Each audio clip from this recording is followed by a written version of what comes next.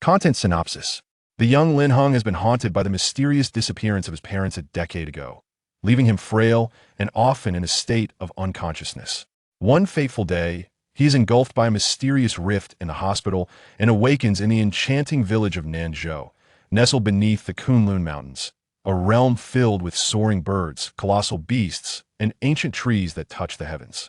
Initially believing he is on a film set, he angrily accuses the director of deception, only to gradually realize that this is not Earth. The villagers affectionately call him Heng'er, and he is greeted by a loving grandfather and a little sister named Hua. However, his memories are fragmented, leaving him struggling to accept this new reality. In his moment of confusion, a mysterious figure cloaked in black materializes in his consciousness, chillingly proclaiming, "I am you, and you are me." This enigmatic being reveals an opportunity bestowed upon him to uncover the truth behind his parents' disappearance.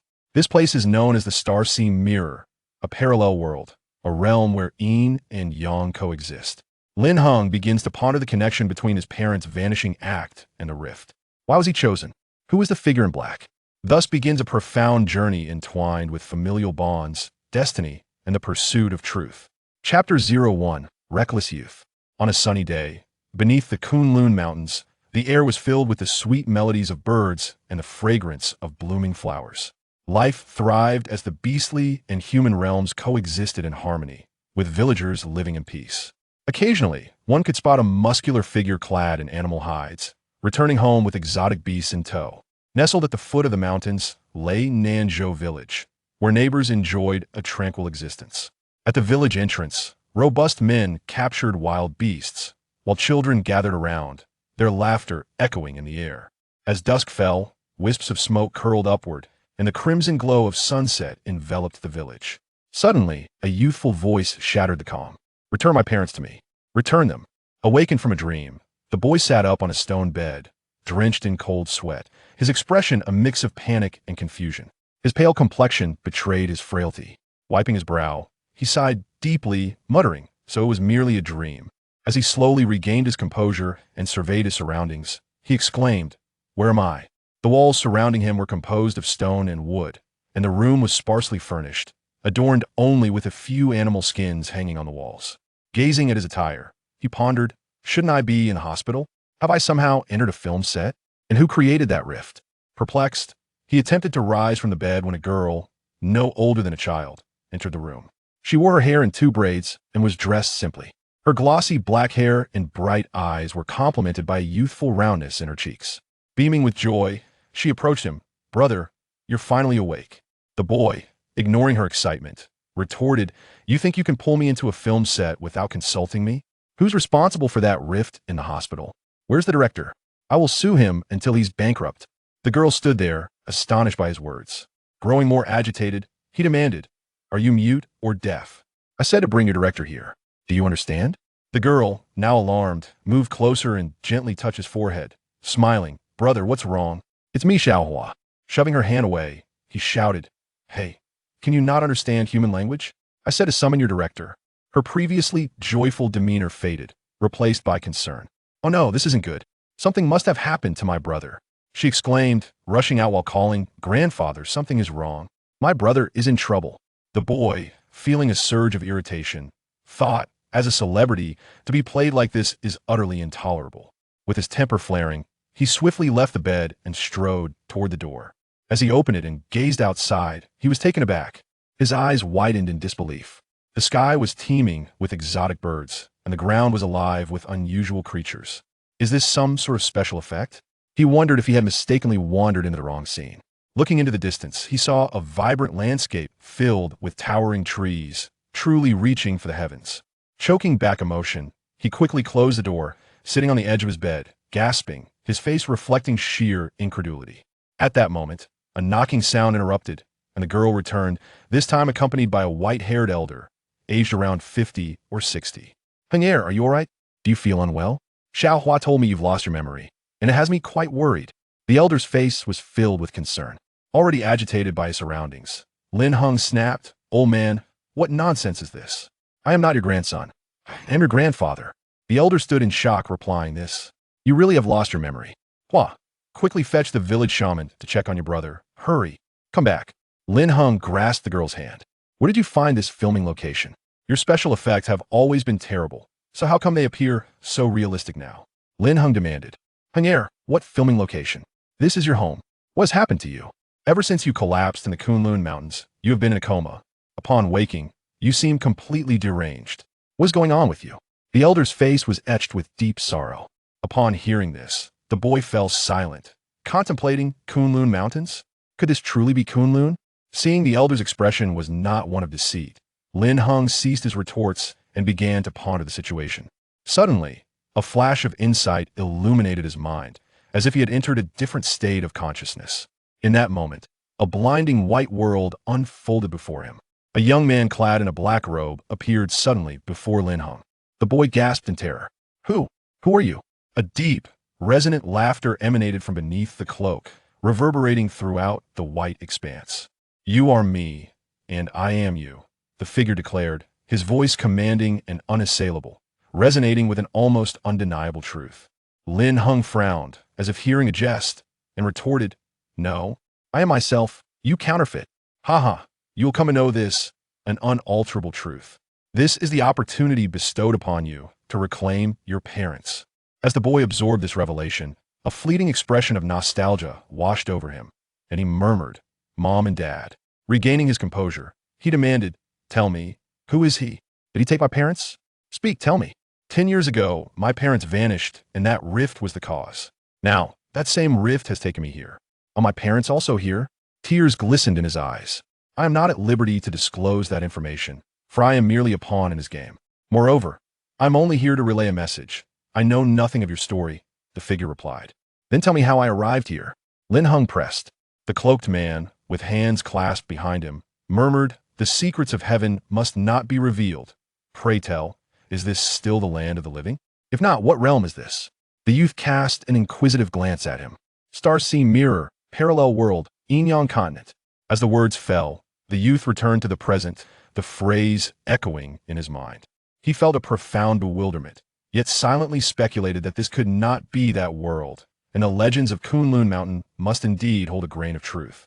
Heng'er, the elderly man with white hair, gently patted the contemplative youth's shoulder. The youth glanced at the old man, reflecting on everything. Though he recognized the strangeness of it all, he quietly accepted the reality. He looked at the old man, a faint smile gracing his lips. It's nothing, I'm just a bit fatigued. Then rest for now. We shall converse again tomorrow, the old man replied. With that, he led the girl out of the room, the sound of sighs lingering just outside the door. The youth reminisced about everything, falling into deep thought. Chapter 02, Worthless? How did I end up here? Could it be related to that day's experiences? The youth pondered. I can only recall that it seemed like. That day, I had overseen the culinary festival at Kunlun Mountain. The weather had been pleasant, a delightful spring day. Yet after the festival concluded, the skies darkened. A blanket of ominous clouds loomed, and a tempest raged, casting a pall over the land. Strangely, those who came into contact with the rain fell into unconsciousness. When I awoke, I found myself in a hospital, and to my utter dismay, a rift in the air suddenly tore open, swallowing me whole. After that, I lost consciousness and awoke here. What could possibly connect these events? Is it truly as that person claimed? However, that rift felt hauntingly familiar. At this thought, a pang of sorrow struck the youth, as if he recalled some painful memory. He clenched his fists resolutely. Mother and father, I shall surely find you again. The youth relaxed his mindset, accepting his current identity. If I am here, then I shall find peace. If they wish to make me a pawn, then I shall be a fiery one. A day passed. The white-haired elder returned with the girl, stating, Regardless of whether you have lost your memory, it is never too late to start anew. Upon hearing this, Lin Heng silently admired the elder's optimistic attitude. Even with a grandson who had lost his memories, he remained unfazed and encouraged a fresh beginning. Heng'er, your name is Lin Heng. Your parents have passed, leaving you in my care along with Hua. You were born in Nanzhao Village. The elder recounted a lengthy narrative, causing the youth to grow somewhat impatient. However, he was taken aback to discover that they shared the same name and similar backgrounds. What an extraordinary coincidence. The elder patted his shoulder with a kindly demeanor, saying, Today the village is holding a sacrificial rite to test one's talent. You're just 16, perfectly poised to participate. Would you like to attend? Yes, of course. Lin Heng replied eagerly. He thought to himself, though I know not what this sacrificial rite entails, it should prove interesting. But what if I am truly a failure? I have seen too many tales unfold in this manner. At that moment, Xiao Hua presented a red plate, extending it towards Lin Heng. Brother, is this yours? The plate, vibrant red, featured an interior adorned with 5 evenly distributed colors, interspersed with 24 silver lines arranged symmetrically. Lin Heng had never seen such an object. Xiao Hua, where did you acquire this? Xiao Hua responded, I found it on you. You were clutching it tightly when you collapsed in the Kunlun Mountains. Surely it belongs to you, brother. Lin Heng was utterly perplexed. He had no memory of this plate. However, since the former owner of this body had cherished it, it must hold some special significance. Taking the plate, he smiled. Yes, it is mine. I simply forgot about it. Meanwhile, the talent testing ceremony was underway in the village, where men gathered the beasts captured from Kunlun Mountain, preparing to draw blood. The sound of drums filled the air, and the village thrived with excitement. After all, this was an annual event. At that moment, the elder and Huader approached with smiles, saying, let us go. The sacrificial rite is about to commence. Is that so? Then let us proceed, Lin Heng replied, hopping out of bed and eagerly making his way. The sacrificial platform was grand, formed from a massive jade stone, with a peculiar circular pit at its center. Before the platform stood a stone table, upon which lay an ancient crystal. The elder informed Lin Heng that this crystal could glean heavenly secrets, revealing everything about a cultivator. For millennia, the village shamans referred to this crystal as the talent verification crystal. By placing one's hand upon it, the crystal would reflect age, talent, strength, spiritual energy, and more. However, this crystal was not entirely accurate. Its affordability meant it was often purchased by backward villages, while somewhat affluent families would refrain from such methods. The talent testing began at the age of 16. The human body develops meridians at this age, with the first appearing as the strength meridian. At this stage, cultivators are referred to as strength cultivators, focusing on physical power. Strength cultivators are classified into 4 realms: yellow, mysterious, earth, and heaven. The yellow realm can harness the strength of 100 bulls, forming the yellow seal. The mysterious realm can wield the power of 10,000 bulls, the earth realm, 100,000 bulls, and the heaven realm, 1,000,000 bulls. The ultimate human strength is thus 1,000,000 bulls, known as the limit of the strength realm. Furthermore, the strength realm is relatively easy to cultivate. Those with exceptional talent may reach this limit upon the first appearance of their meridians. Thus, the strength realm varies among individuals. Some effortlessly possess peak power, while others remain stagnant throughout their lives. The determining factor in this disparity is talent.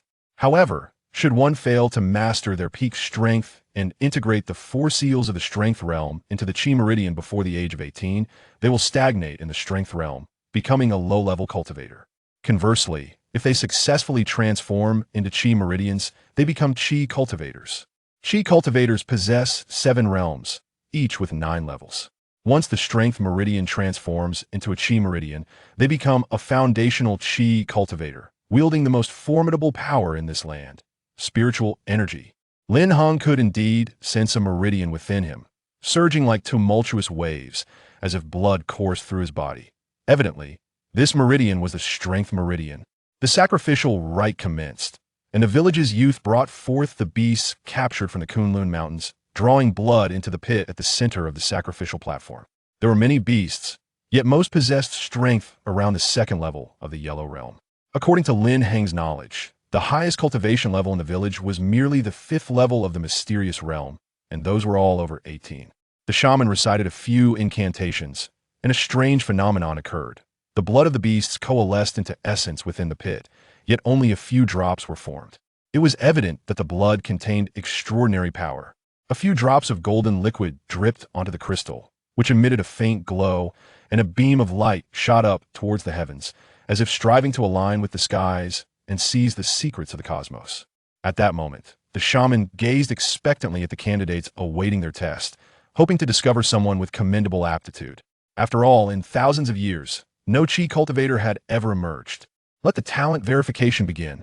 The village was not large, comprising only a few hundred households.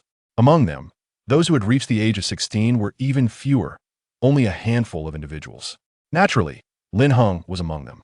The first to ascend the stone platform was a robust youth, aptly named Hao Zhuang. Hao Zhuang stood tall, an impressive figure exuding strength. His small eyes contrasted sharply with his bushy eyebrows, and a hearty laughter resonated from his lips. Hao Zhuang approached the crystal with a sense of anticipation, placing his hand upon the talent crystal. Shortly thereafter, the wizard exhibited a slight movement, and the crystal illuminated a myriad of words through the wizard's mental energy. The wizard proclaimed, Hao Zhuang, your talent is of the yellow grade, with a strength of 20 cattle, a yellow extreme of the second level, and no mental power. Upon hearing this, Hao Zhuang appeared rather indifferent, maintaining a silly grin as he stepped down from the platform. Observing this, Lin Heng felt somewhat speechless and inwardly teased. Does this fellow truly fear that others might not recognize his foolishness? Nonetheless, Lin Heng knew him well, having carried him back from the mountains and considered him a good brother. Before Lin Heng could ponder further, the wizard spoke once more, and another individual appeared on the platform. This newcomer, a girl adorned in a dress, covered her sparkling eyes with her hands, seemingly terrified of witnessing the gruesome scene on the platform. Her name was Mei Xian. Li Mei Xian, talent of the yellow middle grade, strength of 10 cattle, yellow extreme of the first level, and no mental power. After some time and a few rounds, it was finally Lin Heng's turn. Standing at the foot of the platform, he felt both joy and concern as he observed his friends complete their assessments. The joy stemmed from the crystal remaining intact, while the concern arose from the fact that every individual thus far had been classified as yellow grade, while one must possess at least a mysterious grade to become a gas cultivator. Lin Heng was anxious about his own talent. He could not allow himself to stagnate in the realm of physical strength, becoming a low-level cultivator. With a mix of eagerness and trepidation, he ascended the platform and pressed his hands against the crystal. To his astonishment, the crystal shattered into countless fragments upon contact. In the moment of its destruction, it revealed Lin Heng, talent unknown, strength none, realm none, mental power none. Lin Heng was taken aback by this unforeseen occurrence. The wizard, equally startled, recognized that such an event had not transpired in thousands of years and was utterly perplexed. Observing Lin Heng's pale expression, he quickly patted his shoulder. Lin Heng, it's likely that the crystal is simply too ancient. Do not take it to heart. Tomorrow, I shall procure a new one from the county city for you to try again. Regaining his composure, Lin Heng could only silently grumble to himself about the wizard's unscrupulousness, thinking that it must be decades since the last replacement. However, he smiled and waved his hand, saying, No need, I wouldn't want to trouble you. Despite his inner reluctance, Lin Heng resignedly accepted the situation. The wizard declared, Very well, then I announce that this talent assessment is concluded and successful. As dusk fell, a flock of fire geese flew over Nanzhao Village towards the northern plains, their calls resonating in harmony with the tranquility of the village. Lin Heng made his way home, traversing the cobblestone paths, his silhouette cast in a shadowy hue by the fading light. At that moment, his grandfather smiled gently, displaying a kind expression as he looked at Lin Heng and said, Do not worry, my child. The unknown may very well indicate a hidden talent of the mysterious grade. Lin Heng found solace in his words, nurturing a glimmer of hope. Perhaps that was indeed the case. Little Hua chimed in, Yes, brother, you must be of the mysterious grade. You will surely become a gas cultivator in the future. Lin Heng smiled in return. Thank you both. I believe so too. Upon returning home with his grandfather and others, Lin Heng sat on his bed, undeterred by the recent events. Instead, he retrieved a disc that resembled both a mirror and a plate. Since I have arrived in this Yin-Yang Continent, and the legends of Kunlun Mountain hold truth, I must strive to thrive just as they did, he declared. But what of the original owner of this body? According to Little Hua, I was discovered in the Kunlun Mountains. It seems he is in a perilous situation. Lin Heng resolutely stated, Very well, since I occupy your body, I shall assist you. I wish to uncover who harbors ill intentions toward me. Moreover, I shall treat your family as my own. He set aside his worries regarding his own cultivation. Regaining his confidence, he resolved to persist on his path of cultivation, regardless of his perceived lack of talent. Stepping outside, Lin Heng noticed several stone depressions in the yard, each capable of bearing a great weight. He approached one, gripping its edge, and exerted his strength with a mighty shout. Yet the stone remained immovable, silently mocking his lack of power. Glancing at his own physique, he grimaced in disdain. He appeared little more than a mere collection of bones, resembling a frail scholar. As night descended, Lin Heng exchanged pleasantries with his grandfather and Little Hua before lying down. picking up the plate from his bedside and scrutinizing it, as if seeking to uncover something hidden. At that moment, the plate suddenly emitted a sound, startling Lin Heng.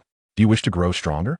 Chapter 03. The Spirit of the Red Plate. Upon hearing an unfamiliar sound, Lin Heng followed its source, only to discover it emanated from the red plate.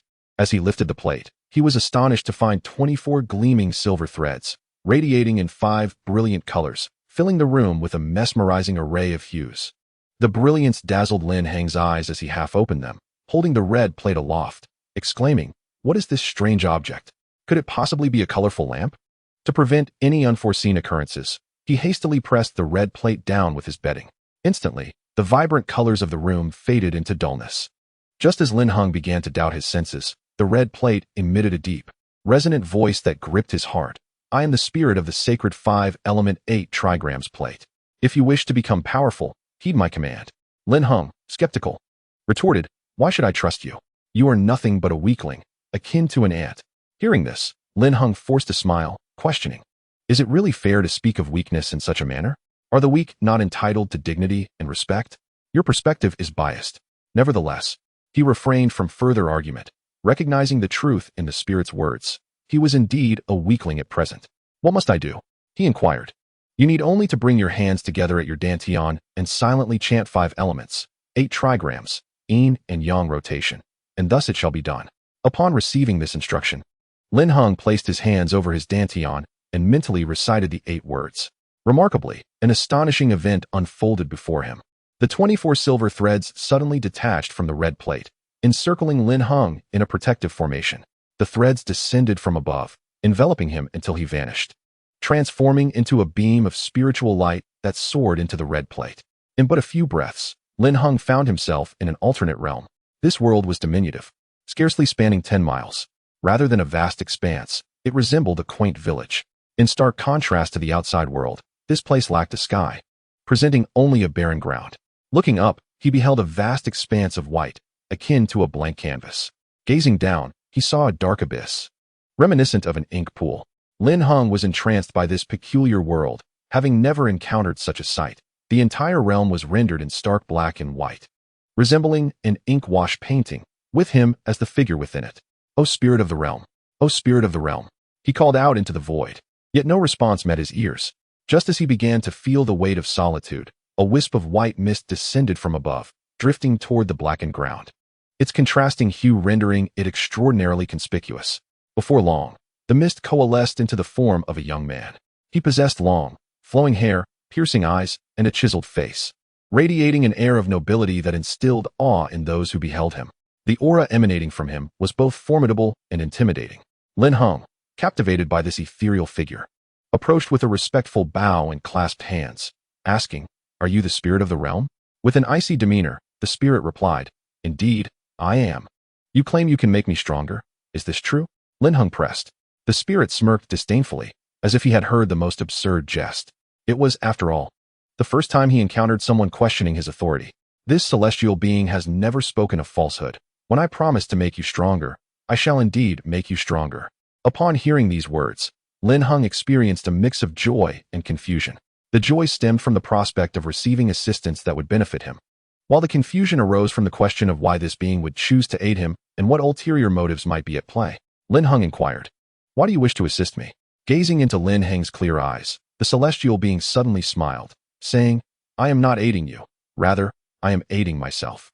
Taken aback, Lin Heng responded, "What do you mean by that? Am I not an insignificant being, unable to offer you any assistance?" The celestial being flashed a confident smile, declaring, "It is precisely my intention to transform you, this mere insect, into a mighty elephant. However, I do have conditions." Lin Heng, acutely aware that this individual was no ordinary figure, realized that as a newcomer to the realm of yin and yang, he possessed little understanding of this world. If he could rely on this being, perhaps he could indeed avoid some missteps along the way. After a moment of contemplation, Lin Heng recognized this as his opportunity, a chance for an insignificant creature to undergo a metamorphosis and soar to great heights. Without hesitation, he declared, "I shall agree to any conditions you set forth." Noticing the determination in Lin Heng's eyes, the celestial being appeared unfazed. "I am not one to take advantage of others' vulnerabilities. My assistance to you is also a boon for myself. Moreover, My conditions will not be burdensome for you. Rather, they present a fortuitous opportunity. Upon hearing the word opportunity, Lin Heng's curiosity was piqued.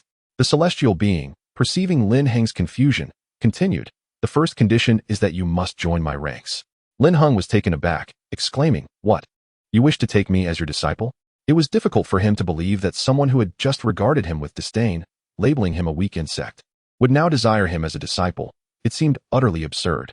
Observing Lin Heng's reaction, the celestial being raised an eyebrow in surprise, asking, "What? Do you not agree?"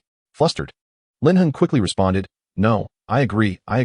It's just that I am perplexed as to why you wish to take me as your disciple." The celestial being coldly replied, "There is no reason." He continued, "The second condition is that you must concoct the 9-turn soul recovery pill to assist me in rebuilding my physical form." "The 9-turn soul recovery pill?" Lin Heng queried. "May I ask what grade of pill that is?" Lin Heng had some knowledge of the various esteemed professions in this world, among which alchemists were highly revered.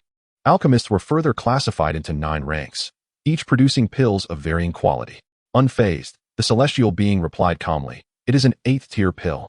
Upon hearing this, Lin Heng anticipated the gravity of the situation. Indeed, it was no trivial matter. 8th-tier pills could only be crafted by a select few within the realm of Yin and Yang. Moreover, the 9-turn soul recovery pill was not a simple 8th-tier concoction. Only a 9th-tier alchemist could produce it. "You need not worry. I shall help you become a top-tier alchemist," the celestial being assured. Lin Heng internally scoffed at such arrogance, thinking, does he believe that becoming a top-tier alchemist is as easy as picking cabbages? As far as Lin Heng knew, there had only been one 9th-tier alchemist in the realm of Yin and Yang, and it was rumored that he had already passed away. "The third condition is that you must assist me in eliminating a certain individual." Upon hearing this, Lin Heng felt somewhat disoriented. Surely, he must be your adversary. Yet, despite your formidable strength, you fell at his hands. As for me, a mere weakling, I am utterly powerless to assist. Lin Heng, now filled with regret, reflects that the advantages outweigh the disadvantages. Should you consent to the 3 requests, I shall aid you in becoming stronger and grant you unparalleled opportunities. In that moment, Lin Heng spoke, "I agree, but I can only endeavor to fulfill the last 2 conditions.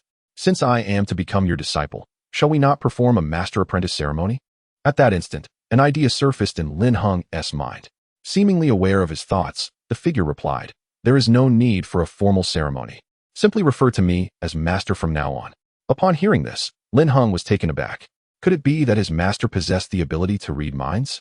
However, after some contemplation, he found solace in the notion that having such a powerful master could only be beneficial for him. Yet what was his name? "I am Yin Rukin." At this moment, Yin Rukin gazed at Lin Heng, their chilling eyes locking onto his, and remarked, "Your physique is exceedingly frail, akin to that of a wasted body.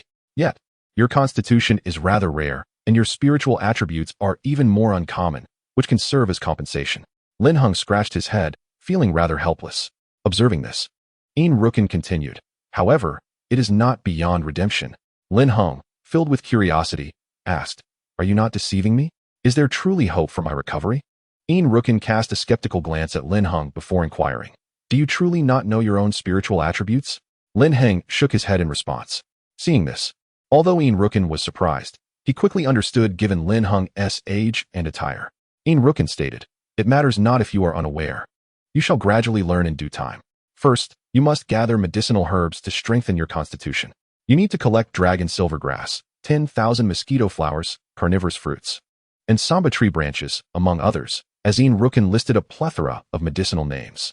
"This manual, the Wandan Record, is a compilation of my alchemical knowledge and practical experiences. Take it and study it.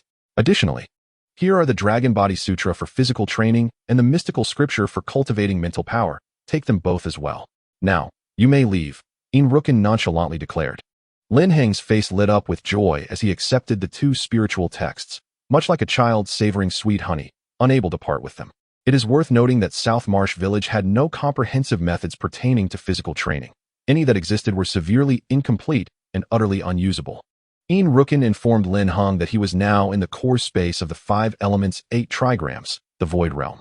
Mental power, or spiritual energy, is the ability to concentrate thoughts, immensely powerful and fundamentally distinct from other forces. Yin Rukin further explained that alchemists, blacksmiths, array masters, and nearly every profession relies on the assistance of mental prowess. With a flick of his sleeve, Lin Heng vanished from the void realm. After sending Lin Heng away, Yin Rukin's lips curled slightly as he mused. What an intriguing child. What might his origins be? To possess both the 5 elements spiritual body and the temporal dragon of spiritual attributes simultaneously. It seems that the last occurrence was in the ancient era. Tranquility on this continent appears to be fleeting once more. Yin Rukin reflected with a sigh. He chuckled. Nonetheless, this is a fortuitous turn of events. At least my recovery has a promising prospect. One must acknowledge that the time-space dragon governs the most elusive paths of time and space. In the primordial era of humanity, the foremost mental cultivators established a ranking for those of mental attributes, known as the Beast of Spirit ranking. Additionally, there exists a record of spiritual beasts, referred to as the record of millions of beasts. The time-space dragon is ranked among the top 2, yet its rarity is extraordinary. It may elude sight for centuries on end. It is said that the mental warrior formulated this ranking based on estimations derived from spiritualists possessing the attributes of the time-space dragon. However, the time-space dragon is renowned for its enigmatic nature, leaving its true prowess shrouded in mystery. Some have even proclaimed the time-space dragon reigns supreme, with the sole defeat being the top-ranked devourer of shadows. Thus, a spiritualist endowed with time-space attributes undoubtedly possesses an exceptional aptitude for cultivation, which explains Yin Rukin's regard for Lin Heng.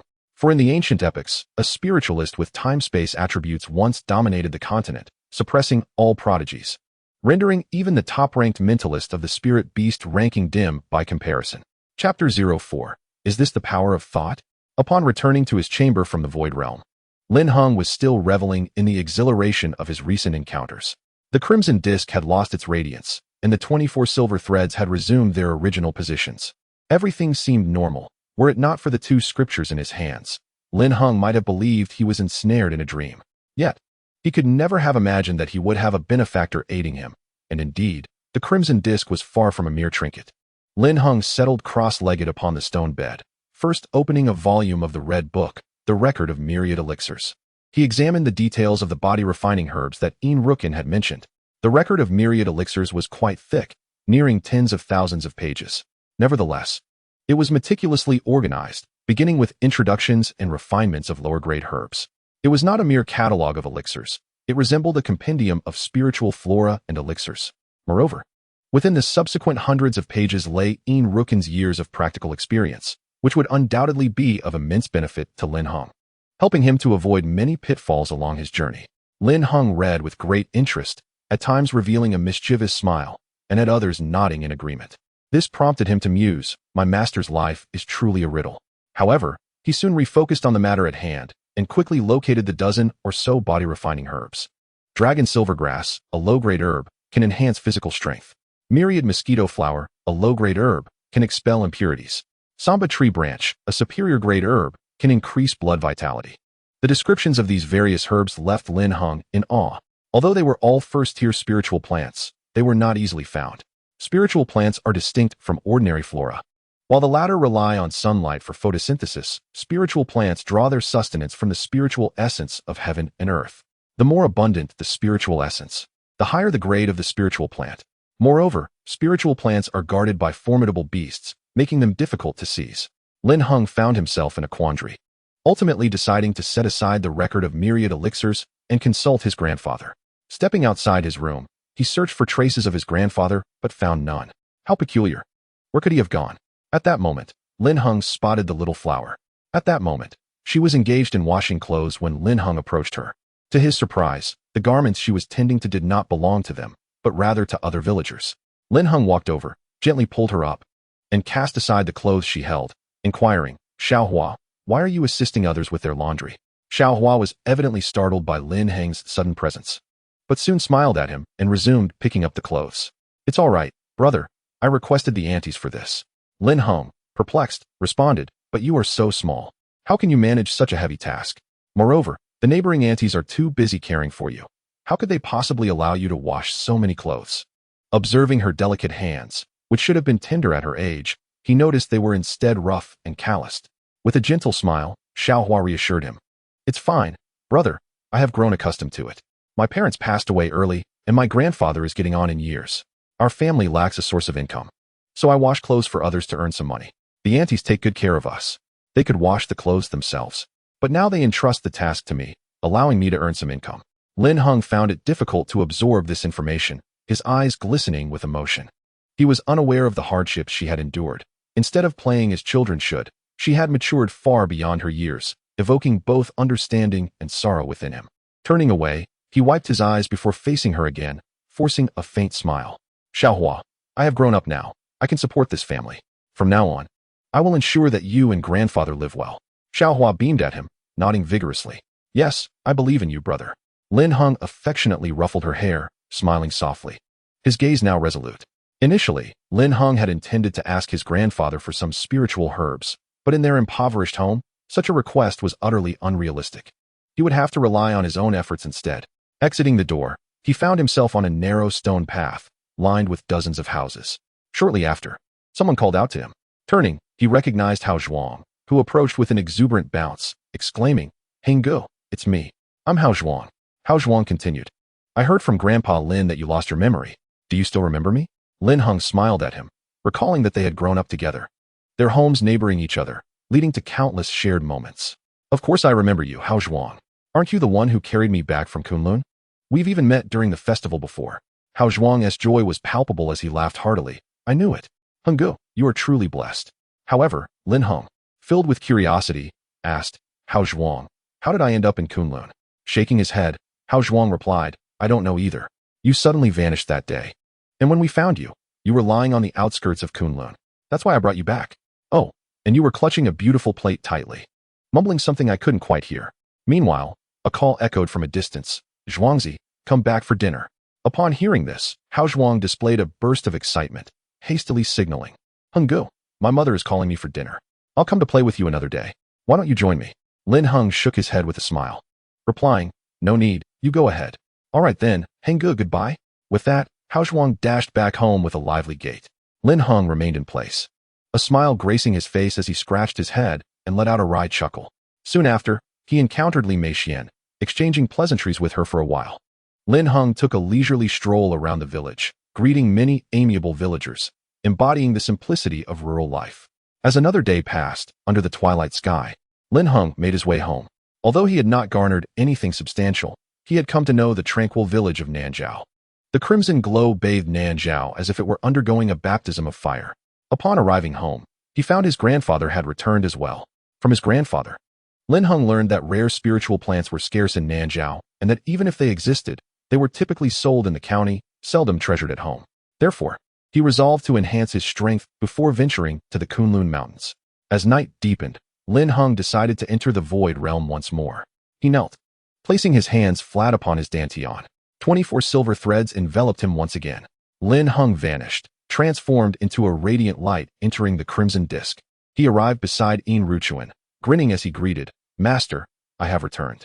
Yin Ruchuan shot Lin Heng an exasperated glance and coldly remarked, Have you practiced or perused the two manuals and the Wandan record?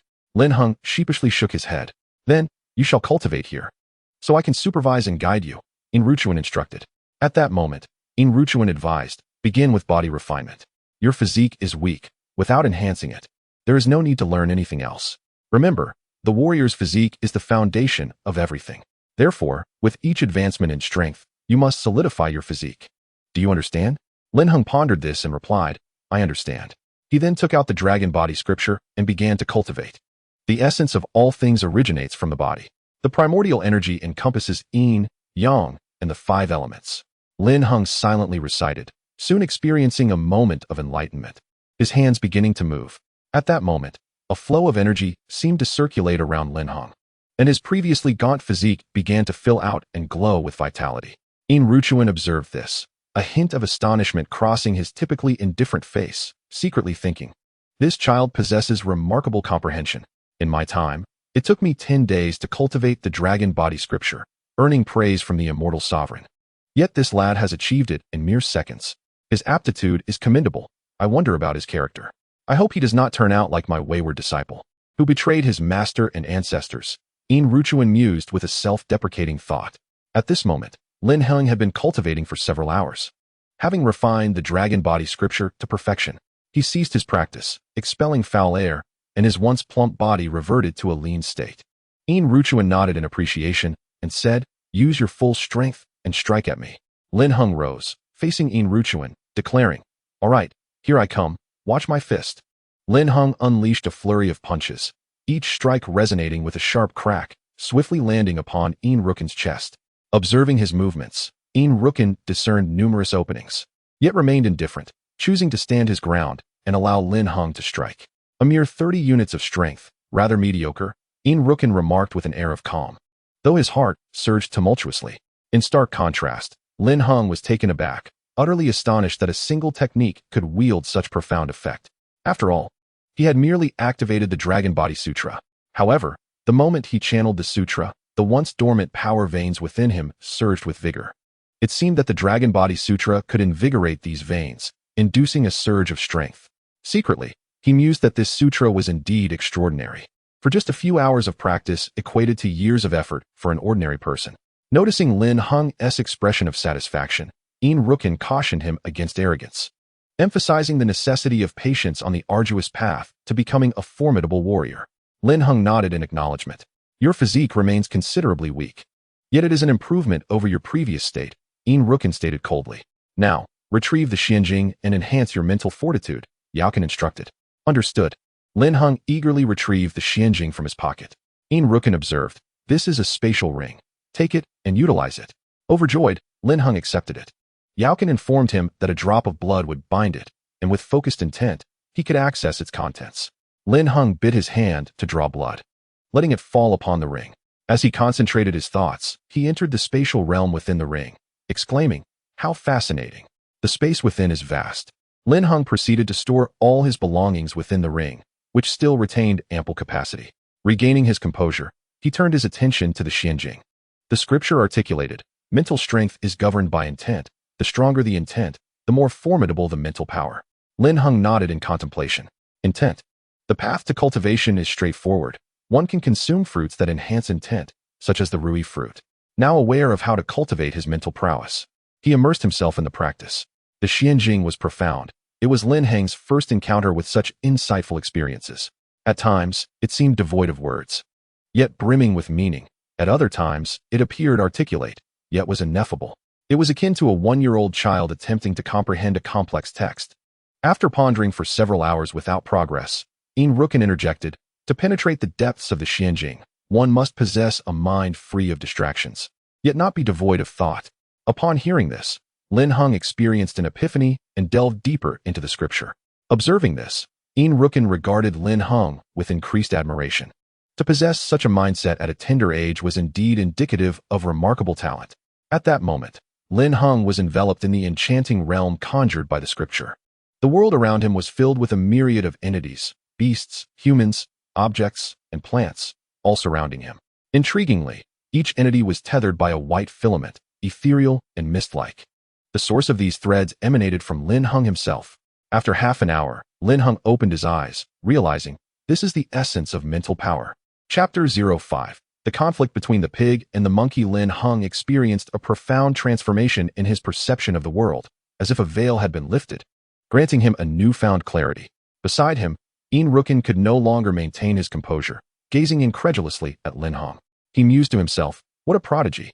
If I had not already taken him as my disciple, I might have attempted to seize his body."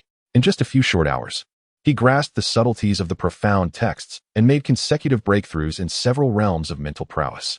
Yin Rukin collected himself, revealing an expression of awe at the younger generation. Indeed, one generation surpasses the last. Having lived for tens of thousands of years, I have never witnessed such exceptional talent, such divine favor from the heavens. Upon hearing these words, Lin Heng snapped back to reality. Observing Yin Rukin's self-deprecating demeanor piqued his interest. "Master, is it that I am too exceptional, causing you to appear this way?"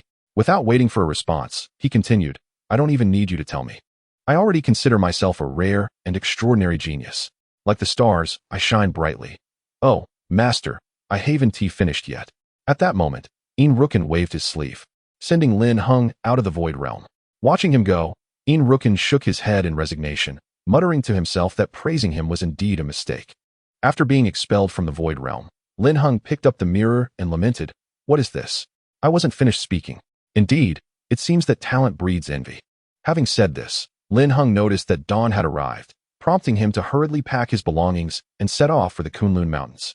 Now, With the strength of 30 bulls, he felt confident in his ability to ensure his own safety. Moreover, he had noticed a significant sharpening of his senses since achieving enlightenment in mental prowess, and his speed had increased several-fold. Regarding these changes, Lin Heng could only attribute them to the effects of mental power. As he exited the village, he encountered the village shaman, who had just returned from the county town with a crystal in hand. Upon seeing Lin Heng, the shaman smiled and beckoned him over, saying, "Lin Heng, I recently acquired a brand new aptitude testing crystal. Would you like to give it a try?" Lin Heng quickly declined, chuckling wryly. "No, thank you, esteemed shaman. The last time your crystal unexpectedly shattered. Who knows what might happen this time? I do not wish to be your guinea pig." "What guinea pig? The last incident was merely a fluke. This time, there will be no issues." Although this crystal is second-hand and not brand new, the shaman replied with an awkward laugh. Lin Heng thought to himself, "You deceitful shaman. Truly a leopard cannot change its spots, trying to save every penny." However, he bore no ill will, recognizing that poverty is indeed a malady. Seizing the opportunity while the shaman was distracted, Lin Heng swiftly dashed out of the village. The shaman dared not stop him, but he mused that Lin Heng seemed transformed, as if he had become a different person. As the shaman observed Lin Heng's departing figure, he shook his head and smiled, striding into the village with a sense of purpose, his back bearing the weight of time. The Kunlun Mountains, located in the southern primordial realm, lie beneath the eastern part of Nanzhao Village, in the second county of the city of Luojin, due to the abundant spiritual energy conducive to the growth of spiritual herbs. It serves as a significant economic resource for the second county. Upon arriving at the foot of the mountains, Lin Heng gazed up in astonishment and declared, "Truly, as one of the 5 great mountain ranges of the southern primordial realm, the Kunlun Mountains are magnificent." The Kunlun Mountain Range has existed since ancient times, enduring the passage of countless years. Towering trees stretch towards the heavens, their canopies a lush tapestry that obscures the sun. From a distance, one can behold a verdant expanse above, while below lies a dark abyss. Occasionally, the chilling roars of feral beasts echo from the depths, sending shivers down the spine. The verdant mountains extend for thousands of miles, and Lin Heng, standing at their foot, feels as diminutive as a mosquito beside a colossal elephant. As he quietly ventures deeper into the mountains, a palpable sense of a powerful presence envelopes him. His grandfather once told him in Nanzhao Village that although the Kunlun Mountains are rich in spiritual flora, they are also home to many feral beasts. As the two are proportionate, the further one delves, the stronger the beasts become, with the possibility of encountering spiritual creatures. At that moment, deep within the Kunlun Mountains, a formidable beast known as the Gale Tiger, possessing unfathomable prowess, is capable of transforming into human form. The Gale Tiger has long been the sovereign of the Kunlun Range since antiquity. The Yin-Yang Continent has witnessed 5 distinct eras since its inception: the chaotic era, where the continent was birthed and myriad beings began to take shape after an extensive passage of time; the ancient era, marked by the flourishing of myriad races amidst a chaotic governance; the primordial era, wherein humanity reigned supreme over the continent for 10 million years, followed by a middle era lasting 300,000 years, initiated by the failure of the evil domain to invade Yin-Yang, and in recent years, a new era has dawned, characterized by the emergence of prodigies. However, the bloodline of this Gale Tiger is impure, no longer comparable to its ancient lineage. Simultaneously, a resonant voice emanates from above the Kunlun Mountains. It seems as though the heavens are about to shift. At that moment, a sound akin to the call of a mythical bird resonates through the air, swiftly descending beside a young man. As it nears the ground, its radiant form transforms into that of a human. The young man, with an air of indifference, remarks, "The Gale Eagle does not reek of lesser birds. What wind has carried you here?" The Qinglin Rock, now in the guise of a handsome youth, responds with a playful smile. "The Gale Tiger does not reek of mere felines. Is it not permissible to reminisce with an old friend?" He then steps forward and lightly pats the Gale Tiger's shoulder. The Gale Tiger, unfazed by the gesture, gazes upward, his expression deepening. It has been ages since anyone has ventured into the Kunlun Mountains. It appears the heavens are once more on the verge of transformation. With that, the Gale Tiger transforms into a streak of spiritual light, soaring into the sky. The rock remains in place, pondering the peculiar antics of the Gale Tiger, before also transforming into a flash of spiritual light to follow suit. At this juncture, a crimson bird, the red-cloud sparrow, exuding the same aura as the Gale Tiger, appears in the sky. True to its name, the creature boasts a vibrant red plumage, spanning 100 feet in length, with its broad back and wings extending 20 feet in width. Upon the back of the red-cloud sparrow sits a middle-aged man, equally enigmatic in his prowess. Clad in a golden robe adorned with an inscription of Ming upon his chest, his status is evidently extraordinary. The man surveys the vast expanse of the Kunlun Mountains below and muses, how could this mountain range possibly harbor a spirit attribute akin to that of our ancestor? Furthermore, it is even more absurd that our ancestor wishes to appoint this being, whose nature remains unknown, as a successor. The figure clad in gold remarked, "You forsake the multitude of talents within my domain to select an outsider for inheritance. This time, we are here to silence him. Chitian, be swift and precise in your actions to avoid any unforeseen complications." Meanwhile, Lin Heng remained oblivious to the unfolding events beyond the mountains. At that moment, Lin Heng ventured into the outer field in search of spiritual herbs. Due to his insufficient cultivation level, he was compelled to scour the periphery for the locations of spiritual flora for the sake of his safety. Lin Heng had been inside for nearly an hour without encountering a single beast, let alone any spiritual plants.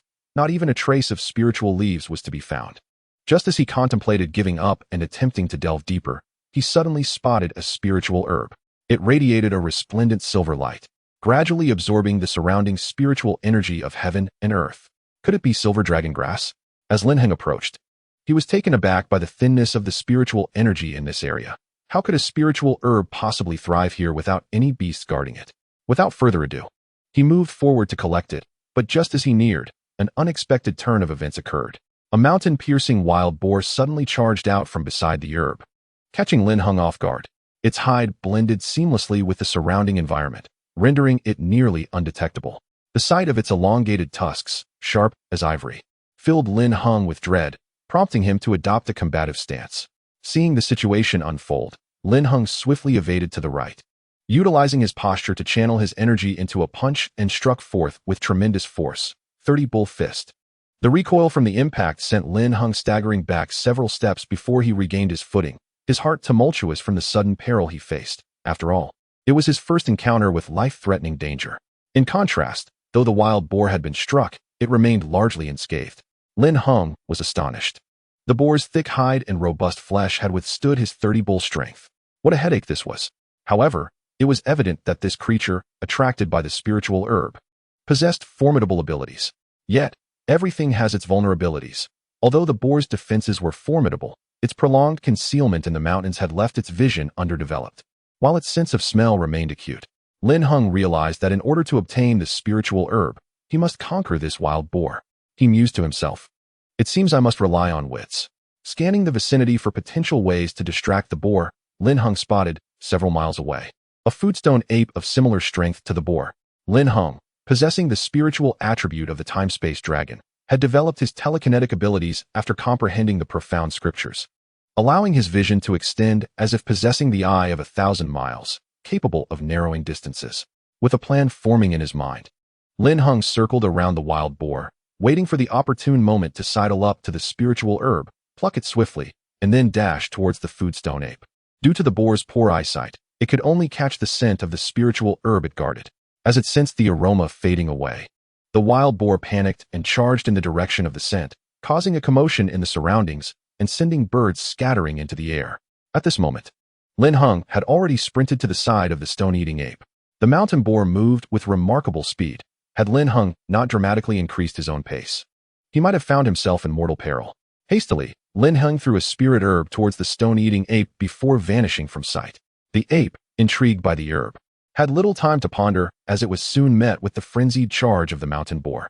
Fortuitously, the mountain boar confronted the stone-eating ape directly. Driven by the instinct to defend its territory, the ape could not stand idly by. It was inevitable that the two beasts clashed. Truly, the saying holds, while the ape sits at home, disaster descends from the heavens. Lin Heng observed their conflict with a knowing smile. It was all going according to plan. Watching them exhaust themselves, he noted their equal strength, which spared them any grievous injuries. Seizing the opportunity, Lin Heng collected the spirit herb and also appropriated the one belonging to the stone-eating ape. Gazing at the two spirit herbs in his hands, he exclaimed with delight, "Indeed, it is the silver dragon herb." A satisfied grin spread across his face as he remarked, "Such effortless acquisition. A splendid beginning to my journey. I trust that this expedition to Kunlun will yield significant rewards." Chapter 06. Unexpected joy. Lin Heng gazed at the silver dragon herb in his palm, his heart swelling with secret joy. However, Witnessing the relentless struggle between the two beasts, he felt a twinge of guilt. Regaining his composure, he stored the silver dragon herb in his ring and resumed his quest for other spirit medicines. Half an hour later, Lin Heng found himself lamenting the abundance of ferocious beasts encountered at every turn. The previous methods had ceased to bear fruit, rendering the collection of spirit materials an arduous ordeal. With his cultivation at the third level of Huangji, he found few beasts he could contend with, often facing obstacles along the way. Meanwhile, Hu Jixiao and Peng Feiyang were engaged in a tense standoff with a middle-aged man. Hovering in the air, Hu Jixiao locked eyes with the man, both faces darkened, the atmosphere thick with the scent of impending conflict. Hu Jixiao was the first to speak. Looking gravely at the man atop the crimson cloud sparrow, "Might I inquire about your business here in the Kunlun Mountains?" In response, Hu Jixiao unleashed the formidable aura of his cultivation. The middle-aged man felt the weight of Hu Jixiao's presence, his eyes flickering momentarily before he smiled. "Could you be the Kunlun Gale Tiger, Hu Jixiao?" Hu Jixiao responded without hesitation, "Indeed, that is I." The man's expression shifted slightly before he quickly composed himself. "I am an elder of the Ming Hall, sent by our ancestor to visit Nanzhao Village and fetch someone our ancestor wishes to meet. I hope for your understanding." Upon hearing the names of Ming Hall and the ancestor, both Hu Jixiao and Peng Feiyang were visibly moved, yet they remained resolute, for this was their territory. "I shall not interfere, but should you encroach upon the interests of Kunlun, do not blame me for acting without restraint." With that, Hu Jixiao descended, venturing deeper into Kunlun. Peng Feiyang nodded at the middle-aged man before also disappearing into the skies above Kunlun. Once they vanished, the middle-aged man revealed a sinister smile before swiftly disappearing himself. Upon returning to the cave, Peng Feiyang beside him remarked, "Pray tell, why would the esteemed individuals from the Hall of Justice venture to the city of Jinming? Could it be that there exists some precious treasure in Nanzhao Village, compelling an elder to make the journey?" Unperturbed, Hu Jixiao replied, "As long as they do not disturb my peace, I care not for the rest." With that, Hu Jixiao retreated to the cave, assuming a lotus position to meditate and restore his spirit. Peng Feiyang fell silent for a moment, shrugged his shoulders, unable to fathom the reasoning behind it. Meanwhile, Lin Heng, apart from acquiring a few spirit herbs, had not encountered any fortuitous gains, leaving him battered and bruised, burdened with unspoken grievances. Indeed, strength is paramount. Without it, one endures suffering, reduced to insignificance. How helpless I feel. How constrained I am. Suddenly, a thought struck Lin Heng, the Wan Dan Lu. After all, this tome encapsulates the invaluable experiences amassed by his master over countless years, encompassing not just the alchemical fire, but also practical wisdom. Recalling the savage beasts inhabiting the outskirts of Kunlun, which were replete with spirit materials, Lin Heng contemplated that if he could lure these creatures out, the materials would be within easy reach.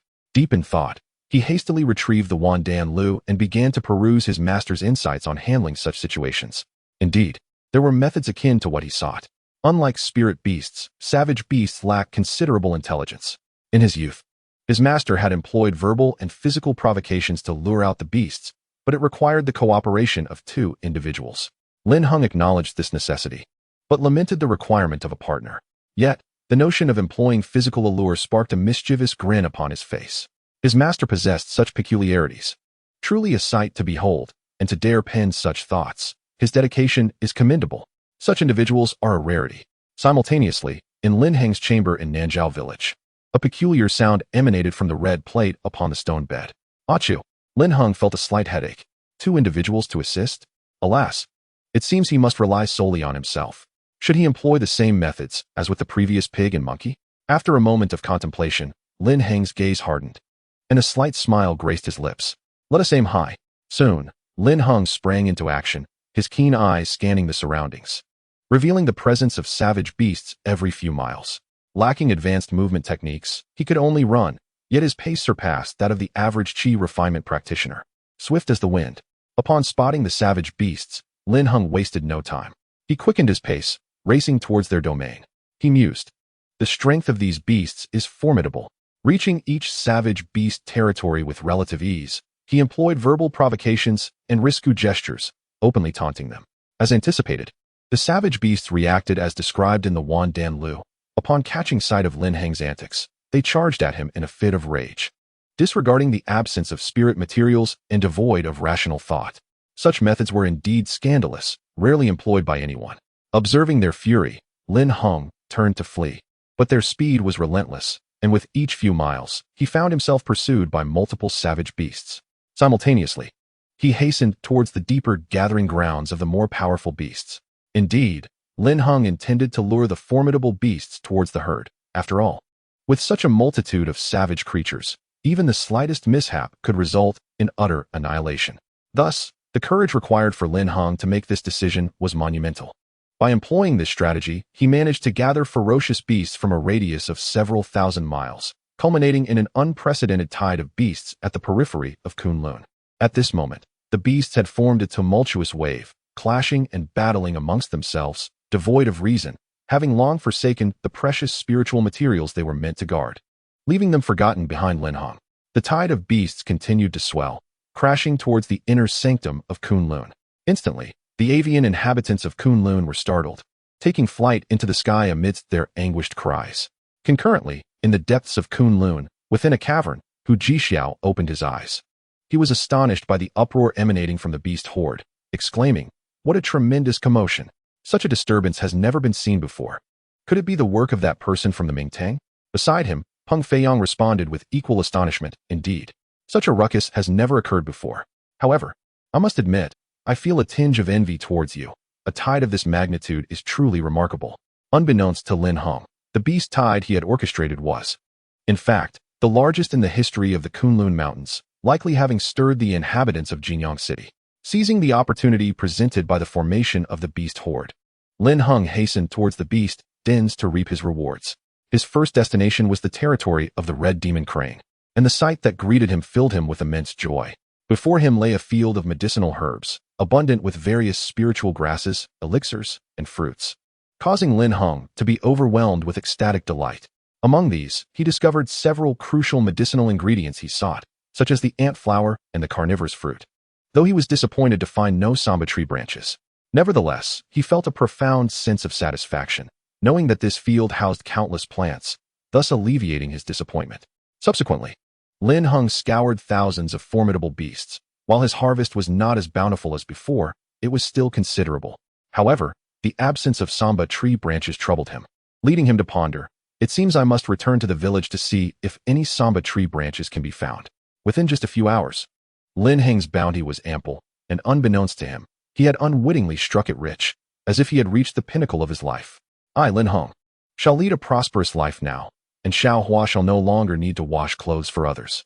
He swiftly exited the mountains, sprinting towards the direction of Nanzhao Village, occasionally smiling, a stark contrast to the mournful wails of the beast tied behind him.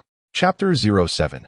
No more Nanzhao. Just as Lin Heng was about to emerge from the mountain's edge, a thunderous sound resonated from deep within the range. At that moment, two radiant lights appeared behind him. "Boy, did you cause this ruckus?"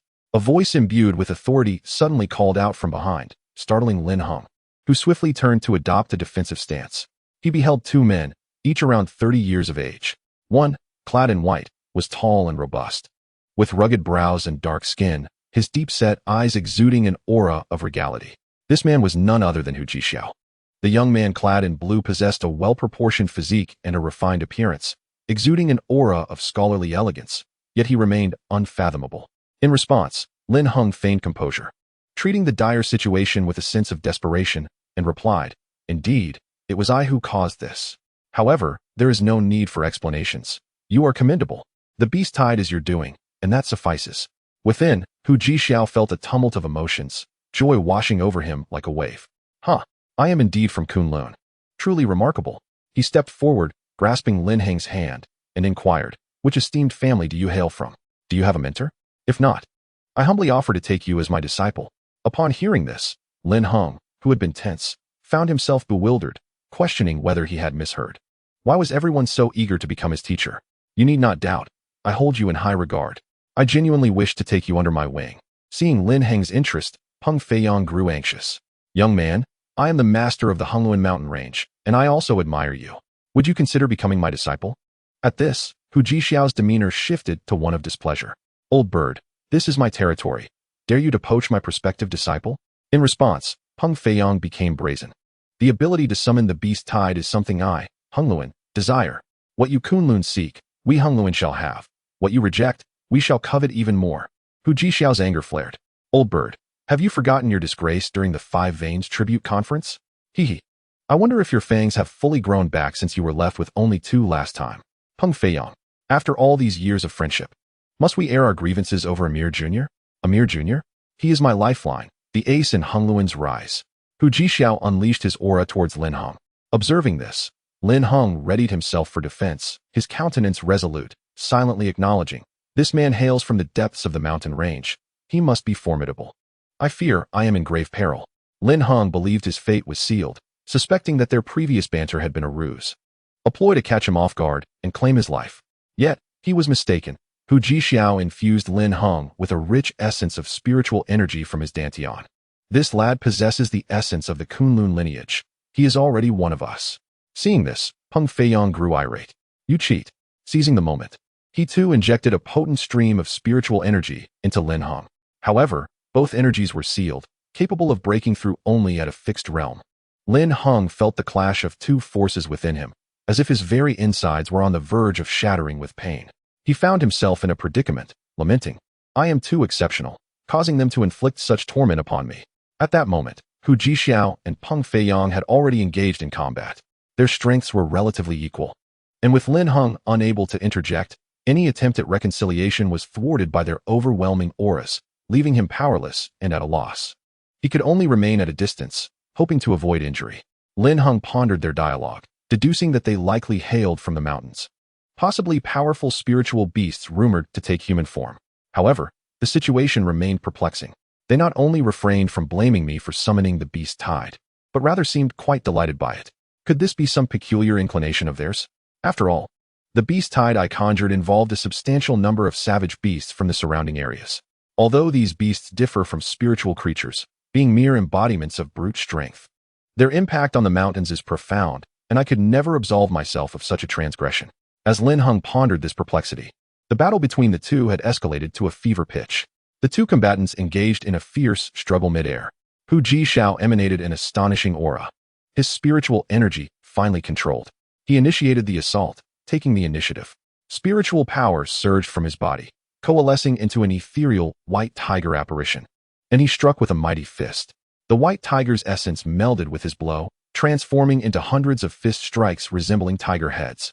Peng Feiyang, of course, did not yield easily. The azure rock essence fused into his palm, and with a forceful swing, it too morphed into hundreds of palm strikes shaped like rock heads.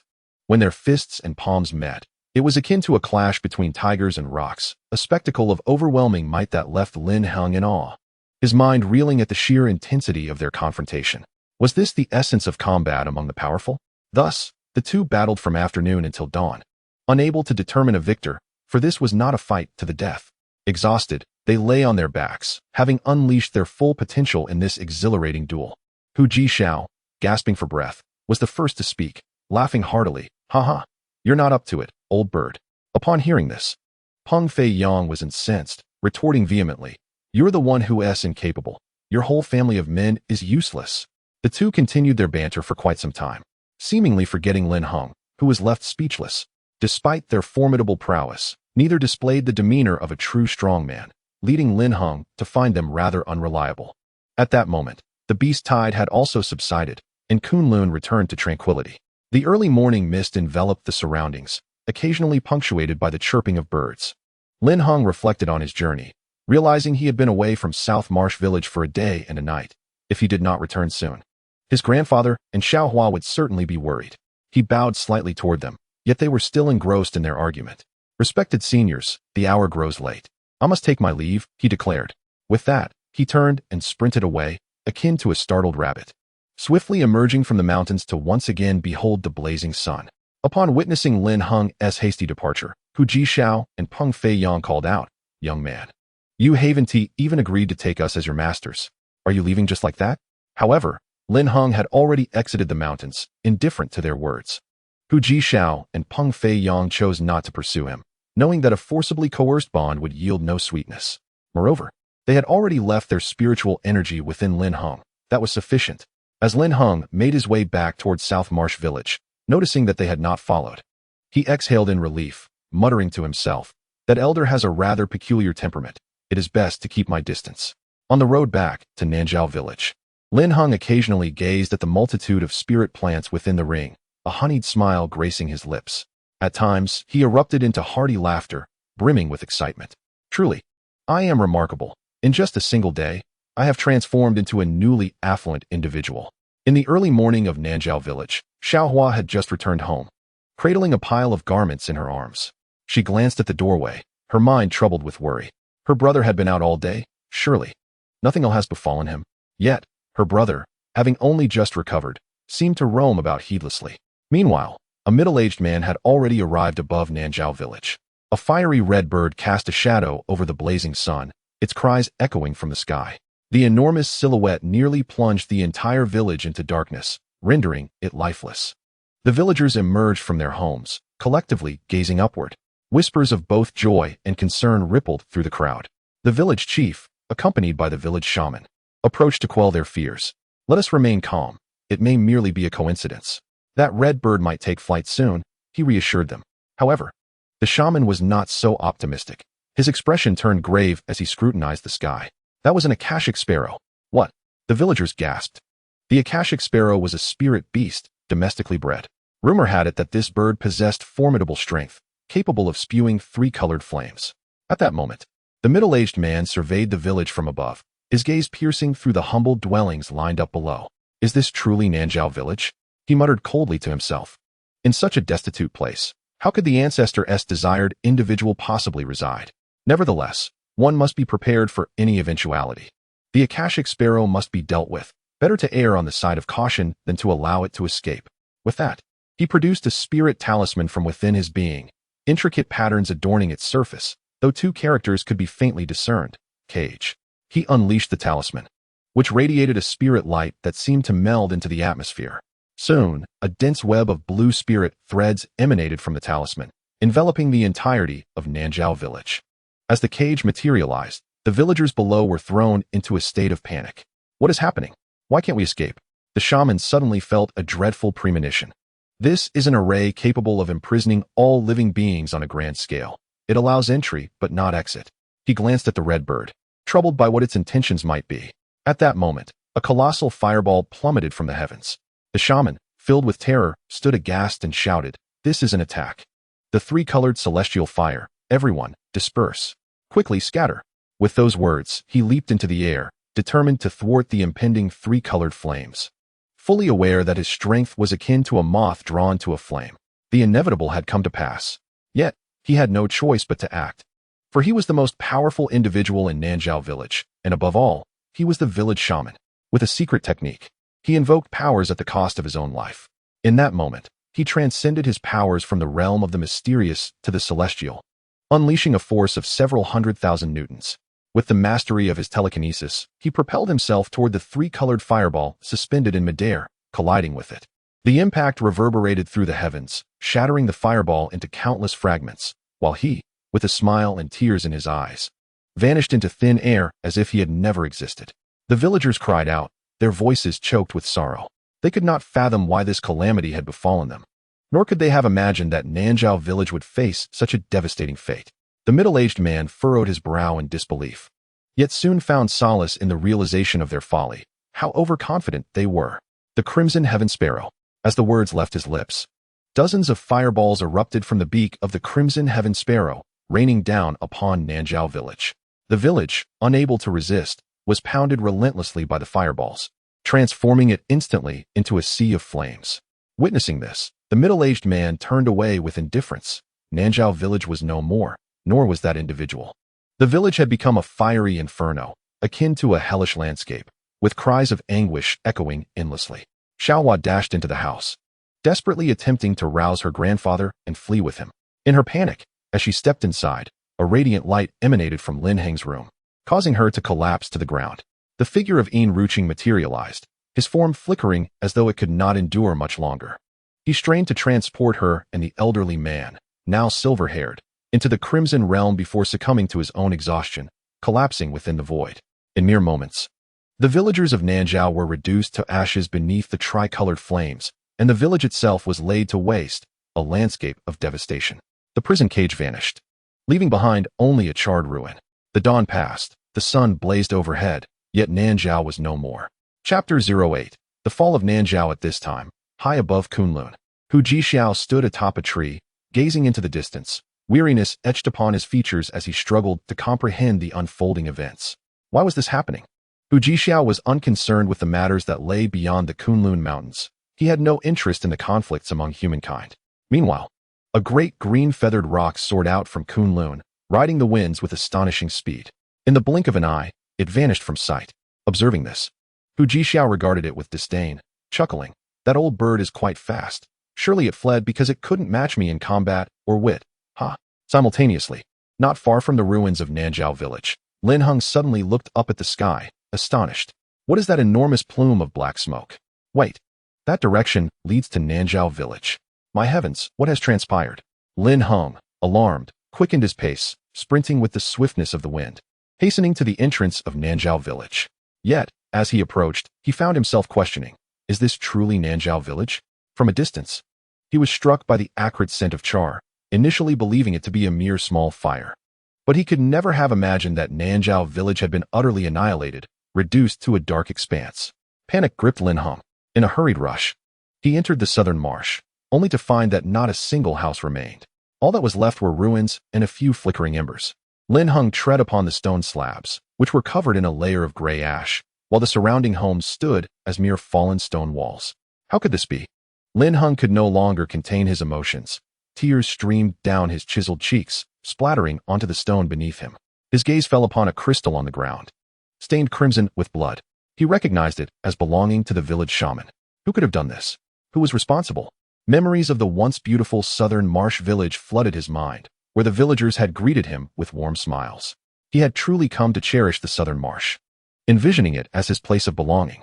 Yet, the idyllic dream of the village lay shattered before him, replaced by this desolate scene of devastation and ruin, creating a stark contrast. Lin Heng's eyes turned bloodshot as he beheld the carnage, his consciousness gradually fading. He let out a mighty roar, reverberating through the air. While tears continued to cascade down his face, his expression twisted in anguish. I, Lin Heng, vow here and now, whether it be gods or immortals. Today they have annihilated my southern marsh, and one day I shall extinguish their entire clan. What they have wrought today, I shall repay tenfold. His wailing echoed through the valleys. Dark clouds loomed overhead, thunder rumbled ominously, and suddenly, a rain of crimson fell. A torrential downpour. The red rain poured over the southern marsh, truly turning it into a river of blood. At that moment, Lin Heng recalled something and, dragging his blood-soaked robe, he sprinted with all his might toward a specific direction. That direction led to his home, to his family. He could not allow any harm to befall them. Yet he understood that the likelihood of their survival was nearly non-existent. Overwhelmed with sorrow, it felt as though he had lost his parents all over again. However, when Lin Heng arrived, despair enveloped him. Before him stood the remnants of his home, reduced to crumbled walls. Unable to bear it any longer, he charged forward, using all his strength to lift the debris. His tears fell like rain, pouring down in torrents. He choked back sobs as he tossed aside every stone. His hands were torn by the rubble, stained with blood. Grandfather, Hua, you must be safe. Lin Heng wept uncontrollably, searching for any trace of them. Even a scrap of clothing or a single strand of hair, but he found nothing. Once again, despair settled upon him as he sank heavily onto the rubble. His eyes void of life, his spirit crushed. He had once envisioned a home, a warm and loving family. He had aspired to be prosperous, to provide a good life for his loved ones. But now, that dream had slipped away. He would never have that chance again. Lying among the debris, he felt a deep sense of hopelessness as the rain fell upon him, causing him pain, both physical and emotional. His heart felt as though it were being sliced, and he closed his eyes, wishing to find traces of them in his dreams, resigning himself to despair. In his dreams, there was beauty. Brother Hua, would you like to come to my house for dinner? Hao Zhuang flashed a goofy smile, waving at him. The village shaman proudly showcased his collection and the several young children he had taken into Lin Heng, exclaiming, Lin Heng, my boy, look at me. I've become a father. When will you marry? Lin Heng smiled knowingly. He understood the reason behind the shaman's frugality. It was solely to provide a better life for his children. In the courtyard, little Hua was washing clothes, her dimples perpetually gracing her innocent face. The grandfather, leaning on his cane, still enjoyed accompanying the elderly neighbor for games of chess and leisurely tea. Occasionally, he would assist others in writing letters, earning a modest income for their sustenance. Yet, Dreams are often beautiful while reality is starkly cruel. Lying amidst the ruins, Lin Heng wore a bitter smile. As dusk fell, no one appeared, confirming that there were no survivors in Nanzhao Village, extinguishing the last flicker of hope within him. He understood that Nanzhao Village was utterly lost, and he remained the sole ember of existence. Lin Heng realized he could no longer wallow in despair. He needed to rise and embark on a new journey. What is a mere flicker? A single spark can ignite a vast prairie. True strength is paramount. Without a formidable force to back one's words, they are mere bravado, and thoughts of vengeance become fanciful delusions. I must uncover the reason for my presence in this world. I must find my parents. I must return.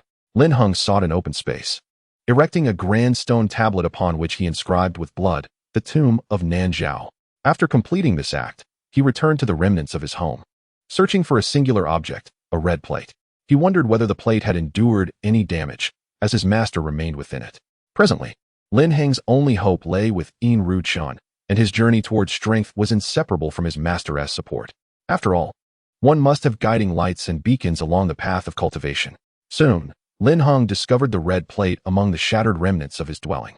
To his relief, it remained unscathed, yet it emitted a glowing light, more pronounced in the enveloping darkness of night. He quickly positioned his hands over his dantian, palms together, silently reciting the incantation in his mind. However, instead of the previous 24 silver threads manifesting, there was no response whatsoever. What could be the issue? Had it malfunctioned? Lin Heng pondered in confusion, examining the red plate closely, finding no apparent anomalies. He experimented with dozens of methods to unearth the problem. At times, he would shake it vigorously. Other times, he would place it on the ground and stomp upon it. Occasionally, he would strike it with stones. The red plate endured all forms of humiliation from Lin Heng until its glow abruptly ceased. At that moment, a spirit light shot forth from within the plate. It was Yin Ruchan. However, now he bore an expression of fury, glaring at Lin Heng as if he wished to strike him down. Simultaneously, his color had drained, appearing ghostly pale and fragile, as though a mere breeze could scatter him. Disciple, do you wish to murder your master?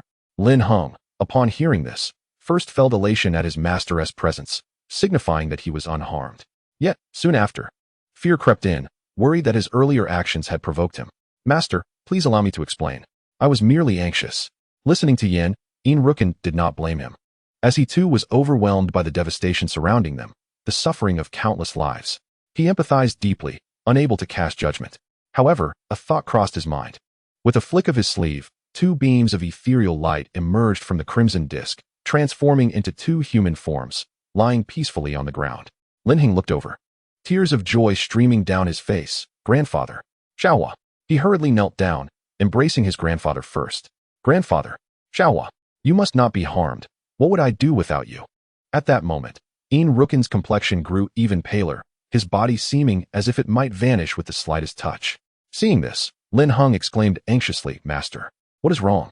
Yin Ruchan gazed at Lin Heng and shook his head, saying, It's nothing, merely excessive consumption of energy. My spiritual power is unstable. Suddenly, Yin Ruchan's expression darkened. The heavenly fire was the three-colored true fire. I could only save your family. As for the villagers, alas, my disciple, grieve not. With a sigh, Yin Ruchan added, I cannot maintain this state for long. Take care of yourself. With those words, he vanished without a trace. Lin Heng gently patted his grandfather's shoulders and noticed signs of life, releasing a breath he did not realize he was holding. Soon, his grandfather coughed out a plume of smoke and regained consciousness. He then lifted Xiaohua from beside him, exclaiming, Xiaohua, Xiaohua. Xiaohua opened her small eyes, looking at Lin Heng and asking, Brother, what has happened to me? Hearing her words, Lin Heng felt a wave of relief wash over him. Fortunately, both grandfather and Xiaohua are safe. He helped them sit upon the remnants of stone. Then, he inquired of them, what exactly transpired in Nanzhao? What has happened to everyone? With that, Lin Heng broke down in tears. After all, he was only 16, unaccustomed to such bloody scenes. Though his parents had vanished, he was certain they still lived. The situation in Nanzhao was different. The villagers had truly disappeared, turned to dust. Xiaohua wept. She had never witnessed death, having only seen the passing of the elderly. Yet now, she was experiencing the sting of loss for the first time. Brother, wailing. The ants have all perished. The village chief and the shaman are gone, all gone. Grandfather sat upon the stone slab, tears streaming down his weathered face. He too had just learned of this tragedy, having grown up in this place, which was his ancestral home. Hua sobbed uncontrollably, saying, suddenly, a fire-red bird appeared in the sky above the village, spewing fireballs, unleashing numerous flames. In an instant, the village was engulfed in a sea of fire. I intended to escape with grandfather, but for some reason, I lost consciousness. Upon hearing this, Lin Heng pondered deeply, reflecting, a bird? A fire-red one. Could it be the Chitian sparrow? He had learned from the village shaman that this bird was domesticated by humans, not a creature of the wild. It must have been orchestrated by someone. He also mused, whoever possesses the Chitian sparrow is certainly not ordinary, but regardless, I must avenge the destruction of my village, no matter what forces stand against me. Lin Heng's expression hardened with determination. A few days later, after settling grandfather and Hua, Lin Heng once again entered the red plate. Chapter 09. My talent. Unlike the previous occasion, the red plate was not silent. 24 silver threads shot forth from it, enveloping Lin Heng in a uniform embrace. In an instant, Lin Heng vanished from his original position, transformed into a flickering beam of light, darting into the red plate like a fly. This was Lin Heng's third entry, and the Sukong realm still bore no significant changes. There was no sky, only a vast expanse of white mist above, and the ground remained shrouded in darkness. However, this time Lin Heng discerned a notable difference. The space above was parallel to the ground, with no objects in any direction, resembling a starless night sky. Yet, in the eastern direction, he spotted a small flickering point, a blend of blue and red, twinkling like a star. This world was peculiar, a realm Lin Heng had never encountered before. Having entered the Sukong realm thrice, Lin Heng was no longer a stranger to this place. The realm was not large, so he wandered about. To his astonishment, he discovered that this space was a perfect square, bordered by an endless abyss and a starry sky. This revelation startled Lin Heng, prompting him to hastily return to the center. Strangely, despite his exploration, he found no trace of Yin-Yang, as if she had vanished into thin air. Lin Heng called out, Master, Master, where are you? Please appear, your disciple has matters to discuss. After a few moments of silence, there was no response. Lin Heng felt perplexed. Every time he entered the Sukong realm, his master would always appear before him first, yet this time, she remained absent for an unusually long time. Could something have happened to her? At that moment, a thought struck Lin Heng. He gazed upward at the vast expanse of white, akin to a blank canvas. His master had always appeared from above. Could it be that this was a two-tiered world? That seemed plausible. Without further contemplation, Lin Heng leapt fervently. The distance between the black and white realms was not great, and with a single bound, he soared several dozen feet into the white mist. Indeed, as he had surmised, yet he had still miscalculated. He had anticipated merely 2 layers. But upon entering the white realm, the white surface became the ground, while the space above revealed a blue expanse. How many layers could there be? Lin Heng was not in a rush to discover. He continued to wander. With a stroke of luck, he eventually found Yin-Yang. She lay beside a spirit pool, absorbing the ethereal energy from its surface. Lin Heng observed that Yin-Yang's body appeared frail, her mist-like form threatening to disperse. However, she was too preoccupied to acknowledge him, focused on consolidating her essence and stabilizing her soul. Previously, in a bid to save Lin Heng's family, she had recklessly endured the corrosive effects of the 3-colored fire, risking her very soul to forcibly bring them into the Sukong realm.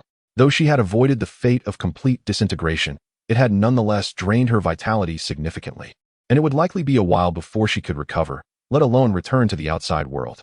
Seeing her in such a weakened state, Lin Heng dared not disturb her. Instead, he settled down nearby, retrieving the Dragon Body Sutra from his ring.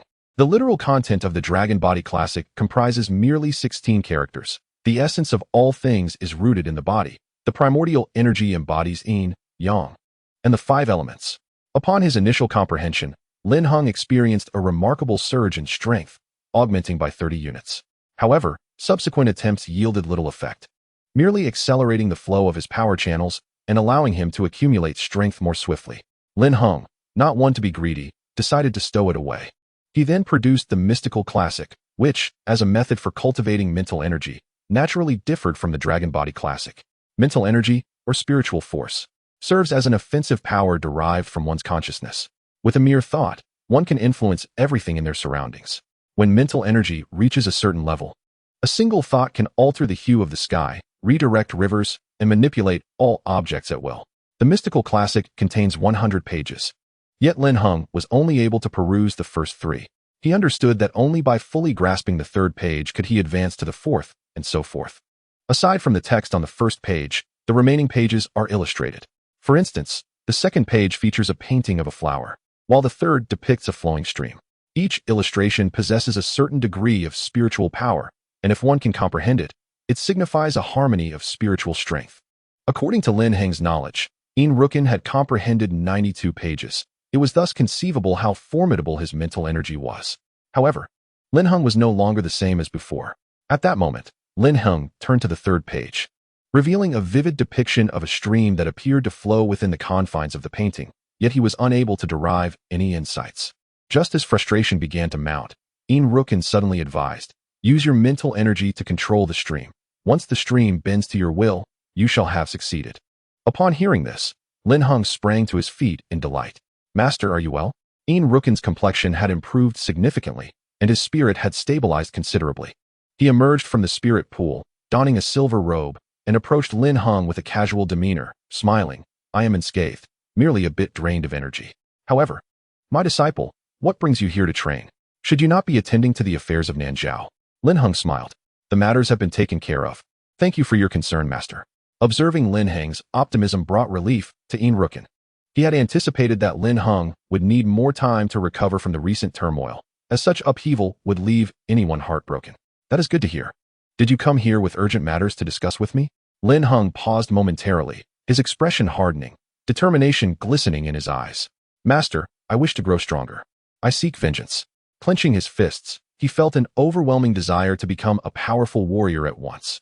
Yin Rukin remained unfazed, responding coolly, "You have been growing stronger. You simply have not noticed.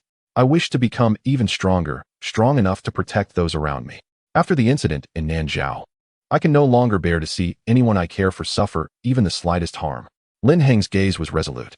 The events in Nanzhao had instilled in him the understanding that strength is the foundation of all. Yin Rukin appeared touched by Lin Heng's fervor, smiling gently. "To become stronger is easy to say, yet difficult to accomplish. It is wiser to take it step by step, as long as you lay a solid foundation. The future will hold opportunities, will it not?" Lin Heng hesitated for a moment, but then nodded. Yin Rukin, observing Lin Heng's demeanor, stepped out from the spirit pool, a hint of color returning to his face. He addressed Lin Heng, saying, "All right, let us return to the main topic. We can discuss revenge later. One's cultivation should be free of distractions. Have you prepared the spiritual materials for body refinement?" Upon hearing this, Lin Heng retrieved a pile of spiritual herbs from his spatial ring, instantly illuminating the entire void realm with a radiant glow as spiritual energy flooded the world.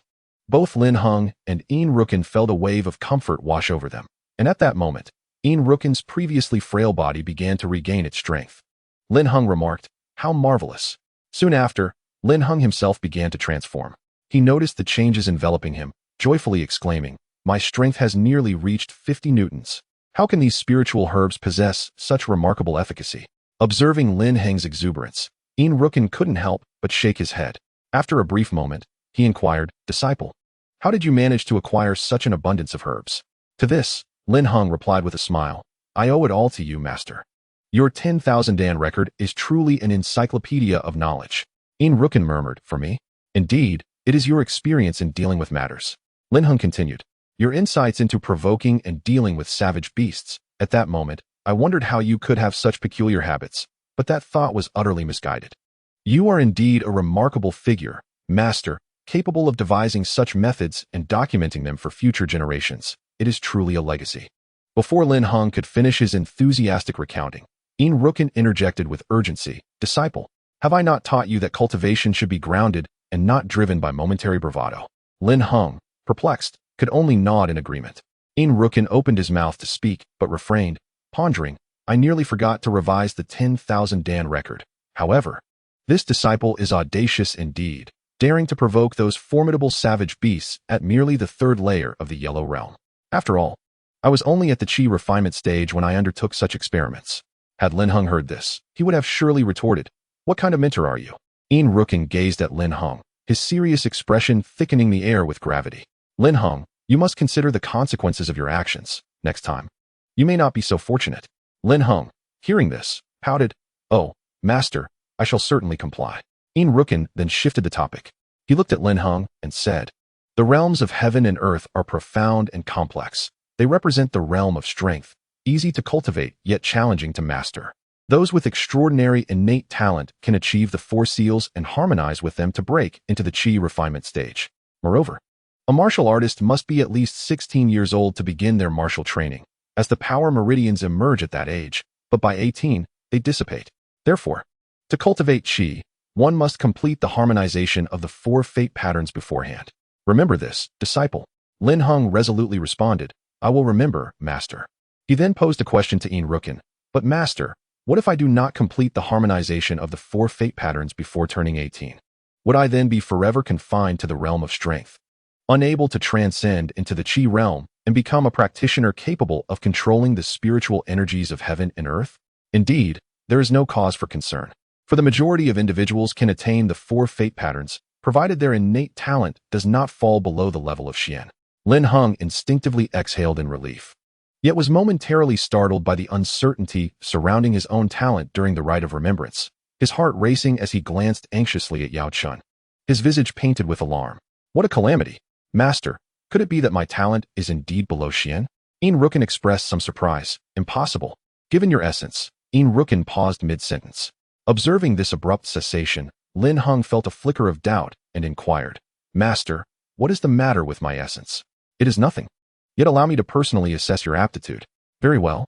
Lin Heng seated himself upon the ground, crossing his legs, while Yin Rukin made a series of gestures, gathering his focus and muttering a few incantations before directing his finger towards Lin Heng. At that moment, some projections and characters materialized above Lin Heng's head, and a look of astonishment crossed Yin Rukin's face. Your talent is unexpectedly surpassing even that of this immortal. I truly did not misjudge you. Had I known you possessed such extraordinary talent, the restoration of your physical form would indeed be promising. Seeing the astonished expression on Yin Rukin's face, Lin Heng asked, Master, is it truly of the Huang grade? You need not attempt to comfort me. I am well aware of my own inadequacies. Who has proclaimed you to be inadequate? Your talent is commendable, being classified as Tian grade.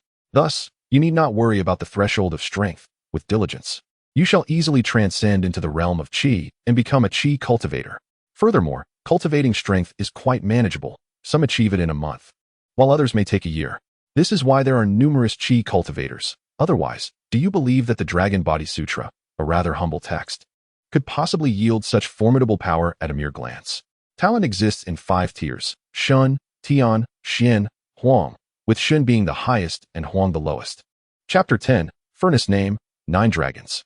He had not anticipated such vast disparities in talent. Upon reflection, it was clear that Nanzhao Village was uniformly of Huang grade. Indeed, one must suffer the consequences of stagnation.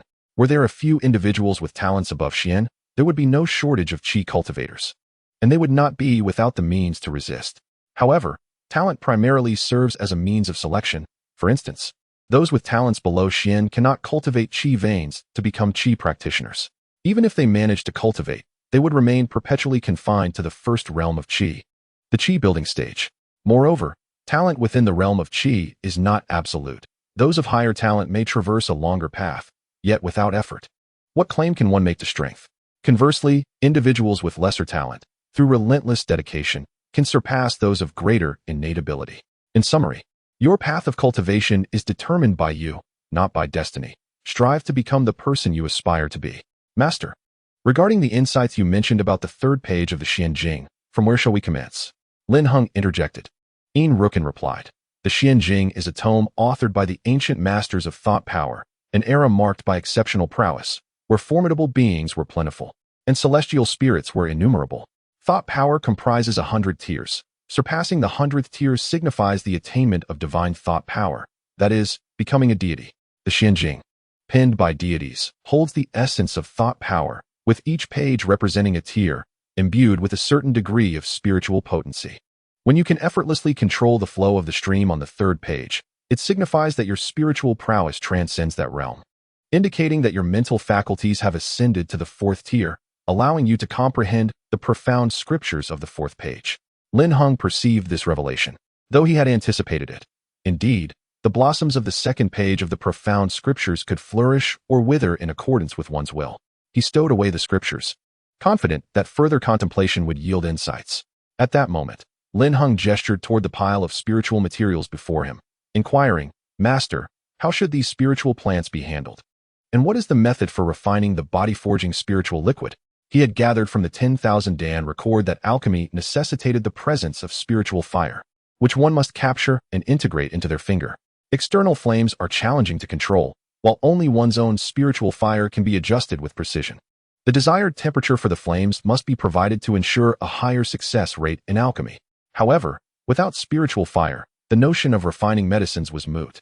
Furthermore, spiritual fire could only be fused after reaching the qi refinement stage. Otherwise, it would corrode and vanish into ashes. Yin Rukin, standing nearby, was well aware of Lin Heng's confusion. Do not hesitate to retrieve the materials needed for the body-forging spiritual liquid. I shall assist you, he encouraged. The method of condensation is quite straightforward, and I believe your innate talent will enable you to accomplish it. Given his words, Lin Heng felt it unwise to retort. Initially, he had intended to request Yin Rukin's assistance in the condensation, but it appeared he had overthought the matter. What was meant to happen would indeed unfold. In an instant, Lin Heng extracted a dozen varieties of spiritual plants from the heap, each exuding a faint aura of spiritual energy. He opened the 10,000 Dan record, revealing the name of the body-forging formula, the essence-enhancing elixir. The pages detailed the ingredients required for its preparation. Following the first page of the record, Lin Heng recited, 2 stalks of silver dragon grass, 1 of the 10,000 ant flower, 7 insectivorous fruits, and a branch of samba tree. Wait, where is it? A look of confusion crossed Lin Heng's face as he suddenly recalled that he had not acquired the samba tree branch, having intended to barter for it in South Marsh Village, only to forget amid the recent upheavals. Lacking the samba tree branch? This is indeed troubling, Lin Heng remarked, casting a hesitant glance at Yin Rukin, his expression betraying a forced smile.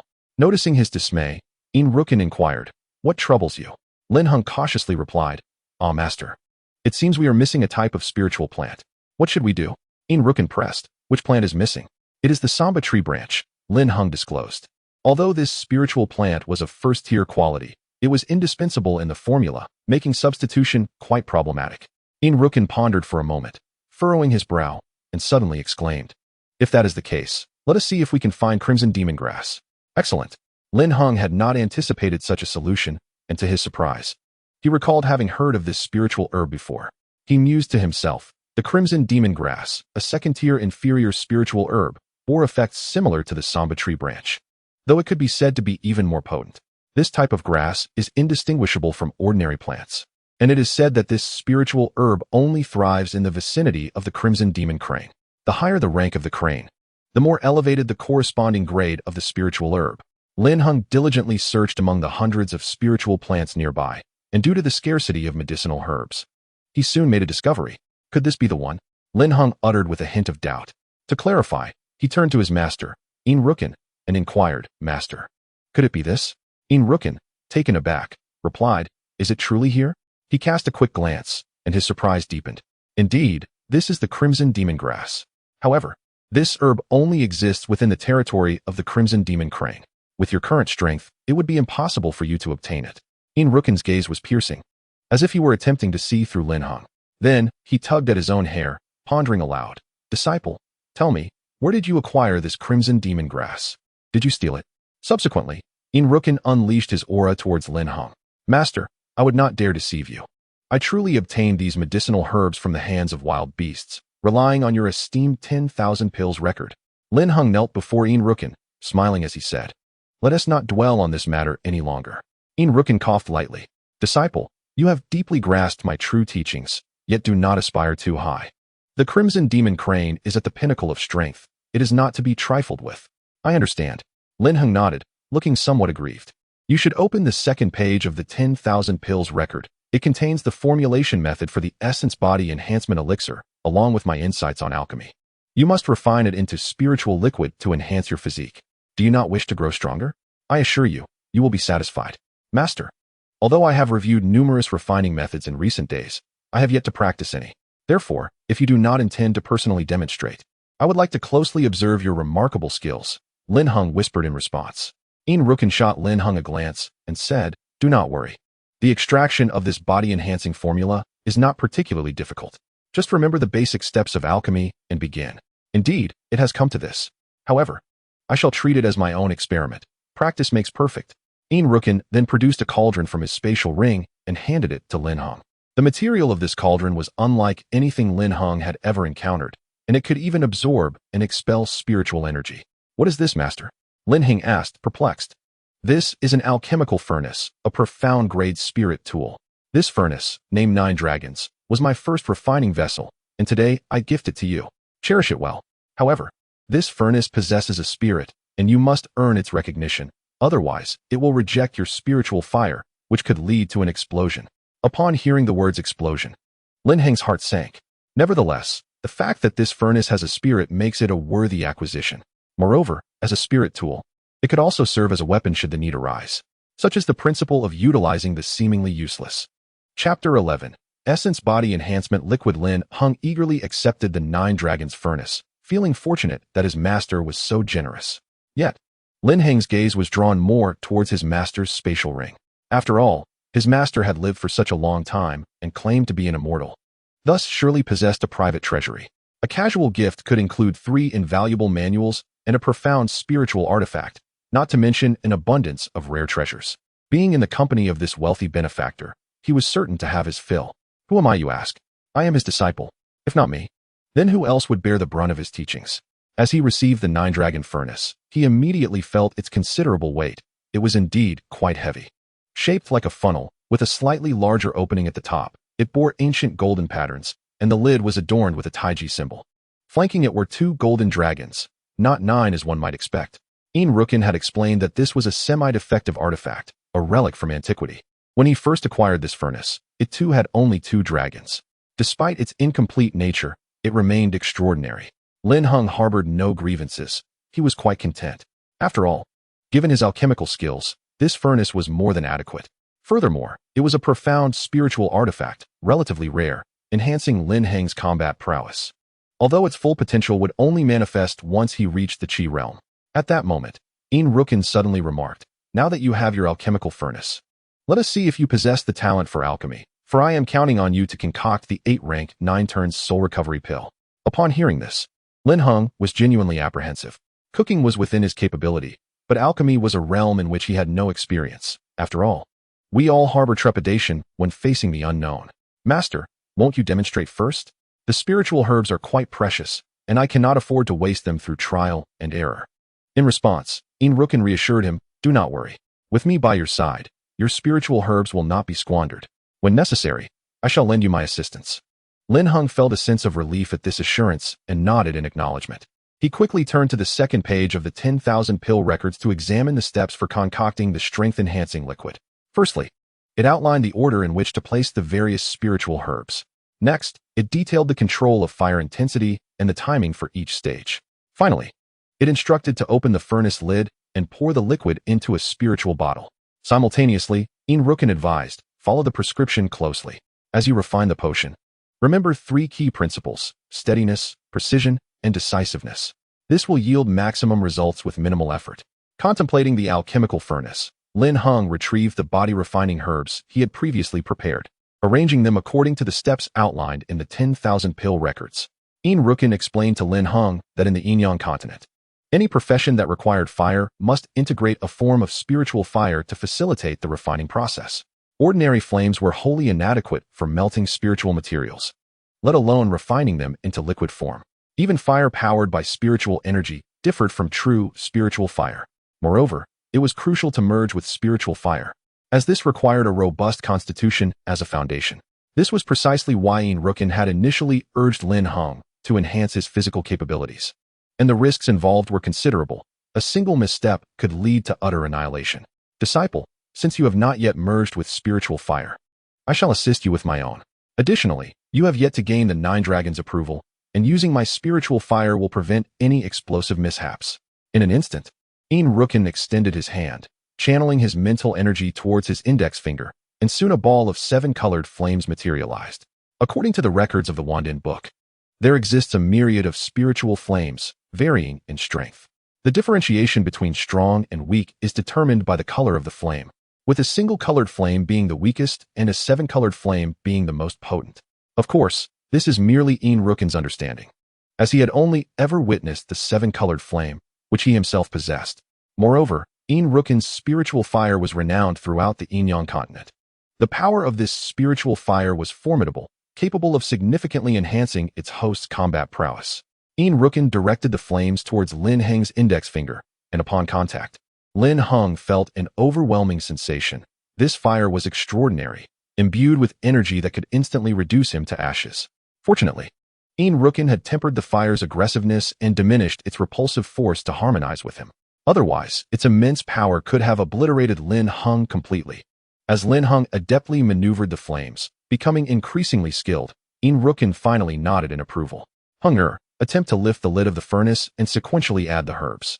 Upon hearing this, Lin Heng looked at Yin Rukin in astonishment, a slight smile gracing his lips.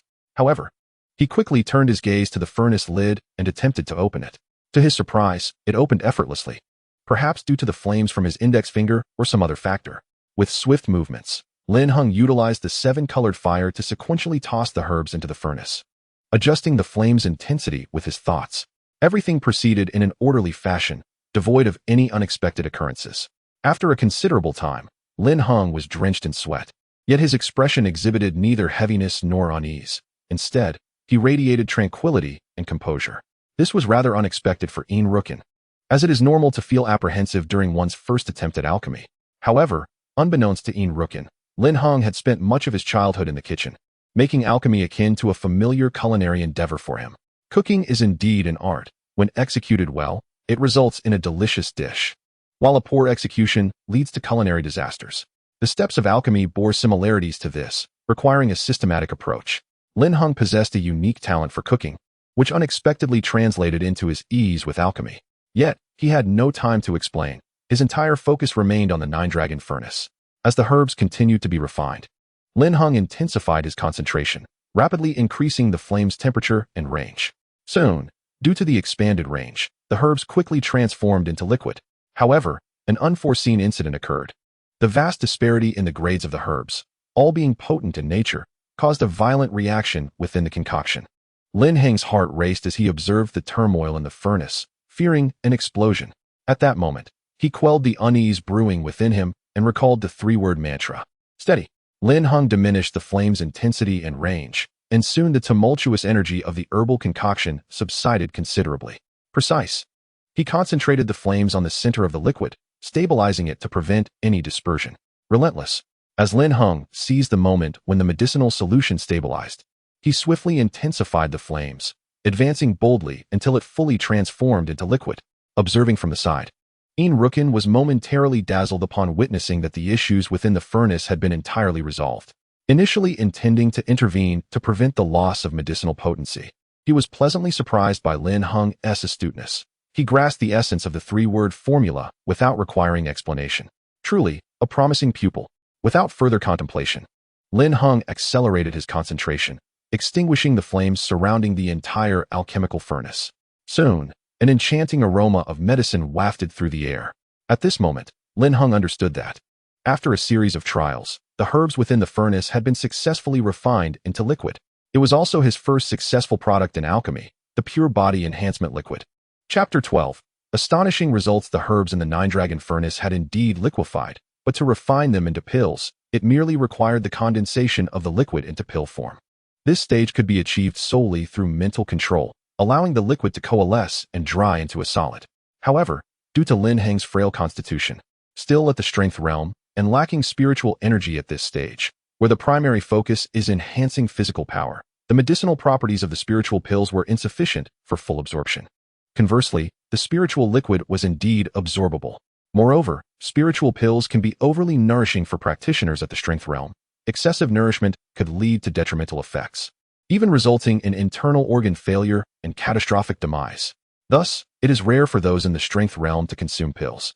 They typically immerse themselves in elixirs to gradually absorb the medicinal properties, strengthening their bodies and enhancing their power. This was one of the reasons Yin Rukin permitted Lin Heng only to concoct liquid elixirs, rather than solid pills. Furthermore, Lin Heng lacked the capacity to create solid pills. The process of condensation carried substantial risk and a high failure rate. Without a certain level of mental strength, at least above the 10th tier, success was unattainable. Hence, Lin Heng's mental strength was insufficient for pill condensation. This was the fundamental reason why Yin Rukin restricted him to crafting liquid elixirs. However, Yin Rukin was unexpectedly delighted to discover that Lin Heng's alchemical talent was undoubtedly on par with his own. This realization filled him with quiet joy, as hopes of restoring his physical form began to shimmer anew, affirming his decision to choose Lin Heng as an apprentice. Moreover, having reached the Qi realm, Lin Heng could now safely consume spiritual pills, as the spiritual energy at this stage could temper the wild medicinal properties of the pills and facilitate swift absorption, an added benefit of the Qi realm. Nevertheless, there remain limitations. One must act within their means. At this moment, Yin Rukin turned to Lin Heng and instructed, retrieve the elixir from the furnace. Upon hearing this, Lin Heng was eager to comply, for this was the inaugural furnace of his life, and it bore a successful product. It felt akin to a mother eagerly anticipating the birth of her child after 10 months of gestation. Lin Heng gently placed his hand on the now-cooled 9-dragon furnace, grasping the 2 golden dragons with utmost care. As he lifted them, a rich and intoxicating fragrance enveloped him. Once fully extracted, under the control of his mental strength, the elixir rose gracefully from the furnace. It was a sphere of pure white liquid, emanating a gentle glow and a delicate aroma. He gazed at it, exhilarated, as if he had completed a masterpiece, akin to crafting a culinary delight of the highest order. Yet, before his eyes, the elixir gradually began to lose its medicinal potency. Lin Heng was taken aback, suddenly struck by a realization. How dreadful! In my eagerness to admire, I completely forgot to collect it. However, as Lin Heng gazed at the empty furnace, he remained motionless, pondering silently. Without a spiritual vial, an ordinary bottle would prove ineffective. The Wandan Lu states that doing so would still result in the loss of medicinal properties. In his moment of urgency, Lin Heng's gaze fell upon Yin Rukin's ring. Surely, his master possesses one. After all, spiritual vials are not particularly rare, and the medicinal liquid in question is not of a high-grade elixir. Thus a low-tier vial would suffice. Lin Heng turned to Yin Rukin, donning a compliant expression, and thought to himself that given his master's generosity, requesting 700 or 800 would pose no issue. Master, do you have a first-tier spiritual vial? If so, with your magnanimity, could you spare me 700 or 800? Upon hearing this, Yin Rukin shot him a disapproving glance, retrieving a spiritual vial from his spatial ring and transferring the medicinal liquid into it. Meanwhile, he mused that this young man seemed rather covetous, perhaps intending to exploit his ring. He resolved to teach him a lesson, ensuring that Lin Heng would not continually harbor thoughts of his ring. Yin Rukin, looking at the vial in his hand, suddenly turned to Lin Heng and admonished sternly, Once the elixir is refined and the furnace is opened, it should be immediately transferred into a spiritual vial to prevent the loss of its properties. The Wandan Lu contains such teachings. If you lack a spiritual vial, you need only ask me. Lin Heng, taken aback, wore a bewildered expression. I know there are teachings, and I did ask you. This abrupt shift in demeanor left him puzzled. Was this a show of authority?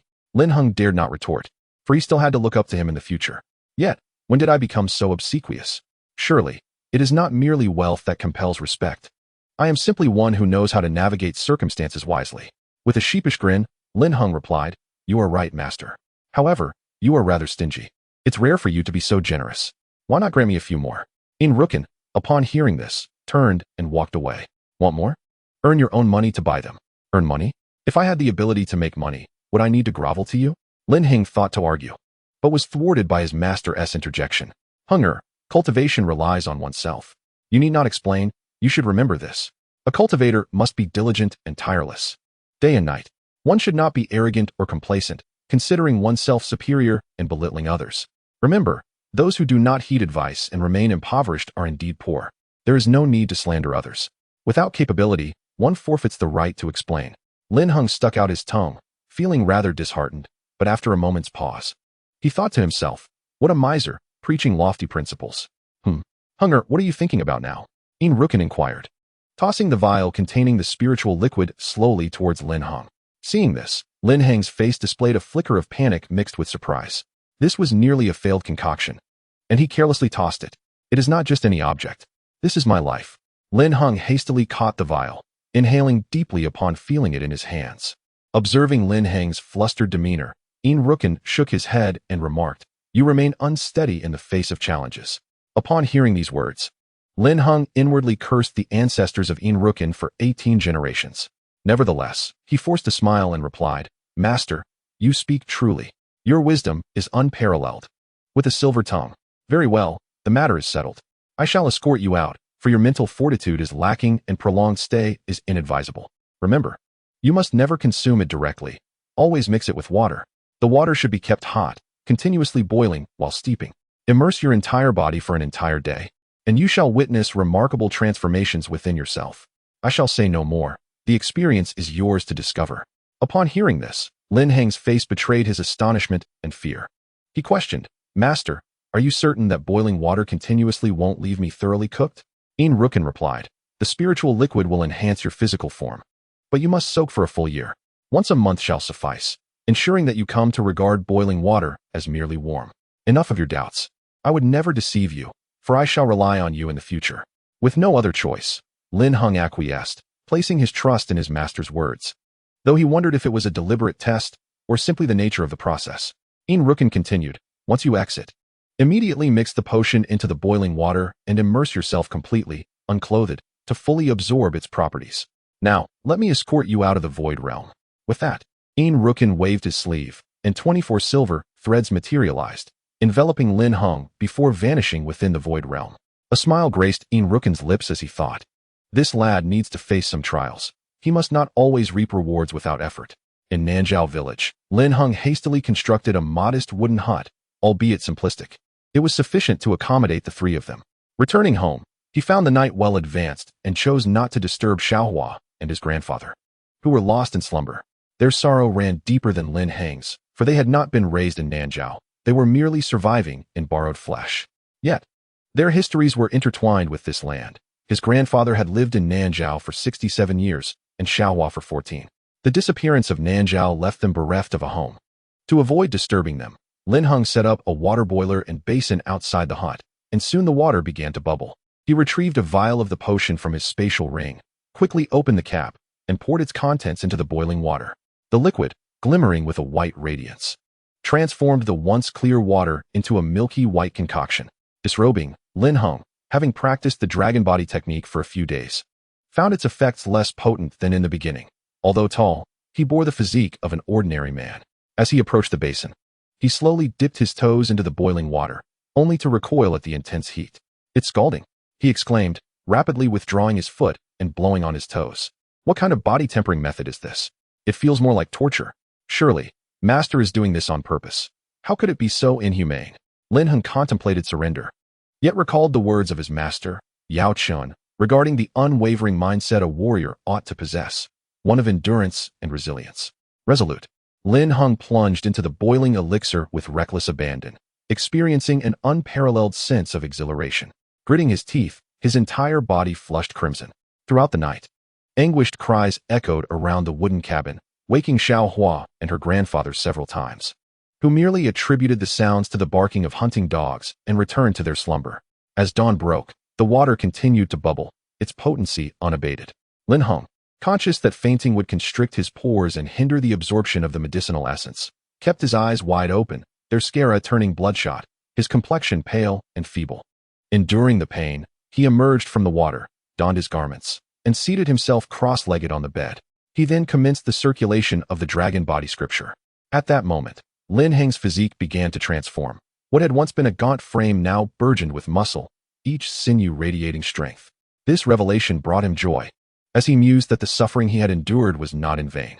As he channeled his energy, he felt his power surge, escalating from the third realm of Huangji, 40, 50, 100 units of strength, forming a distinct mark within his energy reservoir, the Huangji mark. The power continued to climb, 1,000, 9,000, elevating him from Huangji's third tier to the ninth tier of Xuanji. The Huangji mark was vividly apparent, while the Xuanji mark shimmered faintly. Master, you truly did not deceive me. It is indeed so simple to cultivate strength. Lin Heng rejoiced. How splendid. If only I could immerse myself once more. It would be akin to soaring to celestial heights. Alas, the villagers of Nanzhao are reluctant to utilize spiritual plants for fortifying their bodies. Otherwise, they would not be limited to merely the realm of Xuanji. Truly, poverty is a malady. Yet Lin Heng's thoughts wandered too far. For the enhancement through the elixir was effective only during the first immersion, accompanied by subsequent repercussions. Chapter 13, Fortuity? With significant progress in his cultivation, Lin Heng felt an immense sense of satisfaction. Such a dramatic increase would surely astonish his master. Observing his newly robust physique, he could not resist showcasing it. flexing his arms and delivering powerful punches that sliced through the air, the pressure causing sharp cracking sounds to resonate. Impressive. I must boast to my miserly master, lest I feel unworthy after enduring a day of torment. Just then, Xiao Hua and her grandfather awoke, squinting at Lin Heng and the burning stove beside him. Brother, did you not sleep last night? Xiao Hua exclaimed. What is that stove for, and what about that large pot? Lin Heng, instead of hastily responding, chose to flaunt his physique. Xiao Hua, do you notice any changes in your brother's body? Rubbing her bright eyes, Xiao Hua gasped, wow. Brother, you look different. Have you gained weight? She then glanced at the pot, pointing at Lin Heng. Oh, you must have snuck some meat last night. How could you eat all by yourself? Lin Heng, taken aback, felt his scalp tingle at her unexpected conclusion. What sort of logic was this? He pointed to himself and squeezed his arm, asserting, this is muscle, not flab. Besides, I came here for a bath. At that moment, his grandfather, looking haggard, whispered, Heng, what on earth is going on? Lin Heng pondered that it would be prudent to keep the secret of the spirit vial to himself. I happened upon a spirit vial while wandering last night. It contained a rich, aromatic essence, which I used for my bath. And I had no idea it would yield such remarkable results. Having said this, Lin Heng produced the vial and handed it to his grandfather. In this desolate area, devoid of any human presence for miles, how could you possibly find a spirit vial? Lin Heng avoided making eye contact with his grandfather, mumbling, I'm not sure. I just stumbled upon it while wandering. Perhaps it fell from the heavens.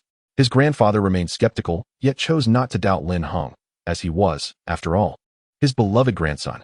It brought him joy. The grandfather retreated into the wooden house. At that moment, Xiao Hua took the vial, scrutinizing it closely. Brother, you must have some extraordinary luck. You must have eaten something forbidden. Lin Heng, taken aback, had no retort. Don't believe me? Did you hear my blood-curdling scream last night? That was the effect of the medicinal liquid during the bath. Xiao Hua exclaimed. So that scream was yours? I thought it was the sound of a wolf dog. Hearing this, Lin Heng shot her a dark glare, his expression thunderous. Xiao Hua sensed trouble and darted into the wooden house. Xiao Hua, you stop right there. Clarify for me, was that sound a wolf's howl or a dog's bark? Grandfather, brother is going to hit me. Xiao Hua cried. Xiao Hua, you explain yourself. The wooden house erupted into a cacophony of laughter and chatter, dispelling the sorrow of days past. In the southern marsh, tranquility returned. As night deepened, the marsh was devoid of any light, save for a solitary lantern glowing in the nearby wooden house. Without further ado, Lin Heng re-entered the Void Realm. Familiar with every nook and cranny of the Void Realm, he directly ascended to the second level, where a white expanse met a cerulean sky. Master. Soon, Yin-Yang appeared. His expression one of keen interest as he noted Lin Heng's once frail physique had now become robust. After a probing of his spiritual essence, he discovered Lin Heng's cultivation had reached the pinnacle of the profound realm, which was to be expected. After all, the body-refining formula was a relic of ancient power. When I first soaked, I too experienced significant gains. However, there is a caveat. One must soak an additional 12 times. Otherwise, the foundation may become unstable, resulting in a regression in cultivation. Moreover, only the first bath is truly effective. The subsequent 11 are merely for consolidation. This is why Lin Heng must soak for a year, with a session each month. Yin-Yang could sense the arduous nature of this method, which most could hardly endure. Lin Heng's perseverance impressed him greatly. Heng'er, you have worked hard. Upon hearing this, Lin Heng was taken aback, struggling to believe his ears. Master, are you genuinely concerned about me? Upon hearing this, Yin-Yang felt displeased. Could it be that I have been overly demanding of you? You are my disciple. It is only natural for me to care for you. When have I ever neglected you? Lin Heng, with a dismissive air, replied, You are the master. Your word is law. Yet, it is well known who is always quick to reprimand others, spouting grand philosophies. Moreover, your frugality makes me feel like a servant, and the benefits you offer are scant. I initially contemplated flaunting my prowess, but witnessing such shamelessness has led me to abandon self-deception, lest I dig my own grave. Not at all, master. You are indeed attentive to my needs, and have never neglected me. However, since you care so much for your disciple, why not give me a few bottles of elixirs to try? If that is not possible, perhaps you could bestow upon me a few more spirit bottles. 17 or 18 would suffice, or even some wealth. Lin Heng recalled the previous day's potion, which had corroded his body like sulfuric acid. Had it not been for his desire for strength and vengeance, he might have given up halfway. Thus, to miss the opportunity to exploit him would be a disservice to myself. Yet, Yin-Yang was aware of Lin Heng's little schemes. Knowing a child is like knowing a father, and he was, in a sense, a father figure. The notion was rather appealing. but the master decided to offer a chance instead, considering it a reward for him. After speaking, Yin Yang thought, since you managed to withstand the potion's effects, you should be able to endure this as well. Upon hearing this, Lin Heng furrowed his brow, curiosity piqued. A chance? What kind of chance? Yin Yang gazed into the vast expanse, as if reminiscing, and after a long pause, spoke. To bond with the spirit of a vessel and master the 5 elements and 8 trigrams. Lin Heng was momentarily perplexed. Master, are you not the spirit of the vessel? Yin Yang shook his head with a wry smile, saying, I am merely a parasite of this disc, clinging to life. Tell me, do you desire it? Yes. Of course I do. Not only does the 5 elements and 8 trigrams disc possess an inner space, but it also ranks among the finest spirit artifacts, significantly enhancing my power. If you wish for it, then follow me. In an instant, Yin Yang and Lin Heng arrived at the heart of the Void Realm. Yin Yang's lips moved, murmuring a few incantations, and from the misty ground emerged a modest stone platform. This platform was entirely black and could accommodate only 2 individuals. Upon seeing the recognition platform, Yin Yang was reminded of his own experience with spirit artifact recognition and sighed wistfully. Alas, how fleeting the blossoms of spring, once familiar. They return as shadows. However, the thought of entering the fabricated space of the recognition platform sent a shiver down his spine. Allow me to caution you. Survival within is arduous. Yet, should you succeed, the rewards may be unexpectedly grand, akin to my own gain of the mystical fire, the Xuanwu silver flame. Disciple, you must contemplate this well.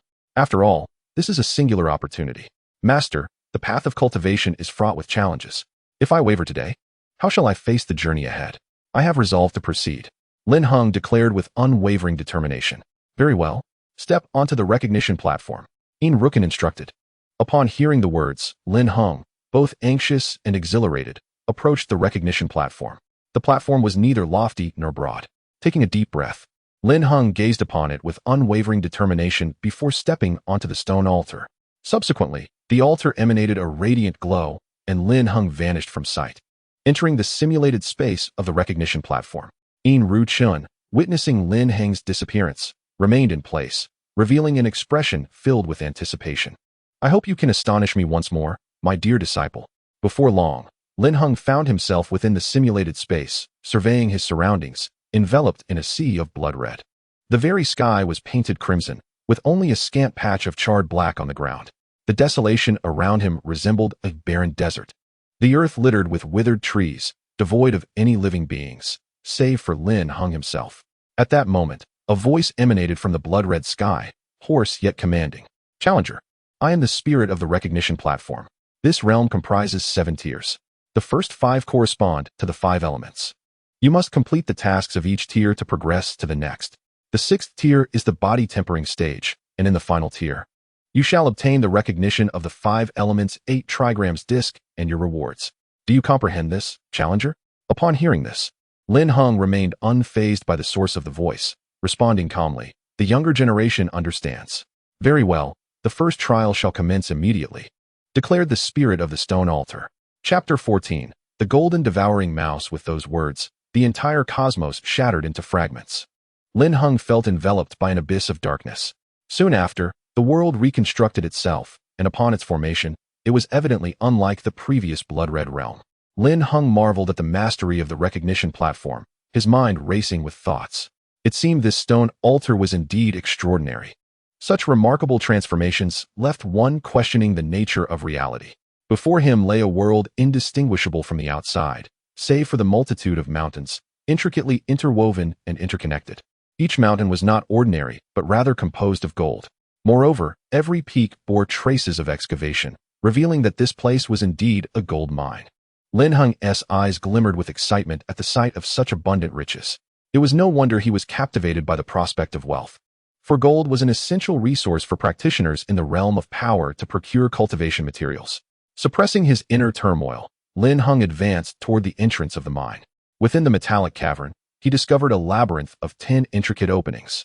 Positioned 100 meters ahead of these entrances was a stone platform, identical to the recognition platform. This must be the testing ground for the first tier, and to think it was concealed within a gold mine. With that thought, Lin Heng circled the stone platform. Examining the terrain, he discerned that the area resembled a sealed cylinder, with the 10 openings evenly distributed around the golden walls of the platform. Apart from the dazzling golden entrance, there was nothing else of note. Lin Heng also observed that the stone platform featured 10 keyhole-like apertures, distinguishing it from the recognition platform. As Lin Heng stepped onto the stone platform, the hoarse voice resonated once more in his ears. Challenger, this tier is the Golden Spirit tier. This place is known as the 10 Directions Cave, where each entrance is equipped with a key. Once all 10 keys are collected and inserted into the corresponding keyholes of the Golden Spirit platform, it will unlock, allowing one to harness the essence of the Golden Spirit and proceed to the next level. Lin Heng pondered thoughtfully, nodding slightly. A voice echoed within the cave, stating, Adventurer, you may choose any one of the entrances and must conquer all 10. Should you encounter insurmountable peril, you may shatter this crystal. However, doing so signifies your abandonment of this challenge, and you will be expelled from this fabricated space, concluding this opportunity. As the voice spoke, a crystal sphere appeared suspended before Lin Heng. Is this it? Lin Heng inquired, grasping the floating crystal. The voice responded, each entrance will replicate the challenge according to your own cultivation level. To be precise, they will be on par with you. Proceed with caution. With that, the voice fell silent. On par with my cultivation? This indeed presents a challenge, yet it is an excellent opportunity to test my strength. Filled with confidence, Lin Heng made no choice and directly approached the entrance before him, swiftly disappearing into the 10 Directions Cave. As Lin Heng entered the passage, he maximized his defenses and remained highly alert. At that moment, the narrow entrance, which could only accommodate 2 individuals walking side by side, began to widen gradually. Lin Heng noticed that the tunnel formed an equilateral triangle, expanding in width as he ventured deeper. Upon reaching 1/3 of the tunnel's length, he faced his first adversary. A creature resembling a giant golden-armored rat, known as the Golden Devouring Rat, emerged 10 meters ahead. Its size was formidable, comparable to that of a tiger. After a careful assessment, Lin Heng realized its strength was not overwhelming. With the might of 10 bulls, he subdued it effortlessly. Approaching, he threw a precise punch, striking the rat cleanly. Unable to withstand the force, the Golden Devouring Rat dissipated into mist before Lin Heng's eyes. Surprised, Lin Heng remarked, it is not a physical entity. It must be an ethereal manifestation. This indicates that the master recognition platform itself is likely a high-grade spiritual artifact. Having mastered the 5/8 plate, he had also gained control over the stone platform. With these 2 artifacts, he felt confident in avenging his enemies. With this thought in mind, Lin Heng was eager to complete the master recognition and enhance his power. Without further contemplation, he quickened his pace. However, as he delved deeper, he noticed that the number of golden devouring rats multiplied exponentially, and their strength increased correspondingly. To Lin Heng's dismay, as he reached 2/3 of the tunnel, he encountered golden devouring rats that matched his own strength. By the time he approached the end, he confronted over 100 of these rats, all possessing power around the 5th level of the Profound Realm. Though Lin Heng himself was at the pinnacle of the Profound Realm, dealing with such a situation proved to be quite challenging. 100 mid-level golden devouring rats, if guided by a leader, would surely pose a significant threat.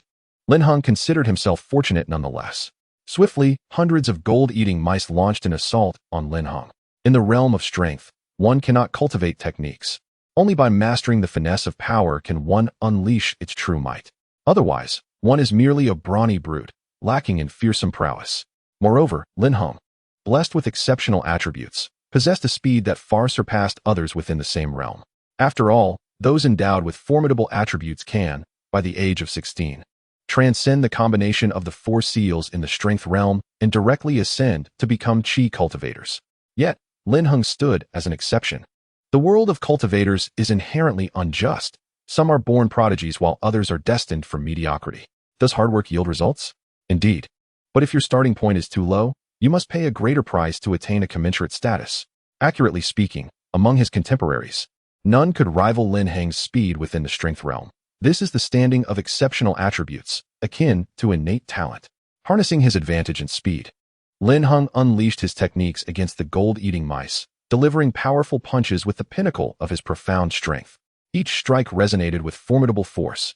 Due to the overwhelming strength, those struck by Lin Heng's fists were like mountains collapsing on cattle, causing the mice behind them to be caught in the maelstrom, dissipating into mist in the air.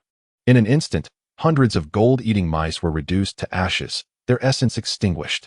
However, to Lin Heng's astonishment, some of the mice fled in panic. Logically, such spirit beasts lack intelligence. Yet within the crafted space of the recognition platform, there appeared an awareness of life and death, further affirming the platform's extraordinary nature. Although Lin Heng's physical stamina was not severely depleted, he was only operating at 70% of his peak capacity, a precarious situation indeed. It is crucial to note that within this cave entrance lay creatures of equal strength to Lin Heng at his zenith. He could only pause momentarily to recuperate. Just then, a gold-eating mouse, vastly larger than its predecessors, caught Lin Heng's attention. He soon surmised, no wonder the numbers and strength of the gold-eating mice increase exponentially. This one must be the orchestrator. Upon closer inspection, a startling realization struck him as he regarded the imposing creature with a discerning gaze. This gold-eating mouse has grand intentions, using the others to test and deplete my stamina. It is no mere brute, but rather a spirit beast. Although it may not have reached full cultivation, its intelligence rivals that of a true spirit beast. If this were indeed the case, Lin Heng found himself in dire straits, a troubling predicament. He mused silently. Chapter 15. Defeating the gold-eating mice. Yet, did not this creature's cultivation merely reach the 9th level of the profound realm? It should be categorized as an unintelligent brute. Lin Heng had engaged in combat with the gold-eating mice several times and could indeed perceive that its strength was merely 9,000 jin. And all its attacks were straightforward and unembellished, devoid of any spiritual energy enhancement. This aligned with the nature of brutes. However, brutes lack intelligence and rely solely on instinctive reactions. For instance, the mountain boar does not set traps for hunting.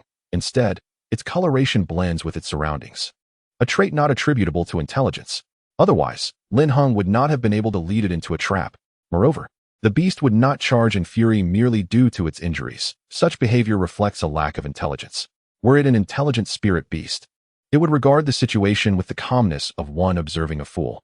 Yet, the golden devouring mouse, despite not having ascended to the status of a spirit beast, displayed an unusual level of intelligence. Could this be attributed to the recognition platform? Lin Heng pondered. Seeing Lin Heng refrain from making a move, the golden devouring mouse took the initiative. It lunged at Lin Heng, its sharp claws slashing through the air. Lin Heng, leveraging his speed, deftly evaded the assault. The claws struck the ground with tremendous force, instantly fracturing the earth beneath. Lin Heng was taken aback. The golden devouring mouse, undeterred by its missed strike, continued to swipe its claws as it advanced, each blow laden with weight and power. This time, rather than dodging, Lin Heng decided to confront the attack head-on, channeling his utmost strength of 9,000 pounds into his palm as he met the claws. The impact resonated with a thunderous sound, and with a low growl. Both combatants were thrust back several dozen paces by the force of their clash. Lin Heng's hand trembled in pain, while the golden devouring mouse merely quivered, letting out furious roars. Lin Heng mused to himself that the mouse's hide was tough and its flesh resilient. His current strength was insufficient to inflict harm. He needed to find its weak spot, the most vulnerable point in its defenses. The golden devouring mouse, sensing the shift in momentum, unleashed a frenzied barrage of attacks. However, Lin Heng, fatigued from the exertion, found himself at a disadvantage. Yet, he discerned the mouse's weak point, the nape of its neck. Each strike to that area diminished its speed and power. Nevertheless, Lin Heng found no opportunity to exploit this weakness. Even with his speed advantage, he too faced the limits of his endurance. Breathless, he felt the strain within his body from the relentless assaults. Ultimately, overwhelmed, he was flung away by a blow from the golden devouring mouse, blood spilling from his mouth as he thought, "Must I concede defeat?" From his spatial ring, Lin Heng retrieved a crystal, gazing at it intently. "No, it is the only opponent of my tier. If I cannot overcome it, how can I seek vengeance for Nanzhao? Even in death, I shall not retreat." Wiping the blood from the corner of his mouth, he resolutely stood up. Silently, Lin Heng activated the dragon body technique to hasten his recovery. He leapt into the air, delivering a powerful palm strike. The sheer force compressed the air around him, creating a wave of pressure. "You foul rodent, receive a blow from your elder, Lin Heng," he declared, yet the golden devouring mouse remained unfazed, swiftly countering with a swipe of its claws as their energies collided.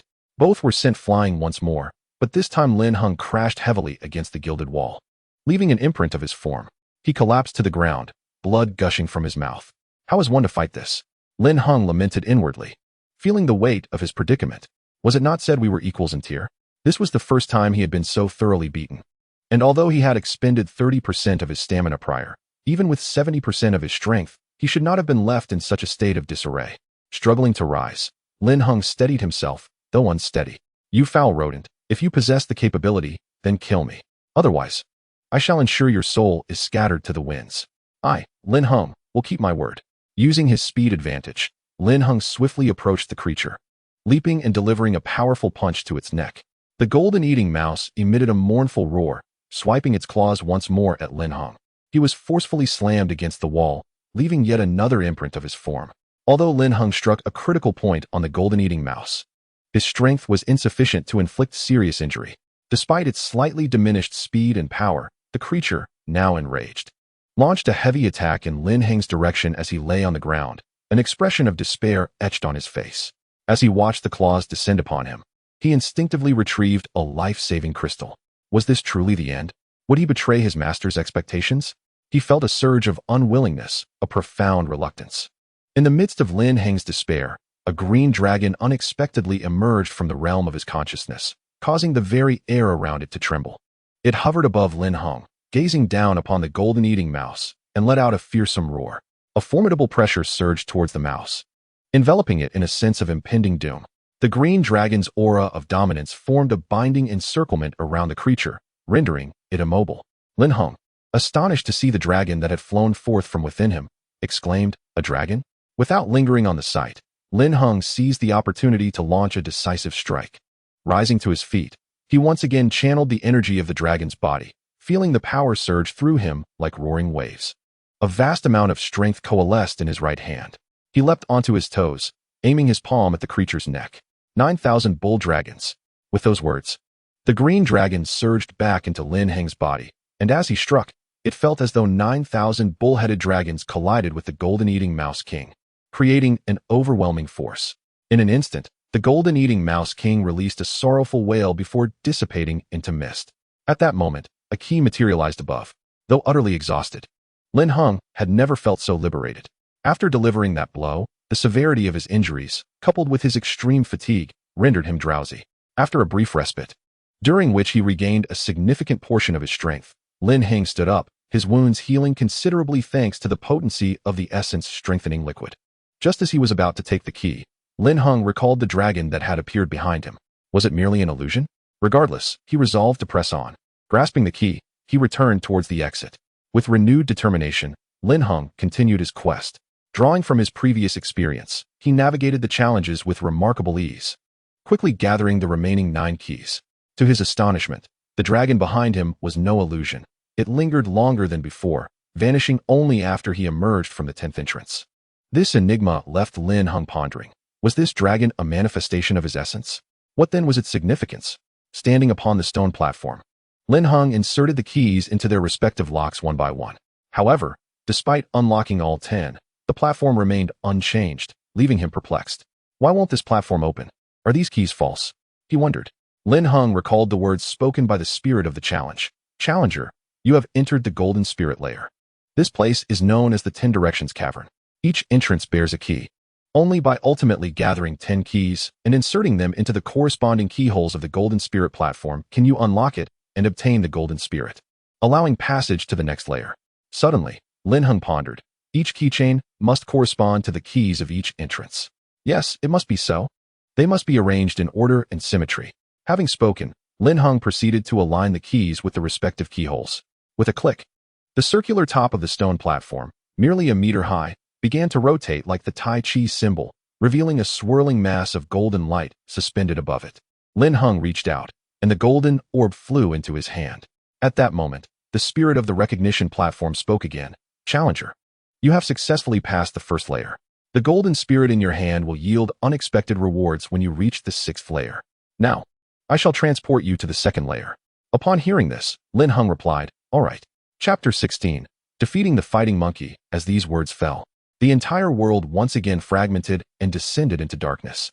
Then, light returned, reconstructing another realm. This world resembled an island forest, surrounded by towering trees as grand as those in the Kunlun Mountain range, their shadows intertwining in a dense tapestry.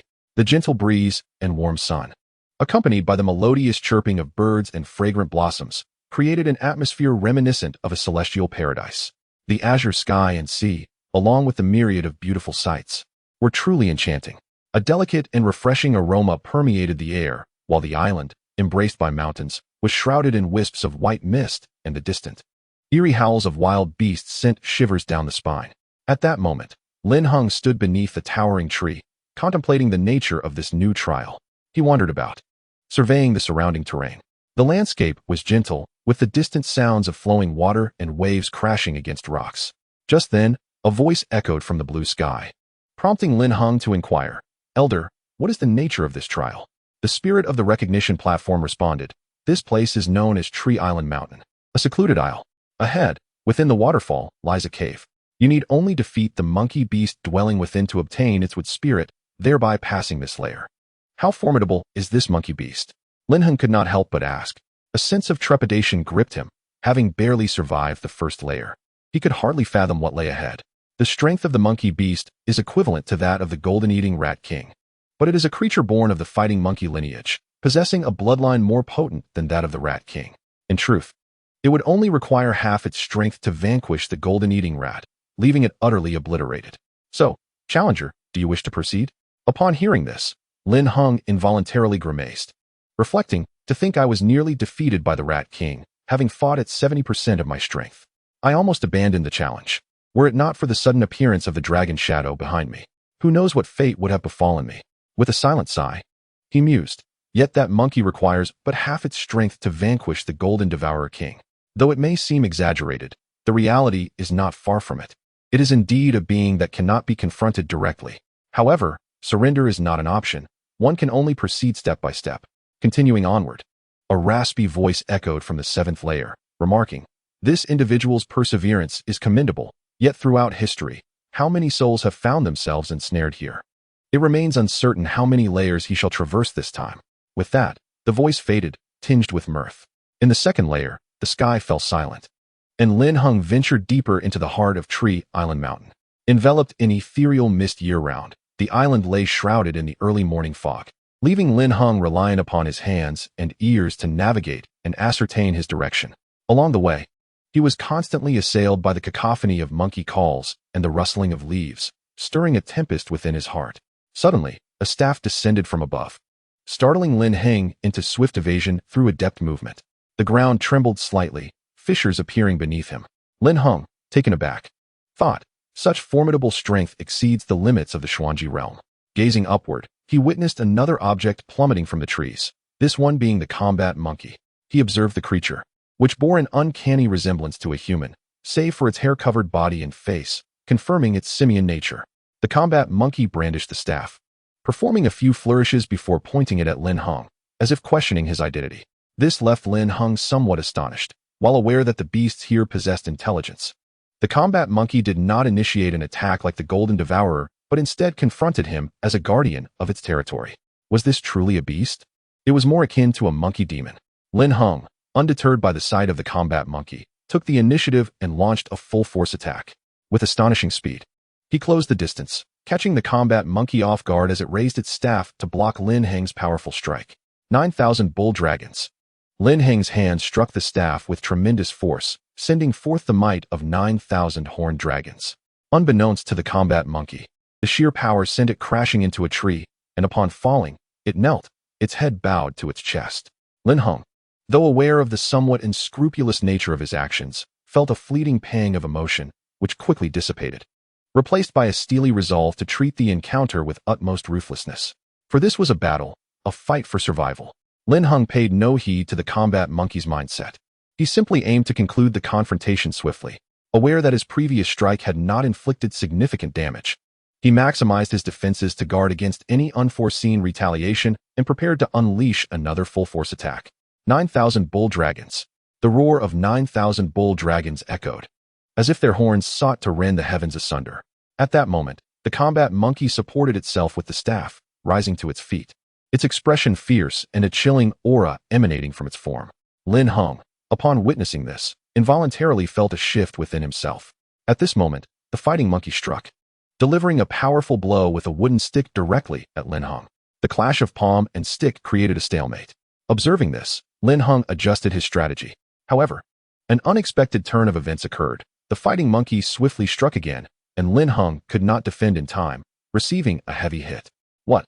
Lin Heng was sent crashing against a tree, his expression contorted in pain, a metallic taste flooding his mouth as blood trickled from the corner. He lay beneath the tree, several hundred meters away from the monkey. One hand braced against the ground while the other clutched his chest, blood seeping continuously from his lips. Coughing, Lin Heng glanced at the monkey, internally lamenting its formidable strength. He had not anticipated that his earlier probing would provoke such anger. The bloodline of this fighting monkey grew stronger with each battle. At this stage, engaging it was unwise. Retreat seemed to be the only viable option. With that thought, Lin Heng swiftly employed his agility to escape, yet the monkey was not far behind, closely pursuing him, much to Lin Heng's dismay. Suddenly, Lin Heng spotted a pond ahead and leaped into its depths. Meanwhile, the fighting monkey stood at the water's edge, glancing left and right until its gaze fell upon the pond. Realizing the danger, Lin Heng thought to swim out and confront the monkey, but to his relief, the monkey lingered only briefly before departing, allowing Lin Heng to emerge from the water. Exhausted, he lay by the pond, muttering, "I am doomed. The disparity in strength between me and this monkey is insurmountable. I must first enhance my own power. Once I reach the extreme realm, this monkey will pose no threat to me." Lin Heng intended to retrieve the 9-dragon furnace and medicinal materials from his spatial ring to refine elixirs. But upon discovering he lacked spiritual fire, he abandoned the idea. At that moment, he noticed the golden spirit within his spatial ring and took it out, pondering its significance. The spirit says this little orb has great potential. I wonder in what way? Lin Heng mused, gazing at the golden sphere with curiosity. Chapter 17. The adorable golden kitten. Lin Heng held the golden orb in his hand, which emitted a faint golden glow. It felt akin to jelly. A gentle squeeze caused it to shatter, yet after breaking, the fragments were drawn back together like magnets. This amusing sight elicited a smile from Lin Heng, providing him with a moment of relief from stress. Suddenly, the golden orb merged into Lin Heng's body. Watching the orb integrate within him, Lin Heng felt a surge of anxiety. What is happening? Come back. He jumped frantically, but to no avail. Soon, he sensed something within him wildly thrashing against his innards. Undoubtedly the golden orb. Lin Heng writhed on the ground, crying out in agony. What kind of monster is this? He exclaimed, his face contorted in distress. Not far from Lin Heng, the fighting monkey appeared to hear the commotion, swiftly using vines to maneuver closer. Overwhelmed by pain, Lin Heng could not stop the blood from flowing from his mouth. A luminous aura flickered across his skin, causing it to undulate erratically. "Dragon, please help me." Lin Heng cried desperately, beads of sweat glistening on his forehead, veins bulging. Moments passed, and he wondered if he would meet his end here. In the moment of despair for Lin Heng, a green dragon unexpectedly appeared behind him, its expression filled with reluctance. Astonishingly, the dragon spoke, "You little rascal. Do not call me Long Long." However, despite its words, it let out a fierce roar that surged into Lin Heng's body, forcing the golden spirit orb from within him. Having returned from the brink of death, Lin Heng gasped for air. "Kid, that monkey is coming. If you wish to survive, you better get moving." The dragon shook its head in disbelief, lamenting, "How did I end up with such a master?" With that, the green dragon vanished once more. As Lin Heng regained his composure, he was bewildered to see that the golden spirit orb had transformed into a creature resembling a cross between a cat and a tiger. To be precise, it was a spirit beast formed from spiritual energy. Its essence remained that of the spirit orb. Yet Lin Heng was astonished to sense a hint of his own bloodline emanating from it. Without further contemplation, he tucked the small golden cat away and gazed into the distance. The battle monkey must be nearby. He needed to find a secure refuge. Lin Heng employed his swift movement techniques to swiftly distance himself from the area. The island was vast, and the battle monkey would not be able to locate him easily. Nevertheless, the more perilous a location, the greater the need for safety. Thus, Lin Heng sought a cave entrance close to the monkey's lair to set up camp. As nightfall approached, Lin Heng ignited a fire. The cave, neither too large nor too small, was illuminated by the flames. To avoid detection by the battle monkey, he placed a stone to seal the cave's entrance. He then retrieved a wild rabbit from his spatial ring, eviscerated it, and roasted it over the fire, occasionally sprinkling it with spices. Although Lin Heng existed as a spiritual entity, he still felt the pangs of hunger in this world. He took out the golden cat, which was now playfully pawing at his hand, its large, glistening eyes filled with mischief and charm. Could this be the creature that had caused him such distress? Lin Heng found it hard to believe. Gazing at its seemingly harmless demeanor, he felt a reluctance to act against it. Strangely, an inexplicable sense of familiarity enveloped him, as if they shared a bond akin to that of parent and child. Could this creature have formed from his own blood? At that moment, the small cat was eyeing the roasted rabbit hungrily, its meat glistening golden and succulent. The little cat rubbed against Lin Heng's hand, meowing incessantly as if begging for food, which melted Lin Heng's heart. Was this what they called maternal affection? But wait, I am just a young man. The little cat gazed up at him with adoration, igniting a sense of pride within Lin Heng. You have good taste. I am a professional chef, revered as the god of cuisine. My father and mother are also culinary masters. As he spoke, Lin Heng's expression turned vacant, and a heavy melancholy settled over him. Observing Lin Heng's sorrowful demeanor, the little cat gently licked his palm. Lin Heng suddenly felt a tingling sensation in his palm as he caressed his golden fur, smiling softly. It's nothing, just a memory of some sorrowful moments. Attempting to shift the conversation, he gestured towards the fire. Look, the rabbit meat is ready. Upon hearing this, the little cat became exceedingly excited, swiftly turning around, its eyes sparkling with delight. Seeing the cat's expression, Lin Heng couldn't help but chuckle. He secured the roasting rabbit with a stick, grasping one of its legs, yet his hand seemed to be instinctively pushed away. It feels a bit hot. Observing this, the little cat, with an eager demeanor, leaped down from his palm. It moved quickly, soon managing to extract a rabbit's leg, which was amusingly the same size as itself. Lin Heng, unfazed by the cat's antics, picked up the remaining rabbit meat and began to gnaw at it. The little cat appeared thoroughly satisfied. After finishing its meal, it patted its belly and began to purr. Seeing this, Lin Heng smiled. It had been so long since he felt this joyful. Ever since his parents departed and the village was annihilated, Lin Heng had taken out the dragon body scripture from his spatial ring. The deeper he delved into his cultivation, the more he encountered obstacles with the scripture, leaving him perplexed.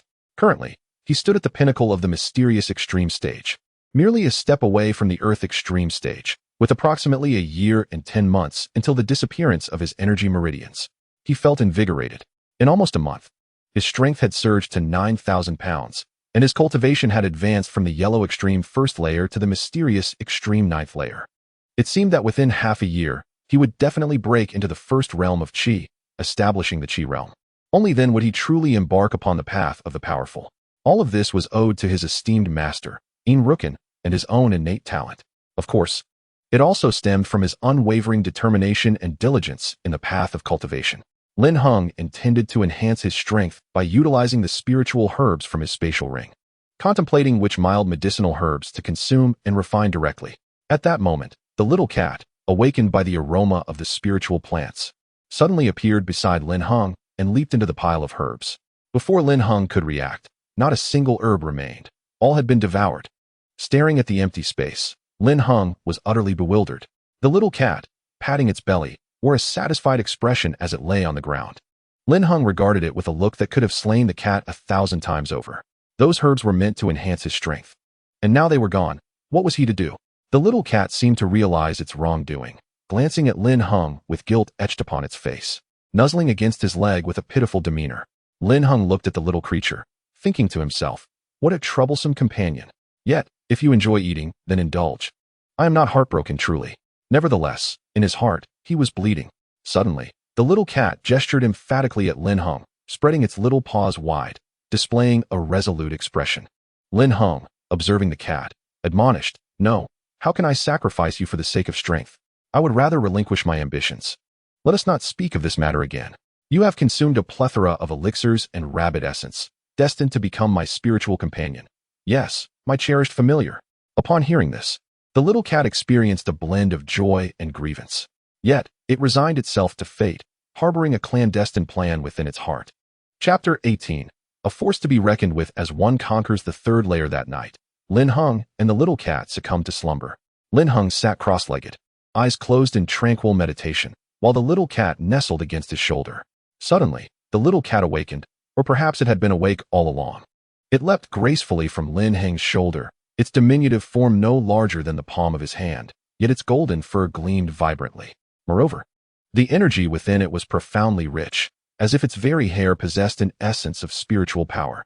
The little cat landed before Lin Heng, its eyes glistening with tears as it occasionally scampered to lick his hand. Reluctantly, it stepped away, only to return to his front, its fur dampened by tears, using its paws to wipe its eyes. Meow, meow, meow. The little cat whispered, smiling as it transformed into a luminous spirit orb, soaring into the meridian pathways of Lin Heng's body. Simultaneously, the green dragon within Lin Heng flickered into view, murmuring, "What a remarkable sight! Perhaps when one finds themselves utterly helpless, the only recourse left is a smile. If a person holds great significance in your life, dying for them renders death less daunting. The golden spirit orb, under the little cat's guidance, was gradually absorbed by Lin Heng's meridian pathways, leading to a rapid enhancement of his strength and cultivation. At that moment, Lin Heng's complexion appeared golden, his skin, bones, and blood radiating a golden hue. The entire cave entrance was enveloped in this resplendent glow. Unbeknownst to them, dawn was breaking. Within the mountain of Tree Island, the air was filled with the songs of birds and the fragrance of flowers, the calls of birds echoing through the valleys, and the howls of monkeys startling the woods, all surrounded by ethereal mist, resembling a celestial paradise. Yet, on this particular day, dark clouds began to gather, within which roamed rumblings akin to thunder and dragons. Lin Heng opened his eyes, his gaze ethereal, with a hint of gold shimmering within. Awakening, he sensed something amiss. A golden aura flickered about him. Without pondering the whereabouts of the little cat, he swiftly activated the Dragon Body Sutra to investigate. What? The profound extreme seal. Lin Heng discovered two seals within him, the yellow extreme and the profound extreme seals. His strength surged to 30,000 pounds, and he felt an overwhelming power coursing through him. This force seemed to permeate his very skin, blood, bones, and flesh, an inexhaustible wellspring. Could it be the Dragon Body Sutra? Lin Heng mused, albeit with some uncertainty, for the potency of the Dragon Body Sutra was formidable, making such an enhancement plausible. Yet, to leap from 9,000 pounds to 30,000 pounds was indeed astonishing. Not dwelling on it further, he readied himself. Where's the little cat? The cave was not large, and Lin Heng scanned it thoroughly. It seemed the little cat had vanished, leaving no trace behind. This was peculiar. The cave entrance was sealed. Where could it have gone? As Lin Heng pondered this perplexity, the green dragon made its appearance. Young one, you have stumbled upon fortuitous circumstances. You have cultivated a golden source beast, a rarity formed over millennia. However, alas. Upon hearing this, Lin Heng also noticed the green dragon behind him. He intended to inquire about it, for he harbored numerous questions regarding this creature. However, Lin Heng seemed to discern that it possessed knowledge about the whereabouts of the little cat. Do you know the fate of the cat? Is it your doing? He asked. The green dragon responded with a harsh, mocking laughter. My doing? I wish it were so, but alas, it sacrificed itself, willing to become a part of you, driven by its fierce loyalty. Indeed, what a pair they were, how tragic. Lin Heng felt a wave of confusion wash over him. No wonder he sensed a trace of its existence within himself. No wonder it acted so playfully last night, which he mistook for mere jest.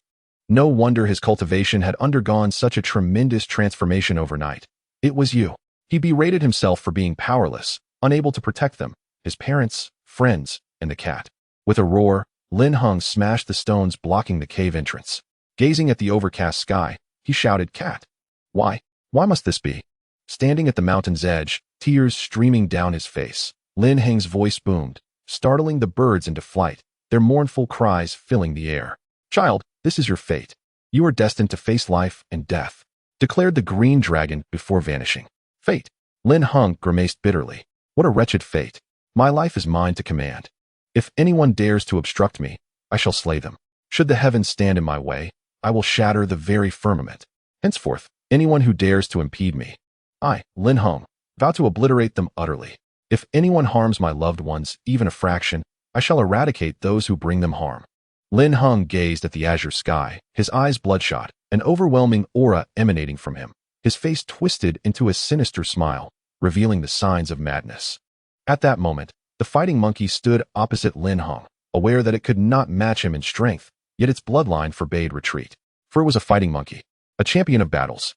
Taking the initiative, the fighting monkey launched another strike at Lin Heng with remarkable speed, but Lin Heng was swifter still. He evaded the blow. Fury coursing through him, a dark intent enveloping his being. Channeling the full power of the earthly extreme, he leapt as if teleporting, darkly declaring, Block me? What a farce. In midair, Lin Heng radiated a golden light, the spiritual essence of the world converging upon him. With a full-force strike, he showed no mercy. 30,000 bull dragons. The might of 30,000 bullhorn dragons surged forth, akin to a stampede of 1,000 steeds, trampling the fighting monkey with overwhelming force. The fighting monkey, incredulous, was engulfed in a resounding explosion, transforming into a spirit orb, leaving the world in a tranquil silence. Lin Heng grasped the wooden spirit orb, and the world trembled once more. In the third layer, Lin Heng beheld an expansive frozen lake, its surface stretching endlessly beneath a snowfall. Standing upon the icy expanse, he found nothing but ice surrounding him. A voice emanated from the frozen realm. Challenger, this is the ice and snow pool, perpetually cold. Here resides a beast, the ice deer. As your strength has transformed, the challenges ahead will gradually intensify. Challenger, proceed with caution. The sound faded into the icy expanse above. The spirit only manifested on the 6th and 7th levels, while the previous 5 layers merely represented its incarnations, responsible solely for transmitting sound, oblivious to Lin Heng's transformation. As Lin Heng traversed the frozen surface, he harnessed his strength to strike the icy lake. With a thunderous impact, a large expanse of ice collapsed. At that moment, a majestic call of a deer resonated from the depths of the lake, and a subtle smile graced Lin Heng's lips as he swiftly pursued the source of the sound. Soon, he encountered the ice deer, which leaped from the lake's bottom. Without hesitation, Lin Heng unleashed his full power, generating a tempest of snow with his palm's force. 30,000 bulls. He rapidly struck the icebound deer, and the force of the impact unleashed a golden snowstorm. In an instant, the ice deer let out a mournful cry, transforming into a spirit orb that soared towards Lin Heng. The world around him crumbled anew. The 4th level revealed a volcanic archipelago, where within the crater resided a beast. The fire crane. Its strength was also at the 3rd tier of the earthly extreme, yet Lin Heng's audacity and full force strike prevailed. 30,000 bulls. In an instant, he dispatched the creature with the same technique, cleanly and decisively, reducing it to a spirit orb as the mountains fragmented once more. However, the 5th level did not present itself as smoothly as the previous 4. Lin Heng found himself in a desolate desert, a barren wasteland. The spirit informed him that this realm was modeled after the coated desert, inhabited by a creature known as the stone scorpion. Yet there were 2 of them, both possessing equal strength, also at the 3rd tier of the earthly extreme. It is important to note that Lin Heng easily defeated the fighting monkey and the ice deer because he had suddenly ascended to the earthly extreme realm, where each tier represented a qualitative difference. The power of 1,000 bulls could not be compared to that of 10,000. Although the fire crane was also at the 3rd tier, it succumbed to Lin Heng's overwhelming presence, physique, and speed. But the stone scorpion was different. It excelled in defense. Its defensive capabilities were not something the golden-eating rat could rival, and relying purely on strength would yield no results. Only through the harnessing of spiritual energy could harm be inflicted upon it. Lin Heng felt a sense of helplessness in the 5th level. The stone scorpions proved to be quite formidable. 1 would be manageable, but 2 were a daunting challenge.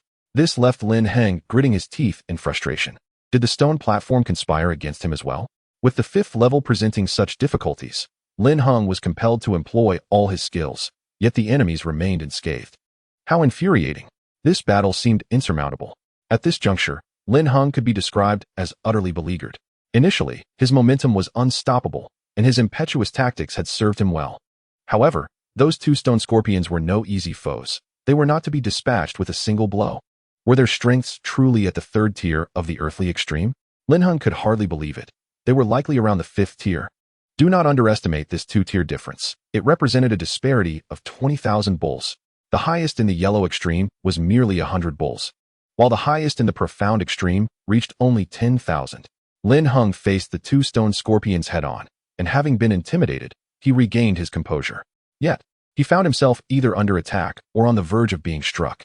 Fortunately, the stone scorpions were not particularly swift. Otherwise, Lin Heng could hardly bear to imagine the outcome. Yet Lin Heng found himself in a most vexing predicament. Just moments ago, he had boasted upon the 2nd tier, and now he faced a harsh reality. Where was his protagonist's halo? Unable to endure the humiliation, Lin Heng summoned all his strength to unleash a formidable strike against one of the stone scorpions. 30,000 bull dragons. A fierce onslaught of 30,000 bullhorn dragons surged forth, their momentum akin to a roaring tempest. In a flash, Lin Heng appeared before one of the stone scorpions. Pushing forth with an outstretched palm, the scorpion staggered back several dozen paces, struggling to regain its footing.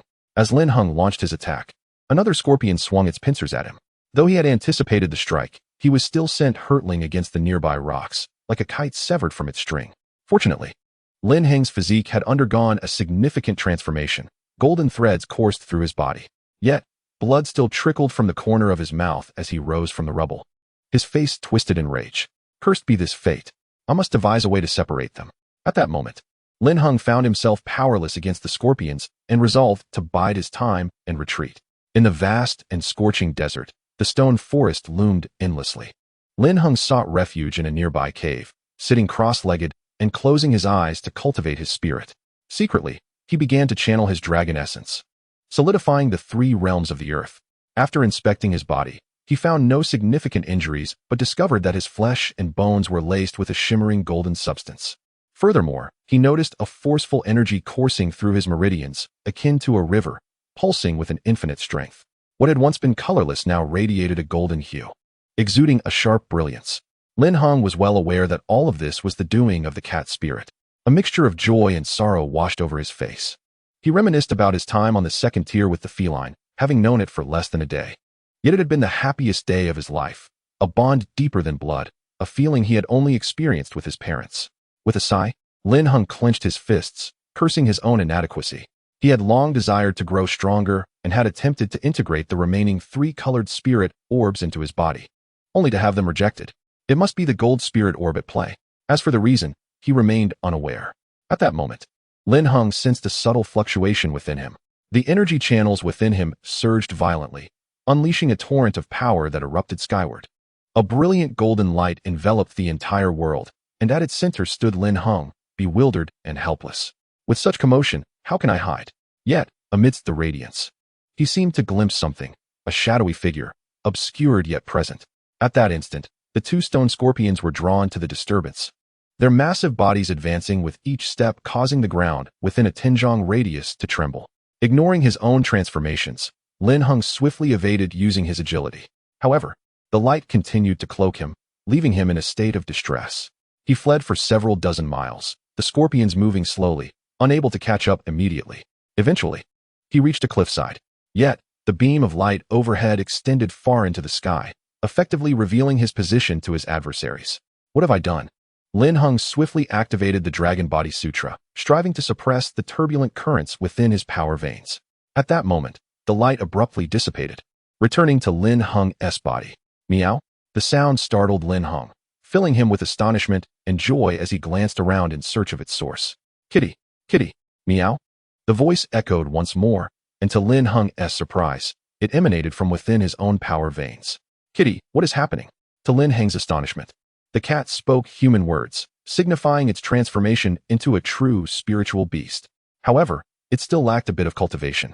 As a spiritual beast not only possesses intelligence, but must also reach a certain realm of energy. Master, I am unsure. I intended to merge with your power veins, only to discover that yours are unlike any other, containing a small space within. Lin Heng was taken aback. A space? The cat continued, though it is small, it is ample enough to accommodate me. Moreover, I have found this space to be quite special, capable of expanding as your cultivation grows. Should you reach a certain level, you could even create your own realm, and I would be your accompanying spirit, the realm spirit. Lin Heng did not dwell on this revelation, instead expressing concern for the cat's safety. Can you come out, kitty? Yes, but master, you are currently in a soul form, and with the interference of the weapon spirit, I cannot emerge just yet. Moreover, I need to solidify this space to prevent its collapse. I will not be able to exit for the time being. I see. Then you stay there, and do your best to come out soon. When that time comes, I shall reward you with a grand rabbit leg. Upon hearing this, the cat could not contain its delight, responding cheerfully, thank you, master. As Lin Heng pondered the cat's situation, he noticed that his cultivation in the realm of power was gradually increasing, likely due to the tumultuous energies. He believed that given a few days, he would surely break through to the third level. Harnessing the power of the turbulent currents in his veins, alongside the Dragon Body Sutra, he unleashed a punch directed at the towering rock wall hundreds of feet behind him, manifesting a phantom of 100-foot golden tiger that roared mightily. Embodying the presence of a king, its aura radiating fiercely. As his fist struck the rock wall, the golden tiger unleashed a brilliant energy, crashing into the wall with tremendous force. Boom! In an instant, cracks erupted upon the wall, disintegrating it into dust. Lin Heng, witnessing the spectacle, exclaimed, such might. The realm of power was unembellished, relying solely on pure strength, devoid of any intricate techniques. It was merely a manifestation of unadulterated strikes, enhanced by the spiritual energy, signifying his affinity for spiritual forces, enabling him to draw upon the energies of heaven and earth. In essence, Only the pure-blooded offspring of the world could exhibit such phenomena. Lin Heng also discerned a connection among the 5 layers. The first layer, the golden munching mouse, representing the element of gold. The second layer, the fighting monkey, embodying the element of wood. And the 5th layer, the stone scorpion, symbolizing the element of earth. Lin Heng felt a twinge of astonishment, growing increasingly curious about the origins of this recognition platform that could manifest the 5 elemental forces. This recognition platform was undoubtedly extraordinary. Yet, Lin Heng felt a sense of relief in having reached the 5th layer. As for the remaining 2 layers, he could not yet fathom the nature of the challenges that awaited him. Having arrived, one must find peace in the situation. Now, I must devise a means to deal with these 2 stone scorpions. Chapter 20. A single blow will suffice. Lin Heng's gaze flickered as if he were contemplating something profound. At that moment, a commotion arose from afar. Peering into the distance, he observed the 2 stone scorpions advancing side by side. Lin Heng surmised that they were drawn by the disturbance he had previously caused, and he chuckled. Well, they have come at an opportune time. With a slight smirk, Lin Heng swiftly approached the 2 stone scorpions. He arrived at a canyon, a location he had calculated as their inevitable passage. He had long prepared a trap, eagerly awaiting the unsuspecting prey. Standing atop one edge of the canyon, he watched the 2 stone scorpions draw nearer. Simultaneously, Lin Heng secretly activated his dragon body technique, hastening the accumulation of his strength. He was poised to strike, merely awaiting the right moment. Soon enough, the 2 stone scorpions ambled into the canyon, oblivious to Lin Heng's concealed presence above. As they passed the trap he had set, Lin Heng seized the moment. Now is the time, he exclaimed. 30,000 bull dragons. Descending from the heavens, he unleashed a powerful strike towards the ground near the stone scorpions. Feel the allure of flight. Lin Heng grinned wickedly. An extraordinary occurrence unfolded. As his palm struck the earth, it crumbled away, revealing a modest pit. At the center of the pit lay a massive stone, supporting an exceedingly long slab. One end of the slab was anchored to one of the stone scorpions, while the other end connected to Lin Heng's position. With Lin Heng's strike, the stone scorpion was propelled skyward, unaffected by gravity. The force of 30,000 bulls was sufficient to launch the scorpion, far lighter than itself, toward the edge of the world. Although this world was not vast, the scorpion would take a while to return at such a velocity. Lin Heng leapt from the pit, casting a glance at the bewildered second stone scorpion. Its expression was a tapestry of confusion as it observed its companion suspended in the air, an unmistakable glimmer of longing appearing on its features.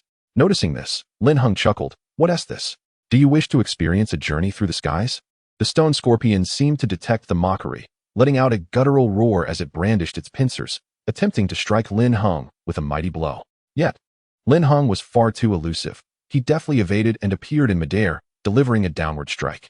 30,000 bull dragons, he declared, followed by a resounding crash as the stone scorpion staggered and collapsed to the ground. Lin Heng, utilizing the momentum, leaped aside to meet its gaze. This stone scorpion was not merely a creature to be subdued by brute strength. It seemed that only a singular punch would suffice.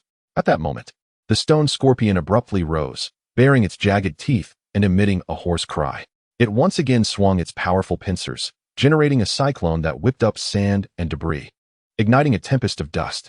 With a fierce flick of its pincers, the storm surged toward Lin Heng. Observing this, Lin Heng smirked. Childish tricks. Having spoken, Lin Heng struck the air with a palm, dispersing the tempest in an instant. He gazed upon his adversary and declared, "Reveal any remaining techniques you possess." In response to the derision, the stone scorpion seemed incensed. An aura of fury emanated from its very being, transforming its exoskeleton into solid rock, seemingly doubling its defensive capabilities. Lin Heng, however, remained unimpressed. "It appears you have exhausted your tricks. Very well, allow me to send you to your demise." Once more, Lin Heng activated the dragon body scripture, channeling energy from the tumultuous currents into his right hand. He sprang forward, utilizing the air to propel himself. With hands spread wide, he drew in the surrounding energy, forming a circular motion. As he clenched his fist, the ethereal essence of the universe coalesced around him, revealing a flickering phantom of a golden tiger. With a single punch, an overwhelming force surged forth, a decisive blow. 30,000, tiger fist. Lin Heng bellowed. He descended with tremendous speed, unleashing his strike. Yet, at that moment, an unexpected change occurred. The scorpion's tail, lurking behind, suddenly lunged toward Lin Heng. Startled, he attempted to dissipate the force and swiftly turned, but the tail grazed his arm, landing to the left of the stone scorpion. Lin Heng watched as blood dripped from his fingertip. With a chuckle, he mocked, "Is this your trump card?" However, his expression shifted from amusement to grim determination. "I shall take that tail of yours." Resolutely, he endured the pain, summoning all his strength to rush toward the back of the stone scorpion. 30,000 bull dragon, he proclaimed, delivering a precise and powerful strike. The tail remained intact? Then let me deliver 10 more blows until it falls. Boom. By the 7th strike, a resounding crack echoed from the tail. The stone scorpion let out a mournful wail, flailing its pincers in a frenzy. Lin Heng, eyeing the severed tail on the ground, sneered, "Has your trump card been lost? I shall send you to your end, and ensure your companion follows suit." Once again, Lin Heng channeled the dragon body scripture, this time intending to unleash his full might for a single punch. The essence of all creation is rooted in the body. The primordial energy, embodying yin and yang, flowed through him. A tremendous force surged from the energy currents, filling Lin Heng's entire being. Power once again converged from his flesh, bone, and blood into his right hand, which now radiated with a brilliant golden hue, no longer flickering. The ethereal essence of the universe began to gather around Lin Heng, amplifying his phantom. He clenched his fist once more, all these transformations completed within mere moments. 30,000, Tiger King Fist. He roared, his punch once again infused with colossal might. A forceful onslaught. A regal will emanated from him as he leaped into the air, descending with a single fist. There was no distraction, only the singular purpose of the fist. This punch held no intention of retreat. It was solely meant to strike true. Either you perish, or my fist meets its end. As the phantom materialized, a colossal golden tiger with bared fangs leapt toward the stone scorpion. A clash of tiger and scorpion, akin to a tiger pursuing a rabbit. As the fist descended, the tiger's maw closed in. The stone scorpion's essence was obliterated, disintegrating into a spirit of ethereal light. At this moment, on the fringes of the desolate world, Lin Heng pondered the whereabouts of the other scorpion. Shouldn't it be in this direction?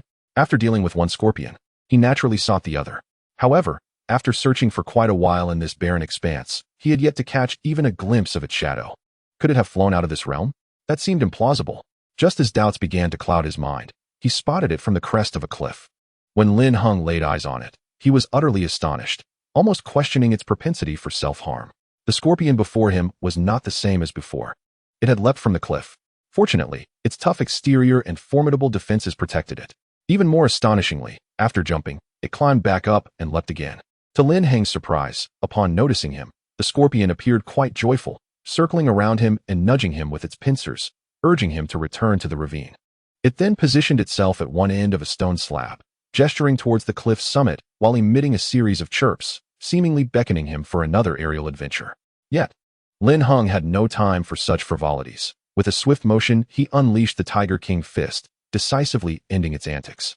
He merged the two spirit orbs into one, and the world once again began to collapse. Chapter 21, Old Man, Dao Fan. The 6th tier was a realm of spirit pools, with the entire landscape dominated by a single body of water. The spirit pool stretched infinitely, its waters crystal clear, adorned with lotus flowers floating gracefully on its surface, while the moon hung in the sky, reminiscent of a picturesque scene of moonlight over a lotus pond.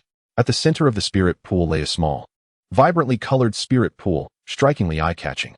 As Lin Heng gazed across the expanse of the spirit pool, a wave of nostalgia surged within him.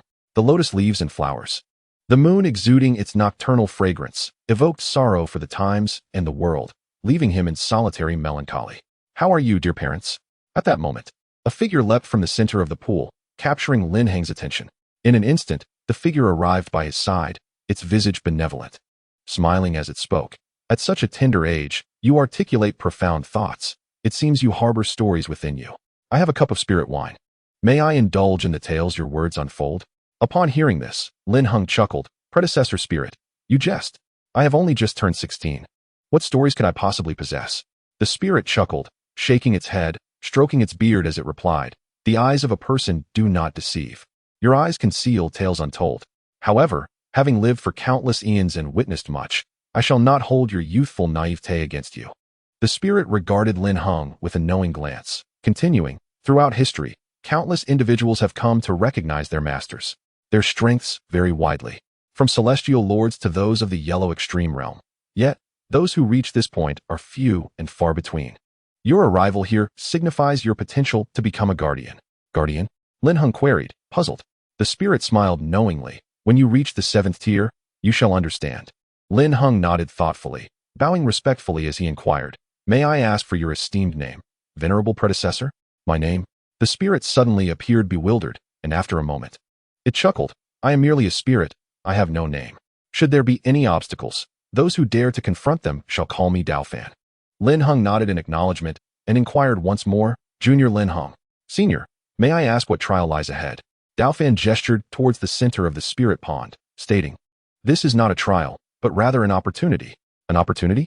Lin Heng inhaled deeply, a flicker of joy crossing his features, yet he pondered the nature of such fortune, aware that opportunities are seldom easily attained. Daofan seemed to sense Lin Heng's thoughts and quickly added with a smile, do not misunderstand. This opportunity can also be referred to as a blessing. A blessing? Daofan elaborated meaningfully. The opportunities on the 6th level will vary according to the practitioner's cultivation and state of mind. For an immortal master, this desert may transform into a fiery sea, with the blessings differing accordingly, perhaps a 5-element elixir. As for you, this place is a lotus pond, and your blessing is a 5-element immersion. Upon hearing this, Lin Heng displayed a contemplative expression, yet confusion still clouded his features. Observing Lin Heng's puzzled demeanor, Daofan pointed towards the vibrant pond at the center, saying, there lies your 5-element immersion. Lin Heng, can you see that small spirit pond? The water within is a pure liquid form of spiritual energy, infused with 5 elemental essences. Immersing yourself for a day will not only transform your physique, but also allow you to break through to the pinnacle of cultivation, eliminating any concerns of instability in your foundations. Lin Heng was astonished. Such a bath possesses such miraculous properties? The notion of stability in his foundation, however, filled him with delight, as he mused that he would no longer need to endure those torturous body-forging baths. With such an opportunity at hand, he exclaimed, what are we waiting for, senior? Let us proceed. Daofan chuckled, patience. Where are your 5 spirit orbs? In the earlier levels. My incarnation should have informed you of their significance. Now is the time to utilize them. Pondering this, Lin Heng retrieved 4 orbs of spiritual energy from his spatial ring. Instantly, 4 spirit orbs began to swirl in the air. Daofan, observing the 4 orbs, remarked, why are there only 4? Where's the 5th orb? Senior, I regret to inform you that I inadvertently absorbed the golden orb, Lin Heng confessed, filled with remorse. At this, Daofan's expression shifted to one of shock. You absorbed the golden spirit orb? Those below the 5th realm would perish upon attempting to absorb such an orb. The 5 spirit orbs are essence treasures meant for ownership and can be recycled. Yet, you absorbed one and emerged unscathed despite being only at the 3rd realm.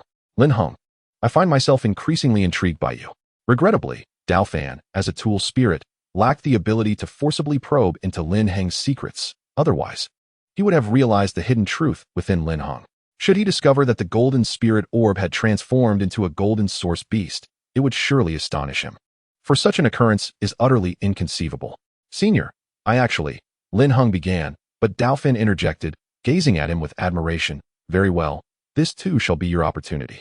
Since you have already refined the golden spirit, it is of no concern. For the 5-colored pool is designed to dissolve the quintessence of the 5 spirits into the elemental essence, thereby facilitating your absorption of these vital energies. Without further ado, you may engage in your own contemplation. With that, Daofan waved his sleeve and, in the blink of an eye, stood at the center of the pool.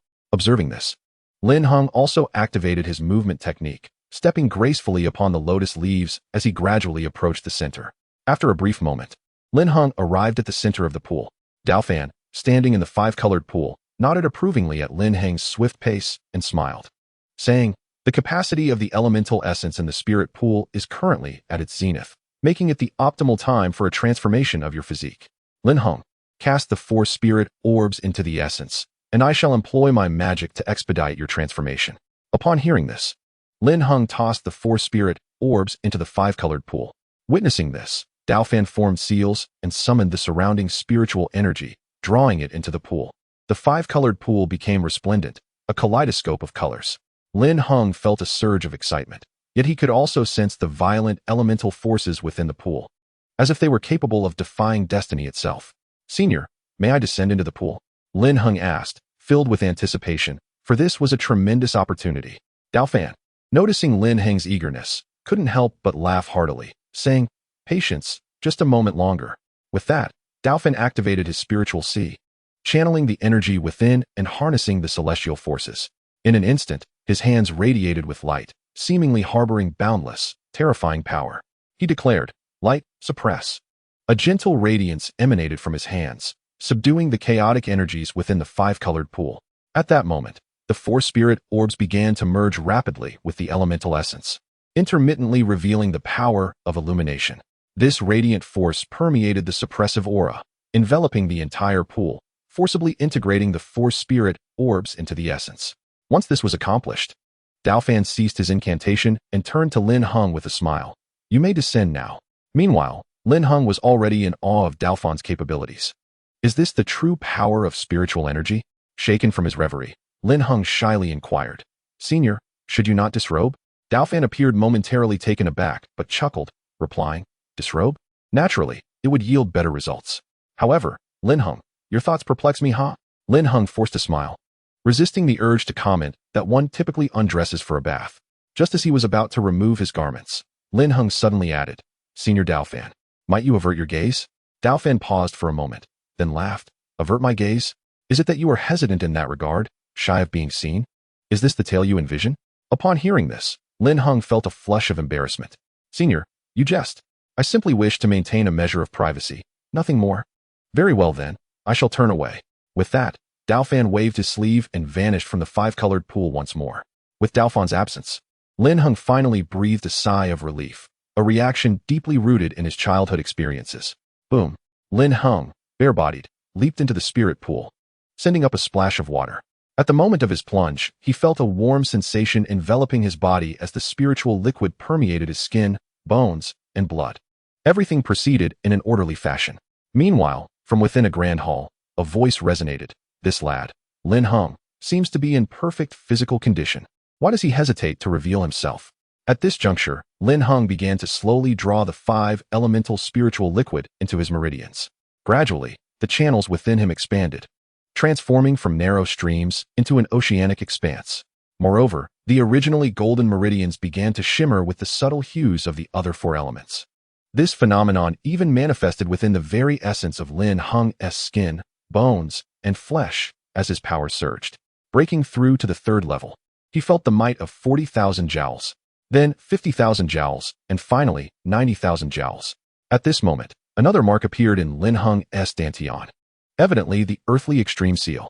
His cultivation continued to ascend, and as the pool's water was neither too high nor too low, only Lin Heng's torso emerged above the surface, his expression remaining unperturbed as he instinctively absorbed the spiritual liquid. In the hall, another voice echoed, "He has already absorbed 1/3. I hope Lin Heng knows when to stop." His cultivation had reached the final stage of the power realm, the heavenly extreme realm.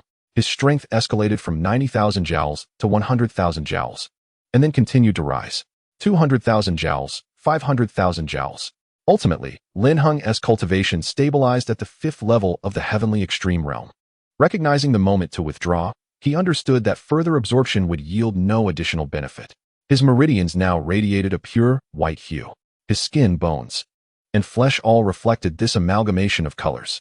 However, his skin appeared excessively pale, rendering Lin Heng akin to a piece of white jade. With his flowing black hair against his porcelain complexion, clad in a black robe, he exuded an indescribable aura. Simultaneously, Lin Heng noticed a significant increase in strength in his right arm, while his left arm remained unchanged. The reason for this disparity eluded him. After donning his attire, he stood within the colorful pool, patiently awaiting the arrival of Daofan, feeling remarkably content. Chapter 22. Acupoints. At this moment, just as Lin Heng basked in tranquility, an unforeseen disturbance erupted. The vibrant pool behind him suddenly drew in the surrounding spiritual energy of heaven and earth. A torrent of spiritual energy surged forth. Imbued with ferocious power, the five elemental liquids swelled like a tide, conjuring an energy storm. Lin Heng found himself at the eye of this tempest. He felt as if he were being sliced by thousands of blades, the overwhelming spiritual pressure threatening to reduce him to a mere puddle of blood. Powerless, he sensed death creeping ever closer. Just then, Daofan descended from the heavens. Light, falling from grace. Daofan halted midair, unleashing a terrifying force from his hands as he waved towards the storm, a palm of clouds instantly suppressing the chaos. Boom! The clash between the palm of clouds and the storm rendered the surroundings serene once more. Observing this, Lin Heng exhaled in relief, exclaiming, "Phew, I almost lost my life." Upon arriving at the five-colored pool, Lin Heng clasped his fists in gratitude and said, "Thank you, Senior Daofan, for your timely rescue." In response, Daofan chuckled, "No need for thanks, it was my oversight. Do not take it to heart. Besides, as a spiritual being, it is only natural for me to safeguard those who venture forth."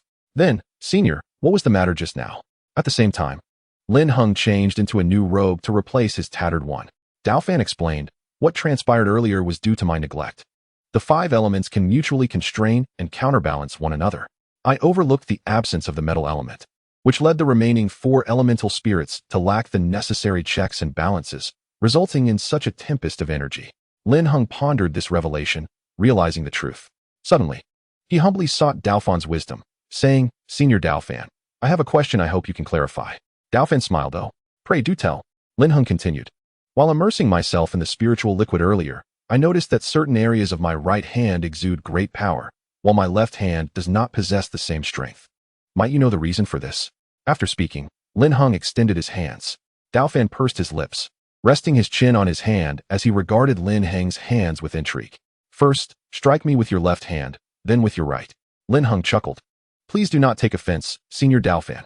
Aware of Daofan's formidable prowess, Lin Heng, though uncertain of his exact realm, recognized that Daofan was well beyond his own level. Thus, he was unreserved, seizing the opportunity to test his strength against Daofan. Silently, Lin Heng activated his Dragon Body Sutra, channeling energy from his meridians into his left hand. As he clenched his fist, the spiritual energy of heaven and earth surged forth. A phantom appeared behind him, a golden tiger roaring. Daofan, initially taken aback by the apparition, was secretly astonished, the affinity with heaven and earth. Upon seeing the golden tiger, however, his composure faltered. Good heavens, who is this young man? He can manifest a golden source beast. This implies he has either encountered the golden source beast or possesses a spiritual attribute akin to it. Unaware of the changes in Daofan's expression, Lin Heng remained focused on his right hand. 50,000, Tiger King Fist. With the strike, the tiger descended. Bang! The punch landed, and the tiger's maw closed in. Daofan allowed Lin Heng's attack to come, for with his cultivation, he deemed it beneath him to evade. This was a testament to Daofan's confidence, the confidence of a true master. Lin Heng's blow struck Daofan's chest, as the tiger's maw sought to engulf him. However, with a flick of his sleeve, Daofan dissipated the golden tiger, sending Lin Heng rebounding to the side. What sort of fist technique is this? This is my own creation. I call it the tiger fist. With this technique, I have also defeated the stone scorpion. Daofan chuckled, indeed impressive. The defense of the stone scorpion at the earthly extremity level is exceedingly robust, and even those at the initial heavenly extremity find it difficult to shatter. To conquer the stone scorpion's defenses and vanquish it at the same earthly extremity level demonstrates your prowess surpasses that of others in the same tier. Moreover, your ability to harness the spiritual energy of heaven and earth is a distinct advantage in the realm of strength. It is only natural for the stone scorpion to fall before you. Senior Daofan, you flatter me. I merely relied on a stroke of luck. Daofan chuckled. Do not speak in modesty. That is inherently your strength. Excessive humility is not advisable. Now, attack me with your right hand once more. I wish to discern any differences. With another precise punch, he declared, 500,000, Tiger Fist. Daofan flicked his sleeves, returning to his usual demeanor, and remarked, indeed, your strength has significantly increased. Let me examine what issues may reside in your right hand. Grasping Lin Heng's left arm, Daofan delved into his own consciousness to investigate, soon announcing, as expected, no wonder your right hand possesses greater power than your left. A look of relief crossed Daofan's face. Lin Heng inquired about the reason behind this. Daofan replied with a smile, it is the acupoints. He continued, because your right hand has sanctified an acupoint, its strength surpasses that of your left. Lin Heng appeared puzzled and asked, acupoint? Daofan, noticing Lin Heng's bewilderment, explained with a smile, acupoints are the key to achieving divine physicality. Our bodies contain 144 acupoints, 36 in the head, 36 in each hand, 36 in each foot, and 36 around the neck and lower back. By sanctifying all 144 acupoints, one can attain a divine physical form. What is the significance of achieving a divine physical form? Lin Heng queried once more. Daofan elaborated. A divine physical form represents the third type of divinity, albeit the weakest, possessing only a divine body, even with strength, recovery speed, and agility comparable to true deities. one remains a false god. Attaining a divine physical form is merely one condition for becoming a true deity.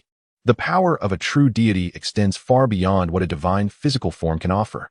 If one solely cultivates the divine physical form without nurturing their spiritual energy, even if one achieves a divine body, their strength remains that of a false god, not a true deity.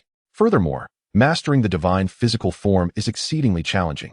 Hence, most individuals focus on cultivating spiritual energy, utilizing the sanctification of certain acupoints to augment their physical capabilities and strength.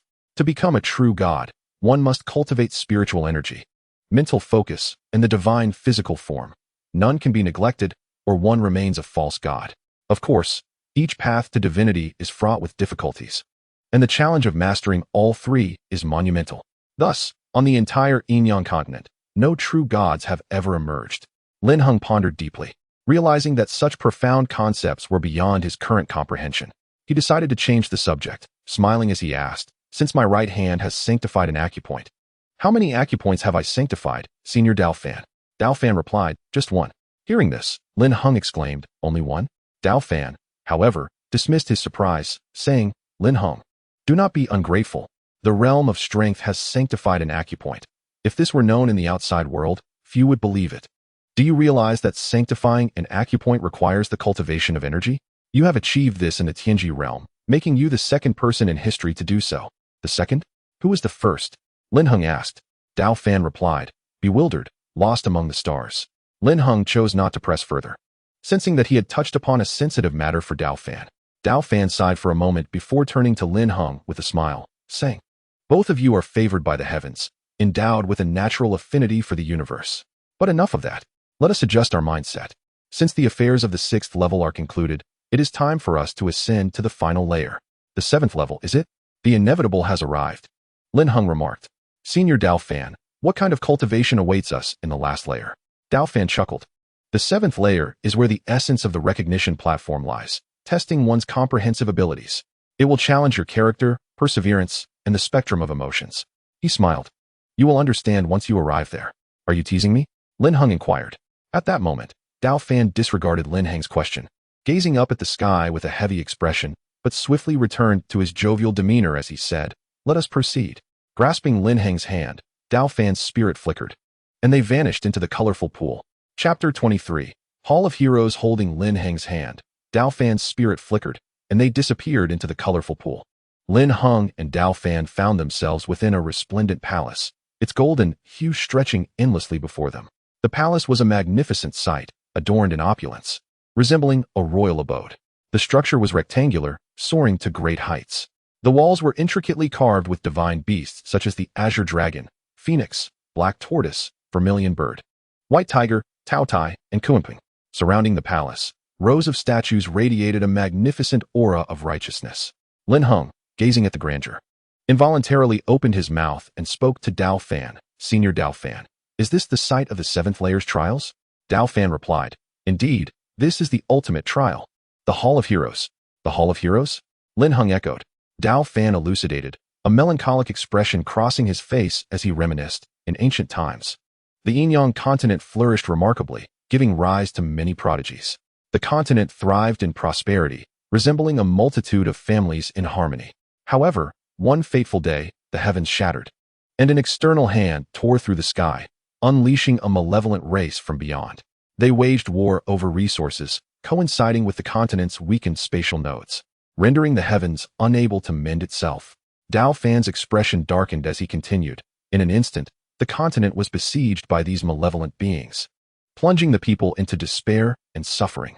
He went on, "The practitioners of Yin and Yang, determined to expel the foreign evil, formed a united front against the malevolent race. Yet they were ultimately overwhelmed. As the continent lay in ruins, the elites of various clans sacrificed everything to construct 9 defensive towers across the land. Only with the formation of these 9 towers were they able to drive the invaders away, but none who activated the towers returned alive. In memory of those who perished in this war, a grand edifice was erected, known as the Hall of Heroes." Lin Heng remarked.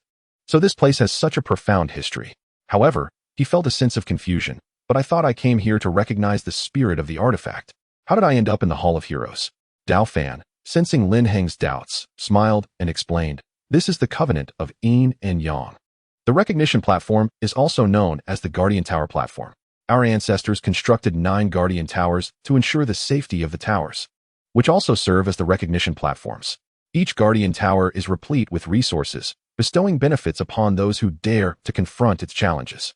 Should one successfully traverse the 7 trials of the guardian tower, they shall become the protector of the corresponding imperial tower, safeguarding its sanctity.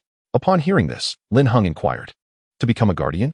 How does that relate to my bond with the spirit artifact?" Dao Fan elucidated, stating, "This is precisely the essence of the pact. On the Yin-Yang Continent, there exist 9 sacred artifacts, each corresponding to the 9 imperial towers, serving as their keys. The guardian towers reside within these sacred artifacts, and by overcoming the trials, one shall be recognized as the master of the sacred artifact, becoming both the tower master and guardian." Lin Heng was astonished, realizing that the dish was indeed a sacred artifact. "No wonder. Dao Fan, I am merely at the 5th level of the celestial realm. If I succeed in the 7 trials, how can I bear the weighty responsibility of guarding the imperial tower?" Lin Heng pondered, reflecting that even a casual practitioner of qi could easily lead to his demise. "Do not fret," Dao Fan reassured. "The guardian tower will ensure your safety." However, the previous tower master, known as Yin Ru Chun, met with a mysterious demise. Lin Heng was taken aback. Was my master also a tower master? Yet Dao Fan was unaware that Yin Ru Chun still lingered within the remnants of the 5-8 plate. Dao Fan continued, "However, Lin Heng, should you truly perish, it is imperative that the sacred artifact is passed on and not fall into the hands of malevolent forces, for that would spell yet another crisis for the Yin-Yang Continent." Lin Heng nodded in acknowledgement. Could this be the intention of my master? To have me guard in his stead? He ceased his musings and approached the statues. Lin Heng approached the nearest statue, which depicted a figure clad in azure robes, wielding a sharp sword. All the statues stood tall, matching Lin Heng's height and stature. The visage of the statue exuded a sharp aura, causing Lin Heng to avert his gaze. The figure in the azure robe appeared youthful, radiating an intense energy. As Lin Heng stood before the statue, he felt a surge within his bloodline. For reasons unknown, Lin Heng sensed a peculiar connection with this figure. Dao Fan approached Lin Heng's side, gazing at the statue with admiration, and remarked, "This is the space sword immortal, Lin Yi, the strongest during the ancient era." In the face of the malevolent races, he battled 3 of their champions, transcending 2 minor realms, ultimately vanquishing them and earning his renown. His swordplay is unparalleled, each strike an embodiment of divine mastery. Lin Heng asked, "What became of him? Such strength did he also?" Dao Fan replied, "When the various clans activated the 9 defensive towers on the continent, they were besieged by an extraterritorial false deity. Though his strength was merely at the spirit immortal realm, he still chose to resist. In the end, he could not prevail, sacrificing himself to wound that false deity, thus buying precious time for the activation of the imperial towers." Lin Heng's expression reflected deep admiration. To achieve transcendence through death is indeed deserving of respect. Quickly shifting the conversation, Lin Heng queried, "Dao Fan, what is the final trial?" Dao Fan's countenance turned grave as he stated, "Lin Heng, this trial is both a blessing and a curse. You may choose to forego it." Lin Heng, with determination, replied with a smile, "Dao Fan, the strong remain strong. Which path is devoid of trials and tribulations? Therefore, I shall not retreat." Dao Fan shook his head and chuckled, saying, "If you are so determined, I shall not insist. After all, becoming the tower master is both a blessing and a curse." Pointing at the towering statues with a look of reverence, Dao Fan continued, "There are 1,600 statues here, each representing a lineage. From the ancient times to the present, over 10 million elites of various races have come to the Hall of Heroes to seek their legacy, yet only 151 have succeeded. The rest have all failed, leaving us with 1,449 statues." Suddenly recalling something, Dao Fan added, "I almost forgot to mention. This space exists outside the protective tower, not within it. Unlike others, you have been tested by the tower itself. Others enter directly from the Hall of Heroes to receive their ancestral legacy. This final trial is, in fact, a legacy. If you succeed, you shall become the tower master." Upon hearing this, Lin Heng could hardly contain his excitement, eager to seize this opportunity to become powerful. Dao Fan, with hands forming a seal, pointed towards Lin Heng, and instantly, all the introductions of the statues became visible and clear. Dao Fan proclaimed, "You may choose one legacy." With great enthusiasm, Lin Heng examined the introductions, encountering many illustrious names: Shura Blade Immortal, Wandering Swordmaster, and northern mystic immortal. Among them, he also spotted an individual whose techniques bore similarities to Yin Rukin's, named Xuanwu Pil Immortal. However, that legacy had already been claimed, barring any possibility of a second inheritance. When Lin Heng read the introduction of Lin Jianxian, the peculiar feeling he had experienced earlier surged back, and he already had his answer. Turning to Dao Fan, he smiled and declared, "I choose this one." Chapter 24, A Great Opportunity? At once, his voice echoed throughout the entire hall, resolute in his choice. Dao Fan was slightly taken aback, for few could generate such an impact within the Hall of Heroes. Truly, he was a candidate worthy of the tower. Dao Fan approached the statue clad in azure robes, touching its surface, his eyes reflecting memories. However, he quickly turned to Lin Heng and said, "Although the legacy you have chosen is not the highest in cultivation, it is indeed the strongest. Many gifted individuals, much like yourself, have decisively chosen this legacy. Yet they met with failure and lost their lives. This is the only legacy that poses a threat to one's existence." The character of Lin Jian was eccentric, and the sword left behind was equally peculiar, imbued with a heavy malevolence that deterred anyone from approaching. Many had perished before even encountering the statue of inheritance. Lin Heng paused at this, contemplating the potential danger to his life. Dao Fan's words painted a foreboding picture, yet he quickly found solace in his conviction. He believed in his choice and the instinct guiding him.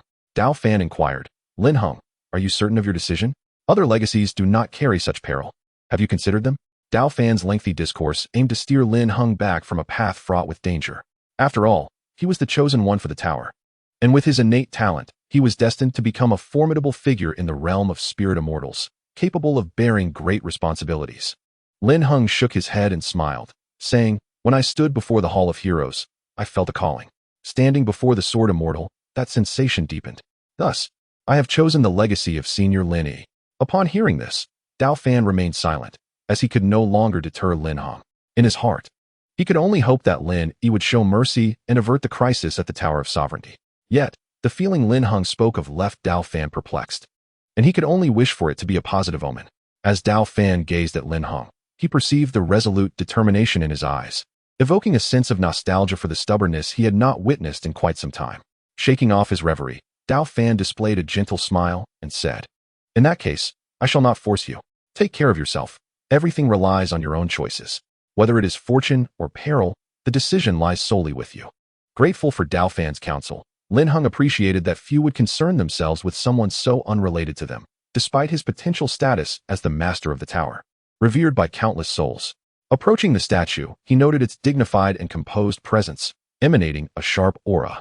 At that moment, Dao Fan formed hand seals, and with a slight movement of his lips, a spatial rift suddenly appeared before the statue. "Within lies the realm of inheritance," Dao Fan proclaimed. Lin Heng clasped his fists in farewell to Dao Fan, and without further ado, leaped into the spatial rift. The moment he entered, the rift sealed itself instantaneously. Observing Lin Heng's disappearance, Dao Fan sighed, hoping that he would show mercy, for this could very well be the continuation of his fate. With that, Dao Fan vanished from the hall.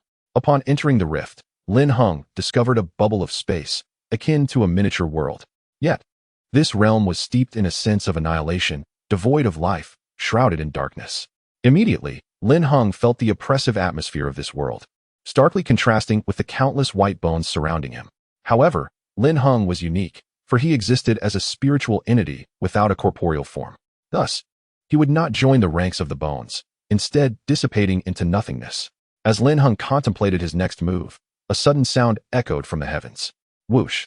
A sword hovered above him, compressing the air around it and producing a crackling sound. Lin Heng's heart stirred as he observed the sword encircling him, occasionally pointing its tip in his direction. Yet, to his bewilderment, the sword did not strike. Is this the sword? It seems the bones below are its doing. Taking the initiative, Lin Heng channeled his dragon body technique and struck the sword's back with a palm. 50,000 bullhorn dragons. Upon impact, the sword emitted a sharp cry, landing on the ground without suffering any damage. Seeing this, Lin Heng was not surprised, but he could not help but exclaim, "This sword possesses a spirit. It is beyond my strength to manipulate." At that moment, the sword appeared to grow enraged, releasing a formidable aura of malice. Instantly, red mist enveloped its surroundings, and the sword vibrated ominously, hovering in midair with its point directed at Lin Heng. Upon witnessing the scene, Lin Heng silently lamented his predicament and swiftly fled deeper into the shadows. As he dashed away, the sword, with the swiftness of a shooting star, struck towards his back. A chill ran down Lin Heng's spine. This was it. He was truly doomed. Just as he believed death was imminent, the dragon re-emerged behind him. How dare such a mere remnant spirit act with such audacity?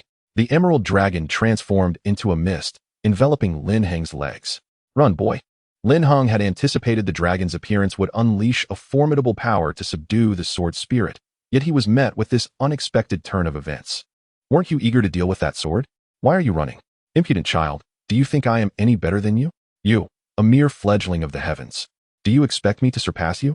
When I tell you to run, you should heed my words. I do not wish to become a wandering spirit. Lin Heng quickened his pace, surprisingly discovering his speed had increased exponentially. Each step he took felt like 100, and with astonishing agility, he distanced himself from the sword. With this newfound freedom, Lin Heng sighed in relief and glanced at the emerald mist at his feet, exclaiming, I never imagined you could aid in my escape. Impudent child. Can you not utter a kind word? Lin Heng continued, Aren't you usually so enigmatic? Why do you appear so desperate today?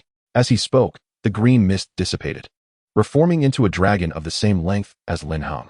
Simultaneously, Lin Heng returned to his normal speed. In an urgent tone, he called to the dragon, Brother, you are my elder brother.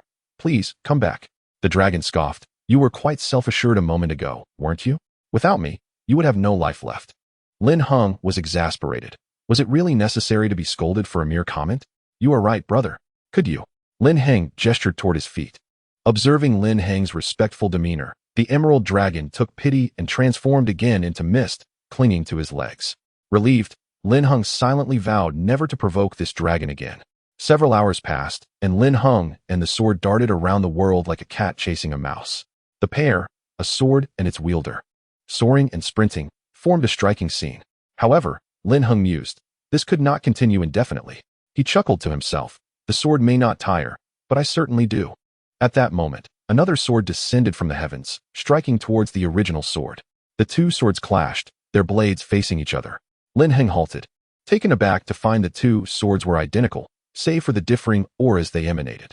One radiated a menacing energy, while the other exuded a gentle warmth. As Lin Heng pondered this anomaly, the emerald dragon reappeared. The division of Yin and Yang.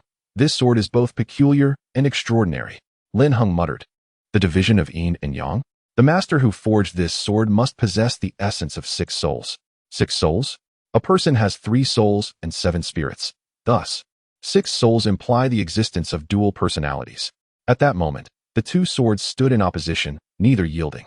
Yet, as embodiments of Yin and Yang, they began to merge into one another. A blinding radiance erupted, prompting Lin Heng to exclaim, What is happening? Beside him, the green dragon's eyes gleamed, revealing a fusion of Yin and Yang, indicating that the masters of these two swords must be extraordinary individuals. Lin Heng contemplated deeply and suddenly realized, shouting, Isn't this phenomenon of Yin and Yang fusion a hallmark of divine artifacts? He had encountered this in the Wandan record, where Yin and Yang fusion was described as the phenomenon leading to the creation of sacred items. The emergence of a refined weapon signifies a sacred artifact, and the appearance of refined elixirs signifies a sacred pill. The 9-turn soul-reviving pill, mentioned by Yin Rukin, is indeed of sacred pill caliber. The green dragon, filled with excitement, proclaimed, Legend has it that the phenomenon of Yin and Yang fusion returns everything to its original state, causing all spiritual entities that experience this fusion to forget their origins and reassign their allegiance. What a grand opportunity. Chapter 25, Spiritual Beasts. At that moment, the two swords gradually merged, revealing a new sword that flickered into existence. The green dragon turned to Lin Heng, urging, You rascal, why are you hesitating? Seize this opportunity. It is a sacred artifact, a sacred artifact. There are only 9 such Yin-Yang items in existence. Lin Heng was well aware that such an occasion occurs once in a millennium, yet he understood that haste makes waste. The Yin-Yang fusion could induce a state akin to amnesia. Lin Heng was unwilling to take such risks. He preferred to wait until the two swords were completely integrated and the manifestation of Yin and Yang dissipated, thereby avoiding the influence of this phenomenon. At that moment, the two swords fully integrated into a brand new sword, though it still bore a resemblance to its original form. The sword radiated a sacred brilliance, evoking awe and trepidation in those who beheld it. Now was the time. Lin Heng summoned the strength from his legs, enhanced by the green dragon's support. Propelling himself forward with remarkable speed, he soon arrived near the newly formed sword. "Kid, what are you waiting for? Go and grab it," the green dragon urged. Lin Heng, wary of potential treachery, remained cautious, waiting for the right moment to act. Just then, the sword sensed its surroundings, like a blossoming maiden wandering about, occasionally emitting a melodic chime. Now was the moment. Lin Heng leaped, positioning himself before the sword, locking eyes with it just as he intended to grasp the hilt. Suddenly, the sword flickered, evading his grasp. It circled around him, as if intrigued by this newfound entity. Just as Lin Heng was about to make a move, the sword extended its hilt toward him. Lin Heng paused, contemplating. "Does it wish for me to take it?" At that moment, the sword seemed to comprehend, nodding affirmatively. Lin Heng's heart raced as he cautiously reached for the hilt. Upon grasping it, a familiar sensation washed over him, accompanied by a resounding sword chime. Such a powerful sword.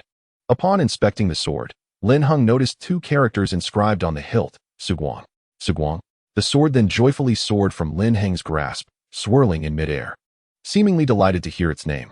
Subsequently, the Suguang sword returned to Lin Heng's hand. The green dragon, in a state of urgency, urged, "Hurry. Drop a drop of blood to acknowledge your bond."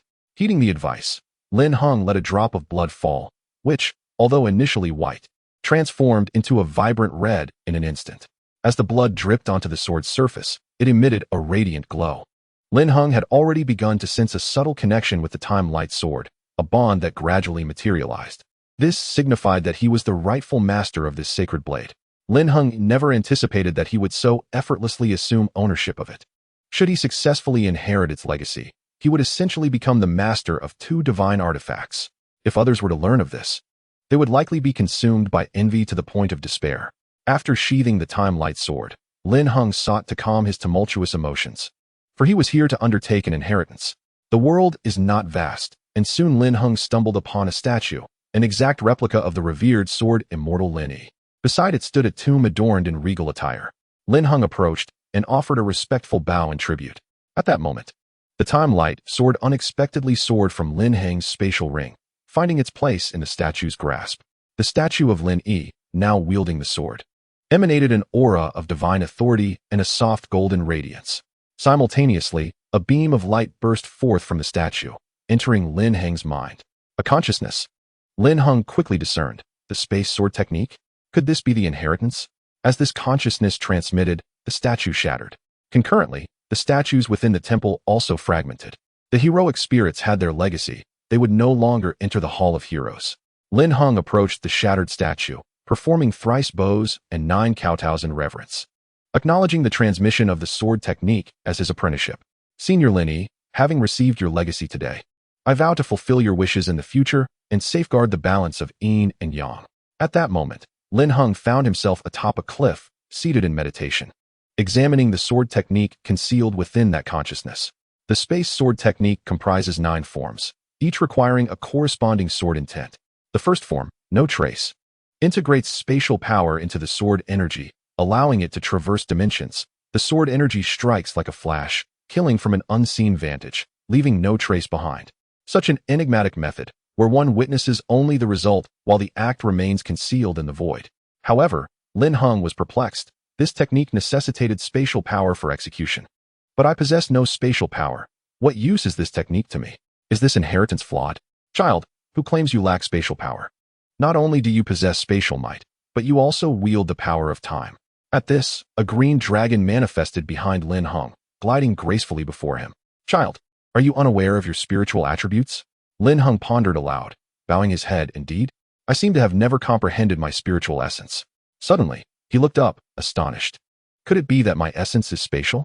The green dragon shook its head. Is it not? Have I rejoiced needlessly? Child, are you truly naive or merely pretending? Have you not discovered this until now? Lin Heng replied, Aren't you my spiritual attribute? With your demeanor, are you not a fleeing dragon? You escaped so swiftly. Truly deserving of the name. Seeing the green dragon's face flush and veins bulging, Lin Heng questioned, Are you not a fleeing dragon? The green dragon, exasperated, swatted at Lin Heng, declaring, I am the illustrious dragon of time and space, traversing the starry seas and resting within the currents of time. You have played with me so, dragon of time and space? I shall take your head. Lin Heng evaded, remarking from the side, the dragon of time and space. Time and space. The green dragon was infuriated by Lin Heng's words, striving to regain composure, glaring at Lin Heng as it declared, time and space? The powers of time and the essence of space. Lin Heng found it hard to believe that he could simultaneously wield the powers of time and space. His heart stirred with tumultuous waves. Yet, this was indeed a fortuitous revelation. No wonder he could sense the spatial aura emanating from the elder Lin Yi. However, at that moment, Lin Heng was perplexed. But wait, the mental attribute is lifeless. How can you possess such vitality? At this, the green dragon seemed to evade the query. But it could not escape Lin Heng's relentless probing. To speak honestly, I was once a true sacred beast, the master of time and space, formed from the chaos, devouring the powers of time and space. Upon achieving my form, I roamed the void, basking in the river of time. Unfortunately, as a mere cub, I was eroded by the black hole of the void, descending into the realm of Yin and Yang, falling into Kunlun. I was severely wounded by the void and thought I was destined for demise until I encountered you. On that day, you fortuitously collapsed in Kunlun. I discovered that your mental attribute was that of the dragon of time and space, which filled me with joy. Thus, I silently entered your body, becoming your spiritual beast. While becoming your spiritual beast allowed me to recover my life, I also forfeited my freedom. That is the price I pay. Lin Heng stood in astonishment, utterly unprepared for the revelation of having a spiritual beast of his own. The 10,000 Dan record states that those with mental attributes possess the nature of telekinesis and spiritual power. A spiritual beast is captured based on one's mental attribute. It is a companion beast. If you perish, so shall it. This beast can assist in battle, with its combat strength determined by its own power. Furthermore, not everyone possesses their own spiritual beast, as some have gone extinct and thus cannot be captured as a companion beast. Chapter 26. Companions? Or perhaps the spiritual beasts corresponding to the mental attributes are too formidable to capture. Thus, across the continent, the number of powerful spiritual beasts is exceedingly rare. The green dragon proclaimed, "It is fate that I can become your spiritual beast. This bond is destined for us." Lin Heng felt a twinge of sympathy for it. For despite being a dragon of time and space, carefree and at ease, it had encountered such misfortune that curtailed its freedom. Lin Heng felt remorseful, considering it had become his spiritual beast, offering him assistance. Even though he currently felt weak, Lin Heng believed that with his growth, the dragon of time and space would once again traverse the starry seas. The spiritual beast exists within the realm of consciousness. The stronger the telekinesis, the more potent the consciousness. The mightier the consciousness, the stronger the beast. When the telekinesis reaches a certain threshold, the spiritual beast no longer resides solely within the consciousness. It can exist independently. At that time, it would no longer be merely a spiritual beast, but a companion beast. No longer merely augmenting combat strength, but standing as a comrade. Lin Heng inquired, "Do you have a name?" The green dragon shook its head and said, "I was born from the essence of chaos. The starry sea is my mother. Thus no one can name me." Lin Heng smiled and replied, "In that case, as my spiritual beast and companion, I shall name you Long Han. Is that agreeable?" The green dragon fell silent for a moment. Then, in astonishment, uttered, "Long Han? My name?" Initially, it held a low opinion of Lin Heng, thinking him merely a naive child, dismissing him entirely. Yet at this moment, it could sense Lin Heng's genuine sincerity. Originating from the starry sea and born of chaotic essence, it had no kin nor companions. It traversed countless realms and encountered many, yet they all regarded it as a mere pet. It had visited the dragon clan, but felt like an outsider. Now, a human was treating it as a partner rather than a pet, which stirred a flicker of true emotion within it, prompting a desire to rediscover this world. Not for any specific reason, but because of Lin Heng, it yearned to embrace the entire starry sea anew. Tears streamed down the green dragon's face as it said, "Thank you, Lin Heng. No one has ever regarded me as a friend. You are the first. I have made up my mind. Henceforth, you shall be my elder brother. Long Han, I am grateful for your bestowed name." Lin Heng was taken aback to witness this proud dragon shedding tears. However, he thought little of it and simply offered comfort, as he could empathize with Long Han's experiences. He chuckled and said, "No need for elder brother. It sounds rather awkward. Just call me Heng'er. It won't be a burden. From now on, we are brothers, sharing joys and feasts. I will also strive to assist you in once again soaring through the starry sea and resting within the river of time. Indeed, once I become a companion spirit beast, I shall ensure that you, Heng'er, witness the beauty of the starry sea and the grandeur of the river of time." Lin Heng replied with anticipation, "I look forward to it." A smile graced Long Han's face as it dove into Lin Heng's consciousness, resting within the realm of his mind. Observing Long Han's disappearance, Lin Heng began to calm himself and continued to study the sword techniques. Mastering the sword as a means to cultivate energy is to harness sword qi. The spirit is gathered through the sword, and the energy flows from it. This is a path every swordsman must traverse to achieve long-range attacks. Sword qi? Lin Heng pondered, gaining insight. Alas, he was not yet a practitioner of energy and could not gather qi independently. He could only draw from the natural spiritual energy of the world. Similar to the illusions formed by the tiger fist, it was the condensation of earthly spiritual energy. The only difference lay in the focus. One was a fist, the other a sword. All things possess spirit. Naturally, the sword does as well. Just as my fist can borrow spirit, so too can the sword. Lin Heng rose, closed his eyes, and attuned his body to the existence of the world around him. The affinity with the heavens signifies being a child of the earth. As the heavens exist, so do I. The spiritual energy of the world naturally becomes mine to command. Suddenly, the spiritual energy from the surroundings surged towards Lin Heng. It could be said that Lin Heng was a beacon for spiritual energy, a coveted sanctuary for energy practitioners. Trace the light. With that, a radiant beam burst forth from Lin Heng's hand, transforming into a sword that instilled awe in those who beheld it. Grasping it firmly, Lin Heng opened his eyes, revealing a piercing gaze. At this moment, Lin Heng resembled a true swordsman, his concealed aura poised to erupt like a blade unsheathed, catching others unawares. As he wielded his sword, the ethereal energies of heaven and earth surged towards the blade, which shimmered faintly and quivered with vitality. With a decisive slash, Lin Heng questioned himself. Would there be sword energy, or have I failed? The sword's wind howled, rendering the dense and transparent essence of the world insubstantial.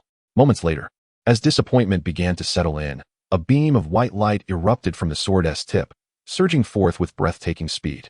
It struck the opposing cliff, producing a resounding crash and revealing a crack over a yard long. Overwhelmed with joy, Lin Heng exclaimed, "Has it truly succeeded? Yet, perhaps due to my inexperience." The sword energy was delayed. Regaining his composure, he resolved, once more. Beam after beam of white light darted from the cliff, leaving it pockmarked. Among them, one beam extended over 3 yards, and Lin Heng had begun to master the realm of sword energy manifestation, sensing a phenomenon where the sword had yet to fall. Yet the energy had already been released. After several hours, Lin Heng departed from the cliff, satisfied. Regrettably, his power was insufficient to unleash the full potential of the radiant sword, rendering it as mundane as an ordinary blade in his hands, devoid of its sacred essence. Although it had just attained the status of a sacred artifact, it was still capable of cleaving through the stars. It was time to leave. Having been away for so long, Xiao Hua and grandfather must be worried. Lin Heng offered a reverent bow to the sword immortal Lin Yi, sheathed the radiant sword, and retraced his steps. Upon arriving at his previous location, he smiled wryly, realizing something was amiss. Dao Fan had not informed him how to exit this spatial bubble. It wasn't entirely Dao Fan's fault, for others who entered different spatial bubbles could often emerge alive, even if they did not gain any inheritance, thus benefiting from ancestral experience. However, no one had ever returned from Lin Yi's inheritance. The bones scattered upon the ground served as grim testament to that. Lin Heng wandered the vicinity for several hours, yet found no clues. Long Han, do you have any ideas? At that moment, Long Han manifested from within Lin Heng, gracefully gliding before him. This is a spatial bubble, forged by the pinnacle of spatial power. To master a degree of spatial strength is to create or destroy space. With your current understanding of spatial arts, not only can you not create a space, but you may even struggle to stir its surface. Lin Heng recognized his limitations. His grasp of spatial arts was woefully inadequate, nearly non-existent. Yet, was there truly no solution? What method do you propose? He inquired. Long Han replied, forcefully breach the weakest point of the spatial bubble to create an opportunity for escape. However, it is perilous. The spatial bubble is remarkably stable. A forced breach would generate turbulent spatial currents, which would reseal in less than 2 breaths. A moment's carelessness could cost you your life. Chapter 27. A heavy burden and a long road ahead. 2 breaths? Lin Heng pondered for a moment before suddenly turning to Xiao Han. 2 breaths is sufficient. Long Han observed Lin Heng's confidence and refrained from disputing him. If you say 2 breaths are sufficient, then so be it, he replied with a smile. Brother Hua, I shall assist you, yet the spatial currents are rather troublesome. The spatial currents, often referred to as spatial storms, are akin to blades of fractured space. and the storm transforms these blade-like fragments into forces of spatial energy, inflicting harm without leaving a trace. My current strength aligns with yours, allowing me only to provide assistance. The power of time and space I possess is entirely contingent upon your capabilities. Otherwise, mere spatial bubbles would pose no hindrance to us, let alone a trivial storm. However, your constitution is remarkably unique. Even I cannot discern its nature. Lin Heng inquired, my constitution? Indeed. Lin Heng had noticed that his physical form was unlike that of ordinary individuals. His skin, bones, and flesh were all a striking white, while others also had white bones. Lin Heng's were distinctly a deep white, radiating a faint glow. Human constitution can be categorized into innate and acquired forms. The human body is composed of the 5 elemental essences, thus naturally inclined to harmonize with them. Yet, over time, the power of these elements tends to wane, leading to a dominance of a singular essence, a common reality across the continent. For instance, one who harmonizes with fire is termed a fire body, with spiritual energy within transforming into fire essence. There are also those who can harmonize with multiple elements, albeit they are rare, and their existence marks them as prodigies of their domain. Lin Heng sensed that he did not belong to a single element. He felt a certain affinity towards all 5. Furthermore, there are constitutions that transcend the 5 elements, such as those of time and space, light, darkness, and wind. Long Han, for instance, possesses an innate constitution of time and space, which enables both his physical and spiritual attributes to influence the fluctuations of spiritual energy. At this moment, Long Han suddenly remarked, your constitution lies within the 5 elements. However, I observe that your body predominantly harbors metal essence at times and wood essence at others. You encompass all 5 elements, which is why I deem your constitution to be exceptional. Upon hearing this, Lin Heng pondered if it could be attributed to the multicolored pool of the 6th layer. Uncertain, he chose to set aside this query. Lin Heng then asked, given my constitution, can I withstand the spatial currents and escape within the 2 breaths before the spatial bubble ruptures? Long Han responded, no. The spatial currents are lethal and can extinguish even those in the chi-building realm in an instant, let alone you, who are merely at the strength realm. Lin Heng felt exasperated. Isn't the method you proposed a dead end then? Long Han chuckled and shook his head, gesturing towards Lin Heng's ring. Your constitution may falter, but that sacred artifact can withstand it. Sacred artifact, the flowing light? Lin Heng produced the flowing light sword, contemplating without any clear direction. What is to be done? Long Han explained. It is said that sacred artifacts can repel the myriad paths of heaven and earth, and the path of space is no exception. As long as the sacred artifact is in hand, you will be unharmed by the spatial currents within a 10-foot radius. Lin Heng exclaimed, had you mentioned this earlier, I would not have worried needlessly. All the elaboration was a superfluous expenditure of words. Long Han feigned a smile. Isn't it more intriguing to speak at length, creating an aura of mystery about myself? Besides, you seemed quite entertained, did you not? You are now convinced. Long Han flicked his tongue and leapt once more into Lin Heng's body. Lin Heng, unperturbed, thought that gaining more knowledge could only be beneficial. He sought the previous fissure, but it had already sealed itself. Lin Heng surmised that this location must be the weakest point of the spatial bubble, as other areas were less prone to fracture. With determination, he positioned himself and unleashed a relentless barrage of punches, 100 strikes in succession, each imbued with formidable force. 500,000, Tiger King Fist. Waves of tiger apparitions crashed against the spatial barrier, producing a cacophony of thunderous sounds, yet leaving no trace of fracture. Staring at the unscathed spatial bubble, Lin Heng was momentarily dumbfounded. He refused to accept defeat. Thousands of golden tiger silhouettes flickered throughout the realm, resplendent and striking. Hours passed, and Lin Heng collapsed onto the ground, panting heavily and muttering, "Can I forcibly break through?" At that moment, the voice of Long Han resonated within him. "My dear brother, why neglect the sacred artifact? What are you thinking?" Lin Heng, now chastened, replied, "Why didn't you mention this sooner? You didn't ask." Long Han retorted. At this juncture, Lin Heng retrieved the time-reflecting sword, and the ethereal energies of the world began to coalesce anew. A beam of light surged toward the spatial barrier, evidently a manifestation of sword energy. To Lin Heng's astonishment, the spatial bubble exhibited the first signs of fracture. Elated, he gripped the time-reflecting sword tightly, channeling all his strength as the dragon energy within him quietly surged, and the 6th channel activated. With a powerful stroke, Lin Heng struck the barrier, the clash producing a piercing roar. A fissure in the fabric of space emerged, and a tempest of spatial energy formed instantaneously. with shards of darkness swirling towards Lin Heng. However, they seemed to circumvent him, rushing toward the entirety of the world. Seizing the opportunity, Lin Heng leaped through the rift, which sealed itself once more in a mere 2 breaths. In the Hall of Heroes, Dao Fan wandered before the statue of Lin, the Sword Immortal, his face etched with worry and gravity. What had transpired within? In recent days, the spatial bubble of the inheritance had been tumultuous, an unsettling disturbance not witnessed for hundreds of thousands of years. Yet, a flicker of joy sparked within Dao Fan. The shattering of the statue signified Lin Yi's acknowledgement of Lin Heng, affirming that Lin Heng had indeed received the inheritance. Lin Heng's acquisition of the inheritance implied he had triumphed over the 7th trial, positioning him as a possessor of one of the 9 sacred artifacts, destined to be the master of the tower and revered by billions.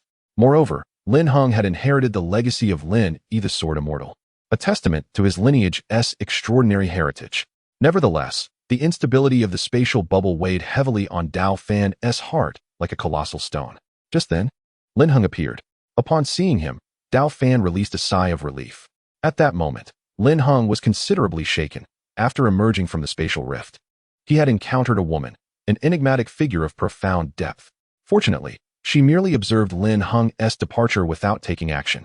What astonished him, however, was her smile directed at him, sending a chill down his spine.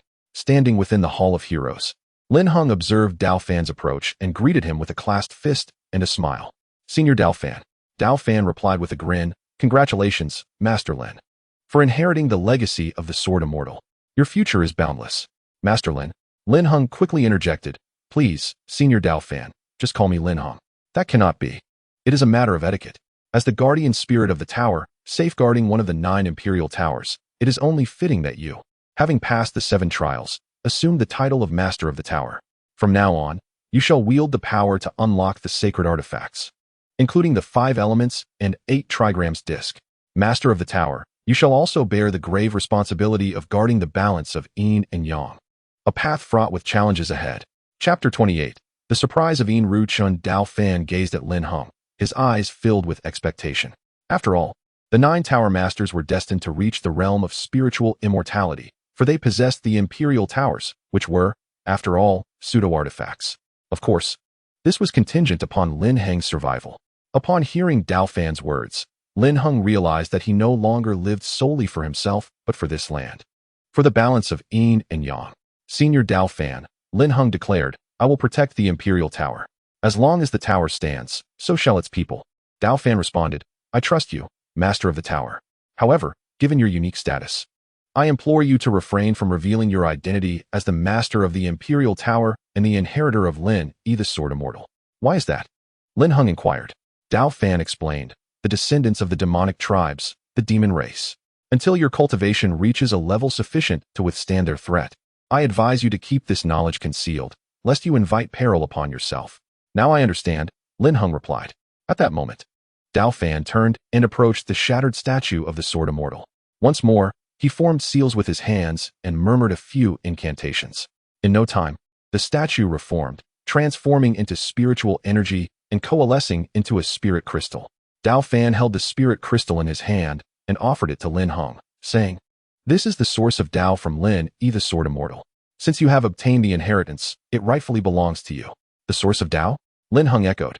Dao Fan clarified, "This source is the essence of the spatial path of Lin, the Sword Immortal, containing the quintessence of spatial power, which will greatly benefit your cultivation and mastery of spatial abilities. However, Master of the Tower, it is advisable to integrate it only after you have advanced beyond the Qi refinement stage. Otherwise, it may pose a grave danger to your life." Lin Heng nodded thoughtfully in response. At that moment, Dao Fan extended his hand, and a piece of paper suddenly appeared in his palm, which he handed to Lin Heng, saying, "This is the recognition contract. With it, you can claim the sacred artifact as your own and truly become the master of the tower." Lin Heng accepted the recognition contract, feeling a sense of relief. After all, this was the crux of his journey. He carefully stored the contract and clasped his fists towards Dao Fan, saying, "Senior Dao Fan, with this matter concluded, I kindly request you to escort me out of the recognition platform." "As you wish, Master of the Tower." With that, Dao Fan formed seals with his hands, and they soon departed from the Hall of Heroes, reappearing in the vibrant pool on the 6th level. "Master, I almost forgot to mention," Dao Fan continued. The need for the Guardian platform has now dissipated. After escorting you out, the Guardian Stone will return to the Imperial Tower. Should you wish to see me again, I shall await your arrival at the Imperial Tower. Upon hearing this, Lin Heng felt a sense of regret, for the Guardian Tower was indeed a remarkable artifact. However, with the acquisition of the Luminary, he found it acceptable. Dao Fan, fate has intertwined our paths. Take care, Tower Master. I firmly believe that we shall meet again soon. As the words fell, Dao Fan flicked his sleeve, sending Lin Heng away. Subsequently, Dao Fan vanished, and the Master Recognition platform disappeared as well. Meanwhile, within the 5 Elements 8 Trigrams disc, Yin Rukin observed the disappearance of the Master Recognition platform with a smile. Heng'er, you have indeed succeeded. At this moment, within the Hall of Heroes, the statue of the sword immortal Lin He had vanished, leaving only a fleeting apparition for future generations to behold. Across the 4 domains of the Yin-Yang Continent, people exclaimed, "Look! The legacy of the sword immortal Lin He has been claimed by another. My heavens! After 300,000 years, shall Lin He re-emerge?" The radiant light of the tower signified the return of the Tower Master. Could it be that a new Tower Master had appeared? The Lin family disciples resolved to spare no effort in locating the heir of their ancestor. Discover the new Tower Master and show no mercy. Is it possible that the Master has not perished? At this moment, Lin Heng had exited the Master Recognition platform, which had now vanished from the Void Realm.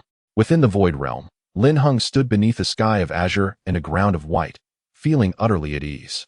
A graceful figure emerged from behind him, revealing a complexion that was now vibrant, having shed the pallor of before. Heng'er, was this fortuitous encounter smooth?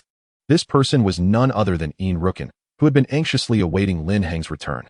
It was only after the disappearance of the Master Recognition platform that he felt the burden on his heart lift, recalling the peril he himself had faced during his own trials.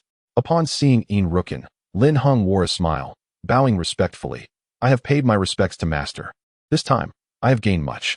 Oh, pray tell me of your acquisitions, or shall I guess? Lin Heng, feeling spirited, responded, if Master guesses incorrectly, there shall be a penalty. What sort of penalty? Lin Heng chuckled, 100 spirit bottles. At this, Yin Rukin's forehead darkened with a frown. How could this disciple still be so avaricious? No, it shall only be 10 spirit bottles. Hearing this, Lin Heng felt helpless. When would Master change this miserly disposition? You are the former Tower Master and a renowned alchemist, possessing a fortune beyond measure. Master, your spatial ring contains the wealth of your lifetime. And yet you hesitate to part with a mere 100 spirit bottles? Do you lack confidence in your guessing skills? If so, then why guess at all? Perhaps I should simply state my gains. Yin Rukin, feeling displeased, retorted, as a venerable alchemist, how can I allow myself to be so underestimated? 100 bottles it shall be. Lin Heng couldn't help but chuckle inwardly. It seemed Master was not only miserly, but also a gambler. However, if I guess correctly, what shall you grant me? Yin Heng, laughing, replied, Master, this was a wager you initiated voluntarily. I did not coerce you. And yet you seek a reward from me? Is that not unreasonable? Yin Rukin was left speechless, caught in a conundrum. Had he fallen into a trap? Yet he had laid no trap at all. After much contemplation, Yin Rukin found himself at an impasse and hastily shifted the conversation. You must have encountered a remarkable spiritual entity who granted you a boon on the 6th level. And on the 7th level, you received a legacy of the celestial immortals, along with the essence of the Tao, leaving the heroic hall with a master recognition contract. Yin Rukin, with a look of triumph, turned to Lin Heng, as if to say he too had experienced such events. Lin Heng replied with a smile. That is largely correct, but you must guess which legacy it is. To make it fair, I shall provide you with 4 options. Wu Yang, the Blade Immortal, Li Yi, the Spirit Immortal, Wang Hua, the Gun Immortal, or Lin Yi, the Sword Immortal. Upon hearing this, Yin Rukin's confidence surged, and he donned a smile, dispelling his earlier aloof demeanor. Lin Heng chuckled. Has my esteemed master already deduced the answer? Although we have spent less than 2 months together, I have come to understand your inclinations. Yin Rukin proceeded to elaborate on the 4 immortals, demonstrating an intimate familiarity with their habits. Wu Yang, the Blade Immortal, has a fierce disposition. He would not choose someone as gentle as you. Li Yi, from a scholarly family, shares some traits with you, so there might be a possibility. Wang Hua, the Gun God, embodies the essence of time and aligns well with your attributes. His amiable nature would undoubtedly lead him to select you. Naturally, you would choose him. As for Lin Yi, the Sword Immortal, there is absolutely no chance. With your character, you would never wade into such murky waters. Hence, you must choose Wang Hua. Yin Rukin displayed a look of assured victory. Lin Heng feigned an expression of miscalculation, sighing and shaking his head. Noticing this, Yin-Yang intended to offer some words of comfort, to impart a nugget of wisdom about life. However, Lin Heng suddenly burst into laughter, leaving Yin-Yang bewildered. Lin Heng smiled and extended his hand, saying, "Thank you for the 100 spirit vials, master." Yin-Yang inquired, "What do you mean? Did I guess incorrectly? Could it be Li?" Lin Heng shook his head. "Could it be Wu Yang?" He shook his head again. "Heng'er, are you jesting with me? The legacy cannot possibly be with any of these individuals." Lin Heng quickly replied, "I would not dare, but master, do you not realize whom you have overlooked?" Yin-Yang found it hard to believe, for it seemed impossible. His sword had already been tainted by demonic energy, striking down anyone in its path. He gazed at Lin Heng and asked, "Heng'er, are you certain it is Lin Yi, the sword immortal?" Lin Heng smiled, "Do you doubt me? Look at this." With that, Lin Heng produced the time reversal sword from his ring and offered it to Yin-Yang. Yin-Yang furrowed his brow, accepting the time reversal sword. This is a sacred artifact. He felt a surge of emotions, his heart racing as he focused his consciousness to inspect it intently. Moments later, he alternated between awe and fear as he gazed at Lin Heng, his eyes seeming to scrutinize Lin Heng thoroughly, sending a shiver down Lin Heng's spine. After several heartbeats, he reluctantly returned the time reversal sword to Lin Heng. This sword indeed belongs to the sword immortal Lin Yi, known as the Sword of Retracing Light. Your possession of it confirms that you have indeed inherited his legacy. Upon saying this, Yin-Yang, filled with reluctance, retrieved 100 spirit vials from his ring. However, to him, these were merely a trifling sum, insignificant and merely suitable for containing spiritual substances. Lin Heng received the 100 vials with a smile and stored them away. Yin-Yang then spoke, "Yet, I have a question. Is not the Sword of Retracing Light a heavenly spirit weapon? How has it transformed into a sacred artifact?" Weapons are generally categorized into spirit weapons and sacred artifacts, with spirit weapons further divided into mundane, earthly, and heavenly grades. Although legendary artifacts are said to exist, none have ever been witnessed. Lin Heng replied, "This matter is rather intricate, but I shall divulge a portion, and you shall understand the reason, master. Are you aware of the phenomenon of Yin-Yang convergence?" Startled, Yin-Yang exclaimed, "Yin-Yang convergence. So that is the case." He recalled the legends that the sword immortal Lin Yi wielded not one, but two swords, one fierce, the other gentle, a reflection of his dual nature. It seems to be true. He was cultivating the Yin-Yang body to master the Yin-Yang sword, allowing him to transcend his limitations and touch the realm of the pseudo-divine, while simultaneously forging a sacred artifact. However, he perished before achieving success, yet unexpectedly, his Yin-Yang sword succeeded in forging a sacred artifact. Lin Heng, upon hearing this, realized the profound cause and effect at play. Yin-Yang gazed at Lin Heng and remarked, "Your fortune is indeed enviable. Such rare occurrences have befallen you. It appears you have bonded with the Sword of Retracing Light, thus acquiring its legacy." Simultaneously, Yin-Yang pondered quietly. Perhaps Lin Heng possesses an element of temporal and spatial attributes. Could this be preordained? With his thoughts trailing off, Yin-Yang decided to change the subject. "Heng'er, bring forth the recognition contract. It is time to acknowledge the 5 elements 8 trigrams disc." The spirit of the 5 elements 8 trigrams disc had also been born, and it was time to subdue it. Lin Heng's expression grew resolute, a slight smile gracing his lips, as if eager to engage. Chapter 29. The Clash in No Time. Lin Heng retrieved a piece of paper from his ring, the very recognition contract. He handed it to Yin-Yang, who accepted the black and white paper devoid of any text. This paper was indeed the recognition contract for the sacred artifact. Upon completing this exchange, Yin-Yang extracted a wisp of spiritual essence from his own being and pressed it onto the recognition contract, causing a mark to materialize upon the paper. After this was done, he returned the contract to Lin Heng, who accepted it once more. "Now, Heng'er, follow me," he instructed. As his words fell, a silvery spiritual wind enveloped Lin Heng, whisking him away from the void realm. Lin Heng and Yin-Yang found themselves in a dark expanse. Before them lay a small world encased in a bubble of space. When Lin Heng looked up, the surroundings resembled a sea of stars, and not far off, he could discern the structure of the void realm. To his astonishment, the void realm was composed of 8 layers. He observed 8 distinct colors, each parallel to the other, forming the very essence of the void realm from top to bottom. At this moment, the void realm remained quite small. However, once Lin Heng fully mastered the 5 elements and 8 trigrams disc, the void realm would expand to encompass the entire star sea. With a flick of his sleeve, Yin-Yang transported Lin Heng and himself into that miniature world. Upon Lin Heng's arrival in this realm, He was struck by an unusual sensation. How peculiar. Why does this small world feel so strange? Here, Lin Heng felt a chill, a sensation he had never encountered since embarking on his path as a cultivator. Particularly given his physique's resistance to cold, it appeared this was no ordinary world. Before him lay a realm of ice and snow, where biting winds compelled Lin Heng to shiver involuntarily. Observing his discomfort, Yin-Yang turned and infused Lin Heng with a modicum of spiritual energy to shield him from the frigid environment. Once Lin Heng appeared to regain his composure, Yin-Yang explained, "This is the inner space of the 5 elements and 8 trigrams disc. The new artifact spirit resides here." A hint of confusion crossed Lin Heng's face as he gazed at Yin-Yang and asked, "Master, isn't the void realm the inner space of the 5 elements and 8 trigrams disc? Are there truly 2 inner spaces? Moreover, isn't the artifact spirit you, Master? I had initially thought I needed to acknowledge you as my master. Have I misunderstood, or is there another spirit?" Yin-Yang responded, "It is understandable that you might ponder such matters. This distinction is one of the unique traits of sacred artifacts. Only sacred artifacts possess inner spaces, and surprisingly, there can be 2.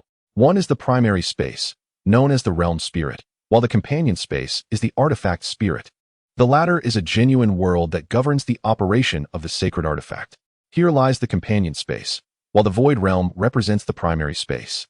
The dark world outside."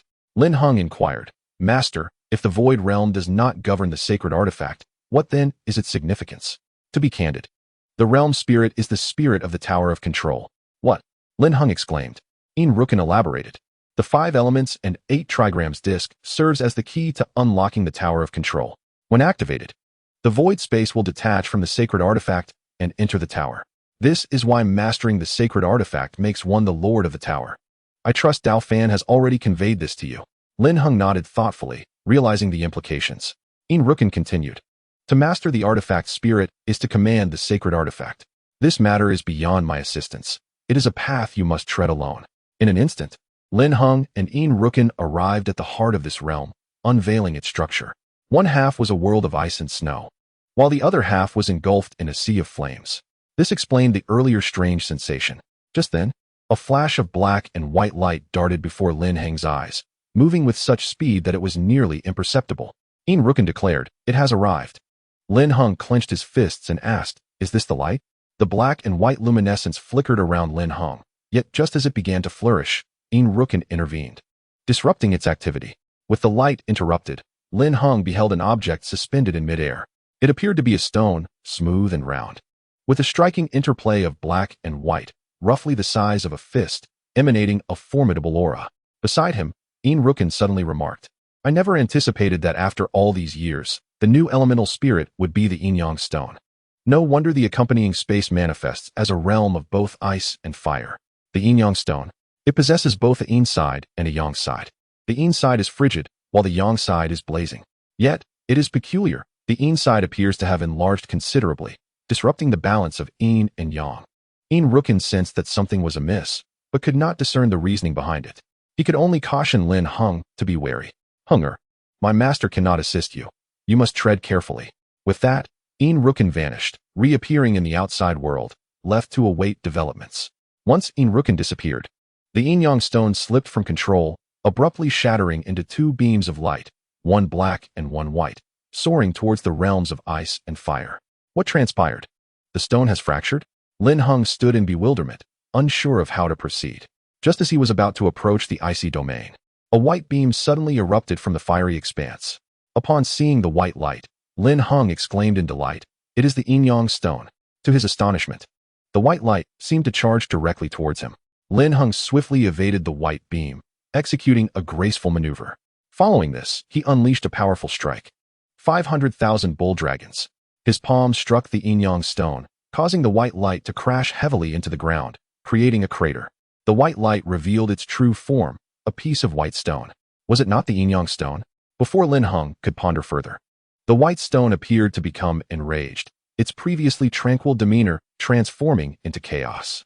Suddenly, it levitated from the crater, radiating intense heat, morphing into a white flame that surged towards Lin Heng. Confronted with this situation, Lin Heng felt a surge of uncertainty. Yet the white stone was merely a few paces away. Recognizing he could not evade it, he activated his power channels, attempting to shield himself with his right hand. The stone collided with Lin Heng, producing a deafening sound as fierce winds swirled around them. Lin Heng was overwhelmed and sent flying backward. However, having been tempered by the rainbow pool, Lin Heng's physique had grown robust, and his right hand had undergone a sanctification at a specific acupoint. Nevertheless, his right hand throbbed painfully, turning crimson. He had not anticipated the stone's formidable strength. Before Lin Heng could react, the white stone charged at him once more. Realizing the danger, he braced himself for defense. Thus began a fierce exchange between Lin Heng and the white stone, lasting several dozen rounds, with Lin Heng finding himself increasingly at a disadvantage. At this moment, his hand was severely swollen, while the white stone remained unscathed. Lin Heng understood that should this continue, his life could be at stake. He decided to go all out. 500,000, Tiger King Fist. Power surged within him like a raging tide, converging in his right hand, while the dragon body secretly circulated its energy. Meanwhile, a small cat within the power channel space also contributed strength to Lin Heng. He felt an overwhelming surge of power as the spiritual essence of the heavens and earth poured into his right hand, simultaneously unlocking his acupoint. A larger golden tiger spirit materialized, roaring like thunder. At that moment, the white stone had already approached within a yard of Lin Heng. He swiftly clenched his fist, and the golden tiger opened its mouth. With a decisive strike, the fist descended, and the tiger leaped down, its jaws snapping shut. As the white stone collided with the fist, a colossal shadow of a tiger enveloped the white stone. A spark of electricity ignited, and the clash of the two forces generated a tempest of unparalleled intensity, resulting in an extraordinary fusion of the realms of ice and fire, creating a dazzling display. Chapter 30. The sudden transformation. The tremendous impact of power caused Lin Heng and the white stone to be forcefully pushed back several dozen yards. Lin Heng's body was struck by the force, his complexion dramatically changing as he trembled all over. Suddenly, a sweet taste filled his throat, and blood seeped from the corner of his mouth. Although the white stone remained unscathed, its speed had significantly diminished. This cannot continue. If it does, I am doomed. Just as Lin Heng contemplated fleeing, the white stone darted away like a startled bird, heading deep into the sea of fire. What is happening? How did this stone escape? I wanted to flee as well. Lin Heng found himself at an impasse, trapped in the center of two extremes. He was powerless to act. He could neither confront nor provoke the situation. Reluctantly, he decided to abandon the notion of claiming dominion over it, realizing it was far beyond his capabilities. Lin Heng attempted to contact Yin-Yang outside, but another anomaly struck. A beam of light emerged from the frigid realm, yet it was a dark radiance. And Lin Heng sensed it was even more formidable than the white stone. Could it be another Yin-Yang stone?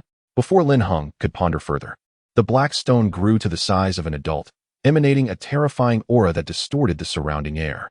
The black stone charged directly toward Lin Heng, inciting a fervent storm in its wake, causing the air to quiver, even reaching Lin Heng at a distance. It moved with incredible speed, and its surface sprouted countless ice spikes, uneven and resembling a mutated hedgehog. What kind of monster is this? Is this truly a stone? Lin Heng was left dumbfounded. Rooted in place, he hastily summoned Long Han, who displayed an equally bewildered expression. Yet recognizing Lin Heng's urgency and the gravity of the situation, without hesitation, Long Han swiftly attached himself to Lin Heng's feet. In response, Lin Heng fled with all his might, instinct screaming that encountering this entity would mean certain death. Lin Heng galloped with unparalleled speed, but to his astonishment, the creature matched his pace, imbued with spiritual energy, clearly indicating that it was at least a Yin-Yang stone of the Qi-building realm. Master, you have truly led your disciple into a predicament. In truth, Yin-Yang had not anticipated this outcome, as new weapon spirits typically develop slowly, seldom exceeding the pinnacle of the heavenly extreme. The emergence of a Qi-building realm was entirely unforeseen. At this moment, Yin-Yang outside bore a grave expression, urging, you must hold on. If this endeavor fails, the Yin-Yang stone will grow to an intimidating level, making it exceedingly difficult to claim dominion later. Lin Heng noticed that the black stone, resembling an ice-spiked hedgehog, had elongated its spikes further. Wherever it passed, it transformed the ground into a sheet of ice. As Lin Heng fled toward the realm of fire, the entire landscape appeared as if it were an icy wasteland. If this continues, it will not end well. Just then, the black stone accelerated its speed. In an instant, Lin Heng found himself merely a few paces away. A wave of foreboding washed over him as he hastily summoned the essence of his flesh and blood. In an ephemeral moment, his entire being radiated a luminous white. The icy spikes collided with Lin Heng, yet his skin was as impenetrable as stone. Although they could not pierce him, the pain was unmistakable. Simultaneously, a golden light emerged from within him, revealing itself to be the little cat. "Cat, how did you come out?" Lin Heng exclaimed. The cat floated upon his shoulder and replied, "Master, I have come to lend you my assistance." With that, the cat began to absorb the spiritual energy of the heavens and the earth, clearly indicating its ascent to the pinnacle of the celestial realm. On the verge of entering the Qi building stage, a torrent of celestial energy surged into the cat, transforming its diminutive form, which had been no larger than a palm, into one the size of a house. Lin Heng was taken aback. Was this truly the adorable cat he knew?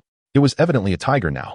What astonished Lin Heng further was that this was the very manifestation of the golden tiger illusion from the tiger fist technique. The cat swung its massive body and struck the black stone with a paw, shattering the icy spikes with ease. The black stone was sent flying backward for dozens of paces, crashing heavily into the ground, causing the surrounding ice to fracture for hundreds of yards. Lin Heng stared in disbelief at the colossal creature before him. Was this still the cat he had known?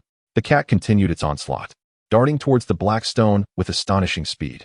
Another swift paw strike followed, leaving no room for the black stone to react. Thus, the cat engaged in a game of toss with its adversary. Lin Heng, rooted in place, was at a loss for words. However, a new development unfolded. The black stone seemed to be engulfed by fury, its icy form extending several paces, morphing into a humanoid shape. Soon, a figure clad in black robes emerged from the misty cold. The cat sensed the shift and swiftly made its way back to Lin Heng's side. As Lin Heng observed the figure becoming clearer, he saw a youth with a delicate visage and an extraordinary aura, intermittently exuding cold energy through his black robe. His expression was grim, resembling that of a reaper. The black stone spoke, "You barbaric fools dare to treat me in such a manner." Lin Heng was once again left speechless. Had the stone truly gained sentience? He sensed that the creature's cultivation was at the Qi building stage, and an ominous feeling crept over him. The black stone sneered, "You shall pay a price, and that price shall be your lives, haha." Lin Heng inquired, "What is your connection to the white stone?" The black stone smirked, "Well, since you won't be alive much longer, I might as well enlighten you. Allow you to die with clarity. We are both manifestations of the Yin-Yang stone, though it is now merely an ordinary Yang stone, while I am different. I have consumed its life force and transformed into a human form. Only I am the true spirit of this 5 elements 8 trigrams plate. If I were to devour you and slay that old man from the void realm, I could ascend to become a ruler in the outside world, mastering Yin and Yang." Haha. Upon hearing this, Lin Heng declared, "You are a vile demon. You are unworthy of being a spirit. Today, I shall vanquish this malevolent being." Upholding the righteous path, Black Stone, with a scornful expression, mocked, "You think you can achieve this with your mere strength? How laughable. You should be more concerned about your own fate." As he spoke, Black Stone extended his hand, and a chilling aura coalesced behind him into hundreds of ice spikes, which he hurled toward Lin Heng. Undeterred by the impending danger, Lin Heng maintained his composure and calmly remarked, "A trivial display of skill. Cat, advance and teach this arrogant fool a harsh lesson." At this, the cat glanced at Lin Heng with displeasure and flicked its paw. "Master, why not engage yourself?" "Why should I? Did I not summon you to assist me?" Lin Heng replied with a look of confusion. The cat, rendered speechless, resorted to shattering the multitude of ice spikes with its golden claws. Meanwhile, Black Stone moved with astonishing speed, transforming into a shadow that suddenly appeared before the cat. Startled, the cat realized too late the imminent threat. Black Stone unleashed a powerful palm strike against the feline's form. Chilling energy coursed through it, sending the cat flying, grievously injured. A chilling mist emanated from its wounds, a sight truly alarming. Upon witnessing this, Lin Heng exclaimed, "Cat." He rushed over, only to see the cat shrink to the size of a palm and transform into a golden light that entered Lin Heng's body. Lin Heng, filled with fury, exclaimed, "Despicable." He turned, intending to retaliate, but Black Stone suddenly materialized before him again, delivering another palm strike.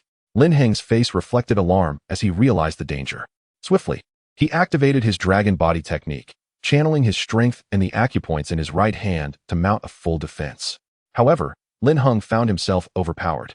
Being sent flying once more, a palm imprint now visible on his right hand, from which cold energy seeped. Feeling the approaching chill within him, Lin Heng hastily circulated the dragon body technique to expel the frost. Gazing at the imprint, he pondered, "Is this the essence of the Qi realm?"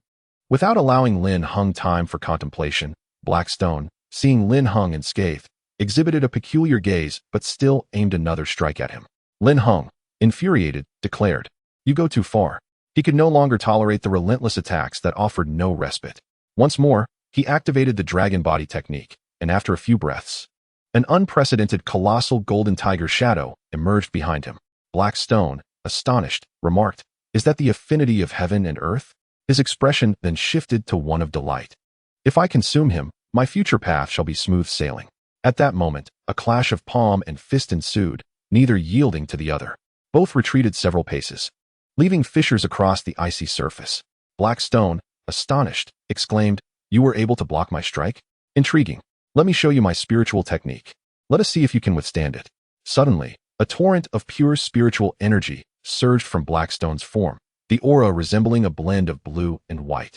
Infused with an icy power, this overwhelming energy gathered in his hands. As he formed a circular gesture, his eyes narrowing, the energy coalesced into the shape of an 8-headed serpent, entwining around his hands, its body dark as night, emanating an astonishing chill. Upon witnessing the scene, Lin Heng was taken aback. Could this be the manifestation of the Qi realm's prowess? Black Stone, with a sinister smile, extended his hand and declared, 8 serpent cold stabs. 8 serpentine creatures surged forth at a blinding speed towards Lin Heng.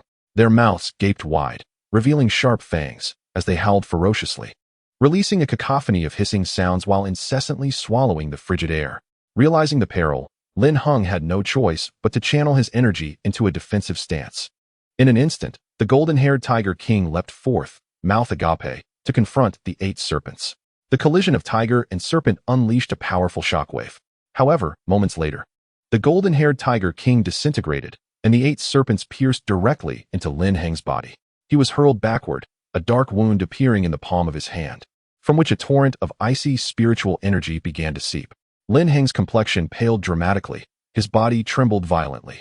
Suddenly, a sweet taste filled his throat, and he spat out a mouthful of blood. He shivered uncontrollably, as the chilling energy invaded his being, draining him of color and vitality. Black Stone laughed mockingly, "Foolish barbarian. Do you truly believe you can withstand the techniques of Qi cultivation? A brute relying solely on raw strength shall never grasp the subtleties of the Qi realm." Enduring the agony, Lin Heng slowly rose, a mournful smile gracing his lips. "How could I know unless I try? You are merely a trifling Qi cultivator, forever a mere stone." Upon hearing this, Black Stone's expression darkened, and he growled, "You speak blasphemy. You seek death, and thus I shall consume your soul and seize your body." With that, Black Stone launched another strike, summoning the 8 serpents once more. Lin Heng, forcing a smile despite the dire circumstances, thought to himself, "Could I truly meet my end here?" He closed his eyes, recalling his master, his grandfather, Xiao Hua, Long Han, Mao Zi, and his parents. "Xiao Heng, you must survive. You must endure." Tears streamed down Lin Heng's face as he vowed, "Father, mother, Xiao Heng will live on. I will not falter." He opened his eyes, determination etched on his face, a resolute glint in his gaze. "I shall survive, not just to exist, but to thrive beyond all others." With unwavering focus, Lin Heng's eyes blazed with intensity as he laughed towards the heavens. "A mere stone dares to obstruct my path." Suddenly, a beam of light erupted from his ring, revealing the illustrious light-flowing sword. Grasping the sword, Lin Heng felt the spiritual energy of the universe converge upon him. With a decisive swing, he unleashed a blade of energy towards the 8 serpents. In an instant, the sword's aura clashed with the serpents, both dissipating into nothingness. Blackstone gasped, "Sword energy. You have cultivated sword energy even within the strength realm." Lin Heng laughed heartily, declaring, "Do you truly believe that mere Qi cultivation can vanquish me?" Blackstone retorted fiercely, "Do not be naive. The realms of Qi and strength are not so easily overcome by sword energy." Lin Heng replied with a smirk, "Is that so? Then I shall forcibly break through my meridians and ascend into the Qi realm." Blackstone's laughter echoed. "Do you think you can transcend your limits at will? How utterly naive. How can one know without trying?" Lin Heng had already mastered a staggering 90,000 pounds of force through their earlier battle, and the heavenly mark flickered faintly. Just one step remained before he could enter the Qi realm, achieving the first stage of Qi cultivation. At present, there exists but a singular method to transcend the boundaries of power, namely the Tao Source, the spatial Tao Source belonging to the esteemed Lin Yi, the Sword Immortal. This Tao Source is imbued with an abundance of pure spatial energy, which will greatly assist Lin Heng in his future cultivation of spatial forces.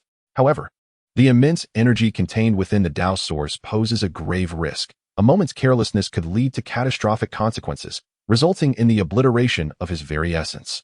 Thus, Lin Heng must meticulously regulate the release of the Tao source's power. Fortunately, the venerable Tao fan had previously established 5 layers of defenses around the Tao source, and only by dismantling these layers one by one can the full force of the Tao source be unleashed. Now, Lin Heng is poised to breach the first layer of defense, releasing a portion of the Tao source's energy to aid him in entering the first realm of Qi. What Lin Heng requires now is time, the time to break through. He gazes at the Su Guang sword, placing his trust in it, and declares, "Su Guang, I am relying on you now. After all, you are a sacred artifact. Even without a wielder, I believe you can handle a mere stone with ease." In response, the Su Guang sword trembles, freeing itself from Lin Heng's grasp and soaring into the sky, emitting a chorus of resonant sounds. It soon hovers midair, nodding in acknowledgement to Lin Heng. "Excellent, Su Guang, do your utmost to buy me some time." The Su Guang sword emits a joyful sound, nodding vigorously. In an instant, the Su Guang sword darts toward the black stone, engaging it in combat.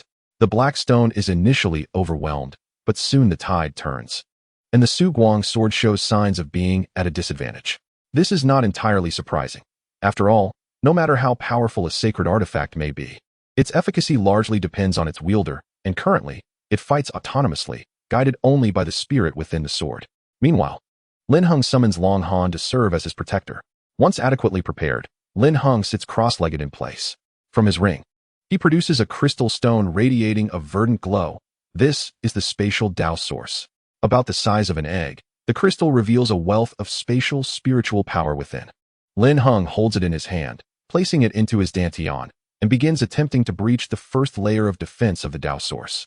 The Tao source hovers above the meridian, with layers of spatial spiritual energy continuously overflowing and slowly merging into the meridian.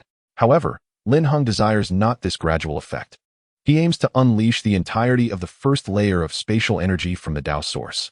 Though perilous, he finds himself with no alternative. Lin Heng channels the Dragon Body Sutra, causing the white waters of the meridian to surge tumultuously, crashing against the spatial Tao source. The first layer of defense is not particularly robust. With each successive impact, cracks begin to manifest in its structure. At this moment, Lin Heng is drenched in sweat, his breath unsteady, and coupled with injuries inflicted by the black stone, he faces imminent peril should he fail to break into the Qi realm swiftly. He hastens the operation of the Dragon Body Sutra, accelerating the breach of the first layer of defense.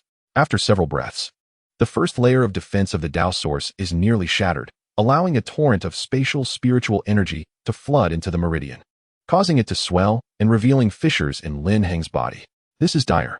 Chapter 32, A Swift Entry into the Spiritual Realm. Part 2, A deluge of spatial spiritual energy inundates the meridian, straining it to the breaking point, leaving it with visible signs of rupture.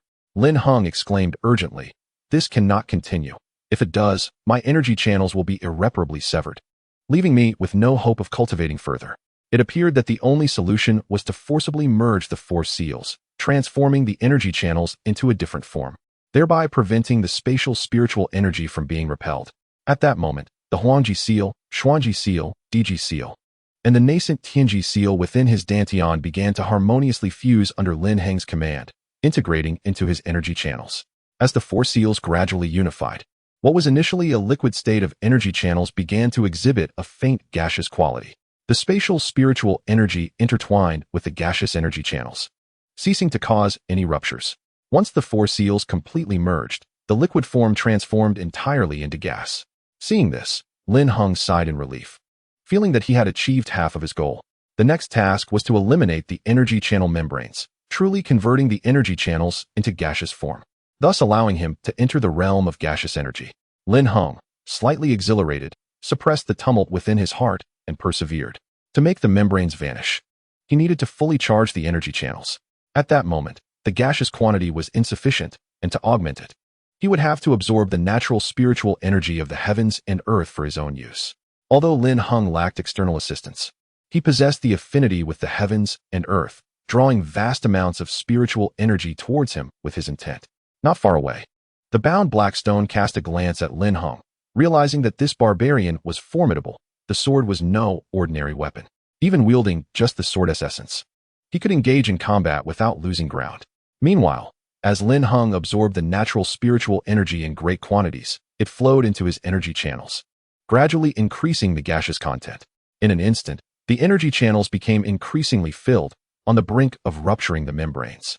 Lin Heng inhaled a significant amount of spiritual energy once more, gathering his resolve, and activated the Dragon Body Sutra, breaking through the energy realm.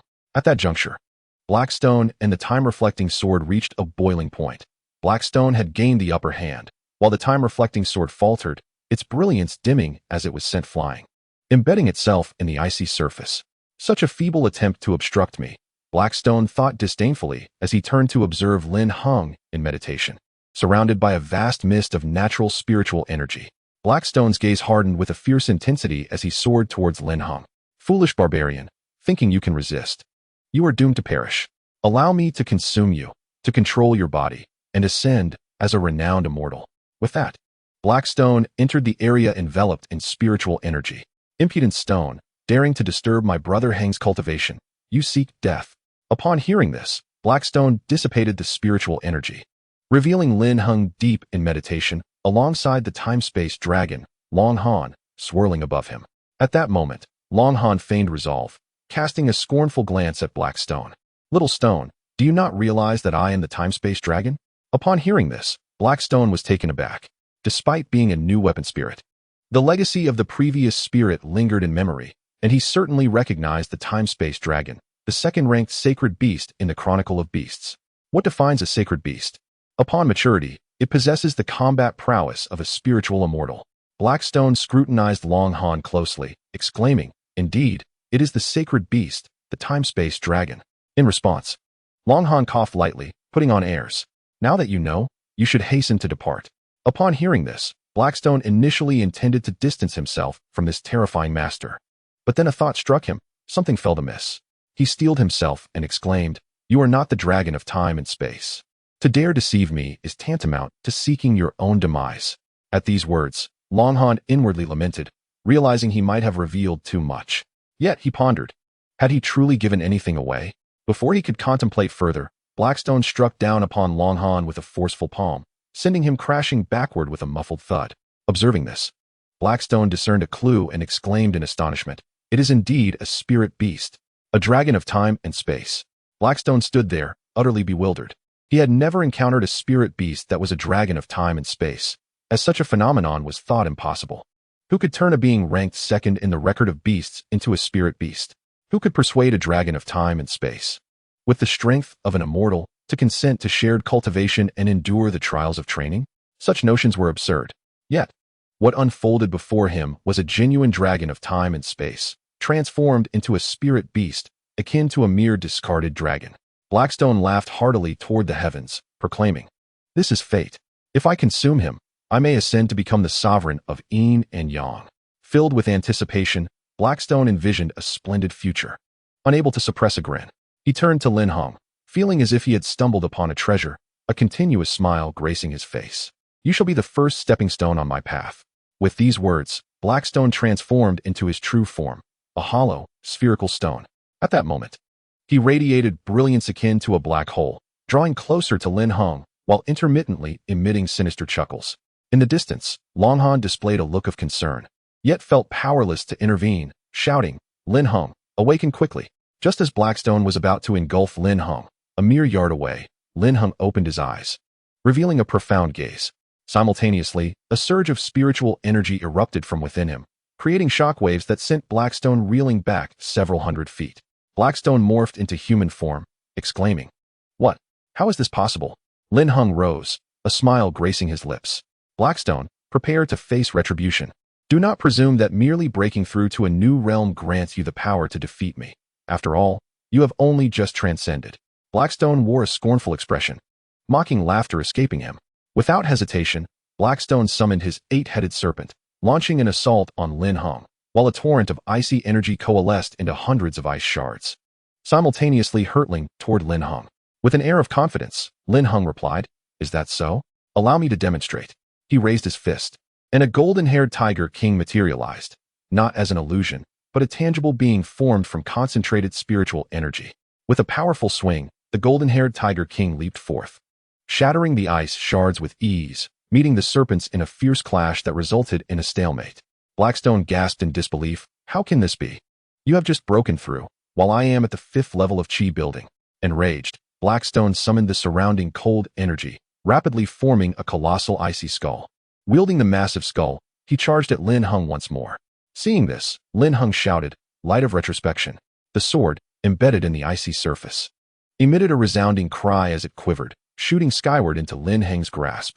Holding the sword, Lin Heng infused it with spiritual energy and leaped forward, delivering a decisive strike toward Blackstone. Boom! As the radiant sword collided with the skull, the latter shattered instantaneously. The blade then struck towards Haishi, causing blood to trickle from the corners of his mouth, and he was sent hurtling backwards like a kite severed from its string, crashing heavily to the ground. Lin Heng leaped forward, landing the sword upon Haishi's neck, proclaiming, "You have lost."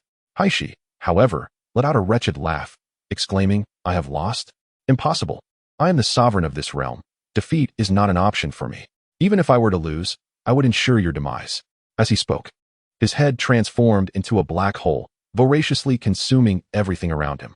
Witnessing this, Lin Heng retreated several dozen paces, realizing that Haishi intended to perish along with the world. I must intervene. All of Lin Heng's assaults were absorbed, nourishing Haishi and causing his form to swell, while fissures began to appear throughout the realm. This cannot stand. It appears I must resort to my ultimate technique. A look of determination crossed Lin Heng's face. He closed his eyes, gripping the radiant sword, attuning himself to the essence of the world. Concurrently, he reflected on the space sword technique. Within Lin Heng's body, the energy veins had transformed into vital channels. The energy sea within his dantian surged like a tidal wave, an unending flow of spiritual power radiating around him. In his mind, a consciousness stirred. It was the space sword technique. Chapter 33, The Heart's Demon? Integrating spatial power into the sword energy, the sword energy transcended realms, striking with blinding speed. The execution concealed within the void, leaving no trace of its passage. This was the explanation of the first form, no trace, from the space sword technique within his consciousness. What perplexed Lin Heng was the means of acquiring spatial power. As a novice in the Qi refinement realm, he was utterly unaware of how to wield spiritual energy, let alone transmute his pure spiritual energy into spatial energy, thereby acquiring the might of the cosmos. At that moment, Long Han understood Lin Heng's intentions and suddenly surged forth from within him. Lin Heng sensed Long Han's presence and heard his words, "Brother Hong, attempt to feel the temporal and spatial power within me and imbue your spiritual energy with its attributes." Lin Heng pondered, imbuing attributes? Suddenly, enlightenment struck him. Yes, by utilizing his consciousness to endow spiritual energy with attributes or employing his own constitution to bestow such qualities upon it. His consciousness, which encompassed mental and psychic energy, possessed the attribute of temporal and spatial power. He realized he could impart this attribute, allowing his spiritual energy to embody the essence of time and space. With newfound clarity, Lin Heng endeavored to influence his pure spiritual energy through mental force, infusing it with the properties of temporal and spatial power. Moreover, possessing the spatial essence from the source of spatial Tao within him would facilitate the process of imbuing his spiritual energy with spatial might.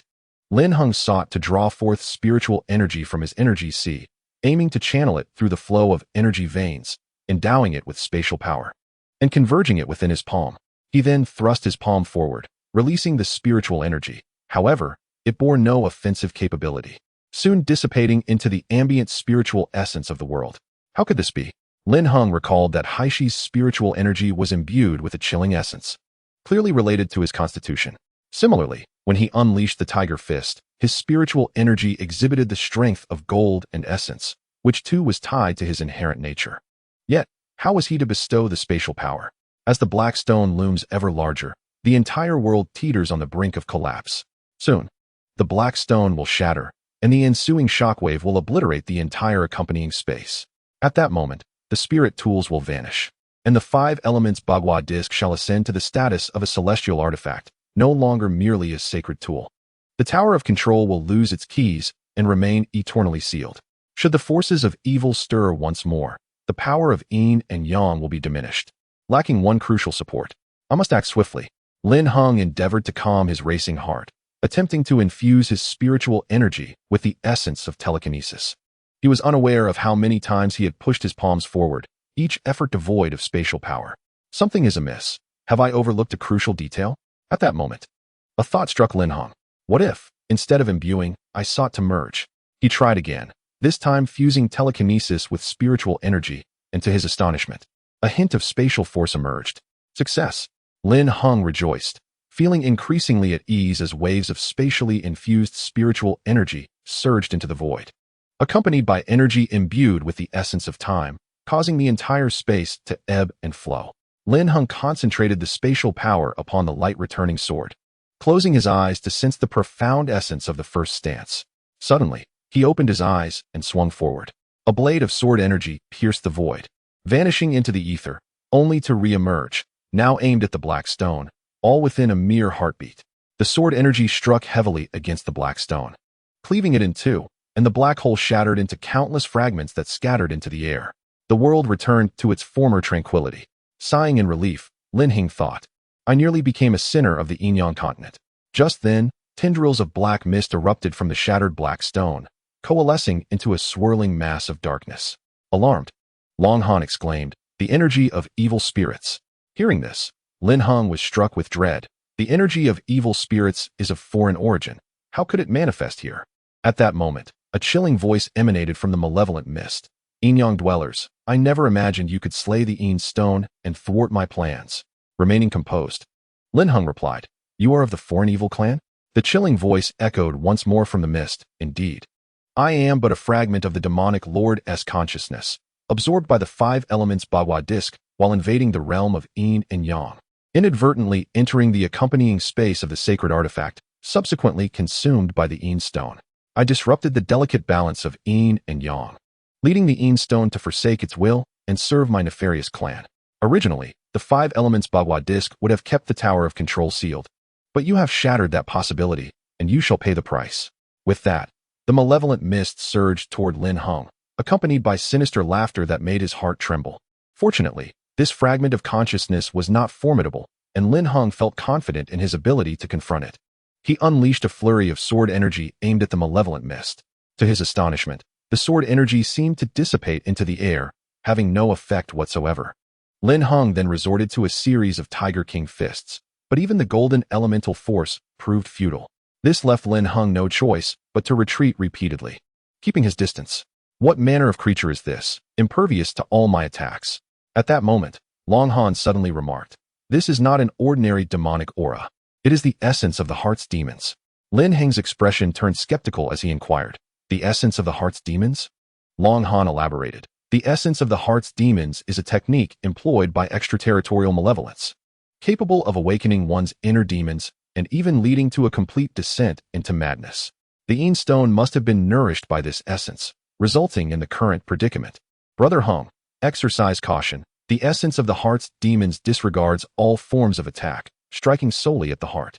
However, if you possess no inner demons, it is merely a wisp of air. Lin Heng pondered. Inner demons, you say?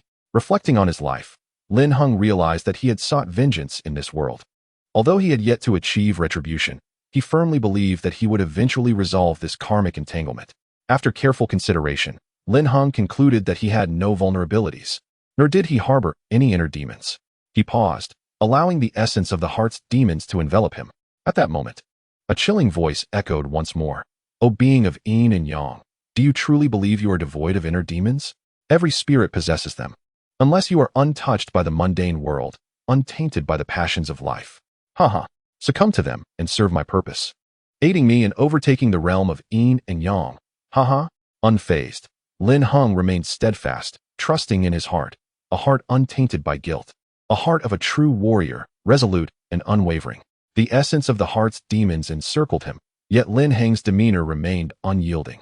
As the demonic aura revealed myriad fragments from Lin Heng's memories, he heard voices.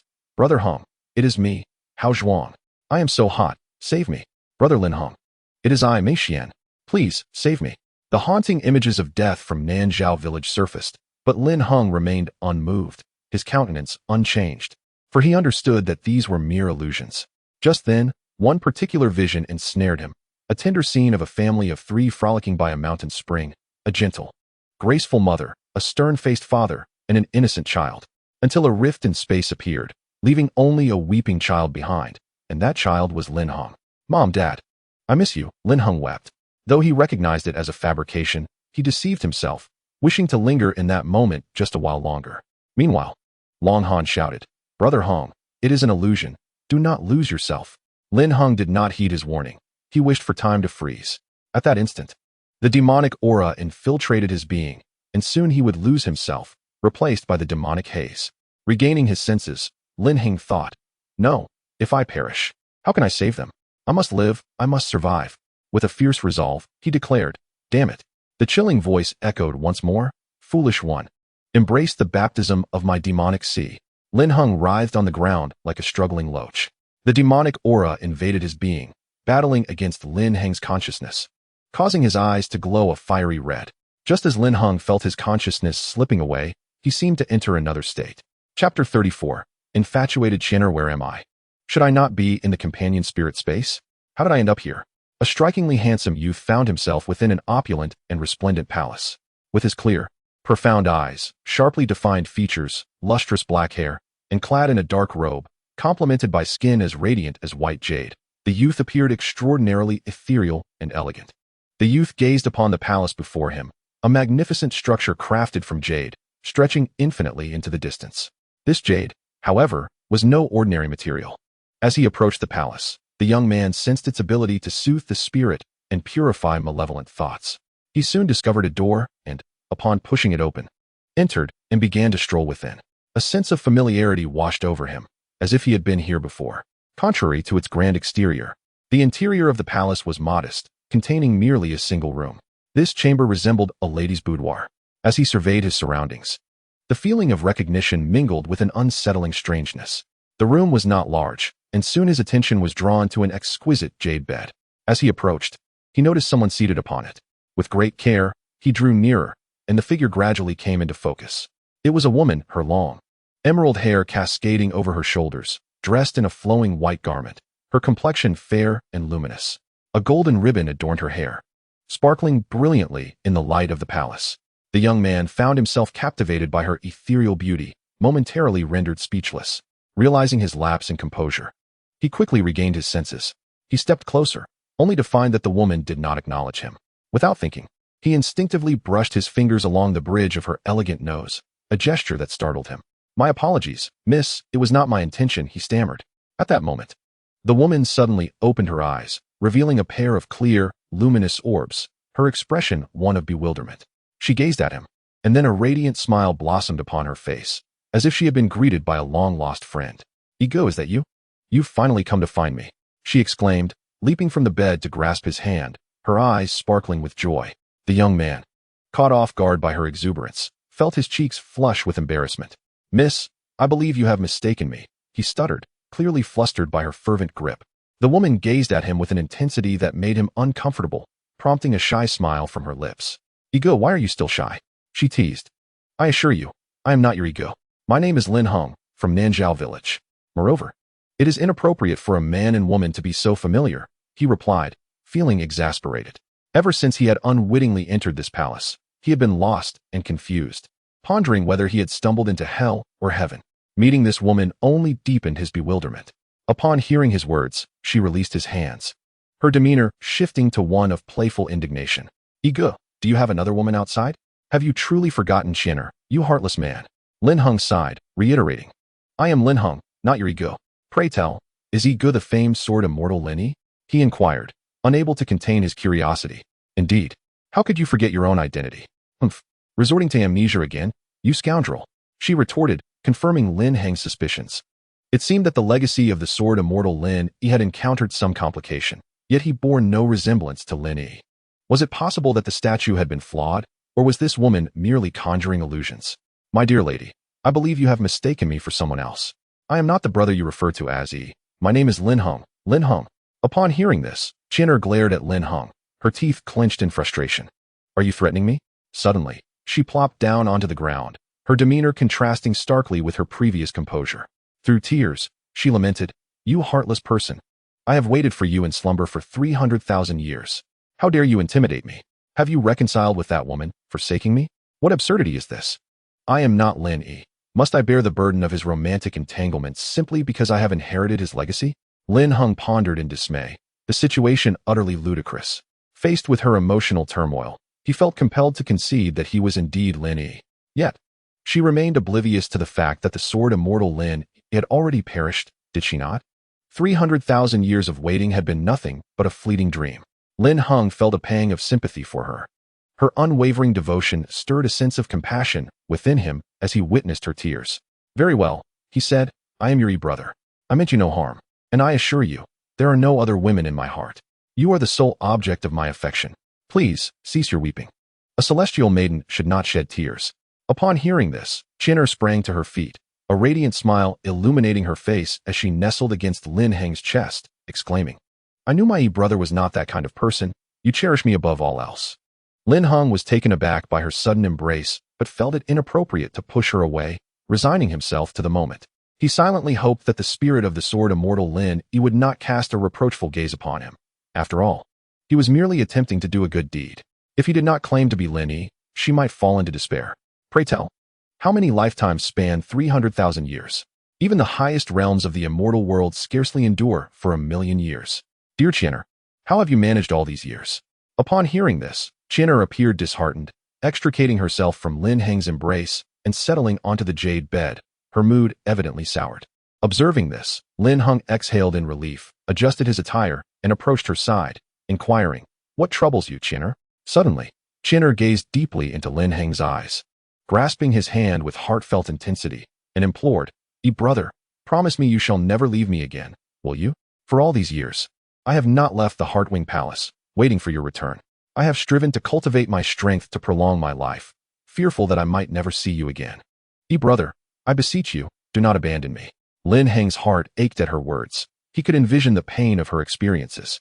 He embraced her, tears glistening in his eyes as he smiled and reassured her, Fear not, I shall not leave you again, Heng'er. Heng'er clung to Lin Heng tightly, her face aglow with joy as she thanked him.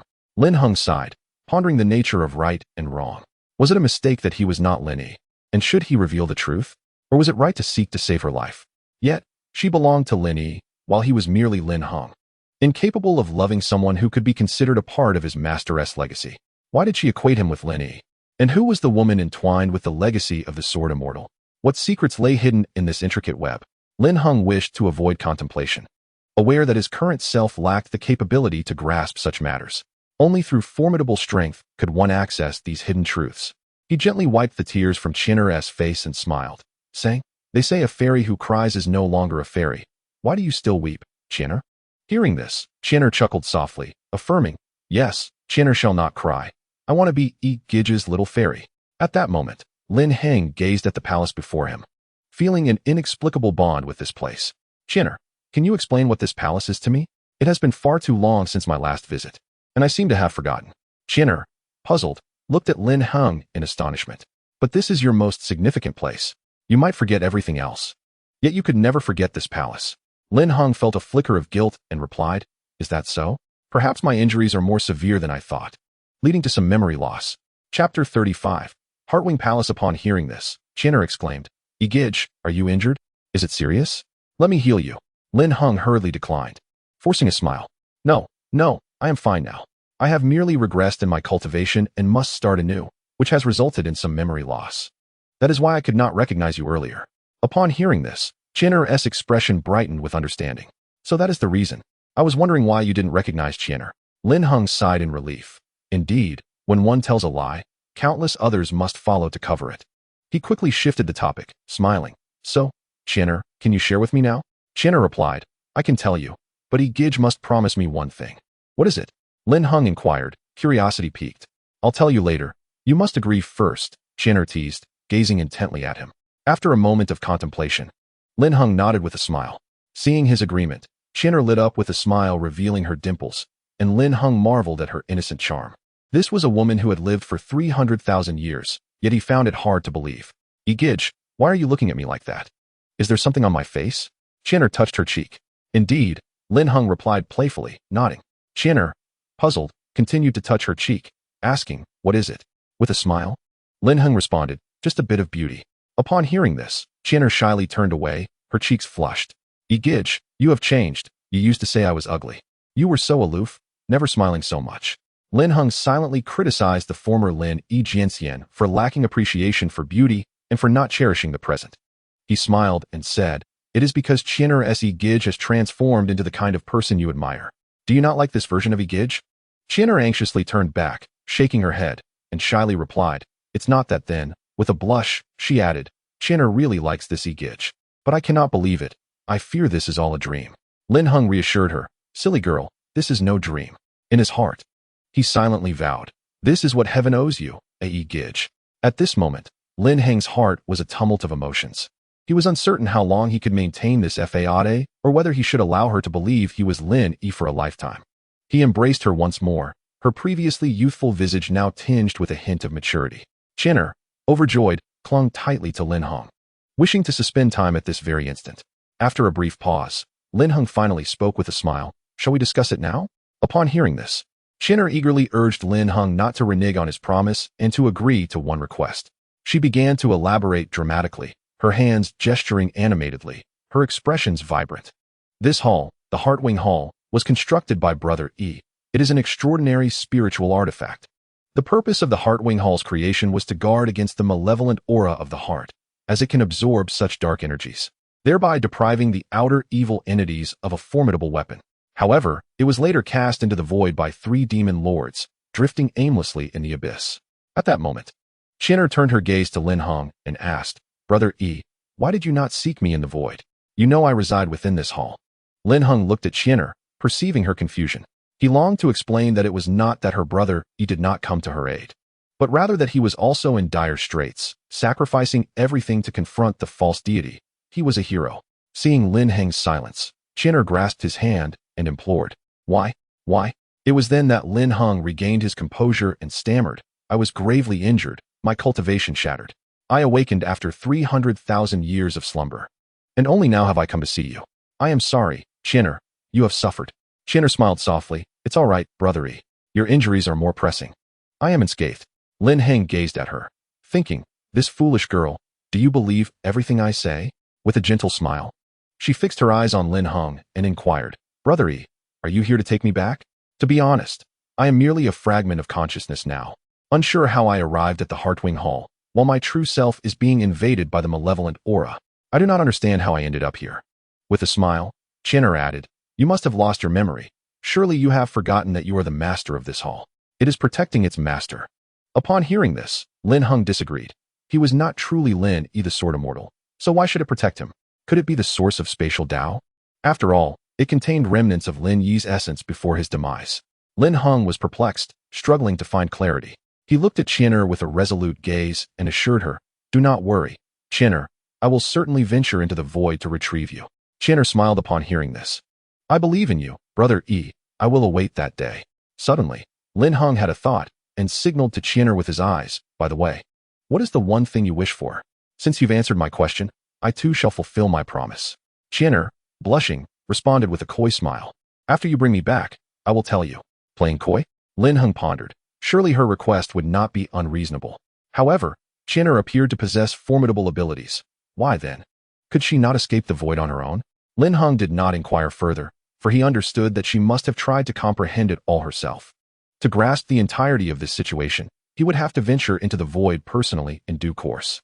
Lin Heng turned to Qin'er and asked, "Is there anything concerning my true self?" Upon hearing this, Qin'er pondered with her delicate chin resting on her hand. "During the time Brother Yi has been here, a considerable amount of purging magical energy has permeated your consciousness and entered your true self. It seems that the influence of your inner demons has nearly been eradicated. However, how could you possibly harbor such demons? You have always maintained a pure heart, solely focused on your cultivation." Lin Heng recalled the previous scenes and was astonished that the energy of the inner demons could unearth memories buried deep within his heart. He had not anticipated that his inner demons would manifest as thoughts of his parents. Faced with Qin'er's inquiry, Lin Heng hastily fabricated a lie. "It is because I feel remorse for you, having spent so long in the void. My heart is laden with guilt, which has allowed the inner demons to take hold." Upon hearing this, Qin'er felt a twinge of guilt, realizing that she had inadvertently caused Brother Yi's inner turmoil. "I am so sorry, Brother Yi," she said regretfully. Lin Heng reassured her with a gentle smile. "Silly girl, how could this be your fault? I only blame myself for not being diligent enough to bring you back to my side sooner." Heng'er gazed at Lin Heng with deep affection, suddenly closing her eyes and leaning in to kiss him. Startled by her boldness, Lin Heng found himself mesmerized by her soft lips, involuntarily swallowing hard. No, she is the beloved of the sword immortal Lin Yi, he reminded himself. Quickly, he pushed Heng'er away, awkwardly stating, Heng'er, I must leave for now. I shall come to see you again when I have the time. With that, Lin Heng rose to his feet. Upon hearing his words, Heng'er opened her eyes, looking somewhat disheartened, and lay back down on the bed in a huff. Lin Heng, confused by her reaction, approached her and asked, Heng'er, what's wrong? Why are you suddenly upset? Heng'er tugged at her hair in frustration. Lin Heng pondered for a moment and softly inquired, Is it because I said I would leave that you are unhappy? He found it difficult to express his feelings about the earlier incident. Lin Heng sat beside the jade bed, clasping Heng'er's delicate hands, inadvertently brushing his fingers across her nose. In a soothing tone, he said, Heng'er, I am not leaving you forever. I will return, and when I do, I shall stay for several days. Would that be agreeable? Heng'er, still displeased, tearfully retorted, Brother Yi. Did you not promise me that you would never leave again? How could you go back on your word? Lin Heng was left speechless. However, he understood that if his consciousness did not remain, his true self would not awaken permanently. It would merely exist as an unconscious spirit. While his physical form would be nothing more than a lifeless shell, he gently turned her body to face him, gazing into her bright, clear eyes. He caressed her silky hair, allowing his fingers to trace her cheek. He leaned down and placed a tender kiss on her forehead, offering her a warm smile as he wiped away her tears. They say little fairies should not cry, so why does Heng'er still weep? Brother E is now merely a fragment of consciousness and cannot linger for long. I return solely to address the matter of the heart demon's essence. Once resolved, I shall return to see you. Is that agreeable, Heng'er? Heng'er's cheeks glowed with a hint of crimson, radiating a sense of bashfulness. She pouted, exhaled softly, and said, I understand, Brother E has important matters to attend to, so I am not angry about your departure. But why did you refuse my kiss just now? With that, Heng'er glared at Lin Heng, her expression a mix of shyness and indignation. Lin Heng, upon hearing her words, felt helpless. He was not Lin Yi. If he were to kiss her and take advantage of the moment, wouldn't the sword immortal Lin Yi glare daggers at him? He could only feign a scoff. Realizing it was this that concerned her, when did my Heng'er become so calculating? He mused. Besides, did I not just kiss you? What? Do you wish for another? With a smile, Lin Heng thought to himself, how difficult it is for me, being mistaken for Lin Yi and enduring this torment. At merely 16, I am subjected to the whims of a woman who has lived for 300,000 years. Thank goodness I am not unattractive. I shudder to think what would have happened had she been an old crone. Heng'er, hearing this, playfully struck Lin Heng's chest, exclaiming, Brother E, you are insufferable. I merely thought you found me unworthy. Lin Heng pinched her cheek and replied, How could I ever find you unworthy? I could only wish to cherish you. Oh, how arduous it is. At such a tender age, I must soothe others, and should I fail, there is no return, and if my true identity is revealed, it could lead to dire consequences. Heng'er gazed at Lin Heng, her eyes now devoid of complaint, believing in him with innocent trust. Lin Heng looked at her. Although he was deceiving her, his desire to aid her was genuine. What astonished Lin Heng even more was the sense of familiarity he felt towards her. As if she had once graced his life, yet he retained no memory of her. As Heng'er noticed Lin Heng gazing at her with such affection, her face broke into a radiant smile, the dimples accentuating her exquisite features as if they were perfectly matched. She rose and embraced him tightly. What connection do I have with her? What ties bind me to Lin Yi? These were the thoughts swirling in Lin Heng's mind. He remained unaware of the truth. Oblivious to the boy from his dreams or the figure clad in black from another realm, this knowledge eluded him. He now felt like a mere pawn, at the mercy of others, akin to a kite controlled by strings, or meat upon a chopping board, or a leaf drifting aimlessly. Power is essential. Since fate has brought me to this world, it is imperative that I comprehend everything, the nature of that rift from years past, and the whereabouts of my parents. Lin Heng resolved to abandon further contemplation. Strengthening his abilities took precedence. Rising to his feet, he looked at the smiling Heng'er and, involuntarily, a smile graced his own lips. He thought, why do I find myself smiling every time I see her joy? Why do I care when she is upset? Could it be that we truly knew each other once? Returning to the matter at hand, Lin Heng inquired, Heng'er, how may I depart from this place? Heng'er also rose, momentarily enveloped in melancholy, yet she swiftly dispelled her gloom, laughing, Brother E, you are the master of the Heartwing Palace. If you wish to depart, then depart. I wish to depart. Lin Heng pondered, bewildered by such absurdity. Heng'er, I wish to leave. However, before Lin Heng could finish his sentence, he abruptly vanished from the hall. Observing this, Chinner felt a pang of reluctance. Shortly after Lin Heng's disappearance, an enigmatic smile graced her face, and she succumbed once more to slumber. Chapter 36. The language of roses accompanying space lying on the ground. Lin Heng suddenly opened his eyes. Have I returned? Meanwhile, Dragon Han, who stood nearby in distress, recoiled several paces upon seeing Lin Heng awaken, finally speaking. Are you Lin Heng, or are you of the demonic clan? Lin Heng rose to his feet, smiling. Dragon Han, what are you doing? Am I truly that frightening? Hearing this, Dragon Han was overjoyed, swiftly swimming to Lin Heng's side, exclaiming, Wonderful. Brother Heng, you're unscathed. I knew that the heart demoness aura could not harm you. Lin Heng surveyed his surroundings, feeling an inexplicable sensation, akin to a dream, yet distinctly real. He could indeed perceive the presence of the Heartwing Palace. If he so desired, his consciousness could re-enter it.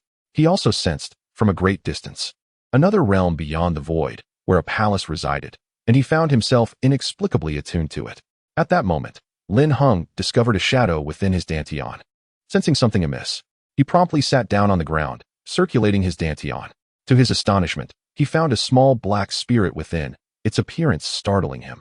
It was a fragment of the demonic clan's consciousness. Alarmed, Lin Heng swiftly forced it out, grasping it in his hand. A piercing voice echoed, Boy, I grant you. Before it could finish, Lin Heng clenched his fist, and the black spirit dissipated into smoke. Well done, Brother Heng. Clean and decisive. Dragon Han remarked cheerfully from the side. Do not mock me, Lin Heng chuckled. With this matter settled, he pondered that the black stone had vanished, and the artifact spirit must have fallen into the hands of the white stone. At that instant, a white shadow flickered past him, arriving just in time. Lin Heng instructed Dragon Han to cling to his feet as he unleashed his agility, pursuing the source of the white shadow. Soon, Lin Heng found himself in the realm of the Fire Sea. Curiously, the area that was once the ice world, larger than the Fire Sea, now exhibited a stark polar distribution. Searching fruitlessly, Lin Heng called out to the entire world, Yang Stone, I know it is you. Show yourself. Moments later, a voice resonated from the sky, a woman's voice stating, I am not the Yang Stone. I am the Yin-Yang Stone. Taken aback, Lin Heng looked up. At that moment, a woman descended from the heavens, her flowing black hair dancing in the wind, her blue eyes exuding an air of indifference, and her oval face radiating noble grace. However, my dear lady, I suggest you don more garments. Your current attire is rather unbecoming. Before him stood a woman, modestly draped only to conceal her most intimate parts, revealing skin as fair as jade and a statuesque figure. Lin Heng retrieved several garments from his ring and tossed them to her. The woman, taken aback by the unexpected situation, having only recently taken on human form, hastily adorned herself, displaying a hint of panic. Thank you, she uttered, finally meeting Lin Heng's gaze. Upon observing her visage, Lin Heng was momentarily astonished. Clad in white, her disheveled locks were neatly gathered, accentuating her elegant features, a high-bridged nose and skin that resembled pure cream. The clothing he provided, though his own, elevated her presence to that of a noble beauty. In contrast to Chinner, each possessed their unique charm and grace. Lin Heng nodded appreciatively and remarked, My lady, there is no need for formality. However, I am curious as to why you claim to be not merely a Yang Stone, but a Yin-Yang Stone? She regarded him with a haughty demeanor, her hands resting on her hips as she replied, This is all thanks to you. I was merely an ordinary Yang Stone, until my power was consumed by a Yin Stone, causing me to lose control over this realm. However, you vanquished it, allowing me to reclaim its essence and transform into a new Yin-Yang Stone, cultivating my spirit and regaining mastery over the companion space, thus becoming the singular vessel spirit. Lin Heng, upon hearing this, felt a surge of optimism. He had been concerned about how to identify a master spirit, but now saw fortune favoring him with the prospect of reconstituting the spirit. My lady, would you be willing to impart a fragment of your spirit to my master contract, thereby assisting me in commanding the sacred artifact? He gazed at her, awaiting her response. Lin Heng wished for the spirit to willingly acknowledge him as its master. She remained silent, her penetrating gaze fixed upon Lin Heng as if seeking to discern his innermost thoughts. Suddenly, she spoke coldly, You have acquired the master contract, proving your worthiness through the test of the Guardian Tower and becoming the master of the tower. As the sacred artifact spirit, I am obliged to uphold the agreement and aid you in wielding the artifact. However, this is conditional. You must attain immortality within a century. Otherwise, you will forfeit your qualification and I shall seek a new tower master. That is my duty." Lin Heng was left speechless, taken aback by the daunting prospect of achieving immortality within a century. "Do you think immortals are as common as cabbages?" he mused. It became clear why the esteemed Dao fan had mentioned that tower masters were practitioners of the immortal realm. It was indeed a challenge imposed by the spirit. With no alternative, Lin Heng resolved to take things as they came. "Very well, I accept your terms. If I do not attain immortality within a century, I shall willingly void the master contract." She nodded indifferently and, from within herself, extricated a fragment of her spirit, which wafted like white mist into Lin Heng's hand. He swiftly produced the contract from his ring, which now bore an imprint, an essence of the spirit Yin Ruchun. As he placed the spirit into the paper, it transformed into a distinctive mark. Elated, Lin Heng integrated the paper into his dantian, embedding it within his consciousness. Whenever he desired, those two spirits could be dispersed, leading to severe damage to their souls, casting them back into the mortal realm. As he immersed himself in the contract of acknowledgement, he could sense every flower and blade of grass in the entire accompanying world, as though he were the sovereign of the realm. The void realm too lay within Lin Heng's dominion. Now, with but a flicker of thought, he could traverse freely in and out of the sacred artifact. He faintly perceived that the artifact was as if it were in his grasp, obedient to his command. Simultaneously, he deeply felt its power. Though his current prowess was insufficient to fully unleash its might, Lin Heng, self-satisfied, turned to her and inquired the name of the artifact spirit. She remained aloof yet bowed respectfully. "I am Yang Ting, the spirit of the artifact, paying homage to my master." Lin Heng, taken aback, exclaimed, "Miss Yang Ting, you need not address me as master. Simply call me Lin Heng." She remained impassive, stating, "This is the etiquette. Master is master. And I am merely the spirit of the artifact. I hope you will call me Yang Ting." "Very well, as you wish," Lin Heng replied, turning his gaze away from her to observe the world, feeling it was excessively polarized. With a mere thought, the entire world transformed. The climate no longer fluctuated between extremes, but became a gentle breeze under a radiant sun. The once desolate ground began to teem with vitality, adorned with dandelions and blossoms. The previously indifferent spirit gazed at the flowers and asked, "What kind of flowers are those?" Lin Heng smiled. "Those are roses, symbolizing resilience and courage." Chapter 37. Strength of Heart. She shook her head. "Though I am a newly birthed artifact spirit, I possess the memories of the sacred artifact spanning 300,000 years. I have never encountered such a flower." Lin Heng recalled that this flower did not belong to this world and deemed it inappropriate to inform her. "Yang Ting, how do you find the environment here now?" He shifted the subject, gesturing around.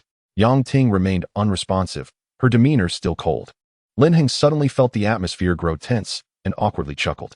After dismissing her, he settled into a cross-legged position, circulating his energy to mend his previous injuries.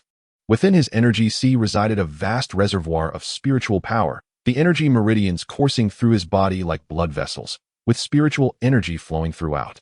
His body gradually absorbed the spiritual essence of the heavens and earth, restoring the energy within his sea. The source of the Tao hovered within his energy sea, encased in 4 layers of seals. At this moment, the chilling energy from the Shadow Stone had been entirely expelled by Lin Heng, and his wounds had healed completely. Rising to his feet, Lin Heng exhaled a breath of stagnant air. He had now become a Qi cultivator, reaching the first realm of Qi, the Qi building stage. Unlike the strength realm, which is tiered by physical power, for instance, the first level of the yellow extreme equates to 10 bulls, while the second level equals 20 bulls. The Qi realm is based on spiritual patterns, also known as elemental rules, which determine the intensity of spiritual energy. The more elemental rules one possesses, the greater the strength of their spiritual energy. Currently, Lin Heng's body contains 7 spiritual patterns, 2 pertaining to space and 5 corresponding to gold. The first realm of Qi is further divided into 9 levels, each comprising 10 spiritual patterns. The pinnacle of the Qi building stage consists of up to 99 spiritual patterns, yet each realm differs significantly. In the realm of Qi, the second level comprises 100 spiritual patterns for each layer, culminating in a total of 999 patterns. Conversely, the third level boasts 1,000 spiritual patterns for each tier, and so forth. Lin Heng sensed 5 golden rays and 2 green rays coursing through the Qi veins. However, in comparison to the vastness of the Qi veins, these 7 spiritual patterns resembled mere minnows in the ocean. Lin Heng could hardly fathom the power he would possess if one day the Qi veins were brimming with spiritual patterns. He remained oblivious to the methods of cultivating elemental laws, planning instead to consult his master in due course. At that moment, with a mere thought, Lin Heng vanished from his position, reappearing outside the companion space. There, Yin Rukin awaited anxiously. Having heard intense sounds of combat and witnessed signs of damage to the companion space, although it had since recovered and the sounds of battle had ceased, his concern for Lin Heng's safety persisted. He had even contemplated breaching the sanctity of the space. Yet the laws governing the sacred artifacts dictated that such actions would invoke backlash, so he suppressed his restless heart and chose to trust in Lin Heng. Upon seeing Lin Heng emerge, he felt a sense of relief and hurried to Lin Heng's side, maintaining an impassive demeanor as he inquired, how did it go? Was the recognition successful? Lin Heng responded with an air of self-satisfaction, exclaiming, "Of course it was successful. Who do you think I am? I handled it with a single move."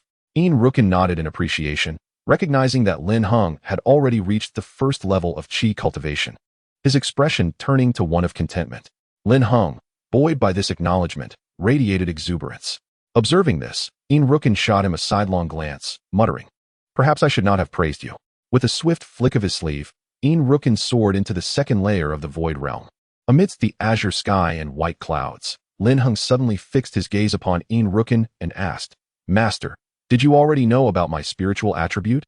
Unfazed by the question, Yin Rukin replied, "You've discovered it?"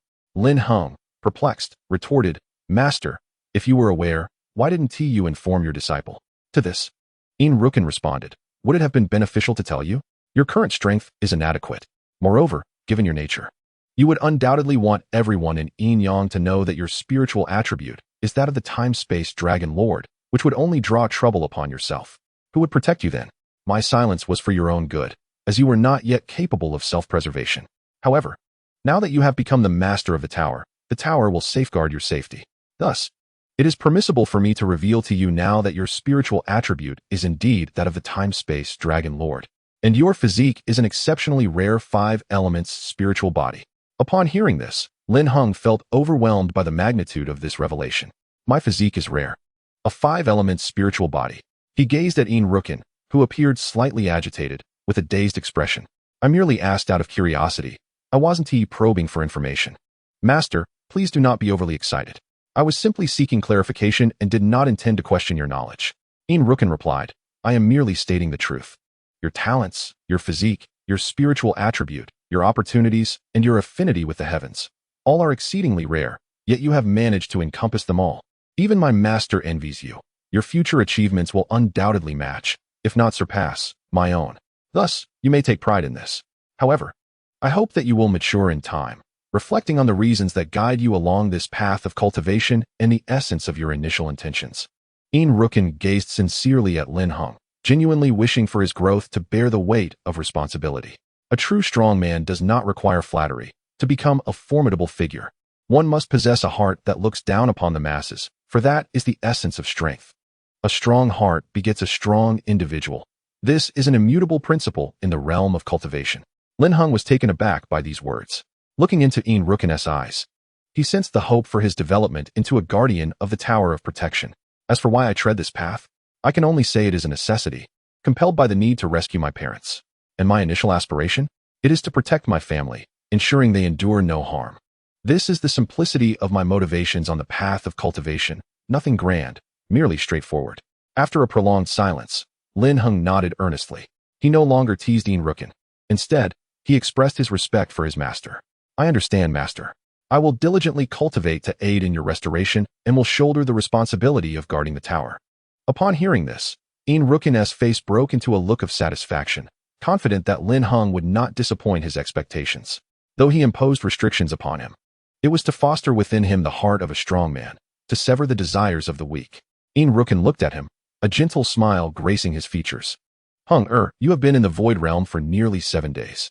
Allow me to escort you out, lest your family grow worried." Lin Heng smiled, bowing with clasped fists. "Thank you, master." With that, Yin Rukin waved his sleeve, summoning 24 silver threads that, in an instant, caused Lin Heng to vanish from the void realm. "Heng'er, do not hold it against me. My aim is merely to forge within you a heart of strength. I hope you do not disregard my intentions." Yin Rukin murmured to himself, uncertain if his actions were right or wrong. In the outside world, At the ruins of Nanzhao Village, the azure sky and white clouds embraced the gentle breeze that caressed the towering trees of the Kunlun Mountains. Birds and beasts harmonized in a symphony that seemed to echo the unique essence of Kunlun. Lin Heng emerged from the wooden cabin, anxiety etched upon his face. "Xiaohua, where have you and Grandpa gone?" In his hand, he clutched a letter penned by his grandfather. He unfolded it to read.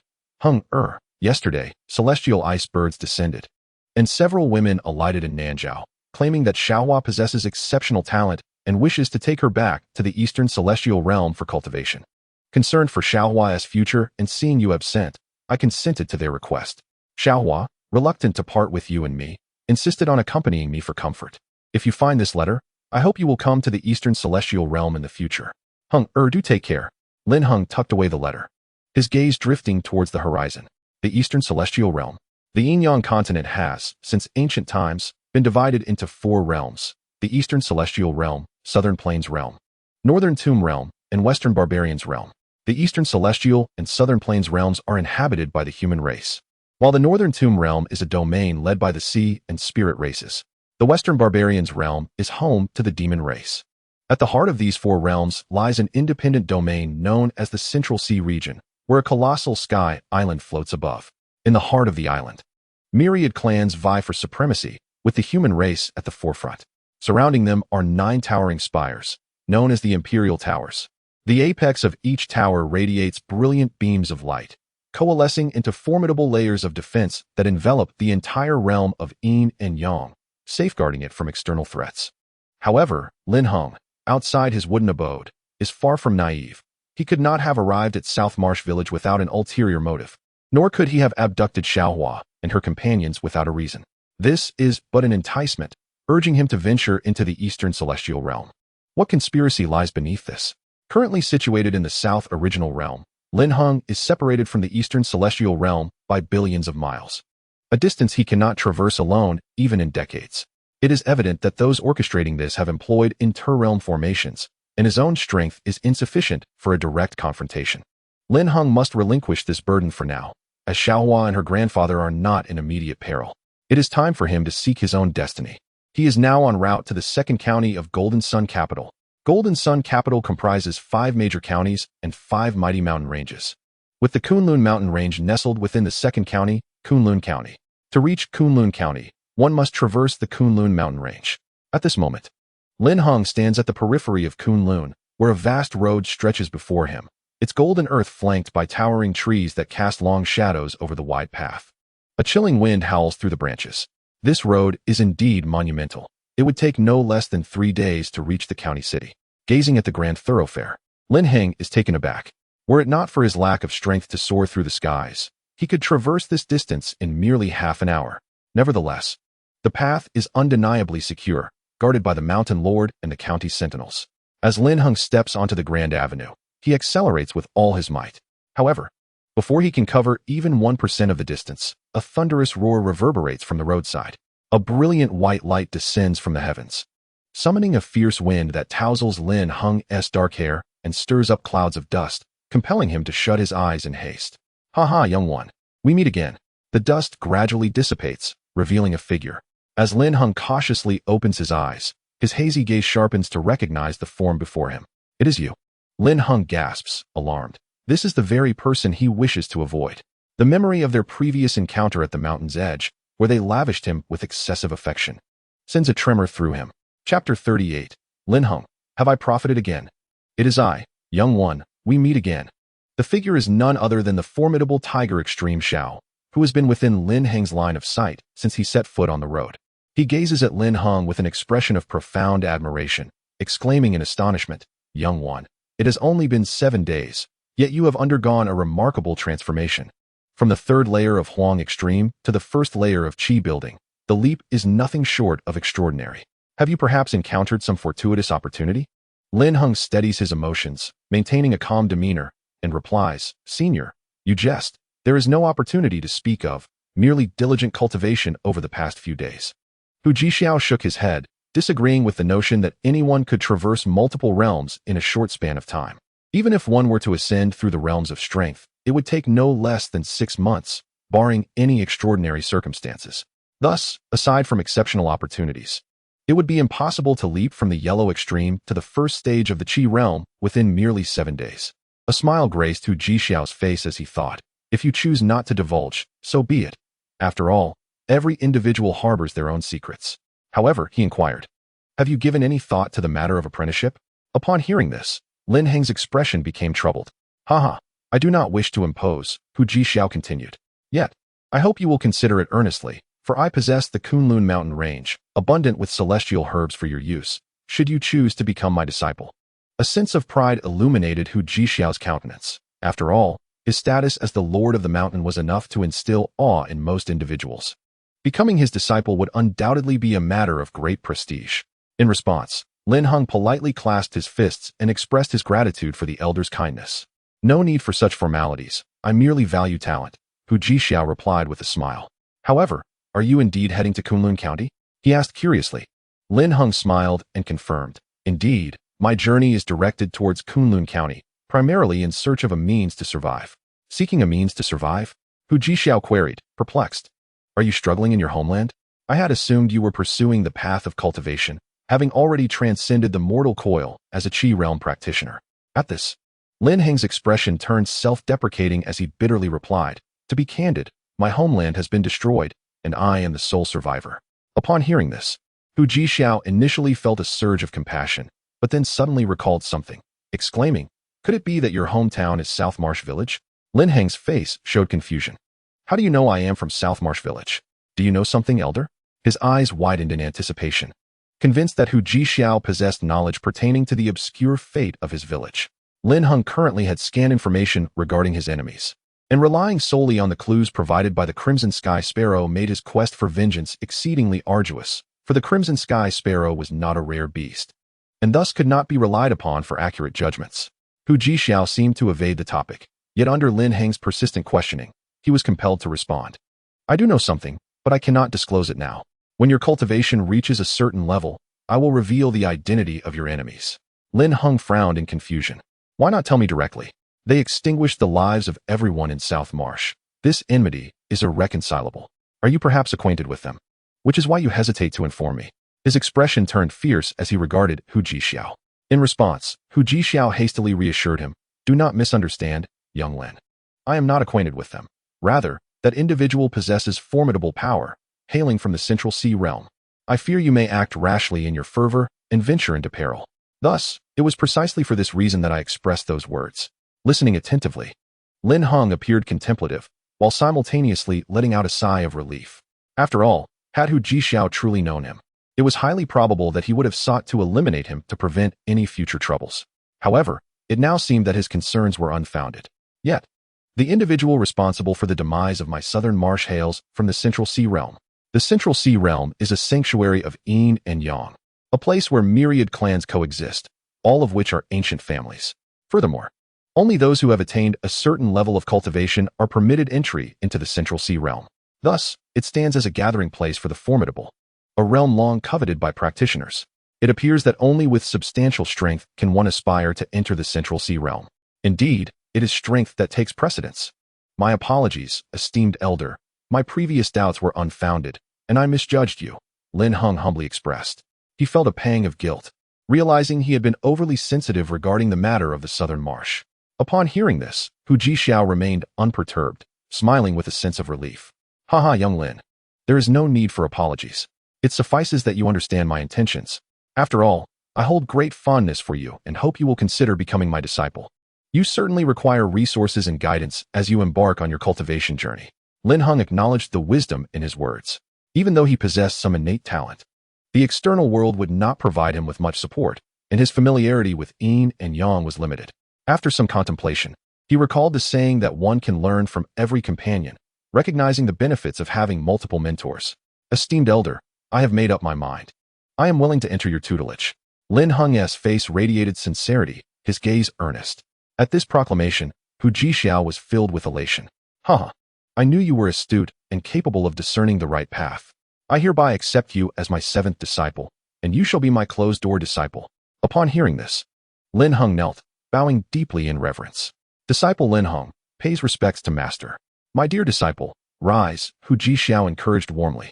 In my presence, there is no need for such formalities. We embrace freedom here. Your 6 senior brothers and sisters do not kneel, and neither shall you. Come, stand up. Hu Jixiao was overwhelmed with joy. He had never felt such happiness. From the moment Lin Heng orchestrated the beast tide, he recognized him as the person he had been seeking, setting aside his pride to take him as a disciple. Now, having fulfilled that wish, he could hardly contain his excitement. Hu Jixiao helped Lin Heng to his feet, brushing the dust from his garments, his demeanor reminiscent of a nurturing mother.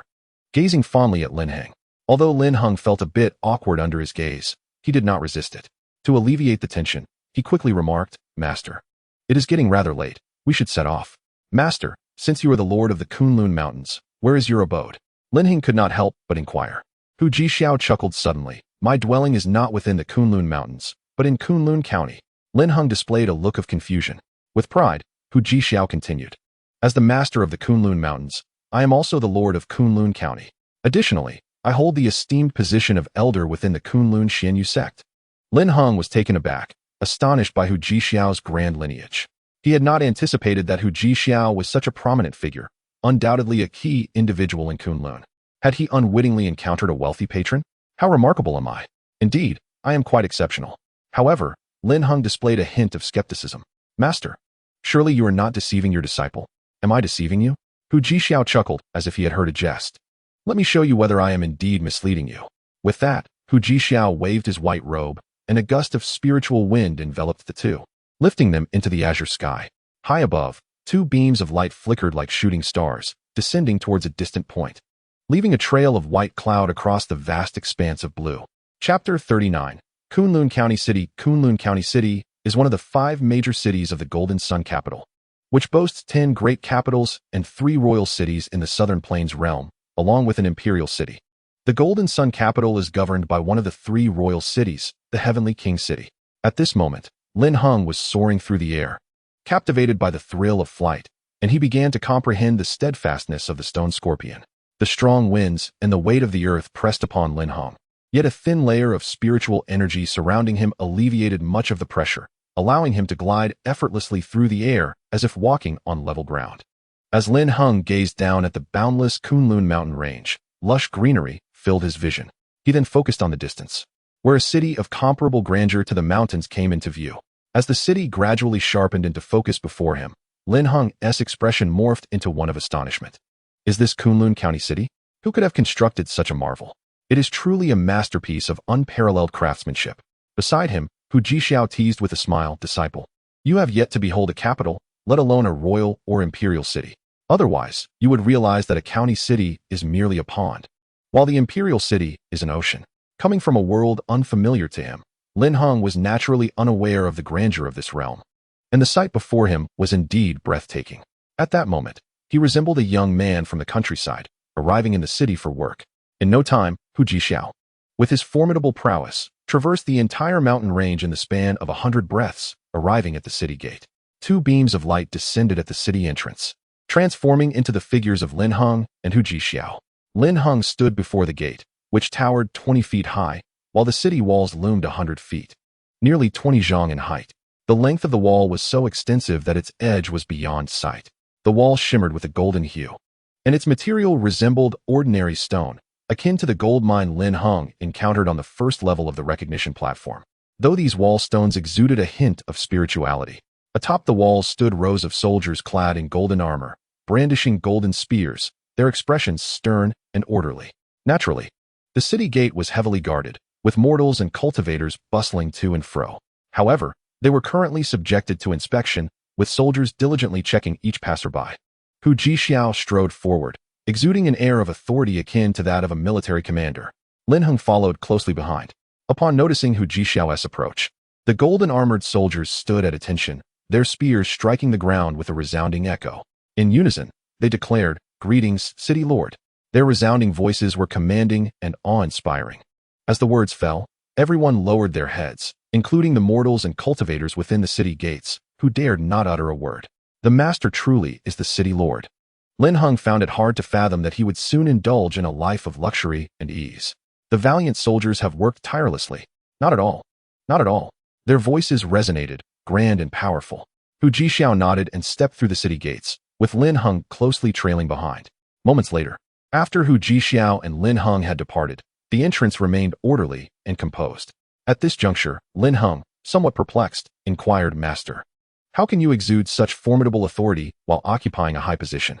Why are you so determined to take me as your disciple?" "Because I was informed by a certain individual that Kunlun is on the brink of a great calamity, and only one person possesses the ability to avert it. Furthermore, I was told that this savior would summon a tide of beasts." Hu Jixiao fixed his gaze upon Lin Heng. He did not know the identity of the one who had imparted this knowledge to him, but that person's cultivation level was beyond his comprehension. Hu Jixiao could not afford to gamble with the fate of Kunlun, thus he chose to place his trust in this revelation. For a millennium, he observed the Kunlun Mountains. And on that fateful day, the one destined to break the calamity appeared, Lin Heng. Upon hearing this, Lin Heng was engulfed in confusion and disbelief. Am I truly the one destined to break the calamity? He pondered. I merely borrowed the Wandan Lu and accidentally unleashed a tide of beasts. There can't be anyone else, can there? Or could it be that I am indeed the calamity breaker? Lin Heng felt ensnared in a quagmire of uncertainty, increasingly unable to discern his own identity. Just as Lin Heng finished speaking, Hu Jixiao chuckled and shook his head. In truth, I am uncertain if you are the one.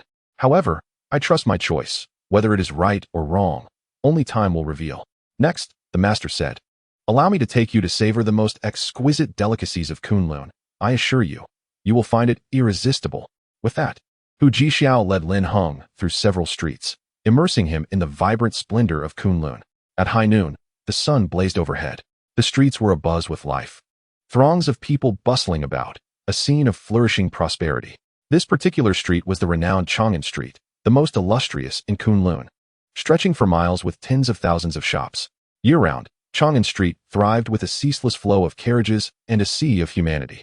Amidst this lively thoroughfare stood a three-story pavilion adorned with red walls and green tiles, bustling with patrons. Lin Heng and Hu Jixiao found themselves queuing in a rather crowded line. "Master, are you not the city lord? Why must we stand in line?" Lin Heng could not help but ask.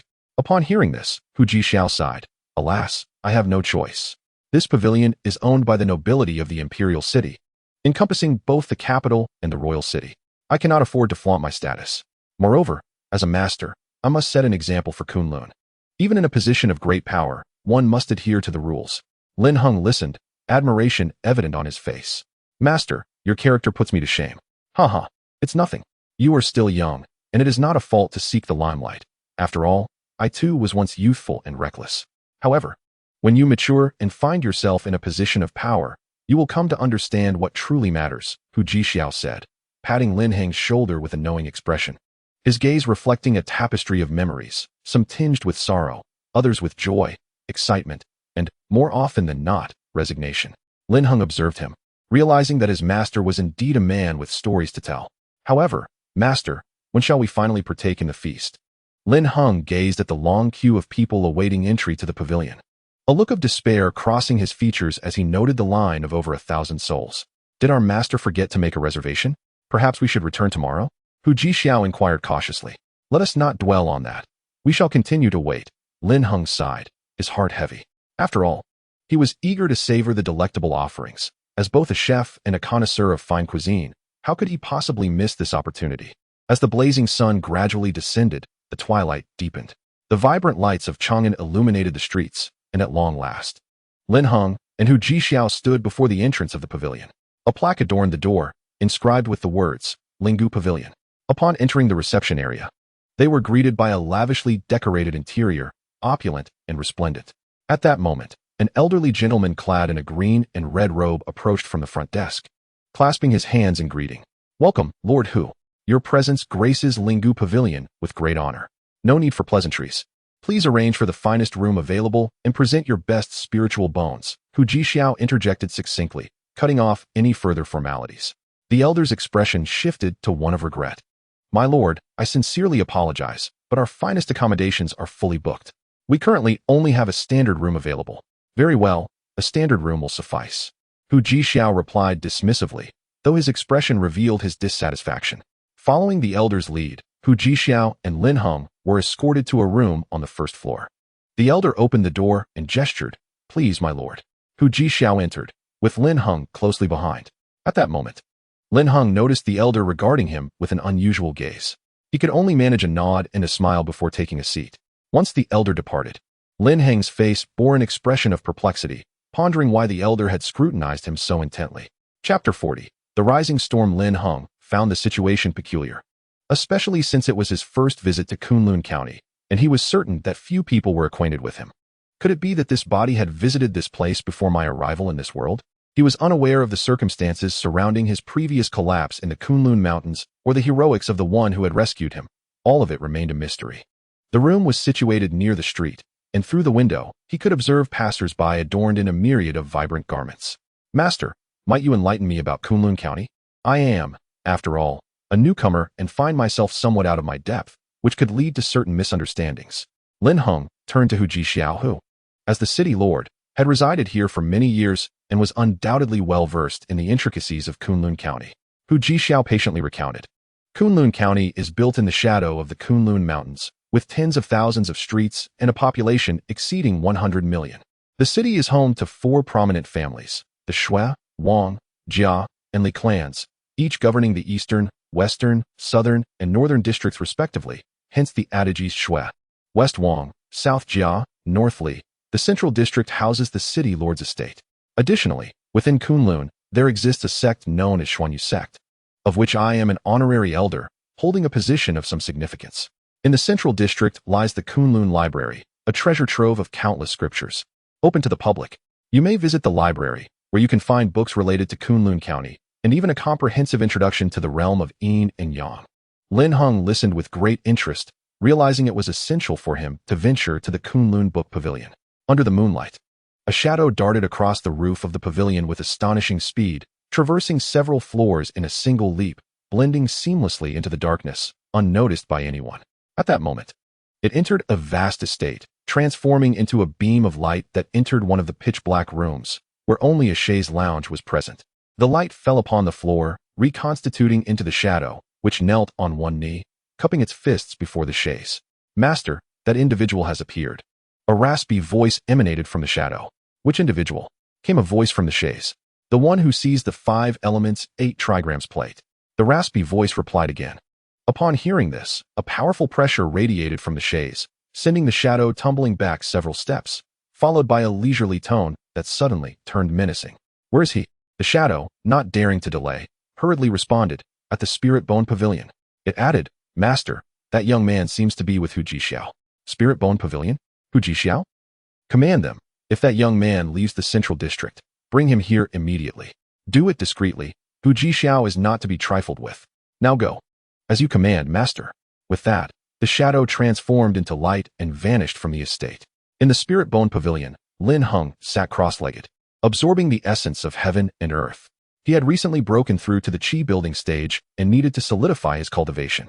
Meanwhile, Hu Jixiao was channeling his spiritual energy into Lin Heng to assist him. Soon, Lin Heng expelled a breath of turbid air, having nearly stabilized his realm.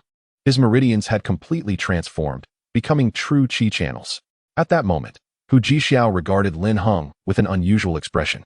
Lin Heng, while infusing you with spiritual energy, I discovered that your constitution is unlike that of ordinary individuals. Master, isn't it merely the 5 elements spiritual body? What is so remarkable about that? Lin Heng replied nonchalantly. He stood up and gazed out the window. Upon hearing this, Hu Jixiao was taken aback, staring at Lin Heng in disbelief. Lin Heng, do you not comprehend what the 5 elements spiritual body signifies? Lin Heng looked at Hu Jixiao in confusion.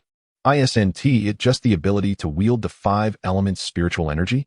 My foolish disciple, that is but a minor advantage. There are countless monumental benefits you remain unaware of. The 5 elements spiritual body is an unparalleled treasure. Upon birth, every human is assigned a constitution. Some are attuned to gold, thus becoming gold spiritual bodies, others to fire, becoming fire spiritual bodies. Those who resonate with 2 or more elements are rare. 3 or 4 even more so, and 5 is exceedingly uncommon. Hu Jixiao was exasperated with Lin Heng's ignorance. Realizing that someone from the countryside truly lacked understanding of the path of cultivation, treating the 5 elements spiritual body so casually. Lin Heng, upon hearing this, had not realized the rarity of the 5 elements spiritual body. In the future, you shall comprehend the profound mysteries of the 5 elements spirit body. My words need not linger longer. Hu Jixiao cast a sidelong glance at Lin Heng, shaking his head in resignation. At that moment, the door to the room swung open, releasing a fragrant aroma that filled the air. 4 maidens from the loft entered, each bearing a wooden tray adorned with a porcelain dish, from which emanated a subtle, ethereal glow. Hu Jixiao's eyes sparkled with desire, yet upon seeing the 4 maidens, his expression shifted to one of astonishment. "Why are they here?" he exclaimed.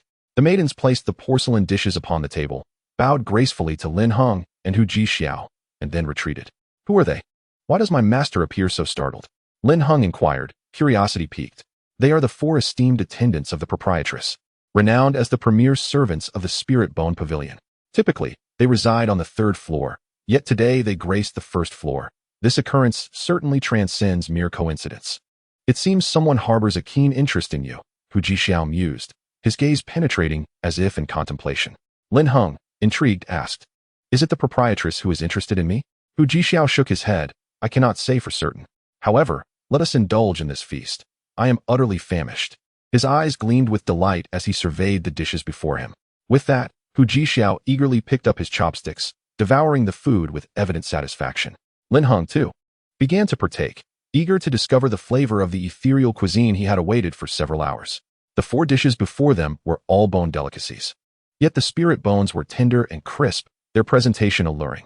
As Lin Heng bit into one, he felt an exhilarating surge within, as if boundless spiritual energy was being infused into him. His complexion flushed, and his entire being seemed to soften and swell with vitality. Quickly, Lin Heng calmed the tumult within his energy channels, taking several breaths before regaining stability. What manner of spirit bone is this? Its effects are astonishing, he thought, breaking into a cold sweat. Had he not controlled his energy promptly, he feared he might have succumbed to an overwhelming force. As Hu Jixiao continued to eat, he remarked, "These are all 3rd-tier spirit bones, sourced from 3rd-tier spirit beasts. As the saying goes, you are what you eat. These spirit bones will significantly enhance your constitution. Thus, Lin Heng, indulge yourself. It will fortify your physical prowess." With that, Hu Jixiao devoured his meal ravenously, showing no concern for decorum. Lin Heng, seizing this invaluable opportunity, did not hold back either. Having learned from his initial experience, he dove into the feast, relishing each bite. In mere moments, the table was left in disarray, resembling the aftermath of a tempest. If one were to witness the scene, they might think 2 famished spirits were at work.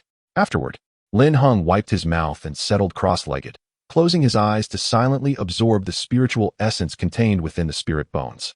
He sensed a shimmering pattern emerging upon his bones, transforming their once stark white hue into a constellation of luminous specks, while the spiritual energy within his meridians became significantly purer. Upon opening his eyes and exhaling a breath of spiritual energy, Hu Jixiao wore a confident smile. "So, what do you think? Aren't these spirit bones remarkable?" "Quite satisfactory, though the flavor could use some improvement," Lin Heng replied calmly. Listening intently, Hu Jixiao cast a sidelong glance at him. This was, after all, the most delectable fare in the entire county, beneficial not only for cultivation but also a treat for the palate. Otherwise, how could the Spirit Bone Pavilion be so bustling, its fame spreading throughout the entire South Yuan realm?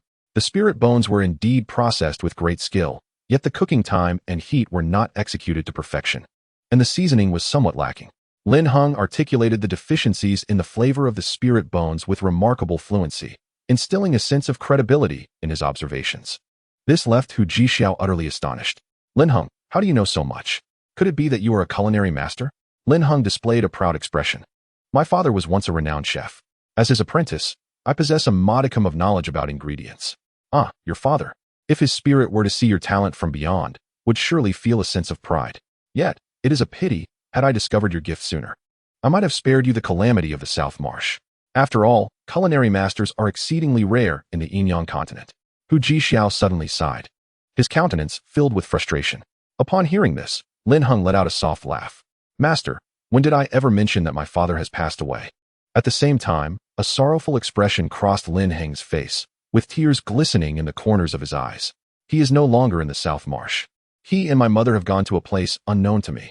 I have been searching for them, yearning for a reunion. This has been my dream for over a decade."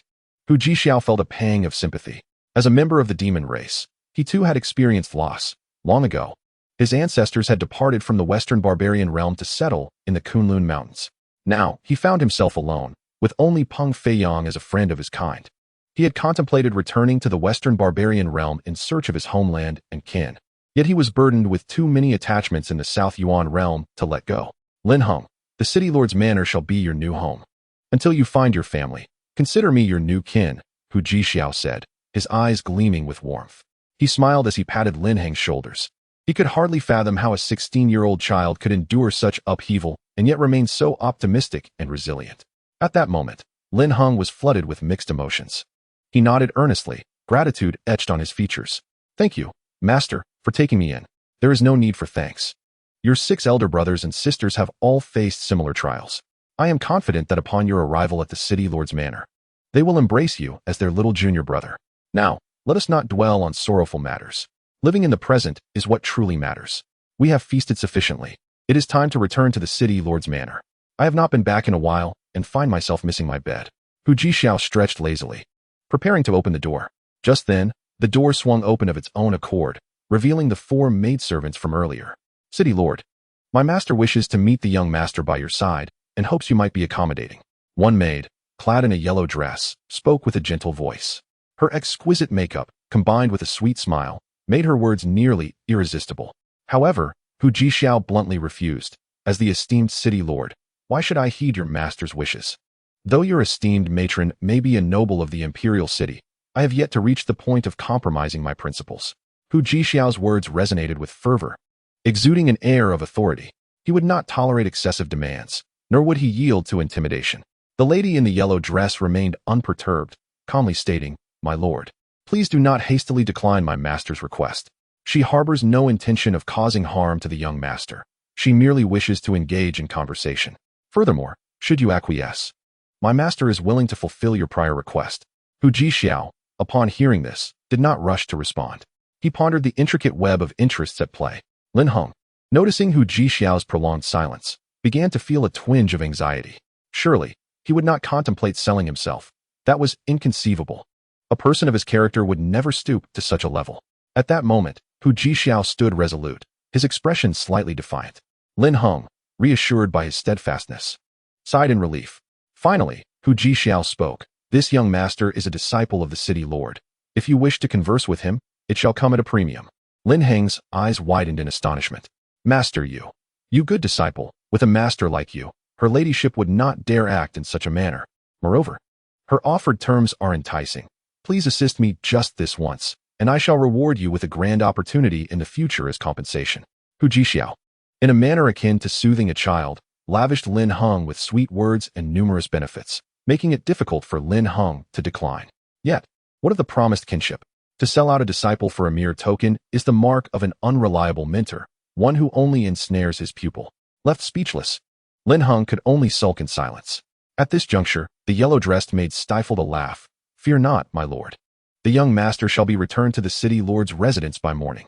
Do not forget the additional provisions. Remember, it is to be doubled. Moreover, should my little disciple fail to return safely, I will dismantle your Linggu pavilion and even the imperial city, for I, Hu Jixiao, am a man of my word. Upon hearing this, the yellow-dressed maid smiled and reassured. Rest easy, my lord. This young master will return unscathed.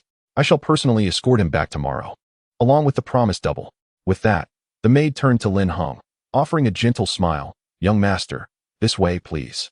Resigned, Lin Heng walked over, casting a reproachful glare at Hu Jixiao, his eyes aflame with resentment, leaving Hu Jixiao to chuckle awkwardly in place. Lin Heng was escorted to the top tier of Linggu Pavilion, not the 3rd floor, but the 4th, seemingly concealed by some form of hiding mechanism. The 4th floor resembled a residence, containing 5 rooms, 4 of which were aligned on either side, labeled spring, summer, autumn, and winter. The central room bore the name Ouyang. They led Lin Heng into the central chamber. The room was spacious enough to accommodate 100 individuals. Its decor was archaic and elegant, devoid of garish colors. A table stood at the entrance, with rows of bookshelves lining the left side, while the right side resembled a living quarters, reminiscent of a lady's boudoir. It appeared this was the abode of the matron. Young master, my mistress has been awaiting your arrival for quite some time. The maid in the yellow dress smiled politely at Lin Heng. Upon hearing this, Lin Heng's face displayed confusion. Have you been waiting for a long time? Yet there is no one else here. Could it be that your master is a ghost? As soon as the words left his mouth, an unsettling premonition arose within him. Young master, you jest. However, my master is indeed here. You simply have not yet seen her, the maid replied with a smile. Lin Heng glanced around, finding no trace of another person. Could it be yet another concealment formation? At that moment, a voice emerged from a corner of the room. Qiu, do not make things difficult for young Master Lin. Chapter 42, A Promise? Suddenly, the entire room transformed entirely, shedding its ancient elegance for a resplendent and opulent decor. All the constructions were adorned with jade and stone. A woman, seemingly in her 20s, was seated at the jade table before Lin Heng, her hands cradling her exquisite visage. Her lively eyes sparkled, and her lustrous black hair emitted a faint fragrance of jasmine. Clad in a blue and white dress, she exuded an air of noble elegance. She revealed a dimple and gazed intently at Lin Heng. Clearly taken aback by this unexpected scene, Lin Heng quickly regained his composure. You are the proprietress?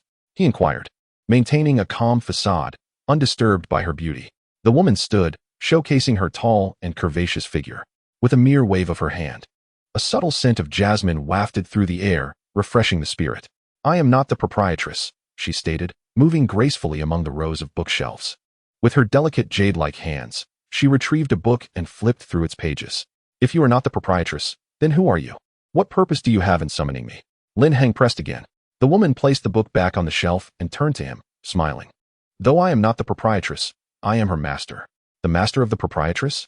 But I do not know you. What do you seek from me? Lin Heng couldn't help but ask. The woman approached him, each step drawing closer, causing Lin Heng to retreat a few paces in trepidation. Observing this, she let out a melodious laugh, akin to the gentle trickle of spring water. Her smile, combined with her flawless complexion and eyes that resembled serene pools of water, captivated Lin Heng. Her beauty was striking, akin to a luminous pearl or a radiant jade, and an aura of scholarly elegance lingered in her expression. Lin Heng found himself captivated, momentarily speechless. What do you intend to do? I must inform you that I am a disciple of the city lord, young Master Lin. Although you do not know me, I am familiar with you. Do you recall the day you seized the 5 elements Bagua plate? She gazed at Lin Heng with her clear, animated eyes. The 5 elements Bagua plate. Lin Heng thought, realizing she knew of the red plate he possessed. Yet he had never encountered her, nor had he left Nanzhao Village. How could she possibly know him? Was it something that transpired in this body as past? I do not understand what you are speaking of. I have never seen the so-called 5 elements Bagua plate. Lin Heng responded, his demeanor unflinching, maintaining his composure. Whether you acknowledge it or not, it matters little to me today, for I do not wish to retreat. Even if I did, it would be futile, as you have already claimed dominion over the 5 elements and the 8 trigrams. You are now the master of the tower, shielded by its formidable power, and we cannot harm your life. Today, I have invited young Master Lin merely to seek from you a promise to my Ouyang family. The woman gracefully seated herself beside the jade table, her delicate fingers brushing against the jade cup before raising it to her crimson lips. At that moment, Lin Heng was struck with panic. How could she know of my bond with the spirit of the artifact and my ascension to the master of the tower? It felt as though she had laid bare his very essence, leaving him utterly exposed. Who is she, and how is she so acutely aware of my every secret? Lin Heng struggled to quell the tumult within him, inhaling deeply. Then, with a facade of composure, he took a seat. What do you desire? He inquired. Upon hearing this, the woman set down her jade cup. I have already conveyed my request, a promise to my Ouyang family. To speak candidly, your 5 elements and 8 trigrams were acquired by the Ouyang family at a great cost from the Central Sea realm, with the intent of restoring our family's former glory in that domain.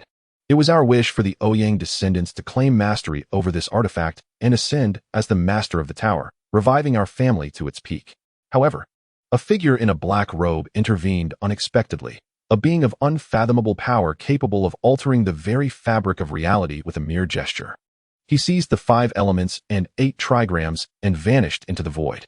When the artifact re-emerged, it was in the city of Kunlun. The Ouyang family dispatched numerous formidable warriors from the imperial city to reclaim the sacred artifact at any cost, while other great families also cast their covetous eyes upon it. The figure in black reappeared, accompanied by none other than you, Lin Heng. With a wave of his hand, he vanquished all and fled without a trace. Since that day, the black-robed figure has remained shrouded in mystery. As she concluded her tale, the woman fixed her gaze upon Lin Heng.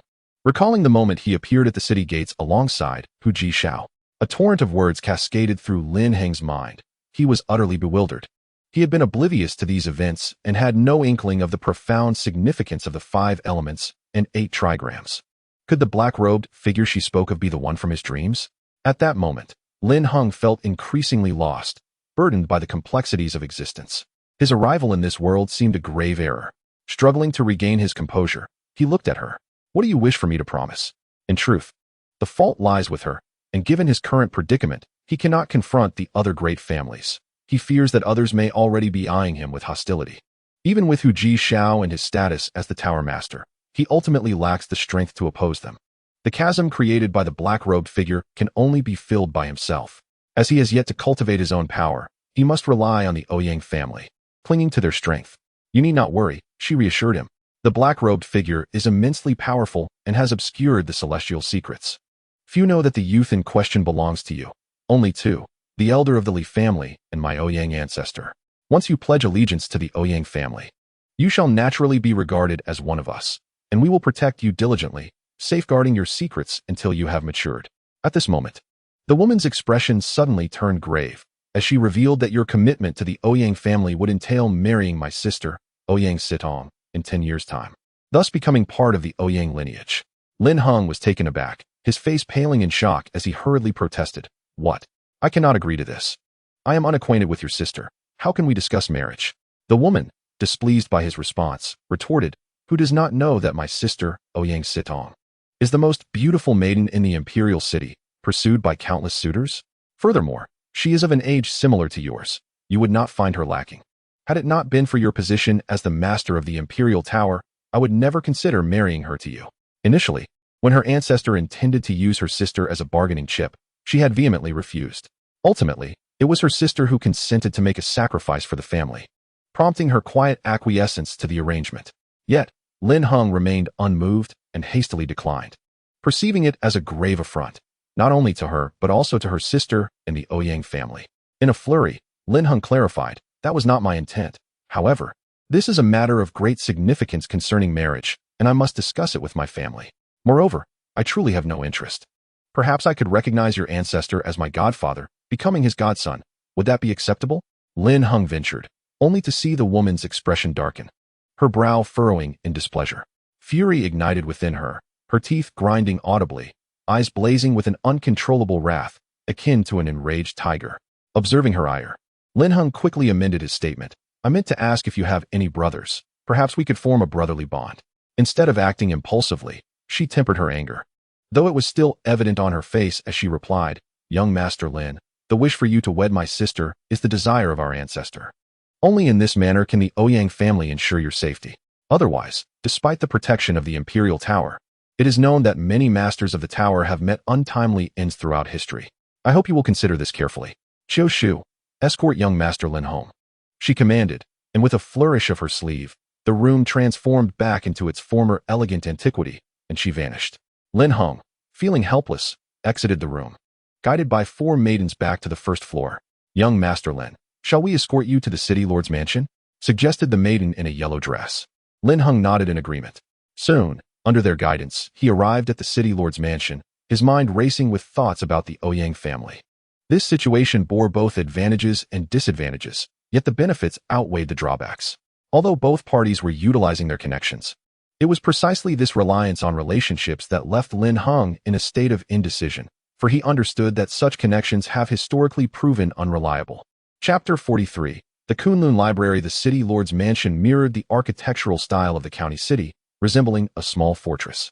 The entrance was of a standard size, adorned with a plaque bearing 3 prominent characters, City Lord's Mansion.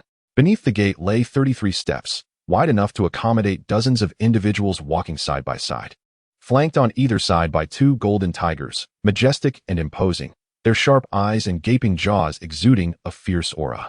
Before the grand entrance of the mansion, heavily armed guards stood sentinel upon the steps, 2 rows of soldiers clad in golden armor, poised and orderly, exuding an imposing presence. At this moment, 4 maidens escorted Lin Heng to the foot of the city lord's staircase. Young Master Lin, we had intended to bring you here tomorrow morning, but my master is in a foul mood, and we cannot linger. I hope you will understand, the maiden in the yellow dress expressed with an apologetic countenance. It is of no consequence. The fault lies with my own words, which have inadvertently offended your master. Miss Qiu Shu, you need not feel remorse. Lin Heng replied with a gentle smile towards the maiden in yellow. Now that you have brought me to the city lord's residence, our agreement is fulfilled. I shall proceed on my own from here, and you need not trouble yourselves further." Upon hearing this, the four maidens respectfully took their leave, bidding him to walk slowly. After they departed, Lin Heng sat heavily upon the steps. The moonlight shone brightly, illuminating the bustling streets flanking the city lord's residence, with the vibrant Chang'an Street directly ahead. The streets were alive with revelry, teeming with pedestrians, the night's depth failing to interrupt their merriment. In this moment, the city of Kunlun resembled a flourishing metropolis that never sleeps. The notion of calamity seemed far-fetched. At this juncture, Lin Heng rose and strode directly in one direction. He did not ascend the stairs, but instead made his way toward the street on the left side of the city lord's residence. Walking along the thoroughfare known as Bright Street, the second most prosperous avenue, he observed the orderly rows of pavilions on either side, each showcasing a myriad of businesses that dazzled the eye. His destination was the Kunlun Book Pavilion, located at the heart of this street. The Kunlun Book Pavilion, the sole repository of books in Kunlun County, housed an extraordinary collection of literary works, yet it lacked any spiritual techniques or cultivation methods.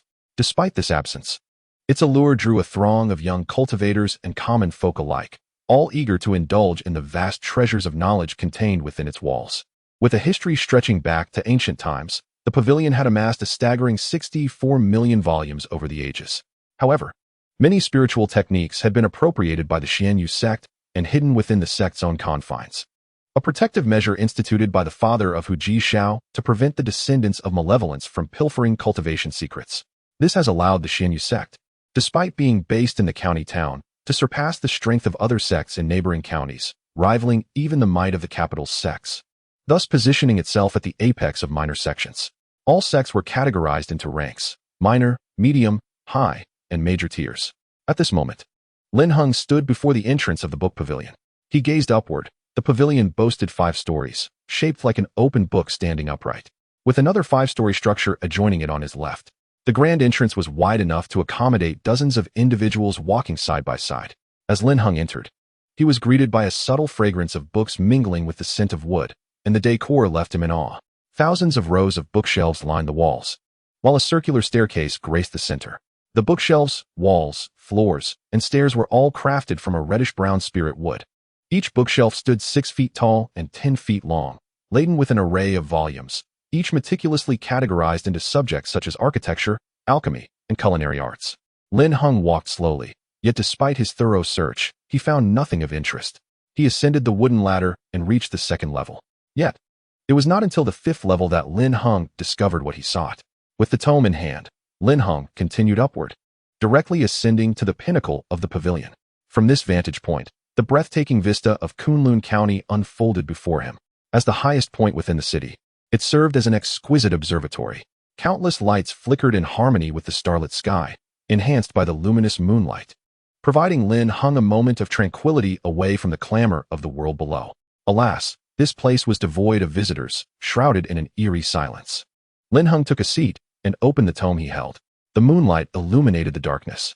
The title of the book read, "A Comprehensive History of the Yin-Yang Continent." This volume, consisting of over 100 pages, chronicled the history, races, and geographical distributions of the Yin-Yang realm. Lin Heng turned directly to a page concerning the geographical features of the Yin-Yang realms, where an illustration revealed that the Yin-Yang Continent was, astonishingly, a circular landmass rather than a sphere. Lin Heng's expression shifted, for this concept was evidently beyond his previous understanding. After all, the world he inhabited was spherical, perpetually in motion. Yet, how could there still be cycles of day and night? This contradicted all logic. Lin Heng found himself increasingly perplexed by this world. Yet he soon found solace in the fact that this realm permitted cultivation and was rich in spiritual energy. Such anomalies were, perhaps, to be expected. As he delved deeper into the tome, he quickly located the South Yuan domain on the map. The South Yuan domain bordered the Eastern Heaven and Western Barbarian domains, each separated by a grand river, the source of which lay in the Central Sea domain, while its terminus was the Star Sea, the very cosmos itself. For great rivers cascaded downwards, plunging into an endless abyss, resembling majestic waterfalls. Strangely, the Central Sea domain, as the source of these rivers, never ran dry, despite the apparent imbalance. Since the era of chaos, the Central Sea domain had flowed continuously, as if caught in an eternal cycle. No one dared to traverse the rivers. for the powerful currents would sweep vessels toward the continental edges, leading them to plummet into the depths of the Star Sea. Moreover, with the rivers spanning miles in width, flying across was no trivial task. Thus, interaction between the domains could only occur through spatial formations, facilitating inter-domain transportation. The cross-domain formation of the South Yuan domain was located within the imperial city, at the very center of the South Yuan realm. Behind it lay 3 royal cities, followed by 10 metropolitan cities, and ultimately 50 county cities.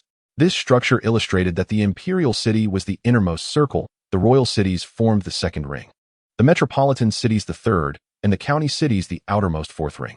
It appeared that venturing to the Eastern Heaven domain would not be an easy endeavor. He could always learn more when the opportunity arose to visit the imperial city.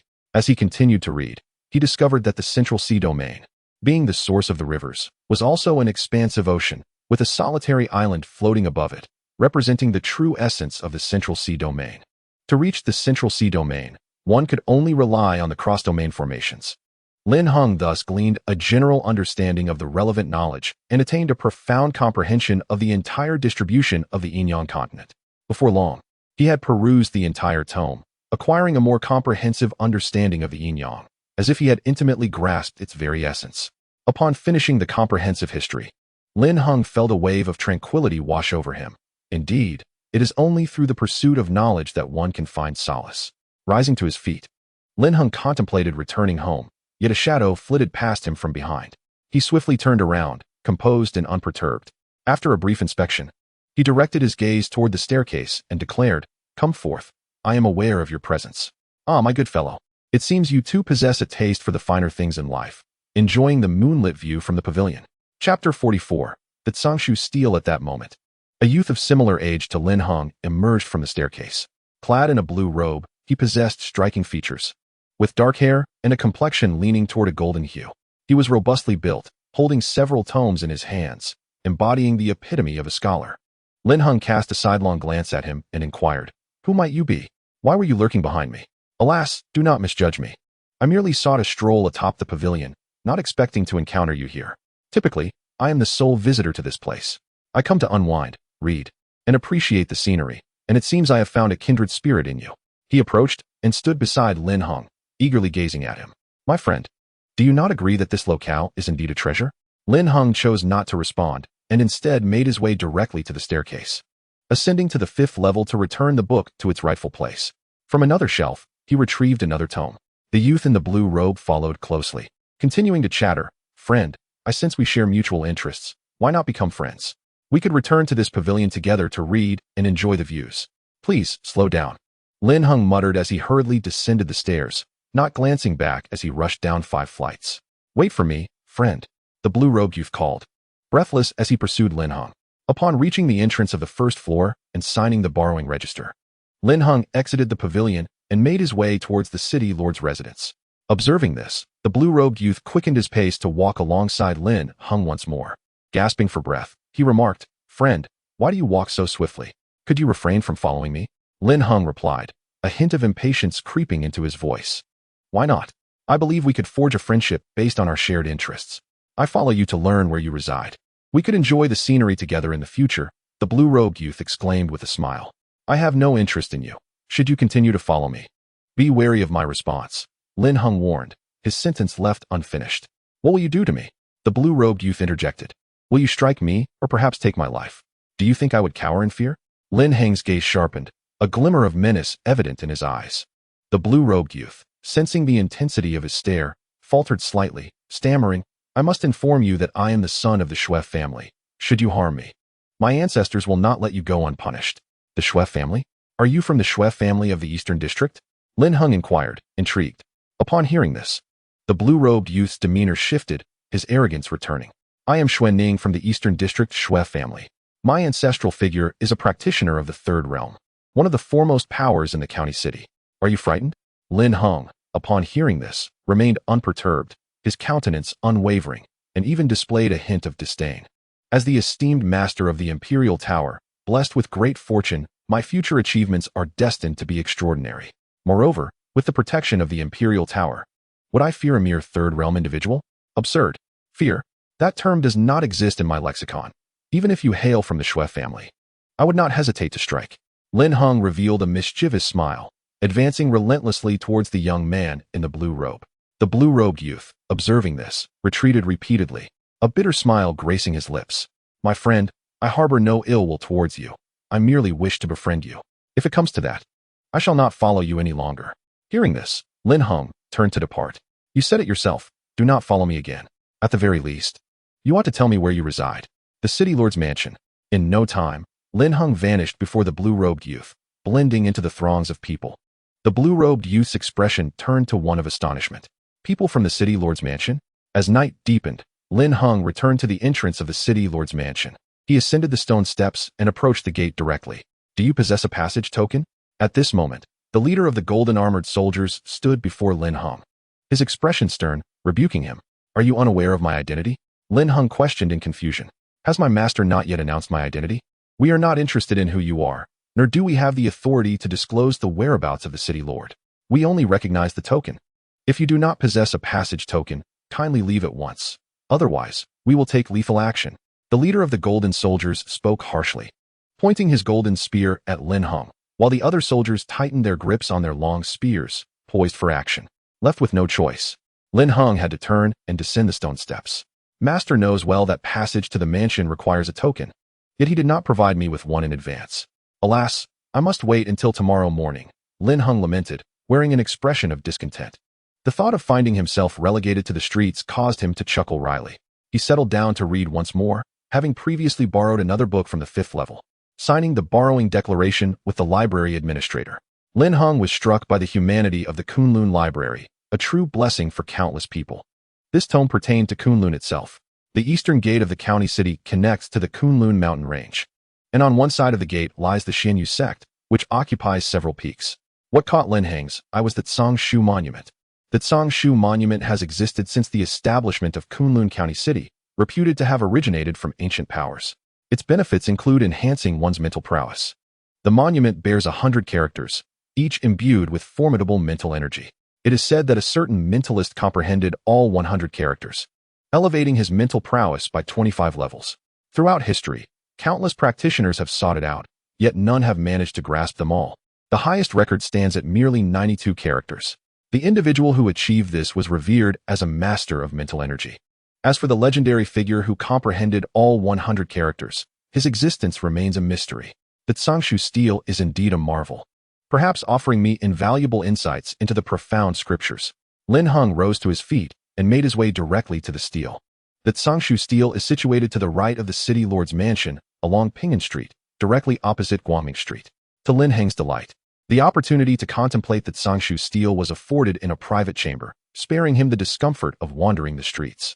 The Tsangshu stele is a slab of pure white jade, adorned with golden characters. It stands 5 zhang tall and spans 2 zhang wide.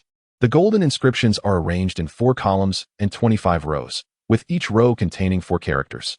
Opposite the stele lies a 5-story rectangular pavilion, where each level permits the viewing of 5 lines, totaling 20 characters.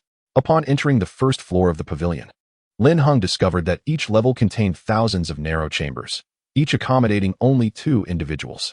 Within one such room, furnished with a soft seat and a table, he opened the door to find a quarter of the Tsangshu stele visible before him, the 20 golden characters striking his gaze with overwhelming force. The brilliance of these golden letters radiated like the blazing sun, making it difficult to look upon them for too long. Lin Heng settled into his seat, squinting to focus ahead. However, within mere moments, his eyes turned red, tears spilling forth. Unable to endure the intensity, he turned away, hastily wiping his tears and rubbing his eyes to alleviate the discomfort. What origin does the Tsangshu stele possess that it exudes such terrifying power?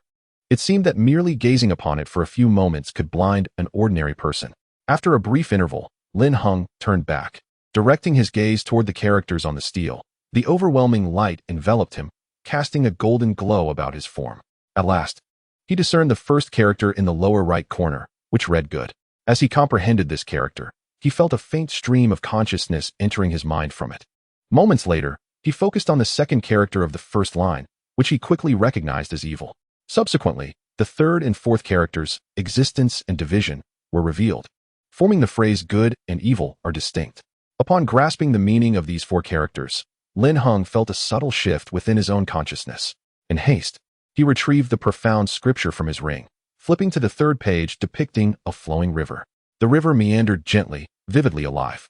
Lin Heng attempted to manipulate the river with his mental force, and indeed, it responded to his will, sometimes flowing upstream, at other times surging tumultuously. Lin Heng realized that this was the manifestation of his enhanced consciousness, indicating that his mental power had ascended to the third tier. He turned another page, and the fourth page revealed a breathtaking image of a snow-capped mountain, perpetually adorned with glistening snow. Once more, he endeavored to control the scene with his mental energy. But alas, it did not yield to his command, indicating that his mental power had not yet reached the fourth tier. It appeared that for each line of text comprehended from the Zhongshu stele, one's mental power could be augmented by one tier, with restrictions applying only to those with mental capacities below the 25th tier. Drawing from the insights provided within the tome, Lin Heng arrived at this conclusion. Moreover, the nature of mental power varies. Should one's mental capacity be at the 25th level, even if one comprehends 100 characters, they remain at that same level, merely indicating the exceptional talent for mental prowess. If I were to fully grasp it, the augmentation of my spiritual strength would undoubtedly be monumental. Lin Heng continued to observe, his previous experiences allowing him to navigate with ease as though he were a fish in water. He swiftly comprehended 3 lines, the distinction of black and white, the separation of male and female, and the division of water and fire. However, his mental power only increased by 1 level, reaching the 4th tier. As he looked further, the brilliance of the characters intensified, and upon opening his eyes, he was momentarily blinded by the radiance, prompting him to cease his attempts. Nevertheless, to have deciphered 4 lines comprising 16 characters would astonish anyone who learned of it. It is noteworthy that most individuals who approach the Zhongshu monument possess mental capabilities surpassing the 20th level, primarily to gauge their innate talent for mental prowess and to ascertain how far they might advance along the path of mental cultivation. After all, everyone wishes to validate their potential, to prove they can evolve into a revered figure of mental strength. Conversely, those below the 20th level dare not attempt it, as they do not wish to risk the loss of their sight, casting aside their bright futures. Lin Heng might be the first to confront the challenge directly, utterly unconcerned with the state of his own eyes. Fortunately, his robust constitution distinguishes him from ordinary individuals, or he would not have been able to endure for long. At this point, Lin Heng could no longer withstand the radiance of the Zhongshu monument and hastily exited the room, closing the door behind him. This place was unsuitable. He had hoped to find refuge for the night, yet it seemed he would be destined to wander the streets. Nevertheless, his journey to the Zhongshu monument had yielded unexpected rewards. Chapter 45, A Hero to the Rescue? Stepping out of the pavilion, Lin Heng was struck by the peculiarity that the Zhongshu monument appeared devoid of light from the outside, utterly unremarkable. It seemed a formation concealed the monument's brilliance. In this vast world, it appeared there was no place for Lin Heng to settle. As he walked along the tranquil streets, night had deepened. With only a couple of hours remaining until dawn, the streets were nearly deserted, with many shops shuttered, rendering the thoroughfare desolate. Perhaps it would be wise to take refuge in the library, reading until daybreak. At the end of Ping and Street lay the intersections of Chong and Street and Guangming Street, all 3 avenues being the most bustling in the central district. Lin Heng strolled leisurely, relishing the rare tranquility of the moment. The moonlight cast shadows, while a gentle breeze caressed the street. The whisper of the wind danced in Lin Heng's ears, and the sound of his footsteps resonated clearly. "What are you plotting?" A woman's voice pierced the stillness, causing Lin Heng to become alert. He followed the sound toward its source. Meanwhile, at the loft of the Zhongshu monument on Ping and Street, a young girl clad in a pale yellow dress stood, her dark hair cascading over her shoulders, her skin smooth as cream, and her exquisitely delicate features exuded an air of aloofness. A faint ethereal glow surrounded her, unmistakably indicating her status as a practitioner of the Qi realm. Before her stood 3 young men, around 17 or 18 years of age, all dressed identically, each adorned with a symbol resembling the character for Li. At that moment, they formed a menacing circle around her, each equally a practitioner of the Qi realm. "Wang Lily, are you not typically rather arrogant? Not only have you disrupted my affairs, but you have also usurped my position. Tell me, Wang Lily, has your family line perished, leaving you to adopt such a masculine demeanor in your endeavors?" Upon hearing this, her expression darkened, and the aura surrounding her became palpable, a gust of spiritual wind swirling around her. "Li Ran, I advise you to temper your words, otherwise, even though you belong to the Li family, I, Wang Lily, shall sever your cultivation." Upon hearing this, The individual named Li Ran chuckled softly. Wang Lily, are you truly unable to distinguish reality? While I have lost to you in solitary combat before, we are now 3 against 1. I suggest you bow to me and share a bed with me for a night. I might then consider sparing your life. Otherwise, given your status in the Wang residence, even if you were to perish in the streets, no one would care. I would hate for your unfortunate mother to have to collect your body and incur additional expenses in the process. Wang Lily's expression turned fierce. Li Ran, you are courting death. With a surge of spiritual energy, she struck out. A torrent of water elemental power coalesced in her palm, her strike appearing feeble, yet the water energy surged forth like a tidal wave. Naturally, Li Ran and his companions would not allow her to strike unopposed. They channeled their own with elemental power into their palms. A vibrant green light filling the air as they pushed forward. The clash of their combined forces against hers created ripples in the surrounding atmosphere. However, her 2 palms could not withstand the might of their 6 hands, and given their equal strength, Wang Lily began to falter, retreating step by step. Wang Lily, you cannot defeat us. I suggest you bow to me and warm my bed. Thereafter, you shall be under my protection, and I will ensure you and your mother live comfortably. Li Ran wore a lascivious grin. Wang Lily, clutching her chest, scoffed, in your dreams. Even if I perish, I will not grant you your wish. With that, she drew a sword from her storage pouch and brandished it toward the 3 of them. Her movements were ethereal, each strike shimmering with spiritual light, a sign that she was on the verge of mastering sword energy. Li Ran and his companions would not allow her to gain the upper hand. They swiftly retrieved their own weapons from their spatial rings, each wielding a green spear. The spear tips glowed with verdant light, and they wielded their weapons with practiced skill. The trio advanced relentlessly, forcing Wang Lily into a disadvantageous position, causing her to retreat further. This entire scene was observed clearly by Lin Heng, who stood not far away. The 3 opponents were all at the 2nd level of qi refinement, as was the woman. Should I intervene, or simply observe the unfolding events? At that moment, Li Ran sent Wang Lily flying, her body crashing violently against a stone beam. She tasted blood in her throat. Her expression contorted with pain as a mouthful of crimson spilled forth. Her complexion paled, and she glared at Li Ran with piercing eyes. Li Ran approached and crouched down beside her. Wang Lily, why do this to yourself? He reached out to touch her cheek, wiping the blood from the corner of her mouth. In response, Wang Lily shoved his hand away, angrily retorting, keep your filthy hands off me. Do not disgust me. It is a lifelong shame for me, Wang Lily, to have fallen into your hands. Ah, I do enjoy your fiery spirit, Li Ran chuckled. However, I am also a man of compassion and will not easily take your life. As his words fell, he retrieved a spirit vial from his spatial ring and extracted a pale red elixir. This was the lustful spring pill, procured at a high price from the infamous flower thief, capable of inducing an overwhelming desire. Huh. Li Ran's face twisted with lewdness as he extended the pill toward her cherry-like lips. Wang Lily, her expression fraught with panic, gazed vacantly, tightly pursing her thick lips and shaking her head in desperation. Fear gripped her, tears cascading from her glistening autumn-like eyes. A look of utter despair overtook her. No one could save her, until her gaze fell upon a certain direction, toward Lin Heng. It was as if she had seized a lifeline, her eyes pleading for his intervention. Not far away, Lin Heng's heart swirled with conflicting emotions, yet he resolved to act. He detested men who toyed with and bullied women. Summoning Long Han, he imbued his legs with its power and drew forth the time reversal sword, fully armed and poised for action. In a mere breath, he closed the distance to Li Ran and his companions, striking with a swift motion. A wave of sword energy hurtled toward Li Ran. Startled by the sudden turn of events, Li Ran hastily grasped his green spear to deflect the oncoming force. Yet, the might of Lin Heng's sword energy was beyond his capacity to withstand. Positioning himself directly before her, Lin Heng unleashed 2 more waves of sword energy toward the remaining 2 adversaries. The 3 strikes effortlessly repelled Li Ran and his companions, forcing them back several paces. Wang Lily, taken aback by the youth's formidable strength, was astonished by how easily he unleashed such powerful sword energy. Li Ran's expression hardened as he turned his gaze toward Lin Heng. You dare to thwart my intentions? Do you realize I am of the Li family from the northern district? I care not who you are. I shall see this matter through, Lin Heng replied, his expression unwavering, a confident smile gracing his lips. You are courting death, boy.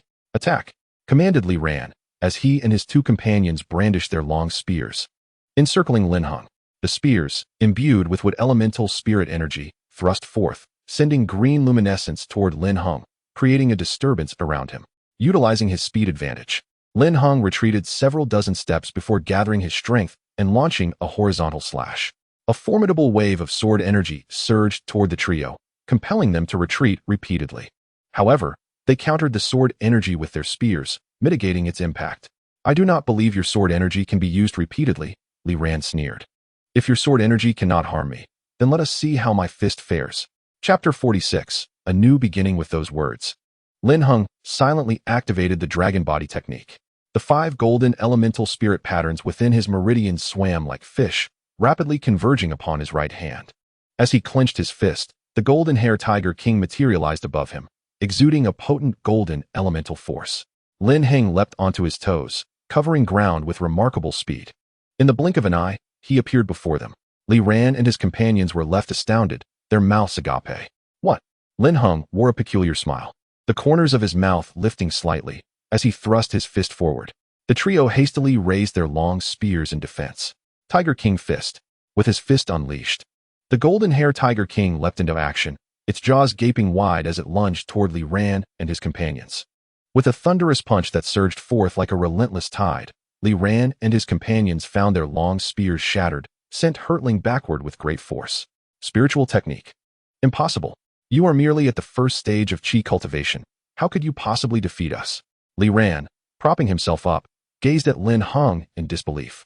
You are utterly incompetent. Wielding a spear like a monkey with a stick, lacking any genuine killing technique, it's no wonder you cannot prevail against me. Upon hearing this, a dark expression settled on the foreheads of Li Ran and his companions. What we employ is the Li spear technique, renowned throughout Kunlun County.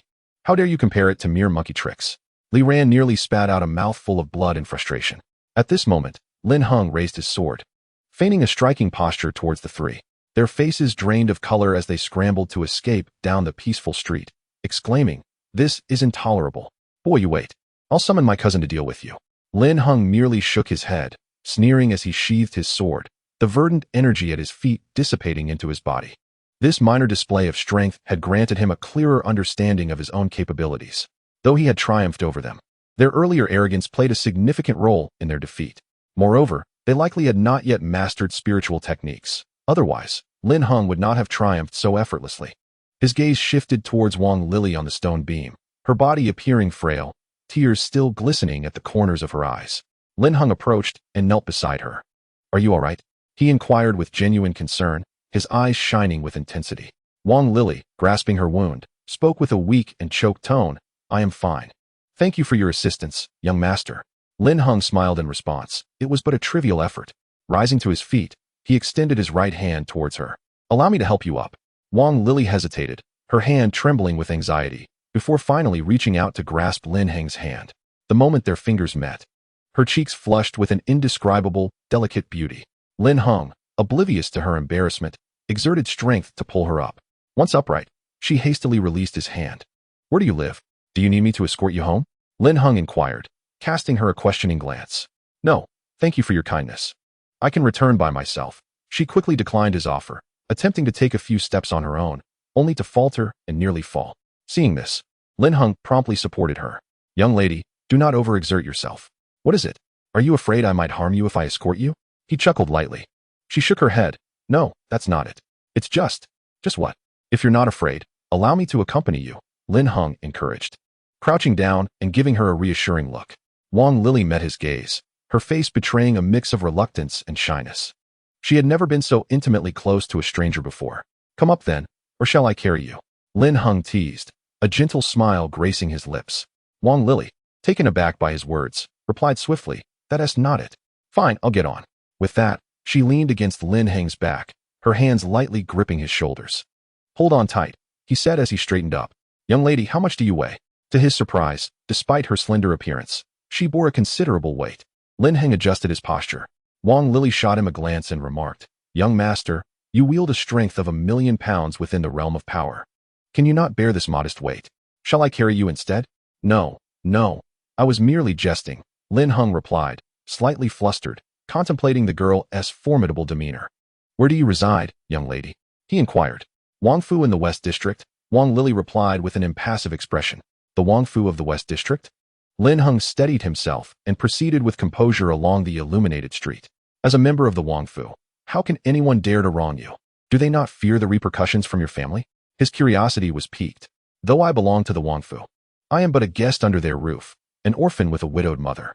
Moreover, they hail from the Li family in the North District, so naturally, they harbor no fear of trouble, Wang Lily stated, her expression unchanged, her gaze filled with resignation and despair. Upon hearing this, Lin Heng discerned the underlying implications of her words, recognizing it was a matter of her family, and refrained from probing further. Being a young woman out so late, do your family members not worry for your safety? He asked. I am a cultivator, capable of protecting myself. My late-night outings are for the purpose of training, thus, they are not concerned, she replied. Lin Heng nodded thoughtfully, quickening his pace towards the illuminated street. As the night faded, a blue-gray sky emerged, and a beam of sunlight gradually appeared on the eastern horizon. By this time, Lin Heng had exited Guangming Street and left the central district. However, just as he stepped beyond the central district, he sensed several consciousnesses honing in on him, which heightened his alertness and prompted him to quicken his stride. Soon, he traversed several streets and arrived at a grand estate, the Wangfu. There were guards stationed at the main entrance, and Lin Heng intended to approach them for inquiries. However, Wang Lily interrupted him, saying, Young master, let us use the back entrance. Lin Heng, puzzled, questioned, why take the back when there is a grand entrance? Just follow my lead. If you refuse to use the back entrance, I shall go alone, she asserted as she attempted to break free from Lin Heng's grasp. Yet, he prevented her from doing so, insisting, sit steady. We shall use the back entrance. Feeling exasperated, Lin Heng circumvented 2 streets until they reached the back door. To his astonishment, the entrance was barely wide enough for a single person, more akin to a dog door than a proper door, especially when compared to the grandeur of the main entrance. Do you truly wish to enter through this portal? Lin Heng questioned, casting a doubtful glance at her. At that moment, she descended from his back and steadied herself against the wall. I have become accustomed to it, she replied, leaning against the white wall as she stepped inside. Turning back with a smile, she said, Thank you, young master. My name is Wang Lily. Your kindness will be etched in my memory. Lin Heng waved his hand in a gesture of dismissal, smiling as he replied, No need for such gratitude. It was a mere trifling act. By the way, I am Lin Heng. It is a pleasure to make your acquaintance. She smiled once more and proceeded through the door. Inside lay a long stone pathway, and she supported herself against the white wall as she walked further in. Observing her retreating figure, Lin Heng perceived a profound solitude and an underlying resignation towards life. One can clearly discern her yearning for a beautiful life, as well as her steadfast strides. The blue-gray sky gradually transforms into a serene blue and white, heralding the rise of the sun from the eastern horizon, marking the dawn of a new day. Chapter 47. Significant Matters? The grandeur of the royal palace is not in the slightest inferior to that of the city lord's residence. Lin Heng traversed for a considerable time before finally returning to the gates of the royal palace. At that moment, he sensed the unmistakable presence of several spiritual entities honing in on him, an awareness that intensified with each passing moment. Just as Lin Heng was about to enter the streets of the central district, the owners of those spiritual senses made their appearance. They were 5 individuals, all clad in black robes, their faces obscured by crimson masks, wielding curved blades that emanated a palpable aura of sanguine ferocity. Such malevolence could only be sustained by blades nourished with fresh blood, revealing their identity as professional assassins, members of an organized faction. They swiftly encircled Lin Heng, their curved blades slicing through the air with a menacing intent. Upon witnessing this, Lin Heng leapt backward, landing deftly behind them. He unsheathed the light-returning sword and unleashed a flurry of slashes forward, sending forth ethereal sword energies that shimmered faintly. The assassins reacted with remarkable agility, retaliating with a barrage of blade energies that clashed brilliantly with Lin Heng's strikes, resulting in a cacophony of sound as they neutralized each other. Nevertheless, a few blade energies broke through, hurtling towards Lin Heng. Startled, Lin Heng relied on his speed and flexibility to effortlessly evade the incoming attacks, which instead cleaved through the surrounding shops, leaving deep gashes in their doors. The 5 assassins swung their curved blades once more, but Lin Heng deftly dodged their strikes, the blades returning to their owners without inflicting harm. Remember, our master instructed us to capture him alive. Proceed with caution, barked the leader, a man with a red mask. With that command, the 5 of them advanced towards Lin Heng. 2 of them unleashed a series of blade energies as they approached, while the remaining 3 combined their spiritual techniques to conjure a spiritual circle resembling a cage. Realizing the peril, Lin Heng summoned forth Long Han and Mao Zi. Long Han's sword from Lin Heng's back, transforming into a massive emerald-scaled dragon, while Mao Zi emerged from Lin Heng's dantian, taking the form of a golden-furred tiger, equally formidable.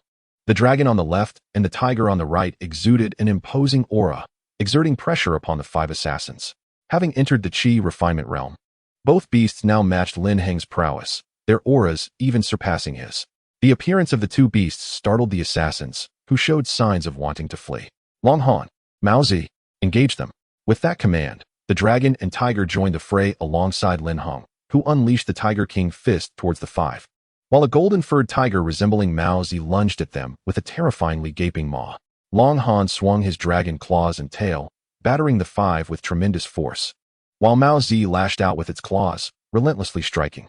The 5 assassins found themselves on the defensive, retreating under the relentless assault. Curse it, who is this young man? He possesses 2 spirit beasts within him. Utilize the combined spiritual technique. Upon uttering these words, the 5 assassins' curved blades connected, forming a circular blade formation that, under their control, expanded several-fold and began to spin rapidly. A whirlwind of blades surged forth, recklessly unleashed. It shot directly towards Lin Heng. The circle of knives aimed straight at Long Han and the cat, who defended themselves with their claws. Yet, after merely a few moments, they were swept away by the overwhelming force of the blade circle. Long Han transformed into a green radiance and soared into Lin Heng's body. Simultaneously, the cat morphed into a golden kitten and also entered Lin Heng's form. At this juncture, the blade circle, now under the control of the 5, hurtled towards Lin Heng. As the blade circle approached, Lin Heng grasped the time reversal sword and delivered a decisive slash. The sword met the blades, igniting a shower of sparks, and a formidable spiritual pressure radiated outward. Lin Heng's expression twisted into a grimace, his hands gripping the hilt tightly as he unleashed a furious strike. The blade circle shattered, fracturing into 5 curved knives. The 5 were thrust back by the backlash, and Lin Heng slammed heavily against the stone beams surrounding him, a metallic taste filling his throat as he coughed up blood. After a brief moment, the 5 rose to their feet and moved closer to Lin Heng. This young man poses a significant threat. If he grows stronger, he could bring untold calamity. Why did the master not simply kill him? Do you not understand?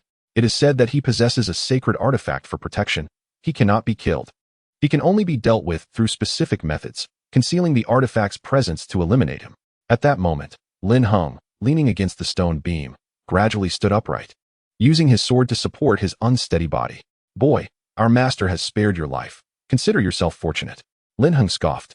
Are you from the Li clan of the Imperial City? Huh. Why use a sledgehammer to crack a nut? Your strength is akin to that of an ant. Our prowess is sufficient to deal with you. The blood-faced man retorted with scorn. Upon hearing this, Lin Heng laughed towards the heavens. Ants? His fists clenched tightly, the amusement on his face transforming into fury. His face flushed crimson, extending down to his neck, as his gaze fixated on the 5. Simultaneously, his eyes darkened, flashing momentarily before becoming pitch black, igniting an uncontrollable rage. I had no intention of killing you, but you dare to challenge my limits. In that case, I shall send you to hell. His furious roar reverberated like thunder, echoing far and wide. In response, the 5 blood-faced men burst into uproarious laughter, retorting coldly. With your current state, boy, know your place before boasting. Lin Heng merely chuckled. Grasping the time reversal sword, he struck 5 times in the blink of an eye. Boy, you cannot even unleash sword energy. How do you intend to kill us? The blood-faced man who spoke suddenly trembled and fell, followed by the other 4. Their faces betraying panic and confusion, their eyes wide open in death. Even in their final moments, they could not comprehend how they had met their demise. Lin Heng sheathed the time reversal sword, a sneer escaping his lips as he collapsed to the ground, unconscious. At this time, nearly all the shops in the prefectural city had opened for business. The streets bustled with a growing throng of people. In the street located at the boundary of the central and western districts, Zhongxi Street, the air buzzed with lively chatter, everyone engaged in animated discussions. Do you know who those 5 individuals were? Is it possible that they belong to a certain organization? I cannot say for certain, but they undoubtedly harbor ill intentions towards the youth lying there. Can you tell me if they are deceased, and what of the young boy? As for the boy, I am uncertain, yet the 5 individuals are undoubtedly lifeless, their demise most gruesome.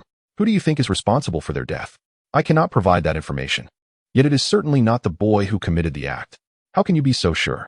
I am afraid I do not possess that knowledge. At this moment, a troop clad in golden armor and wielding spears entered Zhongxi Street, weaving through the throng. Clear the way, clear the way. The city lord's office is conducting business. Unrelated individuals, please step aside. Thank you for your cooperation. The captain of the Golden Troops was the first to arrive at the scene of the incident. Crouching down to examine the 5 bodies sprawled nearby, he extended his spiritual awareness into their forms, discovering no signs of life. He then turned his attention to the boy lying beside them, furrowing his brow in astonishment. He was still alive. Clear the bodies and bring this person back to the city lord's office for interrogation. His presence was commanding, his gaze piercing. Yes, soon. Several soldiers lifted the corpses and the young boy, heading towards the city lord's residence, with the rest following closely behind. Meanwhile, the gathered crowd dispersed, and Zhongxi Street continued its orderly bustle, reminiscent of its usual vibrancy. At the city lord's residence, Hu Jixiao stood before the entrance, where 2 rows of golden-armored soldiers were receiving his stern reprimands. Do you know who that boy was last night? He is my apprentice. Look at you, so proud. Yet you dared to turn away my little disciple. My lord, you did not inform us that you had taken on an apprentice, did you? Moreover, the young master did not possess the entry permit, so we could not allow him inside without caution, replied one of the Golden Troop leaders, lowering his head and avoiding Hu Jixiao's gaze. Humph, I forgot to provide him with the entry permit. What of it? Are you accusing me? Hu Jixiao retorted. Dare not. Dare not. My lord, please do not misunderstand us. We are merely following your orders and would never dream of criticizing you. Smooth talkers, go and find him immediately. If you fail to bring him back, it will be on you. Hu Jixiao commanded fiercely. Yes, yes, I shall gather my men to search. The leader of the Golden Troops dared not delay, well aware of his master's notorious reputation as a fiercely protective mentor. At this moment, Hu Jixiao's expression turned grave. Earlier, he had received information from a maiden in a yellow dress from the Spirit Bone Pavilion regarding Lin Heng, only to learn that Lin Heng had already arrived at the city lord's residence. When he inquired of the guards, they informed him that Lin Heng had been turned away, igniting his fury and prompting him to chastise the guards vehemently. This lad, unfamiliar with the surroundings, where could he possibly go? Just then, a golden-armored troop ascended the stone steps of the residence. Spotting them, Hu Jixiao approached with a troubled expression. Gu Yi, please assist me in locating a young boy. He possesses a handsome visage, clad in a black robe, around the age of 16. With a physique of moderate stature, the leader of the Jin soldiers, known as Gu Yi, interrupted Hu Jixiao's words and pointed towards the rear. Is the youth you mentioned over there? Hu Jixiao moved in the direction indicated, casting his gaze upon the remaining Jin soldiers on the stone steps. There, he beheld the lifeless forms of 5 individuals adorned in blood-red masks, and ultimately, he laid eyes on Lin Heng, drenched in blood. Stunned, he exclaimed, Who did this? Who is responsible? As Hu Jixiao unleashed his spiritual might, he soared forth, directly materializing in front of Lin Heng, cradling him in his arms. Employing his divine sense, he assessed Lin Heng's condition and, upon discerning the faintest signs of life, he exhaled a sigh of relief. Yet, upon realizing Lin Heng was on the brink of death, panic ensued. Hu Jixiao promptly enveloped Lin Heng's entire being with protective spiritual energy, hastily retrieving an ample supply of medicinal pills from his spatial ring and stuffing them into Lin Heng's mouth. He then shot into the city lord's mansion at a meteoric pace. This entire scene left Gu Yi and his companions utterly bewildered, while the soldiers carrying Lin Heng wore expressions of utter confusion. Gu Yi inquired of the guards at the mansion. What is the relationship between that youth and the city lord? Why is the city lord in such a state of alarm? At that moment, the leader of the guards appeared to be in despair, as if he had committed an unforgivable sin, his death imminent. He wept, that is the city lord's young apprentice. I am doomed. I am doomed. Gu Yi, upon hearing this, was struck with shock. He understood the gravity of the situation. It was no longer merely a matter of disorder, but a significant incident that could shake Kunlun County to its core. Relay my orders. The city is to be placed under martial law. Seal the city gates. Investigate all individuals related to this matter. Those who defy will be executed without mercy.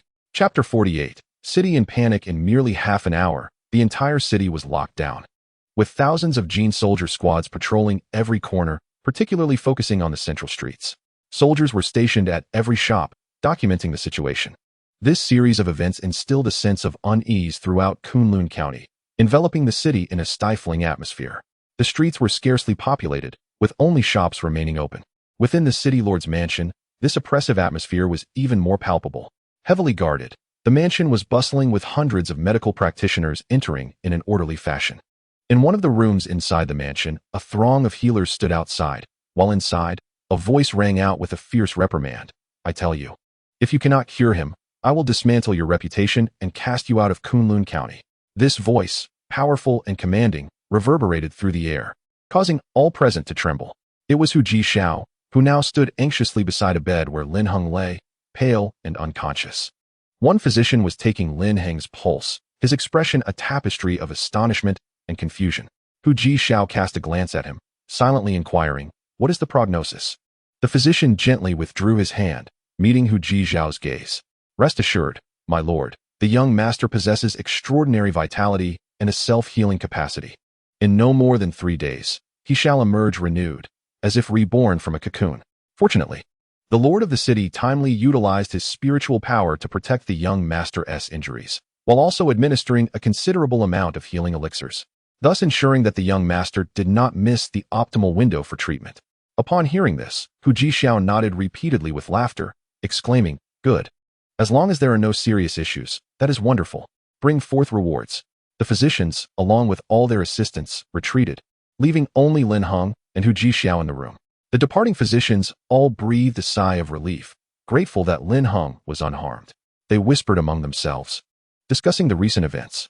"Thank goodness the young master's injuries are not severe, otherwise, we would have suffered greatly," they lamented.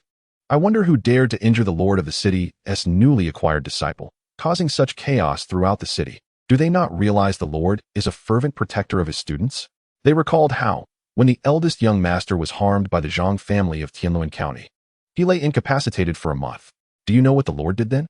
He mobilized all of Kunlun's might against Kunlun County, forcing its lord to surrender the Zhang family, who subsequently vanished from the face of Kunlun. They further recounted the exaggerated tale of the second young master, who was nearly assaulted by a scion of the Hong family from Heng'er County. The Lord had ruthlessly eliminated all male members of the Hong family. With the experiences of the eldest and second young masters in mind, the remaining 4 young masters were treated with utmost respect during their outings, as no one dared to let them suffer even the slightest indignity, prompting many to eagerly seek to become disciples of the Lord. Yet, despite this, there were still those audacious enough to harm the young master, indicating a severe lack of respect and nearly causing further trouble for them all. Now, the entire city prayed fervently for Lin Heng's well-being. They were weary, for each time a young master faced peril, the entire city had to mobilize to seek justice. They were exhausted, feeling as if they were being forcibly conscripted. At that moment, in a dimly lit room filled with despair, a voice echoed, "Failed? Not only have you failed, but you have also brought about such a calamity. Do you wish for our family to be obliterated by Hu Jixiao? If he discovers our involvement, even the imperial city's forces will not be able to assist us, as we are merely a minor branch of the family." Instructions were given. "That young man is the disciple of the Lord. Do not harm him. Order the family's covert agents to remain inactive during this period, and retract all missions to capture that young man. We must not wade into this murky water. Our priority is self-preservation. Let the clans of the imperial city take action themselves." In the 4th level of the Spirit Bone Pavilion, a voice reported, "Master, young Master Lin has been attacked, and his current condition is unknown. It is feared that Hu Jixiao may turn against us, especially since we failed to ensure his safe return." At this moment, a maiden in a yellow dress stood before a jade table, while a woman in white seated beside it bore a stern expression. "Do not worry," she replied. "Hu Jixiao is not a fool. He is capable of discerning right from wrong. This attack was likely orchestrated by another faction from the imperial city." She commanded, "Dispatch a few individuals to secretly investigate which faction was behind this, and ascertain whether it was indeed the Li family of the imperial city that acted. Simultaneously conveying to my family, I shall endeavor to persuade Lin Heng to commit to that matter, thereby enabling the ancestral figure to discreetly protect him." The maid in the yellow dress withdrew, and the room once again succumbed to dimness. In the Lord's manner, Lin Heng awoke, revealing a pair of profound eyes. He surveyed his surroundings, adorned with opulent decorations, jade walls, golden tiles, and silver fixtures. Supporting himself, he descended from the bed. The chamber was vast, spacious enough to accommodate 1,000 souls. He walked slowly and purposefully until he reached the door. Upon opening it, a blinding light struck his face, compelling him to squint. Only after a few breaths could he reopen his eyes. Before him lay a breathtaking sight. Hundreds of thousands of golden-armored soldiers, meticulously arranged, wielding golden spears, engaged in organized drills. It was an impressive spectacle, a formidable army moving in unison, embodying the indomitable spirit of military might. Could this truly be the Lord's manor? Stepping over the threshold, Lin Heng stood upon a high platform. Behind him loomed 100 palaces, while before him lay a flight of stairs. Below the steps was a long stone path leading directly to the manor's entrance, flanked by expansive green fields where countless warriors stood in formation. Junior disciple, your injury has yet to heal. Do not wander about recklessly. A woman in white approached Lin Heng from behind. Upon hearing her words, he turned to face her. Discovering a stranger, she appeared in her 20s, with skin as smooth as cream, her hair tied in a ponytail, and an elegant stature that exuded competence. Her arched brows and profound eyes radiated a sense of valor, complemented by a small mouth beneath a prominent nose, with a dazzling smile revealing a row of pristine teeth. She possessed an aura of a warrior, a beauty unlike any Lin Heng had encountered before. Who are you? Lin Heng inquired, unable to suppress his curiosity. With a smile, she replied, I am Zhang Mulan, the second disciple of the Lord, your second senior sister, and the commander of these valiant warriors. Second senior sister? A military commander? Junior disciple, you are still recovering. You ought to return and rest, she admonished gently. At that moment, 5 figures descended from the palace, 3 men and 2 women. Second senior sister, do not frighten the junior disciple, they exclaimed. They landed gracefully beside Lin Heng, all wearing smiles as they gazed at him with affection. Junior disciple, I am your eldest brother, Guran. He was clad in a white robe, wielding a green fan, with a handsome visage and a scholarly demeanor. I am your third brother, Xiaochuan. He, too, donned a white robe, exuding a commanding presence. I am your fourth sister, Xiaoqin, dressed in a yellow gown. Her charming smile showcased a set of perfectly aligned white teeth, making her appear exceedingly endearing. I am your fifth brother, Xiaoqi. He wore a gray robe, possessing a robust physique and a rugged countenance. Now it is my turn. I am your sixth sister, Qinmi. I am no longer the youngest. Now I have a junior disciple. In a blue dress, she embodied the essence of grace and charm, her delicate brows framing sparkling eyes, her skin radiating a rosy hue, and her long hair shining like ebony, presenting an enchanting figure. Lin Heng stood there in a daze, questioning whether these individuals were indeed his senior brothers and sisters. Chapter 49, Resolute. Just then, a thunderous roar echoed through the air, and a gust swept around him. A colossal tiger, its fur adorned with black and white stripes and claws gleaming like gold, descended from the palace, exuding an aura of dread. The fierce visage of the tiger landed directly before Lin Heng, causing the ground to tremble and stirring up a cloud of dust. Lin Heng was utterly astonished. Could this be the ancient royal beast, the Gale Tiger? In mere moments, the Gale Tiger transformed into a shimmering silhouette, taking on the form of a human, none other than Hu Jixiao. At that moment, he bore a gentle smile, appearing travel-worn in his black and white patterned robe, adorned with a golden belt around his waist, radiating an air of regal authority that commanded respect. Upon seeing him, Lin Heng and the others bowed and clasped their fists in salute. Master. Meanwhile, the hundreds of thousands of golden-armored troops behind him knelt in unison, their voices resounding. We pay our respects to the city lord. Hu Jixiao boomed. No need for such formality. With that, the vast army resumed their drills, and Lin Heng and the others straightened their postures, gazing intently at Hu Jixiao. Follow me, he commanded, striding into the palace behind him, with Lin Heng and the others closely trailing. Junior brother, allow me to assist you. Qinmi flashed a dimpled smile and offered her delicate hand to support Lin Heng's left arm. Noticing this, Lin Heng felt a slight aversion as his previously pale complexion blushed with a hint of color. Yet, despite his initial struggle to break free, he succumbed to her unwavering gaze and reluctantly complied, eliciting a mix of amusement and pity from the onlookers who felt for him. Soon, they all entered the Grand Palace, the largest among 100 structures. To the left lay Hu Jixiao's quarters, while the right housed his administrative office.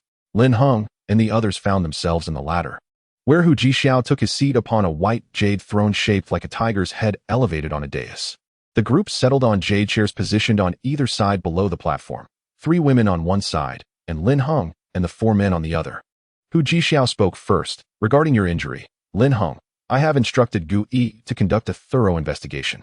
Once the matter is clarified, I shall take responsibility on your behalf. He turned to Lin Heng, his expression one of concern. Upon hearing this, Lin Heng felt the gravity of the situation. Realizing it involved individuals from the imperial city, likely linked to the Li family ancestor. The power of the imperial city was formidable, He feared it might implicate his master. Standing up, Lin Heng addressed Hu Jixiao. Master, I can handle this matter myself. There is no need to trouble everyone. He then added, I have heard from my senior sister that you have sealed the county city and are conducting rigorous searches. I implore you to retract your orders. There is no need for such a grand display. He knelt partially, clasping his fists and bowing respectfully toward Hu Jixiao. In response, Hu Jixiao appeared puzzled. Lin Heng, who is it that has harmed you to warrant such protection? Do you believe I fear them and would hesitate to act? Lin Heng quickly clarified. No, master. You naturally fear no one. This matter pertains to my personal affairs, and I cannot bear to trouble you with my burdens. What are you saying? Master is your family, and your personal matters are my concerns as well. Speak out, and allow me to alleviate your worries. Hu Jixiao said with a smile. You are right, master. Our junior brother is indeed part of our family. As his elder brothers and sisters, we naturally bear the responsibility of easing his burdens. The eldest brother, Gu Ran, stood up and assisted Lin Heng to his feet. The others followed suit, voicing their shared intent to support Lin Heng. Seeing this, Hu Jixiao nodded appreciatively and remarked, Lin Heng, we are all one family. With so many elder brothers, sisters, and our master to assist you, what do you have to fear? However, Lin Heng harbored deep concerns. He could not bring danger upon them. This time, they had sent 5 individuals at the Qi building stage, but next time, it could very well be someone far more formidable. I appreciate the goodwill of my elder brothers and sisters, as well as your kindness, master, Lin Heng replied, his expression filled with regret. But in this matter, you truly cannot assist me. It is something I must resolve on my own. I promise that for anything else, I will certainly seek your help. His eyes reflected determination, despite his apologies. Upon hearing this, Hu Jixiao seemed to catch a glimpse of the underlying issue and inquired, Lin Heng, your repeated refusals suggest that it is indeed the Linggu Pavilion who has wronged you, and you fear my involvement may implicate the county city? Lin Heng shook his head firmly. It is not the Linggu Pavilion who has harmed me. They are not that foolish. This is clearly a frame-up. Master, I assure you, I will handle this matter myself and will not allow myself to fall into further danger. Therefore, I implore you to rescind your order and restore order to the city. Lin Heng spoke with fervor, genuinely wishing to keep them out of this turmoil. He felt lost, questioning why he had become entangled in this strife. Was there a way to end it?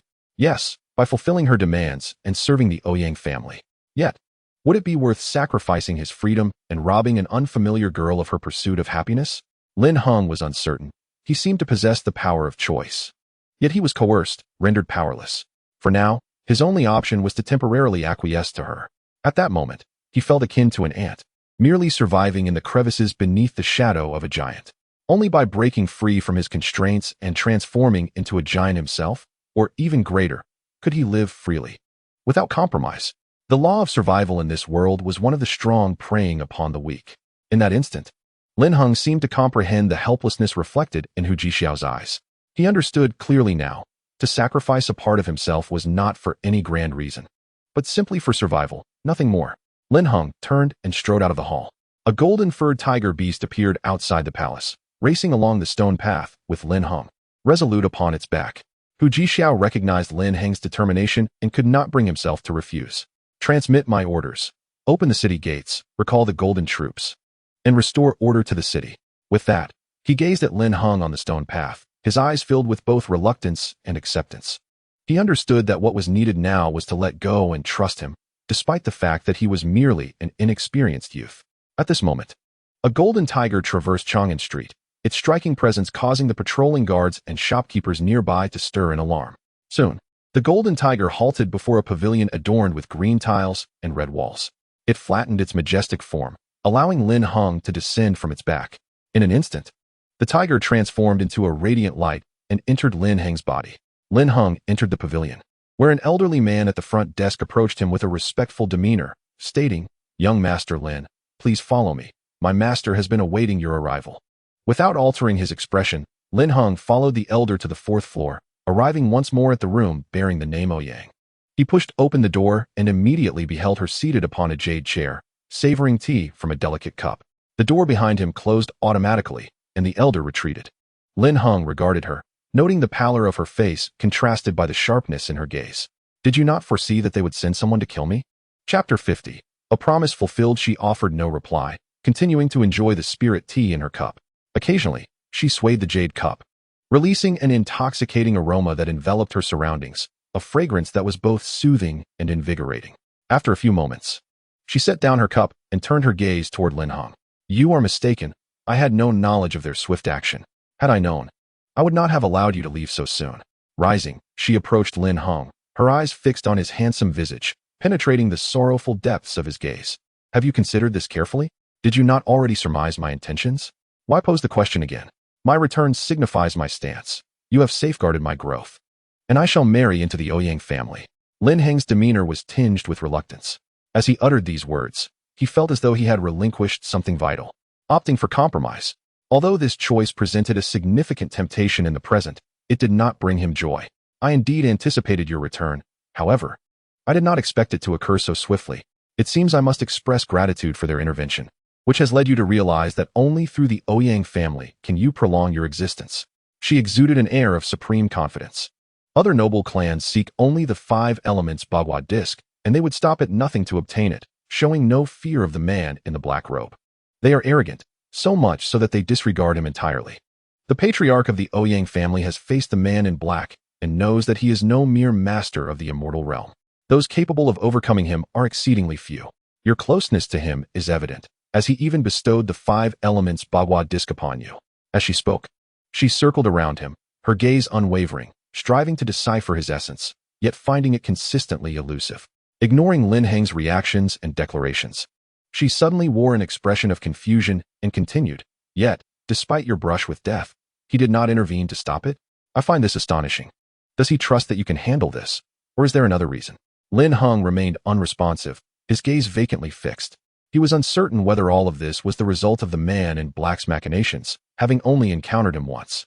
Are you not curious as to why the Ouyang family requires you to pledge a commitment to unite with them? She sat before Lin Heng, adopting the demeanor of a strategist observing her opponent. Upon hearing her words, Lin Heng indeed felt a surge of curiosity. Why did they not simply eliminate him? It could not solely be attributed to the mysterious figure in the black robe. There was more at play, as they were not so easily intimidated. Lin Heng spoke. Do you believe that by winning me over, you also win over the figure in the black robe? He scoffed lightly. Noticing Lin Heng's response, she smiled, embodying the confidence of a victor. She continued, This is merely one aspect. Lin Heng, furrowing his brow in confusion, inquired, One aspect? She chuckled softly, exuding an air of inscrutability. The Ouyang family had once basked in glory, and they certainly understood the importance of seizing the moment. Otherwise, they would not have endured through the ages. Ensnaring the figure in the black robe was merely a secondary objective. Our true focus lies in your remarkable talent. Lin Heng's expression shifted to one of alarm. He found it incredulous that they had extended their reach towards him. She pressed on. Your ascension to the position of Tower Master has already proven your exceptional intellect and indomitable spirit. Throughout history, those who have held the title of Tower Master are invariably prodigies, formidable beings, and possessors of the near-immortal artifact known as the Tower. Among the top 10 clans of the Central Sea region, all are families of Tower Masters. This underscores the significance of the position. Even had the figure in the black robe not seized the 5 elements 8 trigrams, the Ouyang family would have lacked the means to ensure our kin could successfully claim that title. Yet you have succeeded. Should you continue to grow, in a century, you will undoubtedly emerge as a powerful entity capable of leading the Ouyang family back to prominence within the Central Sea region, reclaiming our place amongst the top 10 clans and reviving the glory of our lineage. Her eyes sparkled with aspiration, as though she envisioned her family avenging past humiliations and regaining favor in the Central Sea region. Lin Heng, however, regarded their ambitions as sheer folly, absurdly attempting to restore their family's honor through the aid of an outsider. Was it so naive to believe that a woman could bind a man, compelling him to exert himself without reservation, especially when that man was Lin Heng himself? He scoffed at the thought. They were gambling, a wager on the future. Regardless of your intentions, I have made my vow today. I will marry Ouyang Siding in 10 years, and you shall protect me for that duration. With that declaration, Lin Heng strode towards the door, having accomplished his objective of securing a decade of growth. He understood that he must evolve substantially within that time, becoming self-reliant. Without glancing back, he exited the concealment array and made his way out of the Spirit Bone Pavilion. As he stepped outside the pavilion, he encountered his senior brother, Gu Ran.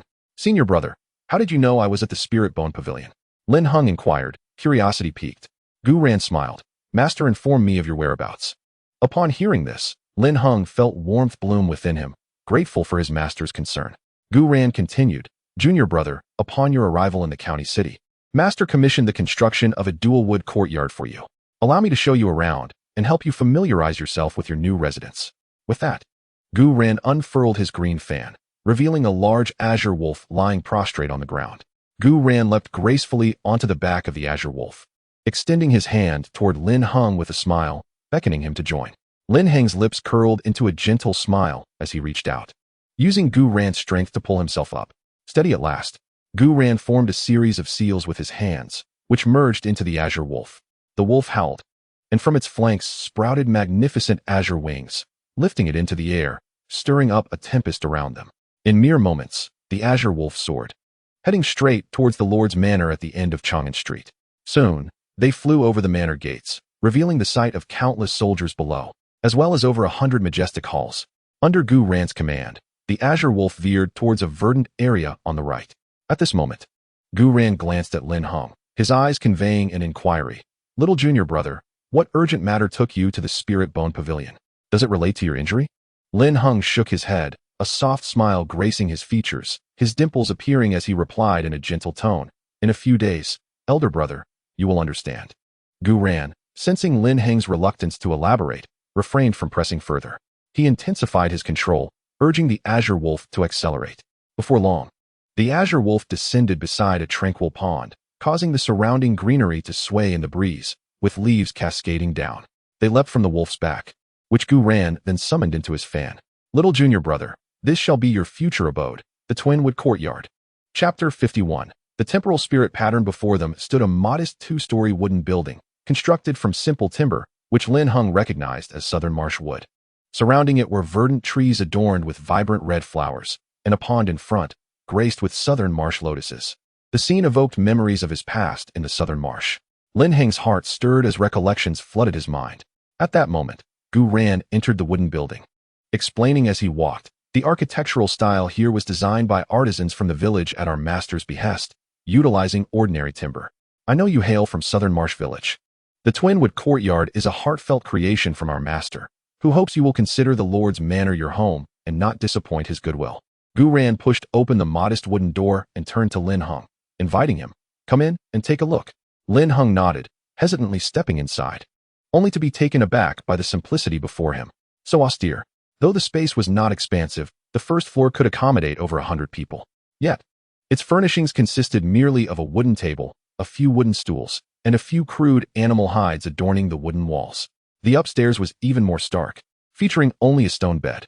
Feeling a wave of melancholy, Lin Heng was suddenly perplexed. He had anticipated an interior reminiscent of his southern marsh home, only to find a stark contrast. Was this a reflection of urban prejudice? Indeed, city dwellers were distinctly different.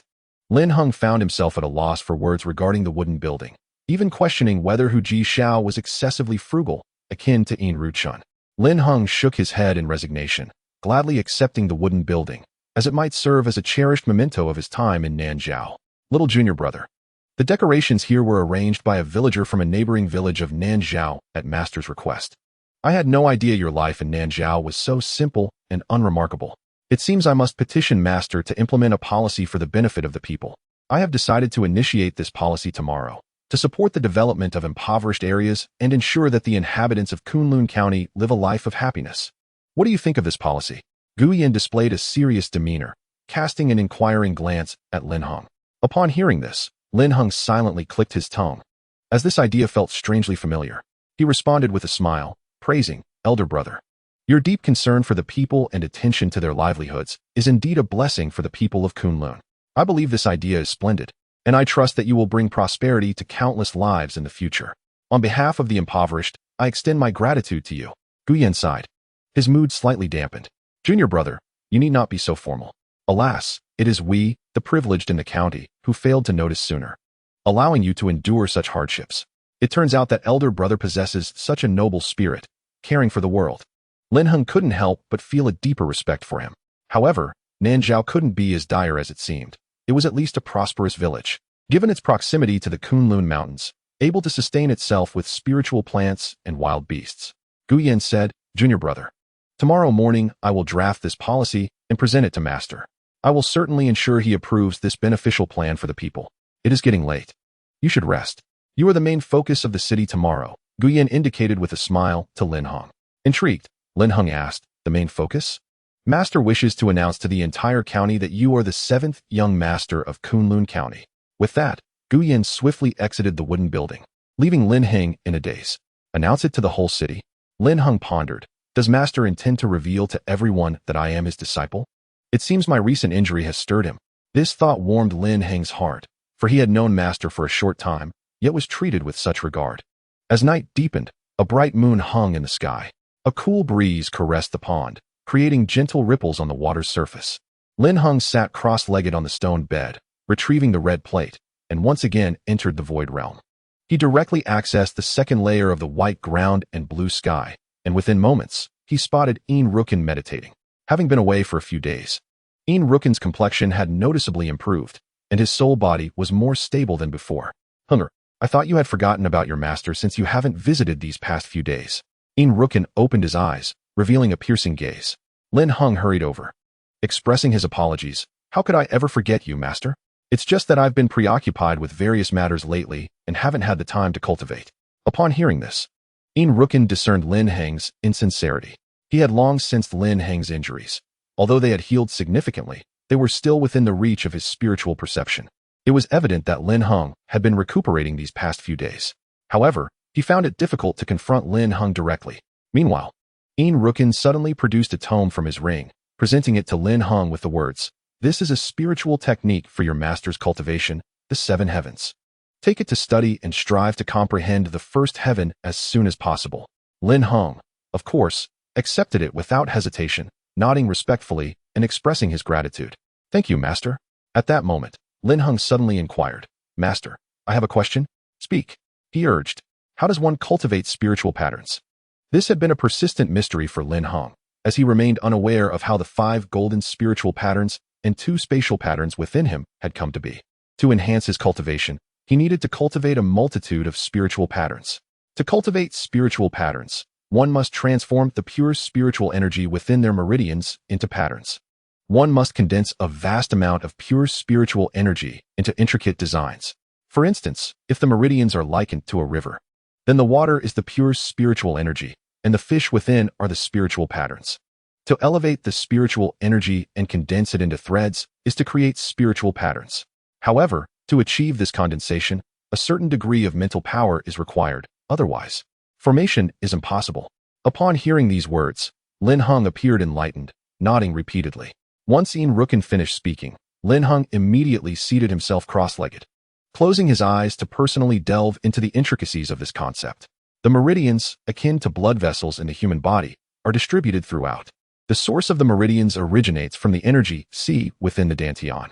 Above Lin Heng's energy C hovered a green-hued Tao source, evidently a spatial Tao source.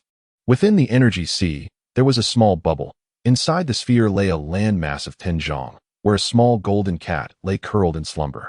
Within the energy C resided 5 golden patterns and 2 green patterns. Compared to the vast river of energy, they were hardly noticeable without careful observation. Inspired by Yin-Yang's words, Lin Heng was eager to condense a spiritual pattern and felt confident. This time, he aimed to condense a temporal spiritual pattern, much like how he had inadvertently formed 2 spatial patterns when facing the black stone, which had awakened his curiosity about the mysteries of spatial power and now sparked his interest in temporal power. Lin Heng attempted to mobilize his mental energy, allowing his consciousness to expand like a spider's web, swiftly enveloping the entire energy sea. He sought to sense the temporal power within him, attempting to awaken the seemingly dormant force of time. With the assistance of Long Han, he aimed to awaken the temporal attribute of his spiritual essence. In just a few moments, Lin Heng felt the temporal power within him, a most enigmatic force that transcended the comprehension of the 5 elements, standing alongside spatial power. He employed his mental energy to harness this nascent force, merging it into the vast ocean of his energy sea. The threads of mental energy enveloping the energy sea began to converge, fusing a significant amount of spiritual energy with this temporal power. This process unfolded in an orderly manner. However, after a dozen breaths, Lin Heng grew anxious. The pure spiritual energy within his energy sea and meridians had vanished, as if it had dried up, and the fusion had come to a halt. A faint silvery thread had been on the verge of formation. Lin Heng furrowed his brow, seeking a solution to this unprecedented predicament. At that moment, A voice resonated in Lin Heng's mind, belonging to his master, Yin-Yang. Heng'er, harness your affinity with the heavens and earth to gather the spiritual essence. Upon hearing this, Lin Heng sprang into action. With a mere thought, a continuous stream of spiritual energy from the cosmos flowed into the crimson orb, enveloping him within the void realm. His body became a vortex, akin to a black hole. As a multitude of spiritual energy permeated through his pores, gradually coalescing into spiritual power that coursed toward his chi sea. The chi sea, like a parched land receiving rain, began to recover after a few breaths, while the integration persisted, with platinum-colored spiritual patterns transitioning from vague to distinctly visible. For a full half hour, a temporal spiritual pattern meandered within the chi sea. Lin Heng opened his eyes, their brilliance illuminating the surroundings, and took a deep breath. He sensed a newfound mastery over the power of time. Though it was but a singular thread, it was infinitely more formidable than 5 golden spiritual patterns. Nevertheless, he remained haunted by the earlier vision of his chi sea running dry, glancing at Yin-Yang with a questioning gaze. Master, what caused that earlier occurrence? Yin-Yang replied, do you think that spiritual patterns can be easily condensed? The power contained within these patterns is immense, and the spiritual energy required for their formation is incalculable. Without the aid of a spirit-gathering array, success is utterly impossible. However, your affinity with the heavens and earth serves as an advantage on your path of cultivation. Upon hearing this, Lin Heng experienced a moment of clarity. It seemed he had relied too much on luck during his previous encounter with the black stone. Thankfully, he had amassed a significant amount of spiritual energy beforehand. Otherwise, he could have found himself in peril. Since we are discussing the condensation of spiritual patterns, allow me to assign you a task, Yin-Yang proposed. Instantly intrigued, Lin Heng listened attentively. Yin-Yang produced a token inscribed with the words Alchemist Alliance on one side and handed it to Lin Heng. This token was bestowed upon me for my outstanding contributions to the Alchemist Alliance in my youth. It grants you access to summon any service within the Alliance. Hold on to it. When necessary, you may call upon spiritual fire, which will greatly benefit your alchemical endeavors. Your task is to procure spiritual fire and refine a second-tier spirit-gathering pill. Lin Heng accepted the token, examining it closely, but finding it unremarkable. He decisively stored it within his ring. Heng'er, remember the 3 promises you made to me. While cultivation is undeniably vital, do not neglect the advancement of your alchemical skills. After all, you are destined to refine 8th-tier superior pills. Yin-Yang's piercing gaze fixed on Lin Heng, his gentle tone laced with inquiry. The intensity of his gaze made Lin Heng feel a twinge of avoidance. He indeed had not been focused on alchemy. With an awkward smile, he replied obsequiously, rest assured. Master, I shall balance both pursuits diligently. Yin-Yang snorted softly. If you were to devote half the heart you put into cultivation towards alchemy, what would I have to worry about? If you return to the Void Realm next time without having refined a second-tier pill, do not expect to come back. As the conversation concluded, Yin-Yang, with a furrowed brow, directly ushered Lin Heng out. Lin Heng pondered, that fierce tigress, if I do not exert some pressure, will my restoration to physical form be rendered hopeless? After sending Lin Heng away, Yin-Yang's expression was laden with concern. He understood Lin Heng's intense desire for strength. Yet Lin Heng seemed to overlook that the alchemical path was also a facet of power. Solely focusing on cultivation would yield counterproductive results, while diverting attention to other pursuits could prove beneficial. His suggestion for Lin Heng to refine second-tier elixirs was merely a ruse, intended to encourage him to engage more with alchemy. At this moment, Lin Heng had emerged from the Crimson Disk, reappearing in the Shuangmu courtyard. He retrieved the Alchemist Alliance's token, having learned of its branch located in the eastern district of the county city. Lin Heng felt a wave of frustration at Yin-Yang's insistence. A wry smile crossed his lips, indicating that a visit to the eastern district was indeed necessary. Night had yet to pass, and Lin Heng could not afford to squander this prime opportunity for cultivation. He resumed his meditative practice on the stone bed, channeling the affinity of heaven and earth, while vast amounts of spiritual energy converged around him, enveloping the Shuangmu courtyard in a thin mist. His meridians were continually replenished with spiritual energy, and the sea of qi was filled with an abundance of spiritual blades, seemingly inexhaustible. Lin Heng sought to condense the remaining 4 elemental patterns once again. At dawn, the Shuangmu courtyard was brimming with vitality, adorned with the sounds of chirping birds and fragrant blossoms. The azure sky was dotted with white clouds, and the sun shone brightly, occasionally interrupted by the flight of birds and beasts. Meanwhile, the Lord's manor appeared to be busily preparing for an event. In the adjacent streets of the county city's 5th district, rows of golden guards stood sentinel, and red lanterns adorned either side of the streets, presenting a scene of festivity. "Little junior brother, are you ready?" A feminine voice called from outside the Shuangmu courtyard. Lin Heng, resting on the stone bed, abruptly opened his eyes and exhaled a deep breath, dispersing the remaining spiritual energy within the room. A smile of delight graced his face. After a night of diligent effort, he had successfully condensed the remaining 4 elemental patterns, bringing the total number of patterns within his sea of Qi to 12, thus advancing to the 2nd level of Qi formation. The innate elemental rules within him had been fully cultivated, encompassing the 5 elements as well as the fabric of time and space. This was a markedly different evolution from when he had only refined the metal and spatial elements. It was a diversification of enhancement. Lin Heng rose from the stone bed, descended to the 2nd floor, and opened the wooden door. Upon doing so, he was greeted by the sight of his 6th senior sister, Qinmi. Today, she was dressed in a resplendent red gown, embroidered with a golden peacock. Her hair styled in a bun, presenting a neat and tidy appearance. Her dimples emerged as she smiled, exuding sweetness and charm. "Qin sister, what brings you here?" Lin Heng inquired, unable to restrain his curiosity. She pushed past him, stepping into the room and settling herself on a wooden stool. "Did the eldest senior brother not inform you that today is our master's birthday?" she asked, casting a puzzled glance at Lin Heng, who stood by the door. Lin Heng was taken aback by her words. "Today is indeed our master's birthday." The eldest senior brother did not mention it. He merely indicated that I was the main attraction today. She chuckled. "The eldest senior brother spoke the truth. You are indeed the main attraction today. However, so is our master." As her words fell, she withdrew a crimson robe from the ring and tossed it to Lin Heng, proclaiming that it was a garment custom-made for him by the eldest senior brother. Lin Heng hurriedly caught the robe, and warmth enveloped his heart as he gazed at it. At that moment, Qinmi surveyed their surroundings, her expression suddenly shifting to one of disdain as she teased, "I must say, little junior brother, your wooden dwelling is rather sparsely decorated, isn't it?" Upon hearing this, Lin Heng found himself unwilling to explain and promptly ascended to the 2nd floor to don the exquisite robe he held. Observing his departure, Qinmi felt it inappropriate to linger in the wooden building and made her way to the edge of the water pond, awaiting Lin Heng's return. Before long, Lin Heng descended from the 2nd floor and proceeded directly to the pond. Clad in the vibrant red garment, which was embroidered with a golden-haired tiger, he looked strikingly elegant.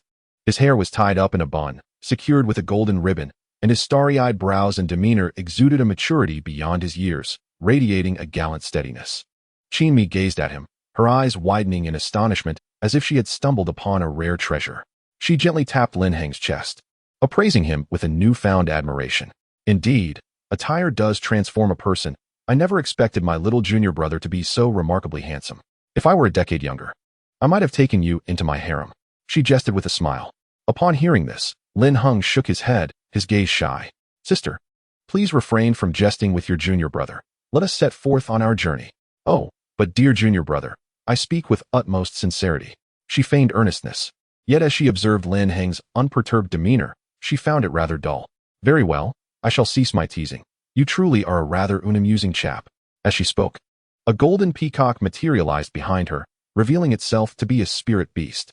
"Little junior brother, do you not possess a spirit beast?" "I believe it is a great golden tiger. Why not summon it?" she inquired, her eyes reflecting a hint of anticipation. "Sister, you jest again. That is merely my spiritual pet. Besides, I am but a cultivator at the Qi gathering stage, hailing from a remote region. How could I possibly have a spirit beast?" Lin Heng replied with a smile, his admiration for her spirit beast evident. The golden peacock was ranked around 10,000 on the beast ranking, and an adult golden peacock possessed strength comparable to that of a cultivator at the 4th stage of Qi gathering. It was clear that this one was already mature, and given her strength, she could not have caught it. Moreover, peacocks were proud creatures and would not easily become spirit beasts for humans. Qinmi shook her head in denial, explaining that the golden peacock was brought back by their master from the western barbarian realm. She caressed the peacock's feathers, her smile radiant and her eyes filled with tenderness. However, her expression soon darkened, a glimmer of fury and a hint of murderous intent flickering in her gaze. Its kin was slaughtered by the demon clan, and it was the sole survivor. When our master found it, it was on the brink of death. The master brought it back, and because my spiritual affinity matched with it, it became my spirit beast, allowing it to survive. As she finished her tale, the golden peacock let out a mournful cry that resonated through the heavens, sending ripples across the surface of the pond. Upon hearing these words, Lin Heng found it inappropriate to say more. After all, this was indeed Qin Mi's fortune. The spirit beast was the most loyal of companions, sharing life and death. Standing together through thick and thin, Lin Heng summoned forth his pet, a small golden cat. "This is my spirit pet, cat," he declared, pointing to the cat, which resembled a ball of golden threads. "Wow, it's so adorable. Where did you find such a charming spirit pet, junior brother?" Qin Mi exclaimed as she snatched the cat from Lin Heng's hands, cradling it with an adoring gaze, as if it were a precious jewel. To Lin Heng's chagrin, the cat began to act cutely, nuzzling against her chest. Though she was oblivious to its true nature, Lin Heng was well aware. This was a lecherous creature. She turned to Lin Heng, suddenly adopting a coy demeanor. "Junior brother, would you consider giving it to your senior sister?"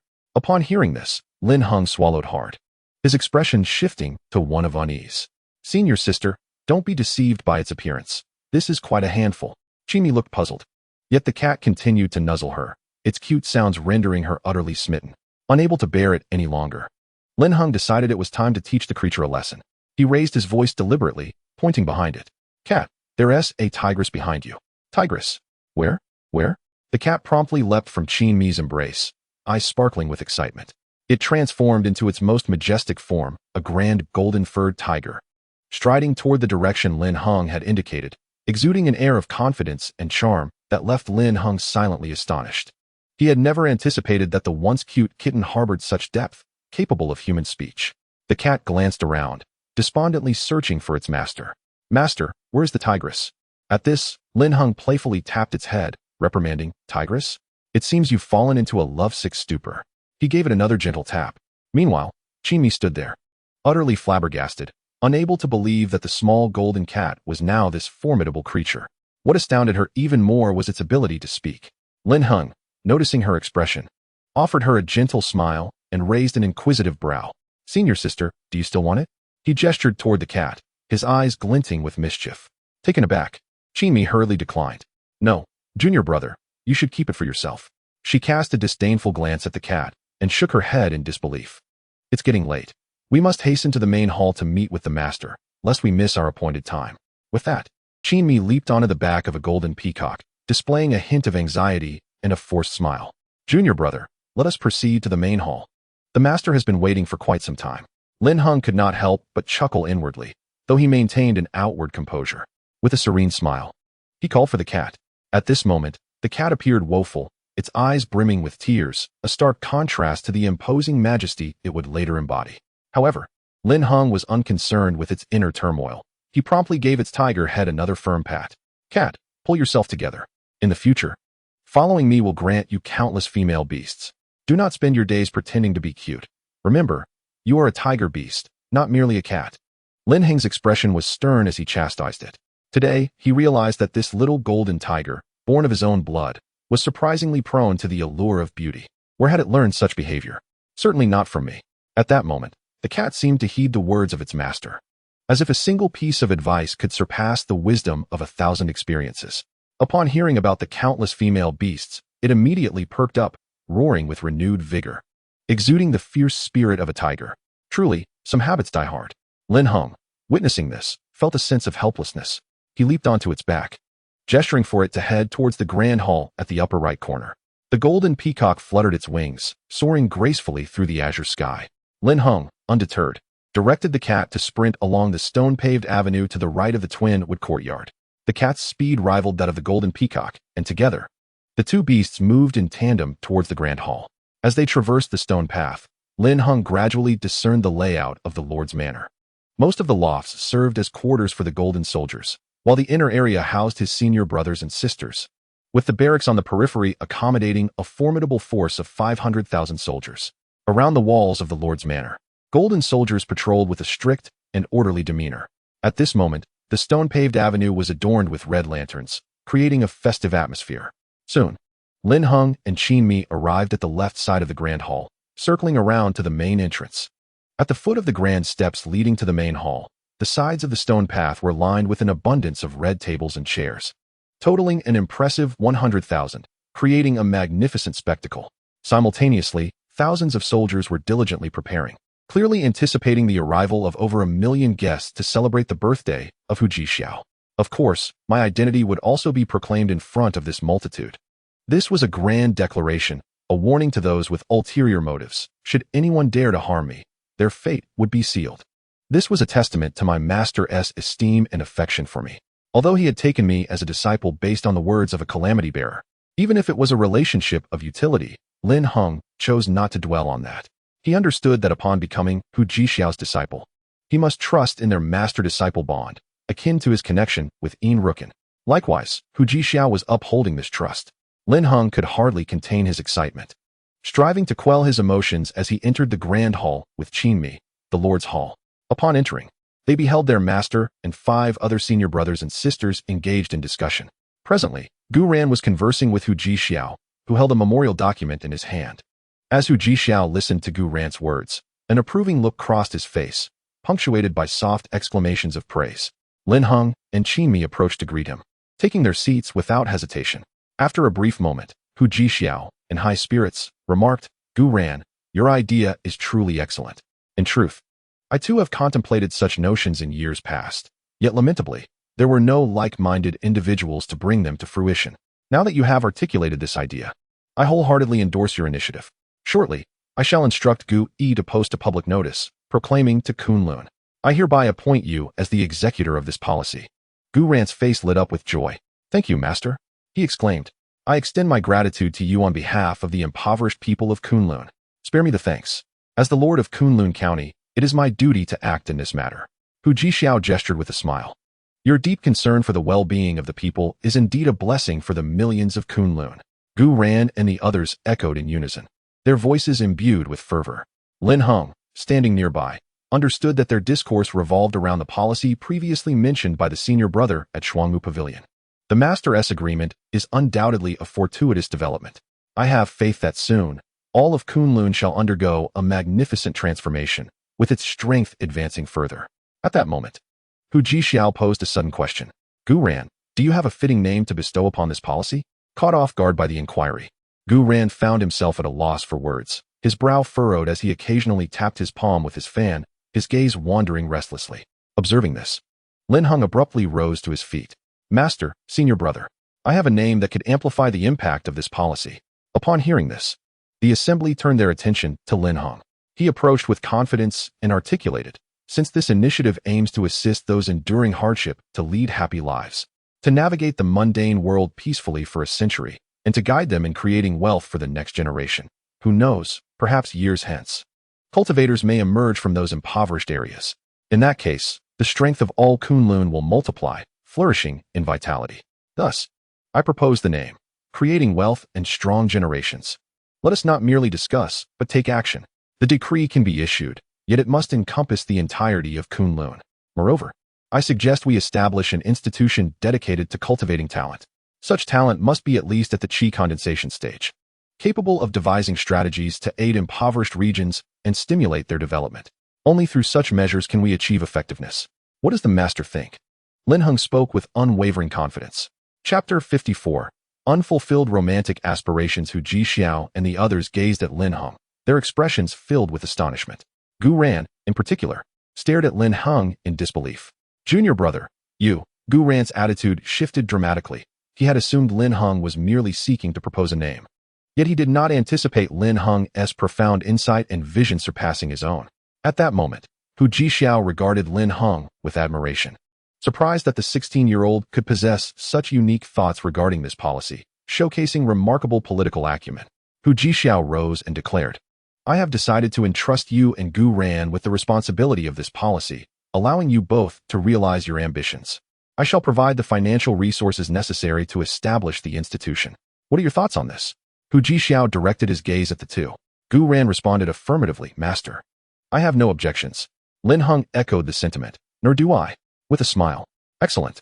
With the presence of the two of you, I am undoubtedly at ease. Tomorrow, I shall proclaim my strategy for prosperity throughout Kunlun." Hu Jixiao felt a surge of contentment. Lin Heng and Gu Ran exchanged a knowing smile before returning to their respective seats. At that moment, Qinmi cast a gaze of commendation towards Lin Heng. In response, Lin Heng shyly smiled, offering a hint of playful pride in his eyes. Just then, a man clad in golden armor, around 30 years of age, entered the Lord's hall. none other than Gu Yi, the commander who had previously escorted Lin Heng from Zhongxi Street. He approached Hu Jixiao, bowing respectfully with a fist salute, his voice raspy yet resonant. "My lord, the banquet has been prepared and is ready to commence." At high noon, the sun blazed fiercely, resembling a colossal fireball, casting its relentless heat. The azure sky bore no clouds, and a gentle breeze stirred in the surroundings. Above Kunlun County, a multitude of birds soared, all heading towards the Lord's mansion. The mansion was bustling with visitors, the air thick with lively chatter. The streets of Chang'an, Guangming, and Pingyuan beneath the Lord's mansion were teeming with people. Around the red tables, guests gradually filled the seats, and the clamor resonated throughout the mansion. On the 33 stone steps of the stone-paved avenue, before the Lord's hall, 3 large tables were set, accommodating over 20 individuals. At the head of the central table sat Hu Jixiao, flanked by Lin Heng and 7 others. Hu Jixiao donned a crimson robe adorned with tiger embroidery, albeit distinct from Lin Heng's attire. At that moment, he radiated a regal aura, sharpened with an air of intensity. As for his cultivation level, Lin Heng remained unaware. According to Qin Mi, his master possessed a strength not inferior to the 4th realm. Lin Heng was only half convinced, yet it seemed highly plausible. The remaining guests were largely unfamiliar to Lin Heng, but their attire suggested they belonged to the 4 great houses of Kunlun. Notably, Lin Heng observed a middle-aged man, approximately 40 years old, whose gaze occasionally lingered on him. Having noticed this previously, Lin Heng paid little heed as the man merely offered a polite smile in acknowledgement when their eyes met. Suddenly, a piercing cry echoed from the sky, casting a massive shadow over half of the Lord's mansion, enveloping Lin Heng and the others seated before the hall. A colossal azure rock circled overhead, its imposing form eliciting awe. Moments later, the shadow receded, revealing the clear sky once more. The azure rock transformed into a swirling mist, which soon dissipated to unveil a figure clad in azure robes. In mere moments, he descended upon the roof of the Lord's hall, then instantaneously appeared before Hu Jixiao. The onlookers expressed their respect, nodding in deference. He returned the gesture with a smile and took a seat beside Hu Jixiao. Upon seeing him, Lin Heng recognized him as the azure-robed figure from the Kunlun Mountains. At that instant, the azure-robed man spotted Lin Heng, his expression one of surprise. "Young man, what brings you here?"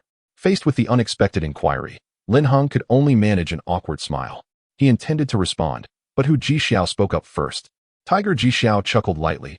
"Old bird, Lin Heng has become my little disciple, so it is only natural for him to be here." "Little disciple?" Upon hearing this, Peng Feiyang's expression turned to one of astonishment. "When did you take him as your disciple?" 3 days ago, Tiger Jixiao replied with an air of composure. Peng Feiyang stood up, anger flashing across his face. "Old cat, this is rather unethical. What happened to fair competition?" "I am engaging in fair competition," Tiger Jixiao retorted calmly. "I merely took the initiative, being closer to the source. I neither coerced nor enticed him. How can there be any notion of unfairness?" His eyes sparkled with a hint of mockery. Naturally, Peng Feiyang was skeptical of his claims and turned his gaze toward Lin Heng, conveying a questioning look. "Boy, did he force you to sign any agreements or offer you any benefits? If he did, I will compensate you doubly." At that moment, Lin Heng sensed the change in the gazes directed at him, filled with envy. However, he could only manage an awkward smile and shake his head, saying, "My master." Before Lin Heng could finish, Peng Feiyang interrupted him. "You need not say more.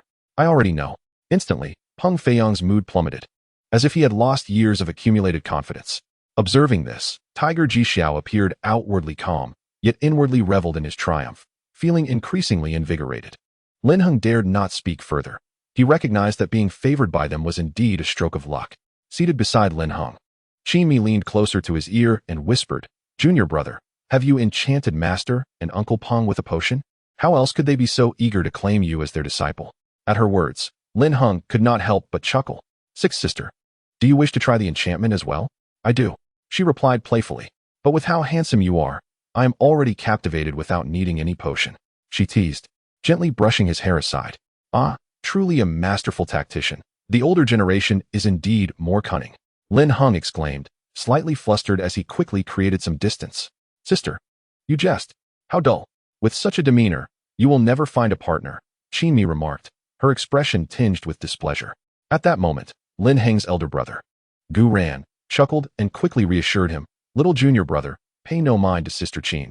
She is notoriously flirtatious, yet has failed to find a partner. A classic case of empty rhetoric." Qin Mi, upon hearing this, became incensed and retorted, "Elder brother, you have never even held a girl's hand, yet you dare criticize me?" Gu Ran was left speechless, and this unfolding scene did not go unnoticed by their fellow seniors, who stifled their laughter, clearly enjoying the spectacle. Qinmi, growing exasperated, unleashed her retorts. "Third brother, do not laugh. Who is unaware that you are either seeking a partner or being rejected?" She directed her gaze at third brother Xiao Chuan. "And you, fifth brother, with your foolish demeanor, which woman would fancy you?" She pointed at the laughing fifth brother, Xiao Qi. At her words, Xiao Qi's expression shifted in an instant, while Lin Heng listened with great amusement, struggling to contain his laughter. Others were also laughing heartily, their laughter resonating throughout the space. Enough. Chapter 55. Stirring Trouble? Hu Jixiao cast a sharp gaze toward Qinmi. "Do you not feel ashamed? I am truly exasperated by all six of you. None of you can even find a partner, yet here you are, flaunting your verbal prowess." Upon hearing this, the six exchanged awkward smiles. Lin Heng maintained a poised demeanor, though inwardly he reveled in the amusing antics of his six senior siblings. At that moment, Peng Feiyang disdainfully glanced at Hu Jixiao and remarked softly, "I wonder who has been single for so many years." Hearing this, Hu Jixiao knew to whom he was referring. "Old bird, what do you mean by that? What's wrong with being unaccompanied? I am carefree and at ease. Unlike you, who may have many beautiful confidantes, yet they are all fleeting beauties." Lin Heng thought that if he listened further, he might uncover a monumental secret, adopting the demeanor of an amused bystander. However, at the table, Gui, a general from the Jin army, stood up, addressing the city lord and Lord Peng. "You two should refrain from further contention. The auspicious time approaches. The city lord should announce the banquet." Upon hearing this, Hu Jixiao nodded in agreement and, with a huff directed at Peng Feiyang, commanded the commencement of the birthday feast. Firecrackers erupted, drums resounded, and music filled the air. The spectacle was magnificent, with a variety of performances dazzlingly displayed along the red-carpeted stone path. The banquet continued well into the night, the sky a blend of blue-gray, with a brilliant red sunset in the west, a sight most pleasing to behold. The sumptuous delicacies on the red table were thoroughly enjoyed, the exquisite food and fine wine consumed with relish.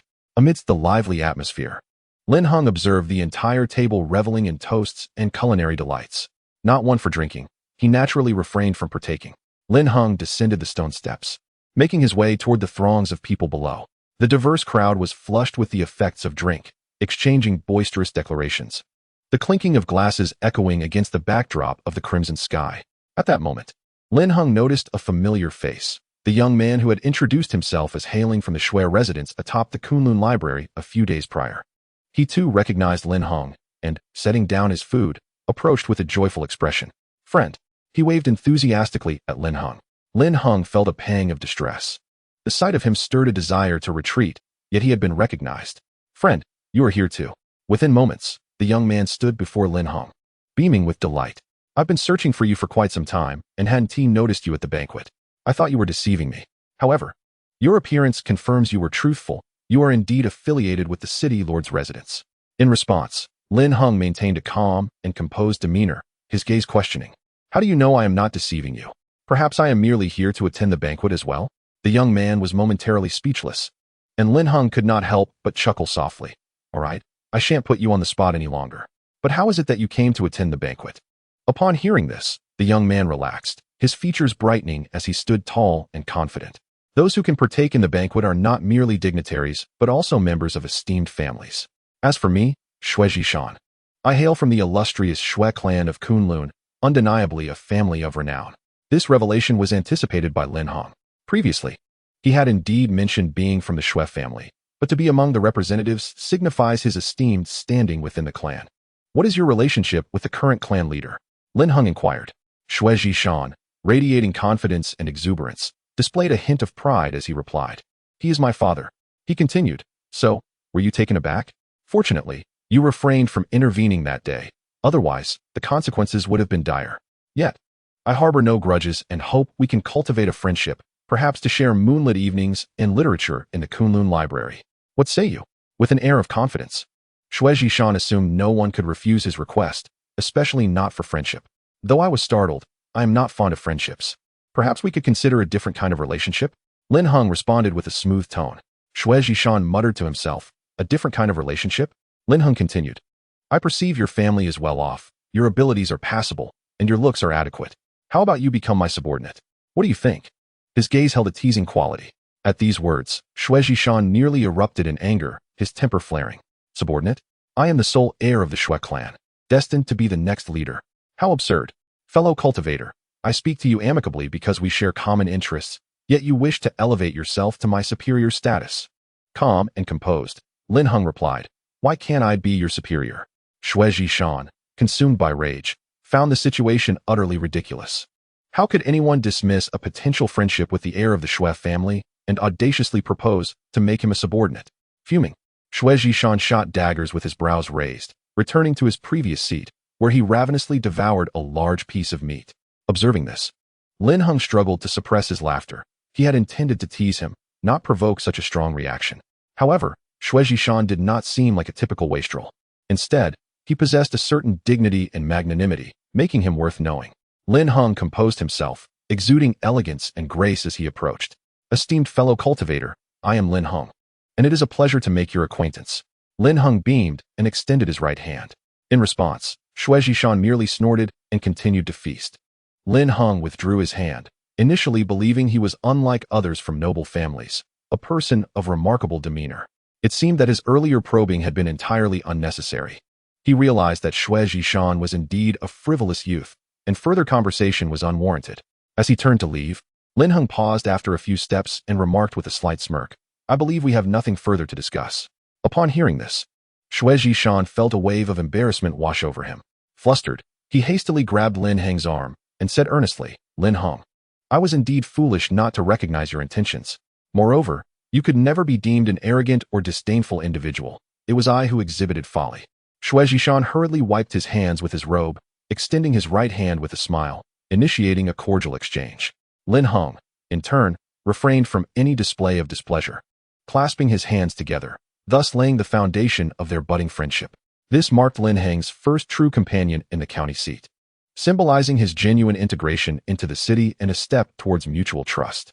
The two immediately found themselves enlivened, engaging in lively conversation and laughter, exuding camaraderie and a sense of late acquaintance. Lin Heng, Xue Zhishan remarked, you are dressed in festive attire, radiating an air of nobility. Could it be that you are the son of General Lin Huabing of the Jin army, the adopted nephew of the illustrious Hu Jishi? Lin Heng chuckled lightly in response. General Lin has one son and 7 daughters, all of whom are remarkable women, excelling in their own right. Though his youngest son is of a similar age to mine, he is indeed a prodigious talent, full of vigor. I am certainly not he. Lin Heng countered, are you not aware of him? Xue Zhishan shook his head. I have spent most of my time either in the Kunlun library or at the Xue residence. Such matters have only reached me on rare occasions. Thus I lack detailed knowledge. At that moment, several scions of nobility approached from a distance. General Lin's son, Lin Zhe, bore the demeanor of a great commander. Tall and handsome, a stark contrast to the feeble scholar before him. The noble youths carried themselves with an air of superiority, their haughty demeanor palpable. Among them, Lin Heng recognized one, Li Ran, who had once tormented Wang Lili at the Canshu monument. Xue Zhishan stood abruptly, exclaiming, Li Ran, what is the meaning of this? Lin Heng gently pulled him down, gesturing for him to remain seated. By now, Li Ran had positioned himself directly opposite Lin Heng, separated only by a table, and those seated nearby discreetly vacated the area, creating a void. Li Ran and his entourage settled in, brimming with arrogance and presumption. He fixated on Lin Heng, speaking in a mocking tone. Ah, so you are affiliated with the city lord's residence. No wonder you dare to disrupt my affairs. By your attire, you must be the offspring of a person of significance within the city lord's court. Lin Heng remained silent, composed, and unruffled. Li Ran continued. There is also a General Lin in the Jin army, if I recall correctly, named Lin Denglang, who bears a striking resemblance to you. Could he possibly be your esteemed father? Li Ran's demeanor was one of utter disdain and arrogance. Upon hearing this, Xue Zhishan erupted, slamming the table in fury. Li Ran, you have gone too far. Who does not know that General Lin Denglang is a notorious libertine, favoring countless women without ever taking a lawful wife, leaving behind many illegitimate offspring? His words incited raucous laughter and scornful jeers from Li Ran and his companions. Lin Heng maintained an air of tranquility, remaining unfazed, which only served to distort Xue Zhishan's expression with frustration. Lin Heng, are you not aggrieved by such humiliation? Zhishan, there is no need for anger over such trifles. He is merely a defeated opponent. Moreover, Today is the city lord's birthday. It would be unwise to create a disturbance. We shall address this matter on another occasion, Lin Heng stated, rising and guiding Xue Zhishan toward the stone-paved path. Li Ran, however, would not allow them to depart, encircling them. You intend to teach us a lesson another day? Such bravado. Last time, I underestimated you. Otherwise, you would have returned to your wayward father in tears, ha ha. Xue Zhishan silently clenched his fist, his brows furrowed in anger. In contrast, Lin Heng maintained an air of calmness, entirely unfazed by the provocations. Merely a battle of wits. Lin Heng addressed Li Ran with composure. You are obstructing the way. Kindly step aside. Ha ha. Are you pretending to be foolish? Li Ran retorted aggressively. However, if you wish to leave, you may do so by crawling beneath my legs. Upon hearing this, Lin Heng's gaze sharpened, a flicker of indignation igniting within him. Lin Heng was not one to shy away from confrontation. Had it not been for the celebration of his master's birthday today, he would have acted without hesitation, swiftly ending the altercation. Yet, despite his restraint, the other party continued to press him, bullying him with their numbers. What is the matter? Do you not wish to proceed? Li Ran sneered. At that moment, Lin Heng could no longer allow him to escape unscathed. He silently summoned his inner energy. 5 golden spiritual patterns coursing through his meridians to his right hand, where a faint golden glow began to emanate. Naturally, Xue Zhishan sensed Lin Heng's fury and ceased to fear the escalation of the situation, preparing to strike. What is happening here? A familiar voice resonated from behind Lin Heng. It was his senior brother, Gu Ran. Li Ran was the first to notice, hastily retreating, his demeanor shifting to one of flattery and deference. Oh, it's the young master. There's nothing to worry about. We were merely engaging in some friendly banter. Gu Ran was not convinced. He had been observing the scene. And when he realized Lin Heng was involved, he had paid closer attention. Upon noticing Lin Heng surrounded, he understood the gravity of the situation. Before arriving, Gu Ran had been curious about who possessed the audacity to confront his junior brother. He shot a glance at Li Ran and remarked, "Aren't you the second son of the Li family? Shouldn't you be enjoying your food and drink rather than seeking amusement in such gatherings?" Gu Ran harbored no favorable impressions of him, as Li Ran often abused his family's name to sow discord. Li Ran dared not provoke Gu Ran. Bowing his head submissively, not daring to retort, Gu Ran bypassed Li Ran, and Lin Heng turned to face him. The two exchanged knowing smiles. "Senior brother, what brings you here?" Lin Heng inquired. "Is it not my duty to assist my junior brother when he is being bullied?" Gu Ran replied with a smile, casting a sharp glance at Li Ran. "Senior brother, junior brother." At these words, Li Ran and his companions, including Xue Zhishan, were taken aback, utterly speechless. Li Ran, trembling, pointed at Lin Heng. "You are the new disciple of the Lord of Tiger City. Did you not know? I had assumed you were aware." Lin Heng feigned ignorance. Li Ran and his companions gasped in unison, relieved they had refrained from attacking him earlier. Otherwise, even 10 Li families would not suffice to contend with the might of Hu Ji and Xiaomia. So it is the 7th young master. I beg your pardon for my earlier foolishness. I hope you will not hold it against me. Li Ran's face was etched with distress. Had you revealed sooner that you were a disciple of Huji Xiao, I wouldn't have dared to provoke you even with tenfold courage. Lin Heng, too, had not anticipated the formidable influence of the young master's identity. At that moment, Xue Zhishan, regaining his composure, cast a knowing glance filled with mischief. "Forgiveness? Not a chance. You owe compensation. Brother Xue, we share no enmity, so why must you make things difficult for me?" Li Ran lamented weakly, his visage brimming with remorse. "Don't address me as brother, we're not that close. Besides, even among siblings, accounts must be settled." Xue Zhishan replied with a stern demeanor, unyielding and cold-hearted. This left Lin Heng and Gu Ran silently spectating, eager for the unfolding drama. "Brother Xue, what form of compensation do you propose?" Li Ran, mindful of Gu Ran's presence, dared not assert himself and opted for submissiveness. Suddenly, Xue Zhishan adopted a nonchalant air, a smirk playing at the corners of his mouth as he began to enumerate various costs: the fee for emotional distress, the expense for wasted breath, and the charge for anger incurred. He rattled off dozens of fees, leaving Li Ran and his companions utterly speechless. A black merchant indeed, Li Ran lamented internally, questioning whom he had offended recently, as he faced setbacks at every turn. First, there was Lin Heng, masquerading as a harmless fool. And now this black merchant from the Xue household. "I'll offer you a friendly price. Just provide me with 1,000 spirit stones," Xue Zhishan declared. 1,000 spirit stones. This is highway robbery. Li Ran retorted sharply. In response, Xue Zhishan said, "Refusing, are we? Very well." He turned to Lin Heng, deliberately raising his voice. Lin Heng, it seems you were injured earlier, cough cough. He shot a knowing glance at Lin Heng. Understanding the cue, Lin Heng feigned a pained expression. Ah, it appears I am indeed injured. I must inform my master. Just as he attempted to rise, the visibly distressed Li Ran interjected. Wait, 1,000 it is. Hearing this, Lin Heng's face brightened. I seem to have recovered, Zhishan. Indeed, it seems you have. Shui Zhishan agreed. At that moment, Li Ran's expression darkened. He realized he could not afford to provoke further. He approached the other noble figures to gather spirit stones, ultimately borrowing several hundred more to meet the 1,000 required. Reluctantly, he handed over the storage ring containing the spirit stones to Shui Zhishan before silently exiting the Lord's manor. Lin Heng and the others reveled in delight. Their spirits high. Zhishan, your reasoning for compensation has left me in awe. I truly admire your prowess. Lin Heng chuckled. Not at all, just a standard performance. Shui Zhishan smiled.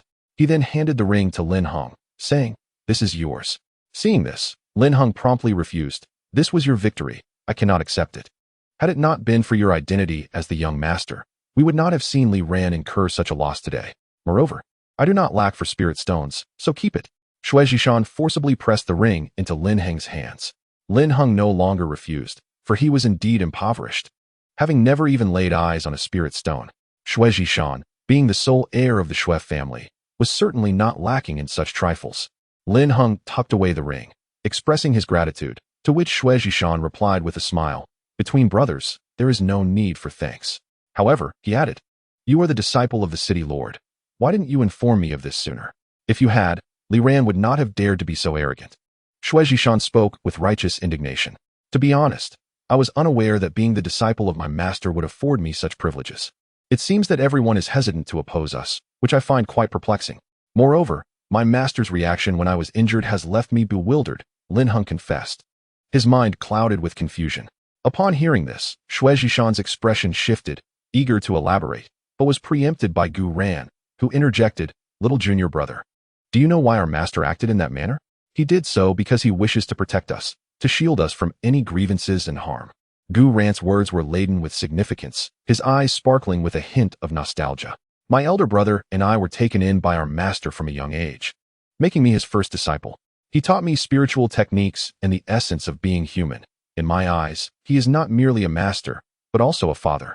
The other junior brothers and sisters share this sentiment. We are like a large family. When I was harmed by the Tianluanzhang family, our master decisively eradicated them. Similarly, when you were injured not long ago, he sealed the city and ordered a thorough search. To others, this may seem indulgent and protective, instilling fear and caution towards us. Yet, for us, it is evident that our master regards us as his beloved kin. Our master, disregarding personal gain, utilized the power of the entire city to seek justice for us. This not only reflects his affection, but is also tied to his own past experiences. His past experiences? Lin Heng inquired, curiosity piqued. Shui Zhishan seemed to sense some hidden truth, exclaiming, a grand revelation? Gu Ran's previous words aligned with his thoughts. Yet he too was intrigued by what could compel the city lord to act so recklessly and with such formidable resolve, leaving others in trepidation. Chapter 57. Fiery spirit and majestic aura. Gu Ran possessed a smattering of knowledge gleaned from the eldest among the Golden Army, who in turn had learned from another, thus bridging many generations and epochs. To understand this, one must delve into the origins of Kunlun County. In ancient times, the progenitor of the Tiger Extreme, Shao, journeyed from the western barbarian realm through a great dimensional array to the southern Yuan realm. This was an era of chaos, where humanity had yet to claim supremacy, and the three races of demon, spirit, and human reigned supreme. Under the command of the demon race, they were dispatched to guard the Kunlun Mountains, alongside the ancestor of Peng Feiyang, who was tasked with protecting the Heng'er Mountains. After countless millennia, humanity emerged as the dominant race, bringing an end to the chaotic rule. The Yin-Yang Continent transitioned into a primordial era, flourishing in prosperity, with all races living harmoniously. However, a million years later, during the twilight of the primordial age, an invasion by extraterritorial demons ensued. And it was during this period that the city lord was none other than the grandfather of Tiger Extreme Shao. His grandfather fought valiantly, vowing to defend the sacred territory of Kunlun. All of his kin perished in battle, leaving behind only a newborn beast of the demon clan. Soon after, the cultivators of the myriad races successfully expelled the extraterritorial evil spirits from the Yin-Yang Continent, ushering in the Middle Ages. The demon offspring grew, evolving into a formidable being. reclaiming control over Kunlun. Subsequently, during the late Middle Ages, the remnants of the extraterritorial evil spirits, known as the demon offspring, launched an assault on Yin-Yang, intending to destroy the Nine Towers and collude with the evil spirits from beyond, re-entering the Yin-Yang Continent. This event was later chronicled as the Middle Crisis. The demon offspring spread throughout the 5 major realms, with their counterparts in the other 4 realms attempting to traverse the inter-realm formation to support their kin in the Central Sea realm, thus threatening the 9 Towers. Shockingly, 4 Tower Masters fell prey to the temptation of inner demons. The continent was plunged into chaos once again as battlefields erupted across the 5 major realms, engaging in desperate combat against the demon offspring. To their astonishment, the strength of the demon offspring had remarkably surged during the Middle Ages, resulting in a stalemate. One such battlefield was established in Kunlun, where the young beast, born during the ancient battle against the extraterritorial evil spirits, now possessed the capability to defend his continent and territory, making him the vanguard of the fight. He led the Golden Army in fierce combat, steadfastly guarding the county city. Despite suffering grievous losses and countless casualties, he prevented the demon offspring from setting foot into the city. Eventually, the demon offspring breached other county cities in the southern plains, encircling Kunlun. Several powerful demon offspring entered Kunlun, and he fought valiantly, awakening his ancient bloodline through forbidden techniques, manifesting the might of the Gale Tiger and inflicting heavy damage upon the demon forces. However, he was mortally wounded by the backlash of his power. Yet he persevered until the imperial city regained its strength, purging the demon offspring and stabilizing the situation across the 5 major realms, thus averting further catastrophe. The 4 Tower Masters were imprisoned in the abyss of the Central Sea, while the demon offspring suffered significant losses, nearly facing annihilation. When the reinforcements from the capital arrived, he had already passed away with a smile in the arms of a child, who was none other than the current city lord, Hu Jixiao. Historical records corroborate the occurrence of these events. Lin Heng and Shui Jishan were astonished to learn of Hu Jixiao's tragic past. His ancestors were valiant martyrs, deserving of universal respect. Gu Yin remarked that the experiences of his master in childhood instilled in him the importance of family, and he now wielded his strength to protect them. As family, he would naturally ensure their safety. Upon hearing this, Lin Heng empathized. Had not his own life been fraught with challenges? Losing his parents at a young age, the disappearance of Nanzhao, and various tribulations all served to inspire his growth and strength. This time, Lin Heng reaffirmed his original conviction to become stronger for survival and to protect his family. Shui Jishan wore a look of admiration, acknowledging that Lord Hu was indeed a figure of great prowess. Previously, he had assumed Lord Hu to be a bully exploiting the weak, displaying his might. It seemed he had misjudged the noble character of a gentleman. Meanwhile, he gazed enviously at Lin Heng and Gu Ran, truly admiring their fortune to be disciples of the Lord of Tiger City. Upon hearing this, Lin Heng chuckled and replied, "As the sole scion of the Shui family and the future clan leader, do you still need to feel envious?" Shui Jishan responded with a hearty laugh. Indeed, how true. The 3 exchanged knowing smiles and burst into laughter, enveloped in a joyful atmosphere. As the crimson hues of dusk faded, the bright moon ascended, casting a beautiful luminescence upon the star-studded night sky. The banquet was nearing its conclusion, with the delicacies nearly devoured at each table. Gu Ran and Lin Heng returned to their original seats, their cheeks flushed from indulgence, yet being cultivators, they were impervious to inebriation, unless intentionally so. At that moment, Hu Jixiao was the first to rise, raising his goblet towards the assembly. Observing this, everyone else stood and lifted their cups in unison. Today marks my birthday, and I extend my heartfelt gratitude for your presence. To honor you all, I shall drink first. Hu Jixiao downed his drink in one swift motion, and the others followed suit. Furthermore, I have an announcement to make.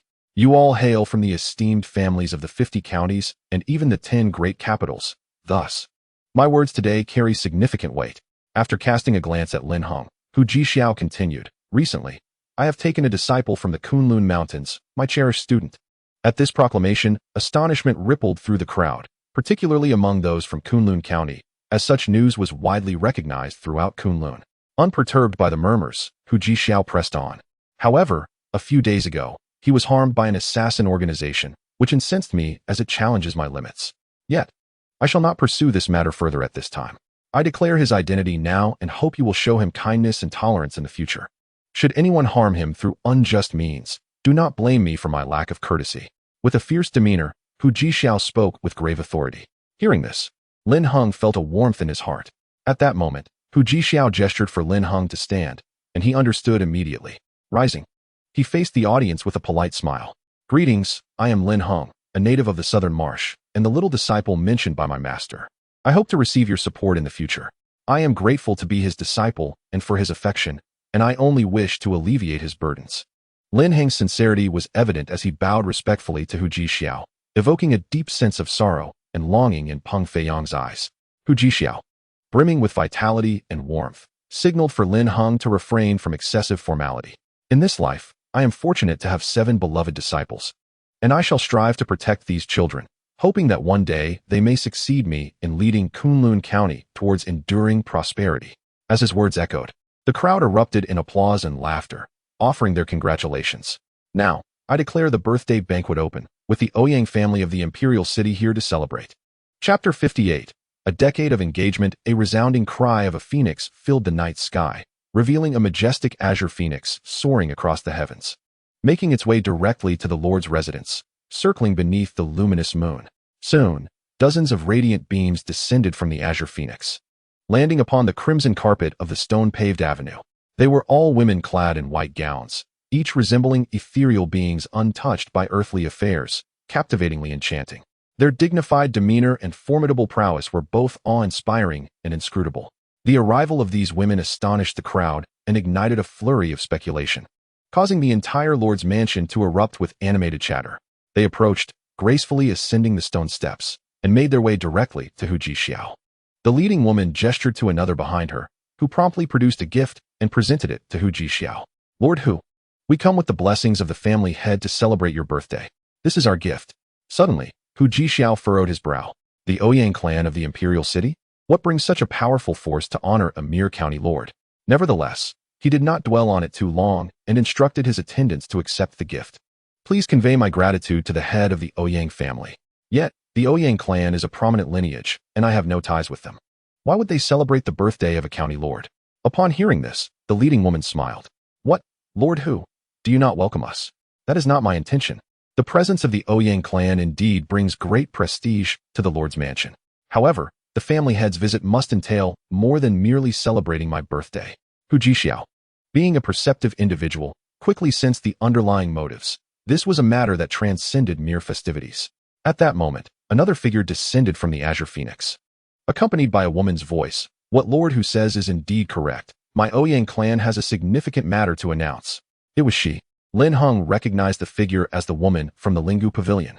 She gracefully landed before the throng of women, and upon her arrival, the leading woman displayed a respectful demeanor and stepped back a few paces. Hu Jixiao fixed his gaze upon her, his eyes ablaze. Ouyang Litian, Lord Hu, I trust you are well. It has been 3 years since our last encounter in the imperial city, and you still exude such vigor. She offered a charming smile. The young lady jesteth. You manage the affairs of the Lingu Pavilion.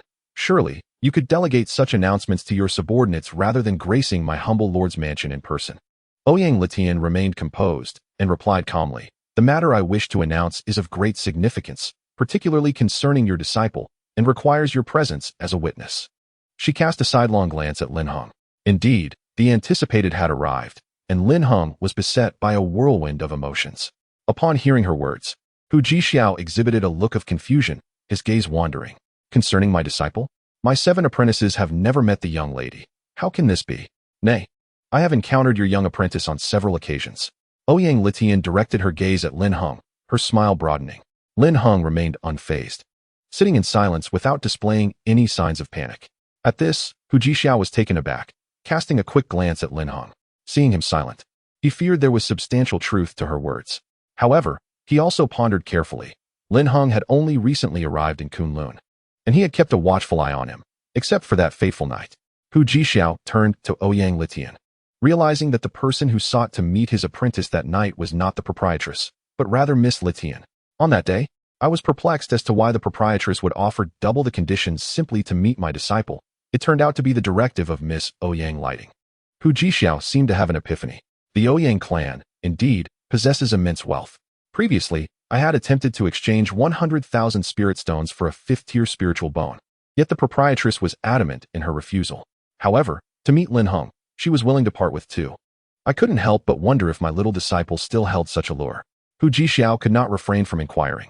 Ouyang Lighting smiled radiantly, confirming her belief that we were of considerable interest to her. She signaled to the women behind her, and within moments, a multitude of treasures was presented. When the crowd beheld those precious items, they gasped in astonishment. Among them was a 6th-tier elixir, a terrestrial-grade spiritual weapon, a 6th-tier dragon bone, and a 7th-tier beast core. Each item was a coveted treasure capable of inciting war. The onlookers gazed at them with envy. What was the intent of Miss Lighting?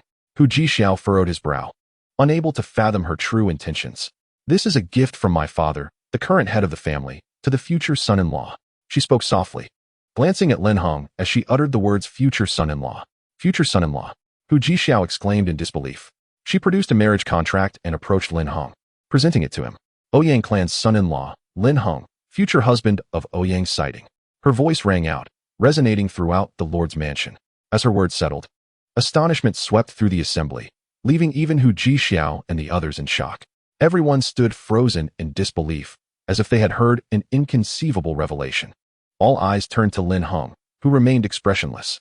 Hu Jixiao endeavored to dispel the shock of this unexpected news, regaining his composure, and with a tone of concern, asked, Lin Heng, is what she said true? After a brief pause, Lin Heng exhaled heavily, rising to grasp the marriage contract. Master, senior brothers and sisters. Today as events unfolded rather abruptly, I had not anticipated such actions from them. Lin Heng addressed the crowd politely, casting a lingering glance at Ouyang Lighting. I indeed accepted the marriage proposal from the Ouyang clan. Lin Heng stated calmly, though a hint of resignation glimmered in his eyes. The crowd found it difficult to absorb this revelation, which would undoubtedly send shockwaves throughout the southern region, leaving all astonished. As the focal point of this news, Lin Heng would gain widespread notoriety, while Ouyang Sighting would leave countless suitors heartbroken and despondent. Lin Heng, originally a mere disciple, had now become the son-in-law of such a prestigious family, marking his ascent to prominence and granting him a formidable ally. However, he sensed that the situation was far more complex than it appeared, and he was certain Lin Heng was concealing something from him. At present, Lin Heng stood at the center of a tempest, becoming the subject of public discourse. Lin Heng paid no heed to the shifting emotions of those around him, offering no explanations as he continued with his declarations. However, he emphasized that this matrimonial contract would only take effect a decade hence, thus asserting that he currently had no entanglements with the Ouyang family. He fixed her with a stern gaze, declaring, according to our agreement, you shall protect my growth for 10 years, and nothing more. At this moment, I have no need for the charity of the Ouyang clan. Kindly retract your offers. During these 10 years, I shall enjoy absolute freedom. Of course, after this decade, I shall fulfill my promise to marry Ouyang Sighting and become part of the Ouyang family. Upon hearing this, Ouyang Liting contemplated withdrawing the resources, but was abruptly stopped by Hu Jixiao, who was determined not to let the coveted opportunity slip away. With a swift motion of his sleeve, he collected all the treasures, dozens in number, without hesitation. Observing this, Lin Heng was perplexed and exclaimed sharply, Master, what are you doing? Return them at once. Ignoring him, Hu Jixiao commanded the banquet to conclude and ordered the immediate expulsion of everyone, including them, from the city lord's mansion. As the night deepened and approached midnight, a sharp rebuke echoed within the city lord's hall. Master, where is my dignity as your disciple? Chapter 59. The youthful heart prevails. Where is your dignity? Is it your face or the resources that matter? Do you even comprehend the value of those treasures? How could you so resolutely refuse them? I am not greedy, and I understand your pride and aspirations, yet each item is worth a fortune. Even though the Ouyang family is affluent, relinquishing those treasures is akin to losing a piece of flesh, clearly indicative of their regard for you. Seated in the grand hall, Hu Jixiao faced Lin Heng, and they were alone, enveloped in a faint aura of spiritual light, clearly designed to prevent eavesdropping. Lin Heng wore a furrowed brow, his expression one of confusion. Master, I do not wish to accept their charity. Why do you understand this yet still impede me? In response, Hu Jixiao retorted sharply, questioning. Why? I wish to ask you when you made this decision. Are you unaware of the magnitude of its implications? Have you not contemplated why they sought to establish a marriage contract with you, particularly with Ouyang Sighting as your bride? What do they hope to gain from you? Do they think you are powerless and impoverished? They seek my status as the master of the tower. Lin Heng remained composed, initially reluctant to reveal his identity to Hu Jixiao, but his trust in him was unwavering. You are the master of the tower. Please, repeat that. Hu Jixiao's expression turned to one of disbelief, more incredulous than the prior decade-long marriage contract. Lin Heng produced a red disc from his spatial ring. The sacred 5 elements 8 sealing disc, placing it before him for clear view. The red disc emitted a soft, divine glow, its sanctity palpable. The 24 silver threads within sparkled brilliantly, radiating a spectrum of colors. Upon seeing the red disc, Hu Jixiao's breath quickened, his tongue faltering as his face contorted in astonishment. The 5 elements 8 trigram disc. Tiger Jixiao could no longer contain the shock within him.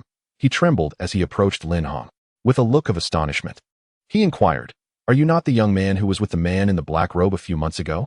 Lin Heng, calm and composed, responded, "Indeed, I am that young man." Upon hearing this, Tiger Jixiao was both astonished and delighted. "Lin Heng, do you know who informed me about the calamity in Kunlun and the one who could break the calamity? It was that man in the black robe. I never imagined your connection with him was so profound. This further convinces me that you are indeed the one destined to break the calamity." Upon this revelation, Lin Heng first stowed away the 5 elements bagua plate, concealing the existence of the crimson disc from others. He then focused intently on analyzing the entire situation, only to discover that Tiger Jixiao was also entangled in this matter. From Nanzhao Village to Kunlun County City, his shadow had been present throughout. What could his true intentions be? "Lin Heng, do you know the whereabouts of the man in the black robe?" Tiger Jixiao could not help but ask. Lin Heng shook his head, uncertain. Since that singular occurrence in his dreams, he had not encountered a similar scene again. It was as if the man had ceased to exist, vanishing from the entire continent. Yet, Lin Heng felt his presence everywhere. This was within Tiger Jixiao's expectations. After all, the destruction of Nanzhao and Lin Heng's near-fatal injuries would have prompted the black-robed man to intervene. Yet his absence indicated that he was no longer by Lin Heng's side. Furthermore, Tiger Jixiao had secretly investigated the black-robed man, finding it peculiar that no trace of him could be discovered, as if he had appeared suddenly and then vanished without a trace. "Who knows of your status as the master of the tower?" Tiger Jixiao inquired once more. "Aside from my master, there are members of the Ouyang clan and the Li family from the imperial city." Lin Heng's gaze sharpened at the mention of the Li family, a hint of murderous intent flickering in his eyes. Tiger Jixiao acknowledged this with a nod, but suddenly turned to Lin Heng, invigorated and wearing a benevolent expression. "Lin Heng, I appreciate your trust in my master. It brings me great joy. Rest assured, I will keep your secret safe. There is no need for such formality. For are we not family? Between family, there exists absolute mutual trust." Lin Heng replied with a gentle smile, warmth radiating from his lips. At this, Tiger Jixiao smiled contentedly and lightly patted Lin Heng's shoulder. However, returning to the matter at hand, the Li family from the imperial city also knows of your status as the master of the tower. Does this not imply that your injuries are inextricably linked to them? He gazed into Lin Heng's eyes, awaiting a response. Lin Heng, no longer concealing the truth, admitted, "Indeed, it was they who orchestrated it. They sought to abduct me through a covert method, evading the protection of the tower's master, intending to kill me and seize the 5 elements bagua plate. However, they underestimated me, sending only a few Qi refinement practitioners to capture me, which allowed me to escape their clutches." Upon hearing this, Tiger Jixiao realized the truth. "No wonder you were reluctant to disclose who harmed you. It turns out it was the most powerful force in the imperial city, the Li family." Tiger Jixiao looked at this 16-year-old youth, who cared so much for others yet seemed oblivious to the necessity of his own protection, a stark contrast to the young child he had met months prior in the Kunlun Mountains. Before the youth standing before him, though youthful in appearance, bore a heart that surpassed the innocence of his years. A young man ought to be carefree. Yet the world burdened him with worries, stripping away his childlike naivete and thrusting upon him grave responsibilities. Hu Jixiao gazed at him, his heart aching for the boy. He continued, "Lin Heng, I fear not the strong, for that is the mindset of the weak. Even if the Li clan in the imperial city poses a threat to you, I shall unhesitatingly protect you. Remember, behind you stands a group of unwavering supporters, your family." A gentle smile graced Hu Jixiao's face, warm and approachable, yet his eyes reflected an unwillingness to accept mediocrity. "Thank you, master. I am truly grateful to be considered part of your family. Nonetheless, I cannot bear to see you harmed, so I have chosen to compromise and shoulder this burden alone." Tears glimmered in Lin Heng's eyes. He did not wish to lose those dear to him again.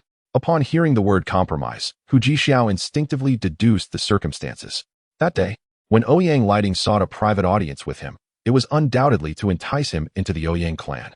However, Lin Heng had initially declined their overtures, only to later recognize the gravity of the Li clan's actions after sustaining injury.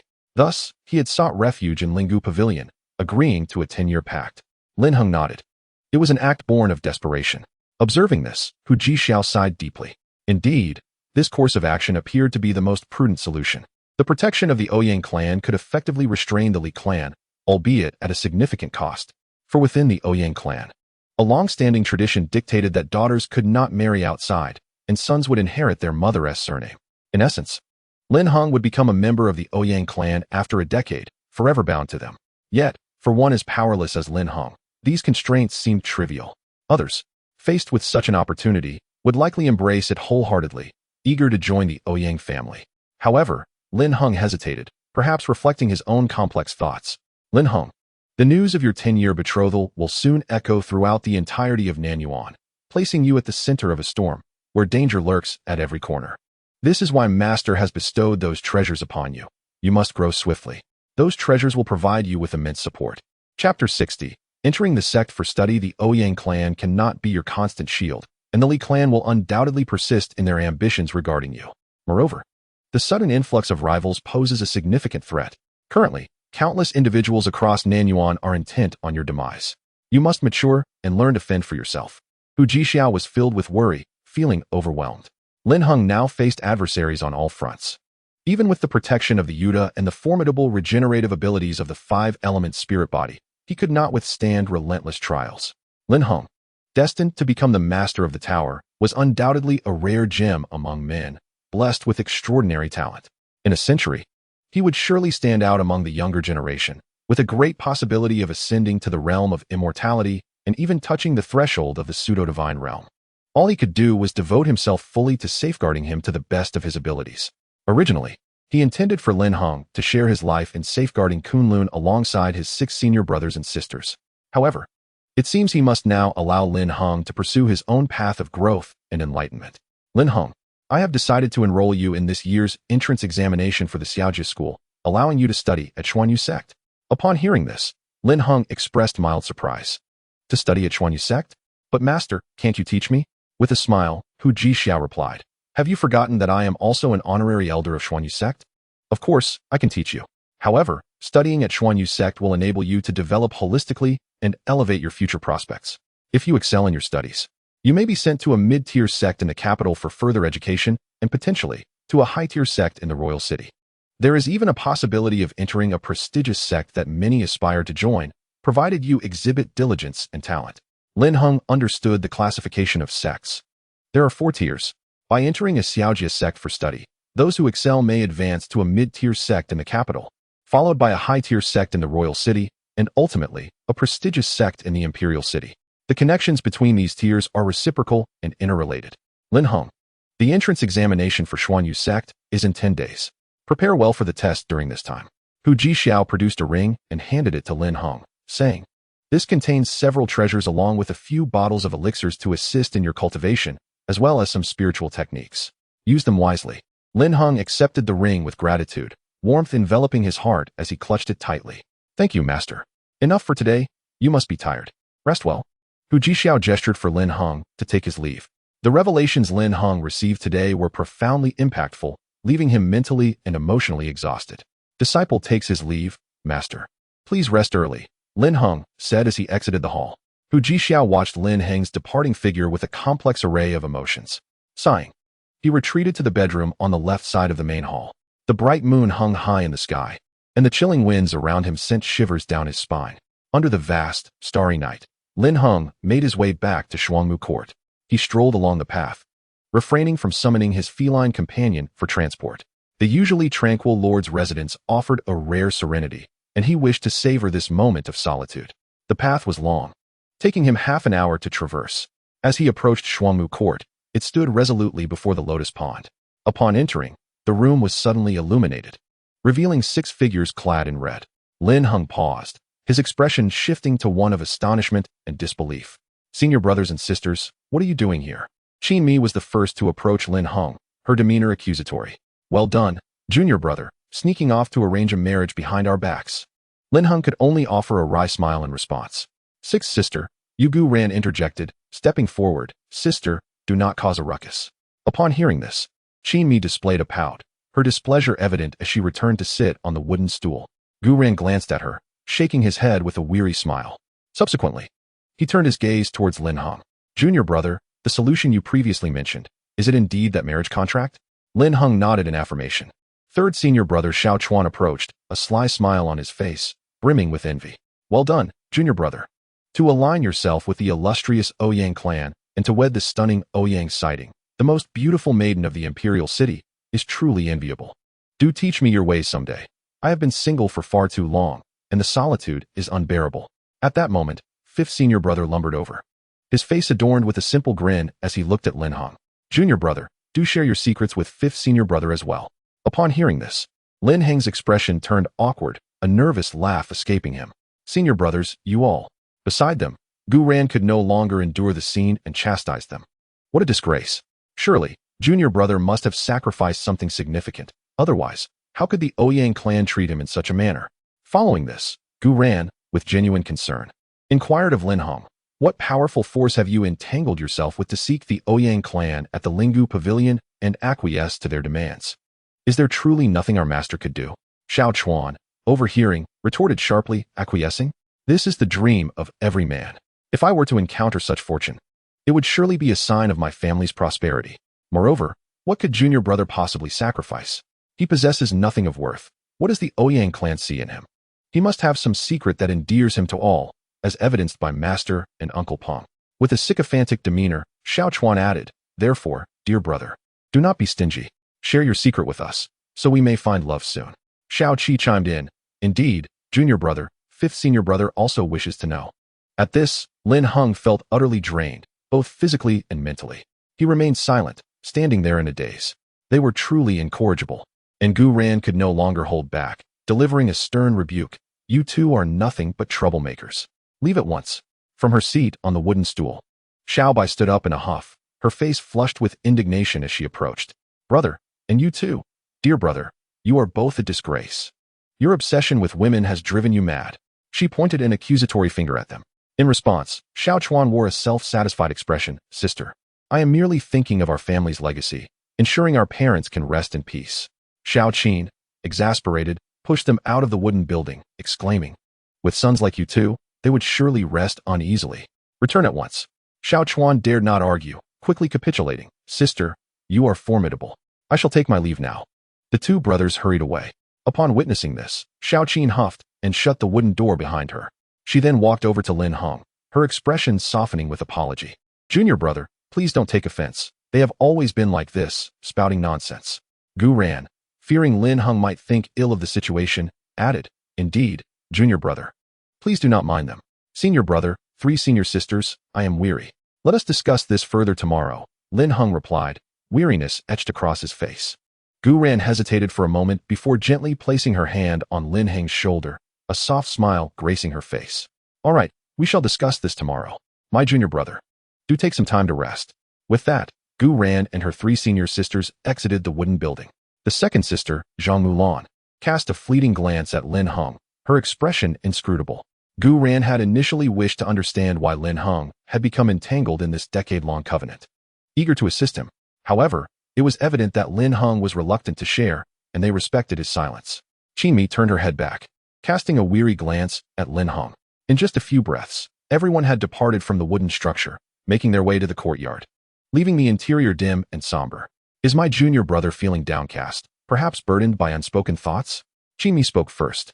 The recent events posed both fortune and misfortune for the young disciple, contingent upon his response, yet they felt powerless to aid him. Gu Ran furrowed her brow in concern. How could the Ouyang clan be so reckless, fixating on our junior brother and imposing a decade-long marriage contract? Are they not aware of the turmoil this will subject him to? Whether he can survive these 10 years remains uncertain, Qingmi lamented. What are you worried about? The Ouyang clan is supposed to protect him, after all. He is destined to be their future son-in-law, and they wouldn't let him be harmed without cause, Xiaobai remarked, seemingly unfazed, believing Lin Heng would eventually thrive. Sister, are you not aware of the well-known secret among the Ouyang clan? Qingmi challenged. Upon hearing this, Gu Ran quickly interjected, let us refrain from discussing such matters here, lest our junior brother overhear. The four of them stepped beyond the confines of Shuangmu Court. Proceeding along the stone-paved path, Qingmi's gaze sharpened as she continued, The women of the Ouyang clan do not marry outside their lineage. Naturally, the men of prominent families would vehemently oppose such unions. They manipulate those talented men, devoid of power, using their clan daughters to bind them to servitude, even administering a specific elixir to enslave them. Those foolish men, entranced by the beauty of the clan women and the Ouyang's influence, remain oblivious to the fact that they are but mere hounds. The master once stated that our junior brother possesses a rare 5-element spirit body. They must have bewitched him into agreeing to serve the Ouyang clan, Gu Ran acknowledged. Yet, she understood that the situation was far more intricate. Otherwise, why not directly integrate him into the Ouyang clan for training instead of establishing a decade-long contract? Moreover, wagering on Ouyang Si Ting would entangle Lin Heng in the mire of the imperial city's influential families. How could the Ouyang clan possibly know about the 5-element spirit body? There must be other motives at play, known only to Lin Heng himself. The events on West Central Street and the Ouyang clan must be interconnected. Yet Gu Ran found herself perplexed.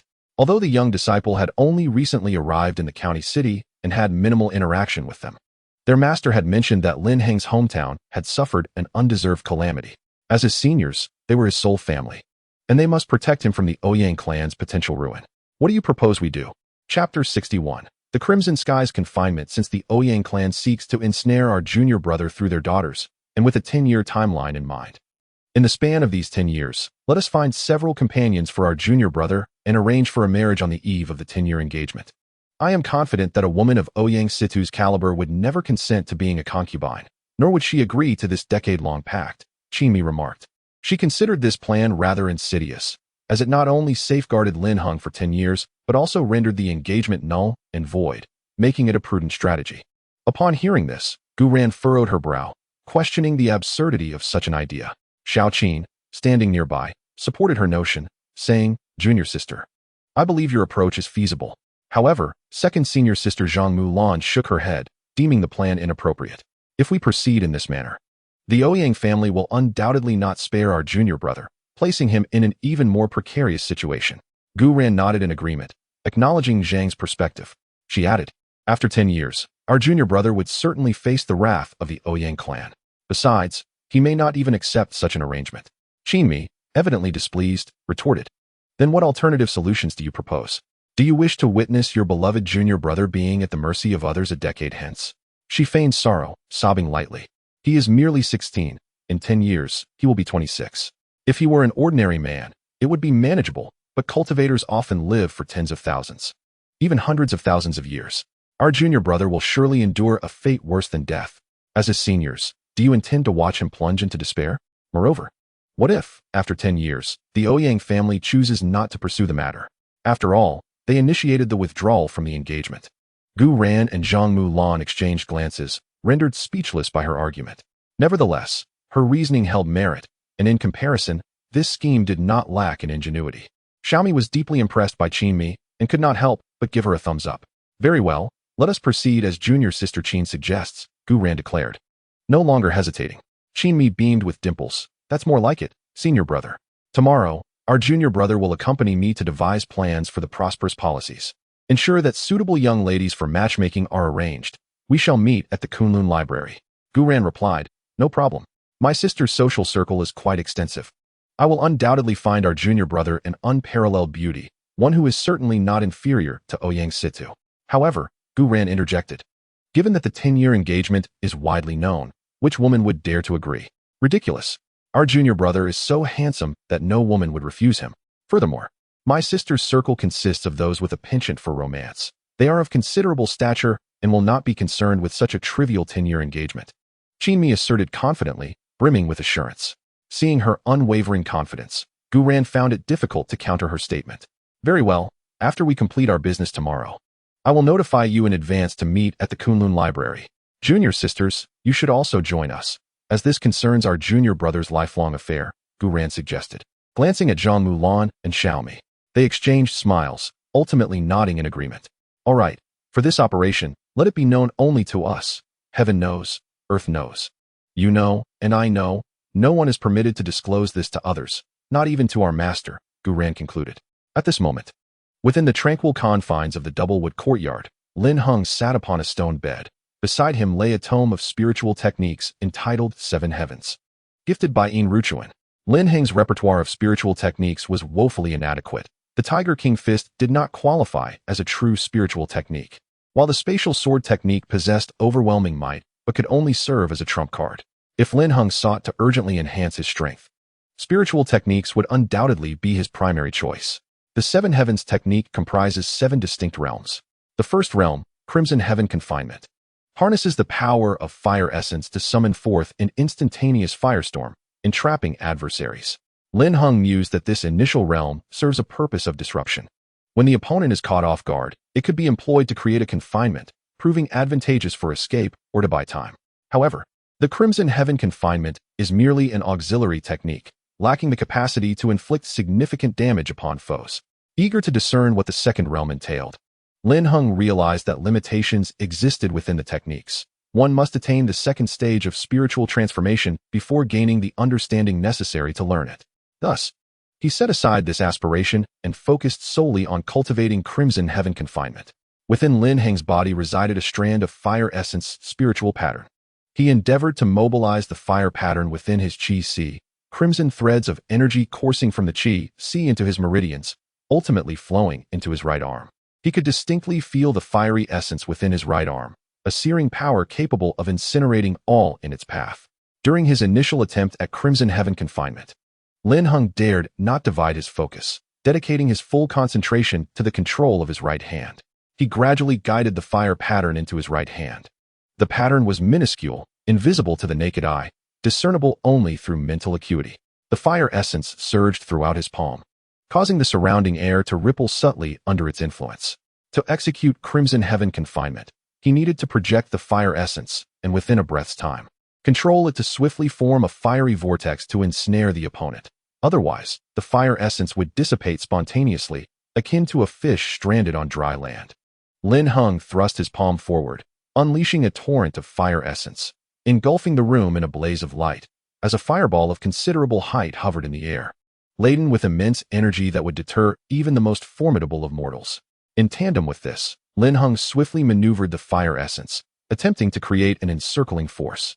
Yet, a breath was fleeting. Before the vortex could take shape, the fireball vanished into thin air.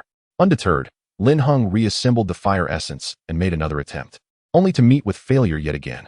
He persisted in this repetitive endeavor until his Qi was nearly depleted, yet he continued undaunted. Once more, the affinity of heaven and earth manifested, as spiritual energy flowed into him, replenishing his essence with remarkable speed. The entirety of the night passed without Lin Heng successfully executing the technique. He had not anticipated the arduous nature of mastering the 7 heavens. Nevertheless, he had made progress. His control was now perilously close to achieving a breath's mastery. He held belief that with further practice, he could attain the foundational level of Crimson Heaven Confinement. Lin Heng retrieved the ring bestowed upon him by Hu Jixiao, within which lay a wealth of cultivation resources. Although most treasures were of such a high caliber that Lin Heng found himself unable to utilize them, only a few vials of elixirs and spiritual techniques provided by Hu Jixiao remained marginally applicable for his training. Lin Heng produced several medicinal pills, all of which were designed to enhance cultivation and facilitate the condensation of spiritual patterns. These were second-tier pills, proving to be quite advantageous for him. A total of 3 pills, their surfaces rich with spiritual essence, rivaled the capacity of Lin Heng's entire spiritual sea. Furthermore, they contained a substantial amount of fire elemental energy. Lin Heng consumed them all, and soon the dense spiritual energy permeated his spiritual sea. He swiftly absorbed it, rapidly condensing 3 crimson spiritual patterns. Elated, Lin Heng marveled at the miraculous nature of these pills. After all, it had previously taken him half an hour, or even a full hour, to condense a single fire spiritual pattern. He also noted that as the number of spiritual patterns increased, the required spiritual energy grew exponentially. This was why Lin Heng had refrained from initially condensing the golden elemental spiritual pattern. Achieving the 6th golden elemental spiritual pattern demanded immense time and effort. Unless aided by external forces or a significant opportunity, it would be exceedingly challenging. The wonder of the medicinal pills had unveiled a swift avenue for enhancing his strength. It seemed he would need to visit the Alchemist Alliance tomorrow to exchange for spiritual fire. Yet, the thought troubled him. The previous demeanor of Yin Ru Chun left him perplexed. Chapter 62. Water-piercing stone. Perhaps his master feared he might abandon the path of becoming an alchemist. especially since he needed Lin Heng to concoct the 9-soul-returning pill to aid in restoring his corporeal form.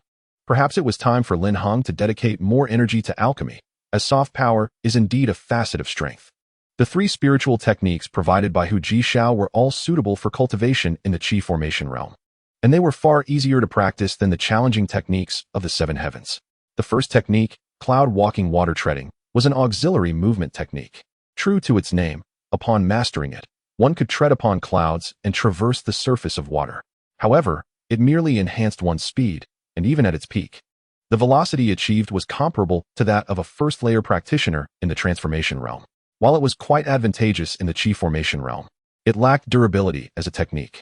Moreover, with the assistance of Long Han, there was no need for Lin Heng to waste time on speed. As Long Han's strength grew, so too would his speed, making this a hidden movement technique that would evolve alongside him. Precisely the kind of technique he truly required. The second technique, Thousand Earth Defense, was a defensive technique that utilized earth elemental energy to form a 1,000-layer stone wall, shielding the user.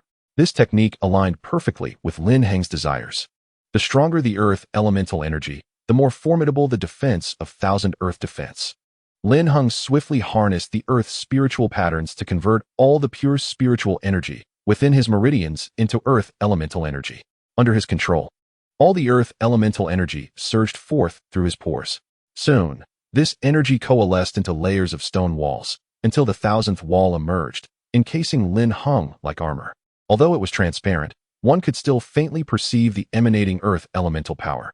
Remarkably, Lin Heng accomplished the entry-level stage of 1,000 Earth Defense in just 1 hour. Spiritual techniques are categorized into 4 stages: entry, minor accomplishment, major accomplishment, and perfection, each representing the practitioner's proficiency and the extent of their capabilities. The third spirit technique stirred Lin Heng's heart, igniting a fervent desire to try it out. An offensive spirit technique, water-piercing stone, harnesses the power of water essence, condensing it within one's fist, transforming the fist into a water dragon, while the enemy appears as mere scattered stones. With the tenacity of dripping water piercing through stone, it delivers a devastating blow to the opponent. There is a certain harmony with the Tiger King's fist. Lin Heng swiftly activated the water spirit pattern within his body, channeling a vast amount of water essence from his meridians into his right hand. As he clenched his fist, the water essence surged with anticipation. He thrust his fist forward, unleashing the water essence that coalesced into a dragon shape, rushing with unparalleled speed towards the wooden wall. Realizing the impending disaster, Lin Heng hastily leaped out of the window, escaping the wooden structure. In mere moments, the wooden building collapsed under the onslaught of the water essence, crumbling into disarray. Lin Heng gazed at the ruins before him, unable to suppress a bitter smile. This matter had escalated dramatically, leaving him homeless. He had not anticipated that he would strike the wooden wall inadvertently, as this spirit technique exceeded his knowledge, capable of long-range strikes. The thought of applying it against a person was unfathomable, resulting in either death or severe injury. What happened? 7th Young Master? At that moment, a golden-armored squadron arrived, drawn by the commotion. Leading them was someone familiar to Lin Heng, his master's elder brother, Gu Yi. Gu Yi, witnessing the collapsed wooden structure, displayed a hint of surprise. He then turned to Lin Heng, offering a respectful greeting. 7th Young Master. General Gu, what brings you here? Lin Heng inquired. 7th Young Master, I was on a patrol mission and happened to pass by Shuangmu Court. Upon hearing the commotion, I rushed over, Gu Yi explained, gesturing toward the ruins. What transpired here? Lin Heng, feeling somewhat embarrassed, chuckled awkwardly and replied, it was due to my recent training. Due to your training? Gu Yi questioned, puzzled.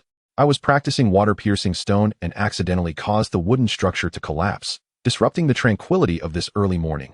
Lin Heng expressed with an apologetic demeanor. Water-piercing stone. Is that the spirit technique you mentioned, 7th Young Master? Gu Yi's expression shifted to one of astonishment, clearly taken aback. Indeed, it was given to me by my master last night. What of it, General Gu? Lin Heng asked, confusion evident on his face. Last night? You only acquired it yesterday? Gu Yi exclaimed, astonished. Do you know the origins of this spirit technique? His surprise was palpable as he stared at Lin Heng, momentarily speechless. I truly do not know, Lin Heng admitted candidly. Gu Yi gradually composed himself, stating, water-piercing stone was once among the 10 ancient spirit techniques preserved in the Kunlun Library, renowned for its formidable power. Even those from the imperial city sought to reclaim it. Unfortunately, 7 of the volumes were stolen, 2 were gifted to Xin Yu, and one remains in the possession of the city lord, which is precisely the water-piercing stone technique. The 10 ancient spirit techniques are timeless arts, created by the ancestors of the city lord, who once reached the quasi-mortal realm, making them exceedingly difficult to master. Upon hearing this, Lin Heng was unaware of such a profound history behind water-piercing stone. Gui continued. Even the city lord took 10 days to barely grasp the fundamentals of water-piercing stone.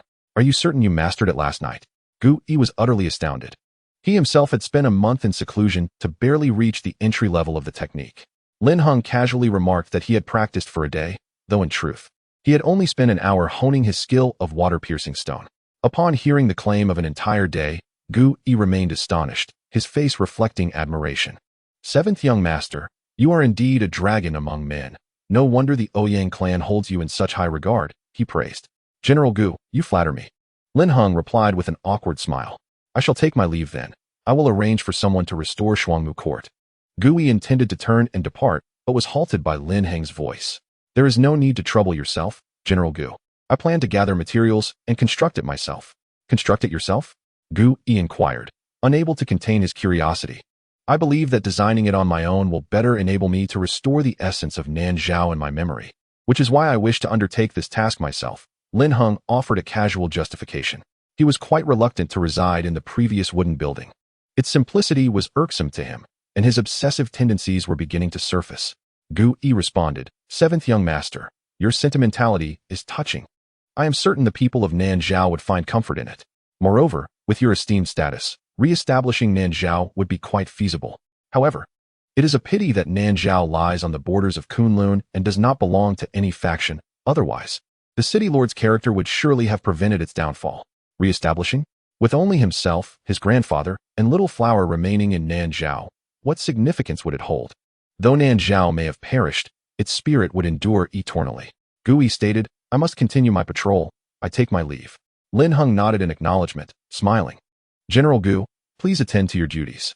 After Gui departed, Lin Heng gazed at the heap of ruins beside him and murmured, It seems I must thoroughly renovate Shuangmu Court. As another hour passed, noon approached. Lin Heng strode out of Shuangmu Court. Making his way to the city lord's palace to meet his senior brother, Gui ran. Chapter 63. The Alchemy Alliance. Isn't this the Peach Blossom Court of Sister Qin? Why are there so many women here? Lin Heng strolled along the stone-paved road, passing Qin Mi's Peach Blossom Court. The courtyard was naturally adorned with blooming peach trees, their grandeur breathtaking, akin to a sea or tide. Up close, the blossoms appeared charmingly alluring, compelling one to linger. However, upon noticing the group of women beneath the peach trees, varying in shapes and sizes, each figure elegantly graceful, Lin Heng was taken aback when an unfamiliar woman emerged from the building. Stunned, he hurriedly retreated from the vicinity of the Peach Blossom Court. How terrifying! Such women exist in this world, he thought, struggling to regain his composure. Lin Heng dashed away from the Peach Blossom Court, not daring to linger. Before long, he arrived at the city lord's palace, where he found no sign of his senior brother, Gui Ran. He decided to inform the guard, Jin Bing, that if Gui Ran were to arrive, he should proceed directly to the Lingu Pavilion. After conveying this message, Lin Heng exited the city lord's estate and headed towards the branch of the Alchemy Alliance located in the Eastern District. Recently, Lin Heng has indeed become a figure of great renown, not only as the favored disciple of the city lord, but also for marrying the most beautiful woman of the imperial city. Is this not the pinnacle of existence? Indeed, I find myself somewhat envious of Lin Heng. One should aspire to be like him in life and in progeny. Yet, what is there to envy? Though he possesses beauty and aligns himself with the illustrious Ouyang clan, he lacks freedom and cannot live life freely and elegantly. Such a life is not suited for one of noble birth. Do you not know of Hangzhou? He married the aunt of Ouyang's sighting and has become quite submissive to his wife. Born of humble origins, he possesses extraordinary talent. Having reached the 5th realm of the spiritual domain by the age of 50, yet he was recruited by the Ouyang clan. He toils endlessly for them, and even now, as a figure of respect in the spiritual lord realm, he dares not voice his opinions within the Ouyang clan, living a life of subjugation.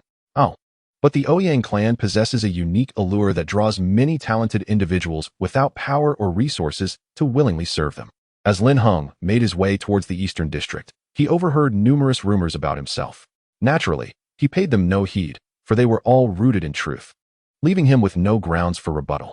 The Alchemist Alliance has a branch on Central Eastern Street, a bustling thoroughfare. Lin Heng arrived at a 3-story building. Its sign emblazoned with the words Alchemist Alliance. Upon entering, he was immediately captivated by the myriad of exotic flowers, a rich assortment of elixirs, and various mystical flames. Before long, an elderly man clad in crimson robes appeared, his hair white, yet his visage youthful. A golden medallion inscribed with the character for elixir hung from his chest. "Welcome, young Master Lin, to the Alchemist Alliance," he greeted. Lin Heng was initially taken aback that the man recognized him, but soon felt relieved, knowing that his visage had undoubtedly reached the ears of the influential. The Alchemist Alliance, as an association of alchemists, naturally draws the elite. "Who are you?" Lin Heng inquired politely, a smile gracing his lips. "I am the head of the Kunlun branch of the Alchemist Alliance. You may call me Elder Miao," he replied. "Might I inquire whether young Master Lin has come to purchase spirit herbs, elixirs, or perhaps mystical flames?" Elder Miao continued. Without hesitation, Lin Heng proceeded directly to the matter at hand, producing the token given to him by Yin-Yang and presenting it to the elder. Upon seeing the token, Elder Miao's countenance shifted dramatically. He glanced around cautiously and gestured for Lin Heng to conceal the token. Then, with great care, he led Lin Heng to a room on the 3rd floor. Elder Miao prudently shut the door, his expression a mixture of alarm and eagerness as he gazed at Lin Heng, anticipation gleaming in his eyes. "Young Master Lin, where did you acquire this token?" he inquired. Hearing this, Lin Heng sensed something amiss and refrained from revealing Yin-Rukin's involvement. Remaining composed and calm, he replied, "This token was gifted to me by an old friend of my father." Elder Miao chuckled in astonishment, his excitement palpable. "Do you know where this old friend is now?" he asked, his voice tinged with fervor. Seeing the elder's disproportionate reaction, Lin Heng grew cautious about Elder Miao's intentions. "Elder Miao, I believe you are inquiring too much," he remarked, his gaze sharp and discerning. Elder Miao, of course, realized that he had spoken too freely and hastily offered his apologies. "Young Master Lin, it was my indiscretion. Are you aware of what this token represents?" Elder Miao inquired. Lin Heng shook his head, still unfamiliar with the origins of the token in his possession. "Please, young Master Lin, take a seat while I recount the tale," Elder Miao suggested. Lin Heng complied, intrigued by the prospect of learning more about his master, Yin-Rukin, whom he knew little about. He speculated that his master might be a formidable figure from the realm of immortals, likely excelling in alchemy, and indeed, he was the former master of the Imperial Tower. However, this was merely a fragment of the truth, as Lin Heng remained oblivious to the entirety of Yin-Rukin's past. Perhaps he could glean some insight from the token and Elder Miao. At that moment, Elder Miao's expression turned nostalgic, his eyes sparkling with reverence. The Alchemist Alliance has existed since the early epochs, boasting a history of several million years. Throughout this extensive timeline, 10 distinguished leaders have made significant contributions to the Alliance, each honored with a token known as the Alchemist's Order. This order can be exchanged for anything within the Alliance. Presently, 9 of these tokens have been returned to the Alliance, while the final token resides with the former leader, Elder Miao explained, casting a glance at Lin Heng. He continued, "The last leader was the most exceptional among them, achieving remarkable feats. He was a 9th-grade alchemist, a powerful figure from the realm of immortals, and the master of the Imperial Tower." At this point, Elder Miao's admiration reached its zenith, his breath becoming somewhat labored. What became of him? Lin Heng could not help but inquire. At this moment, he found it increasingly difficult to contain his curiosity, though his assumptions had proven correct. Witnessing the truth firsthand left him utterly astonished. Yet, he was puzzled as to why such a powerful master would lose his physical form and retreat into the void realm, becoming a spirit to survive. Upon hearing Lin Heng's question, Elder Miao sighed deeply, his face marred by a mixture of sorrow and indignation. He lamented, "In my lifetime, I had 2 exceptional disciples. My eldest disciple, Qin Yao, is the current leader of the Alchemist Alliance, while the other is a traitor who betrayed his master and ancestral lineage." The mere thought of this betrayal filled Elder Miao with fury, his teeth gritted in anger. "A traitor? Is this the individual my master wished for me to eliminate? What heinous acts did his disciple commit to earn such a treacherous reputation?" Lin Heng could not suppress his inquiry. Elder Miao's face darkened with rage as he glared fiercely. He murdered his own master and betrayed the Alchemist Alliance. Moreover, he is a demon spawn. "A demon spawn," Lin Heng echoed, astonished. Elder Miao continued, "The former leader took him in as a child, treated him as his own son, only to be repaid with treachery. In his quest to obtain the sacred artifact held by the leader, he sabotaged the Imperial Tower's activation. willing to slay his own master and instigating the Middle Ages crisis that nearly plunged the Yin-Yang Continent back into the chaos of the ancient demonic invasion. Chapter 64. The acquisition of exotic flames. At this revelation, Lin Heng was utterly unprepared for the depth of his fellow disciples' treachery, recognizing that such a villain, who had wreaked havoc and committed murder, was indeed deserving of death. What happened next? Lin Heng inquired. Later, he was grievously injured by the spirit of the sacred artifact and fled back to the demonic faction, while the spirit was left in a shattered state, causing the sacred artifact to lose its key to the control tower, necessitating the spirit's rebirth. Years have passed, and the sacred artifact has fallen into the hands of the Ouyang clan.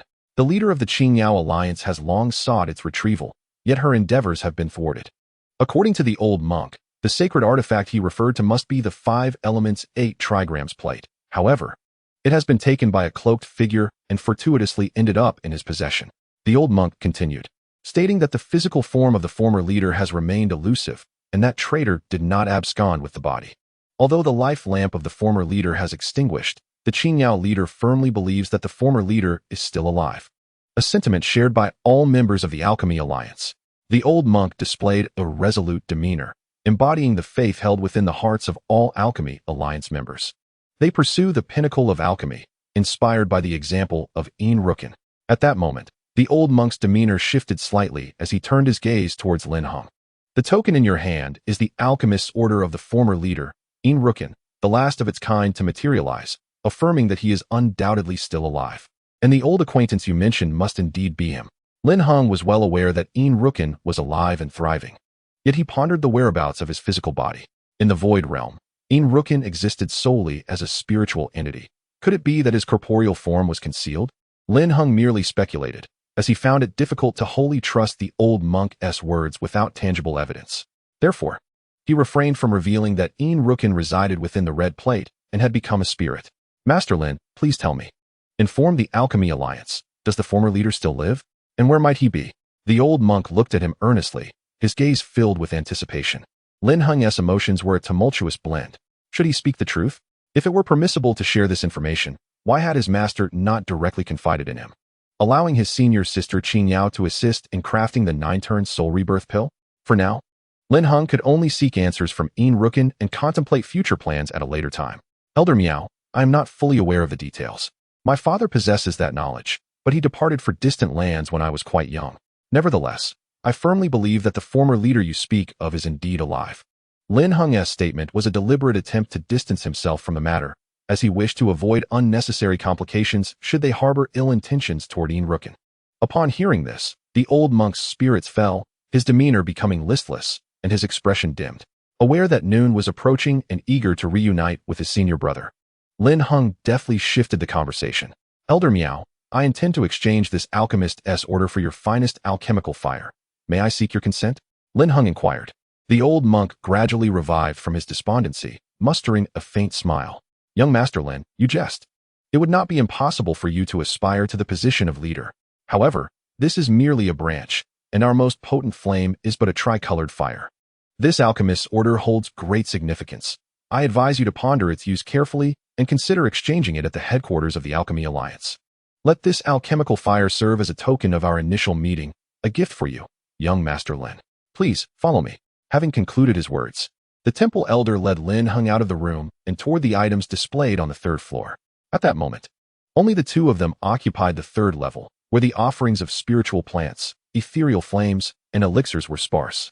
In stark contrast to the bustling 1st and 2nd floors, which were teeming with people and an abundance of goods, the atmosphere here was notably tranquil.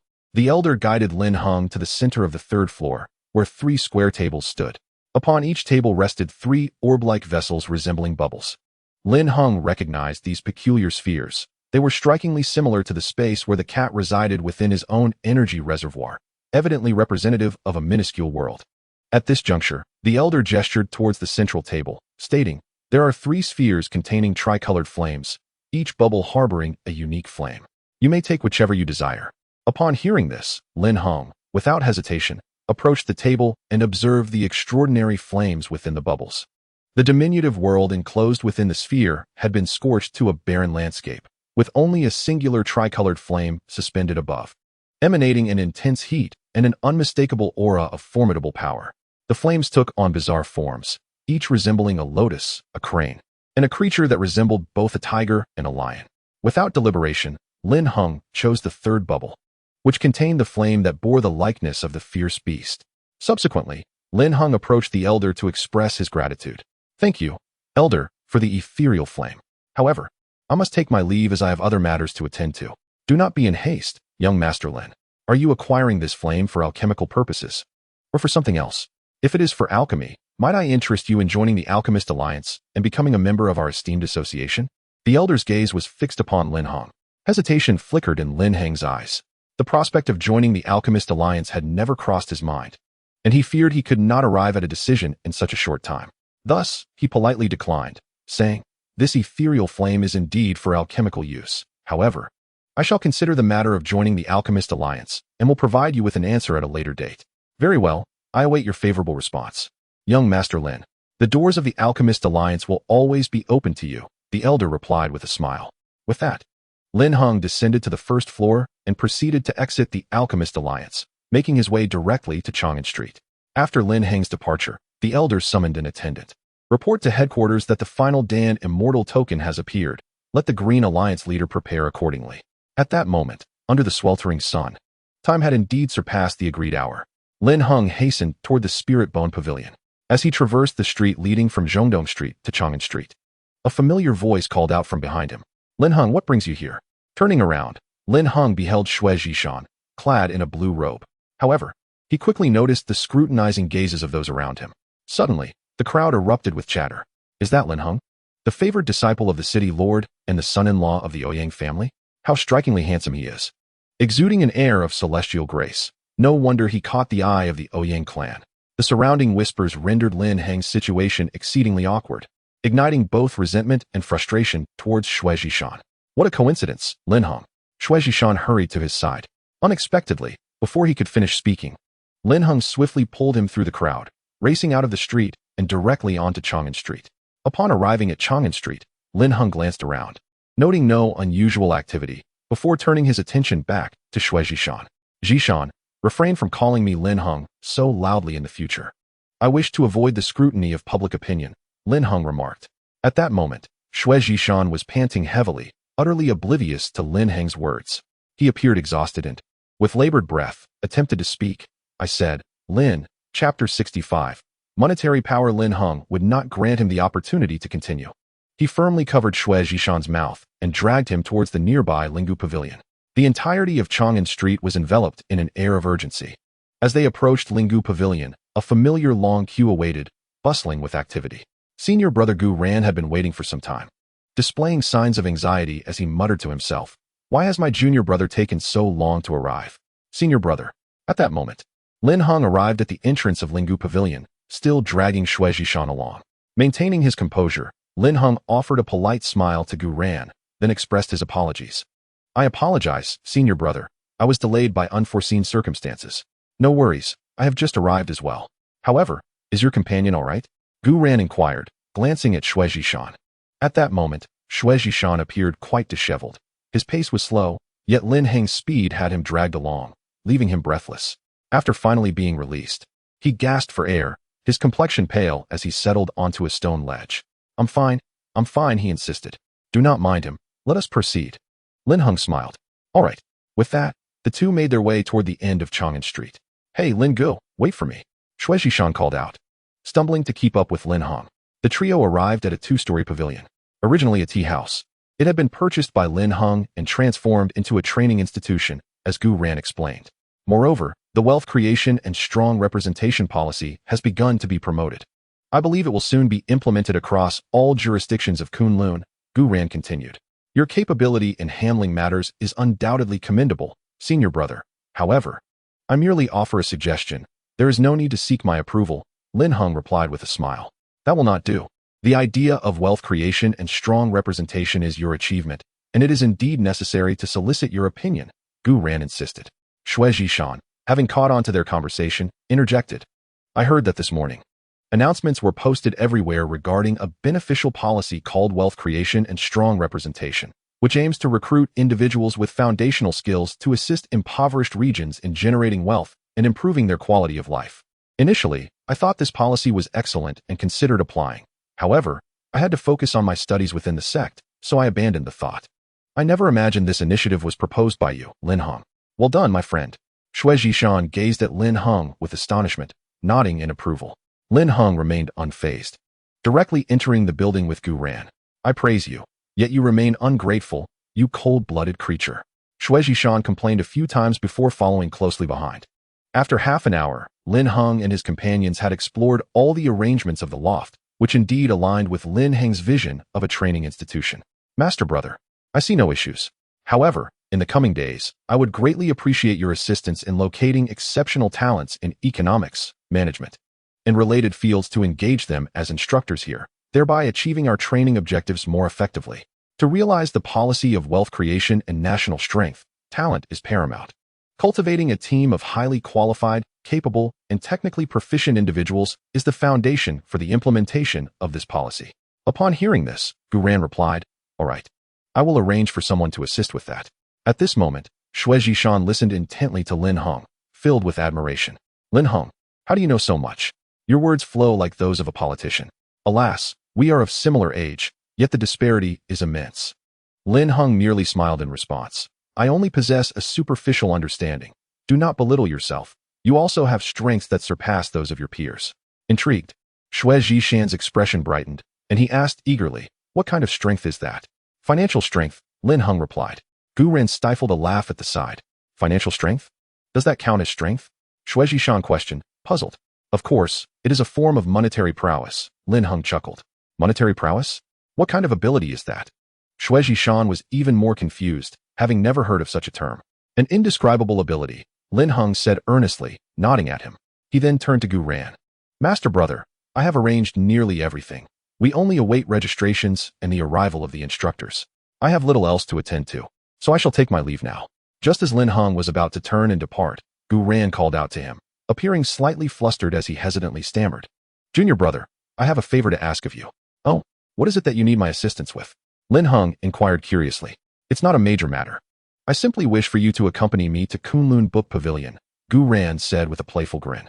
Upon hearing this, Shui Jishan, still bewildered by the concept of monetary prowess, perked up and exclaimed, "Are you going to Kunlun Book Pavilion? I was planning to go as well. Let us go together. By the way, what kind of books do you both enjoy?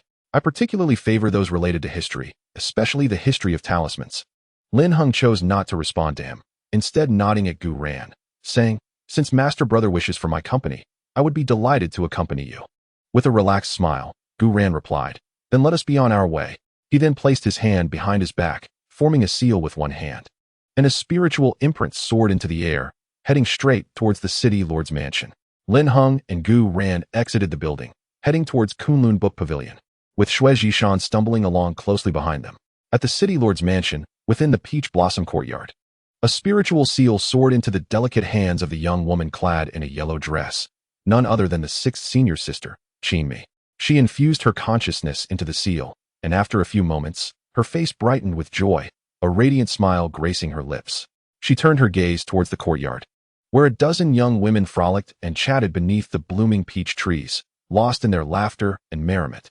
"Dear sisters," Qinmi called out, "my little junior brother has been waiting for us at the Kunlun Library for quite some time. It is time for us to depart."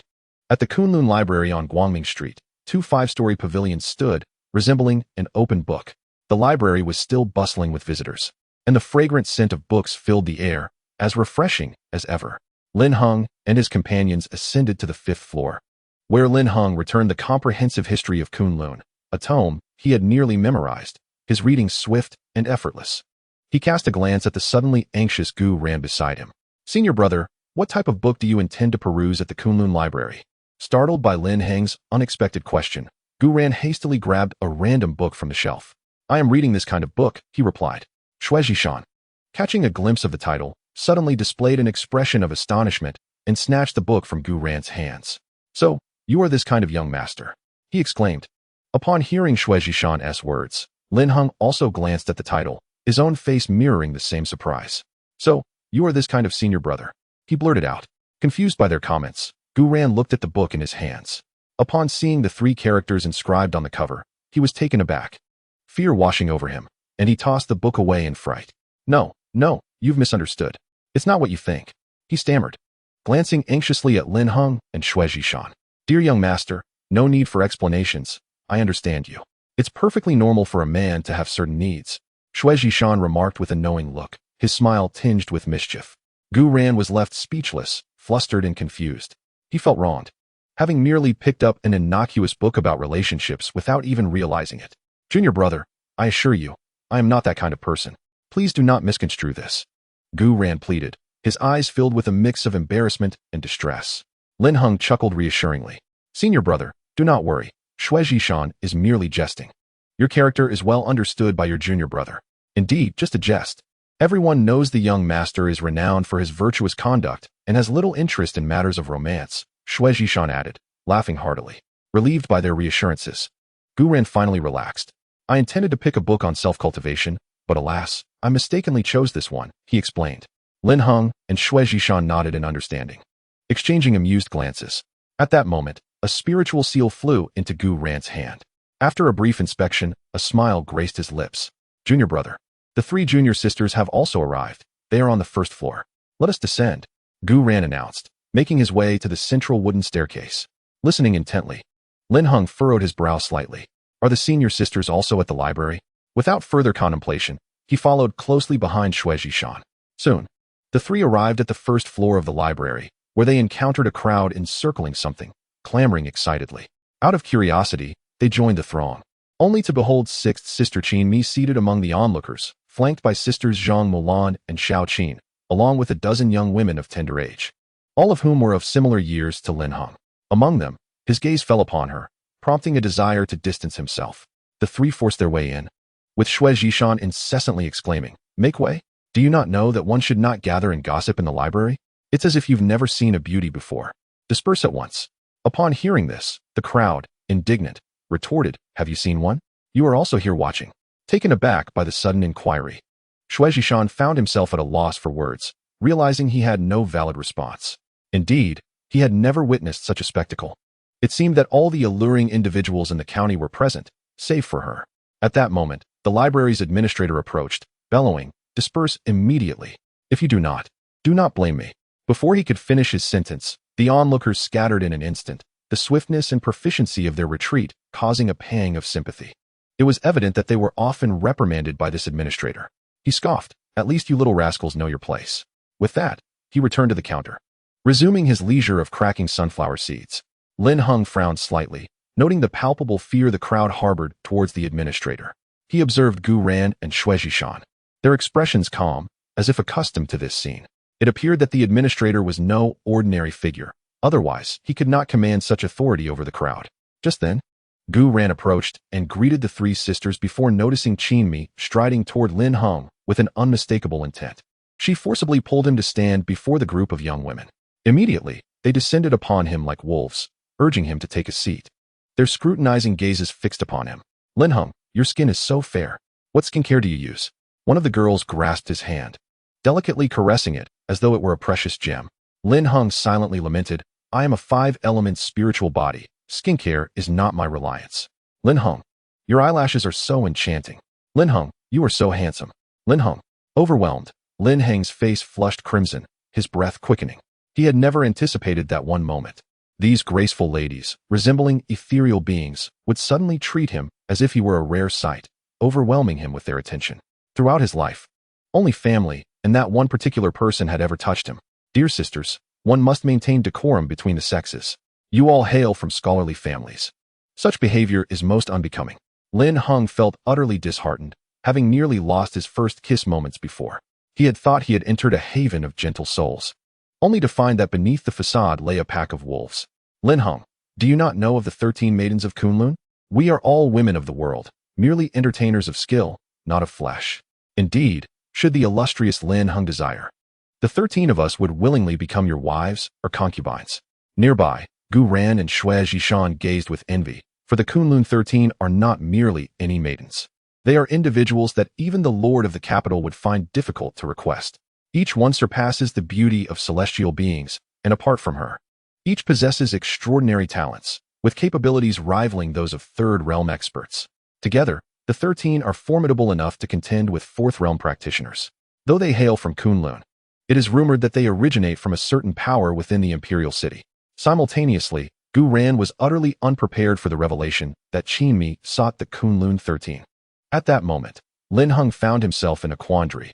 He had not anticipated becoming ensnared in such a romantic entanglement. Moreover, he bore a marriage pact. And if he were to marry them first, how could the Ouyang clan protect him for a decade?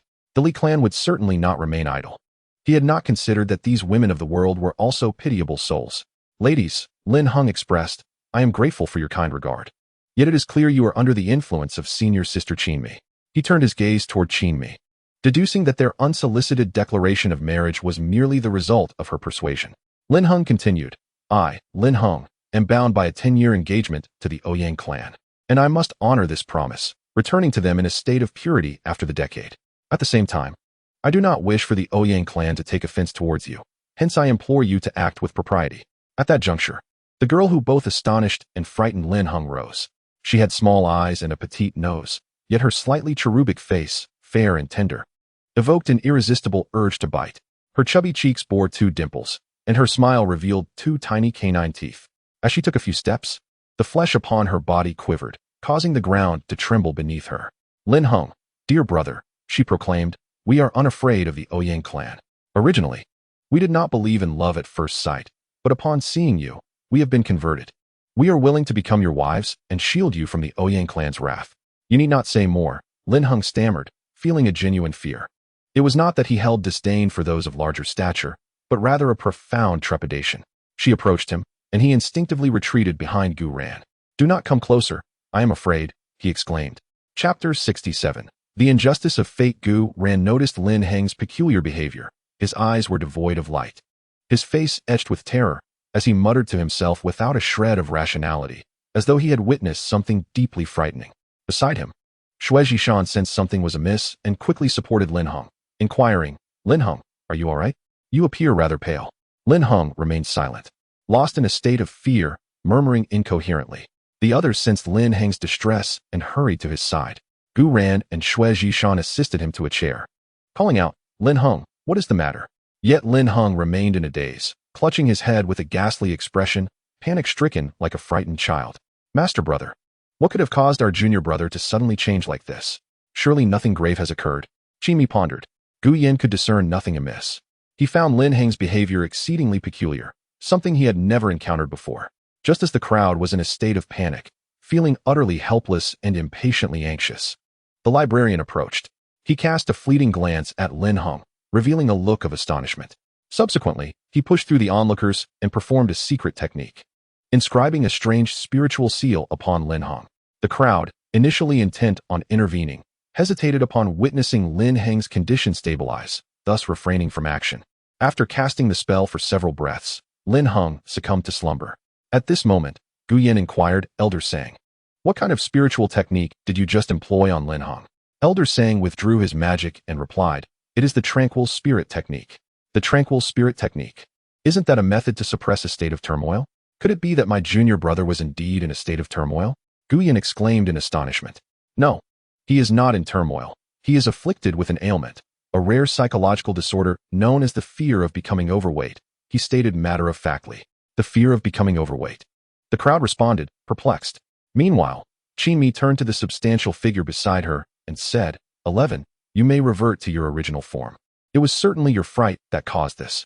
Upon her words, the woman known as 11 suddenly transformed into a slender figure, her curves elegantly defined.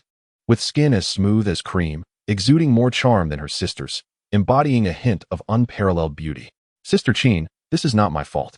You were the one who insisted that you did not know what type of women young Master Lin preferred, compelling me to become overweight.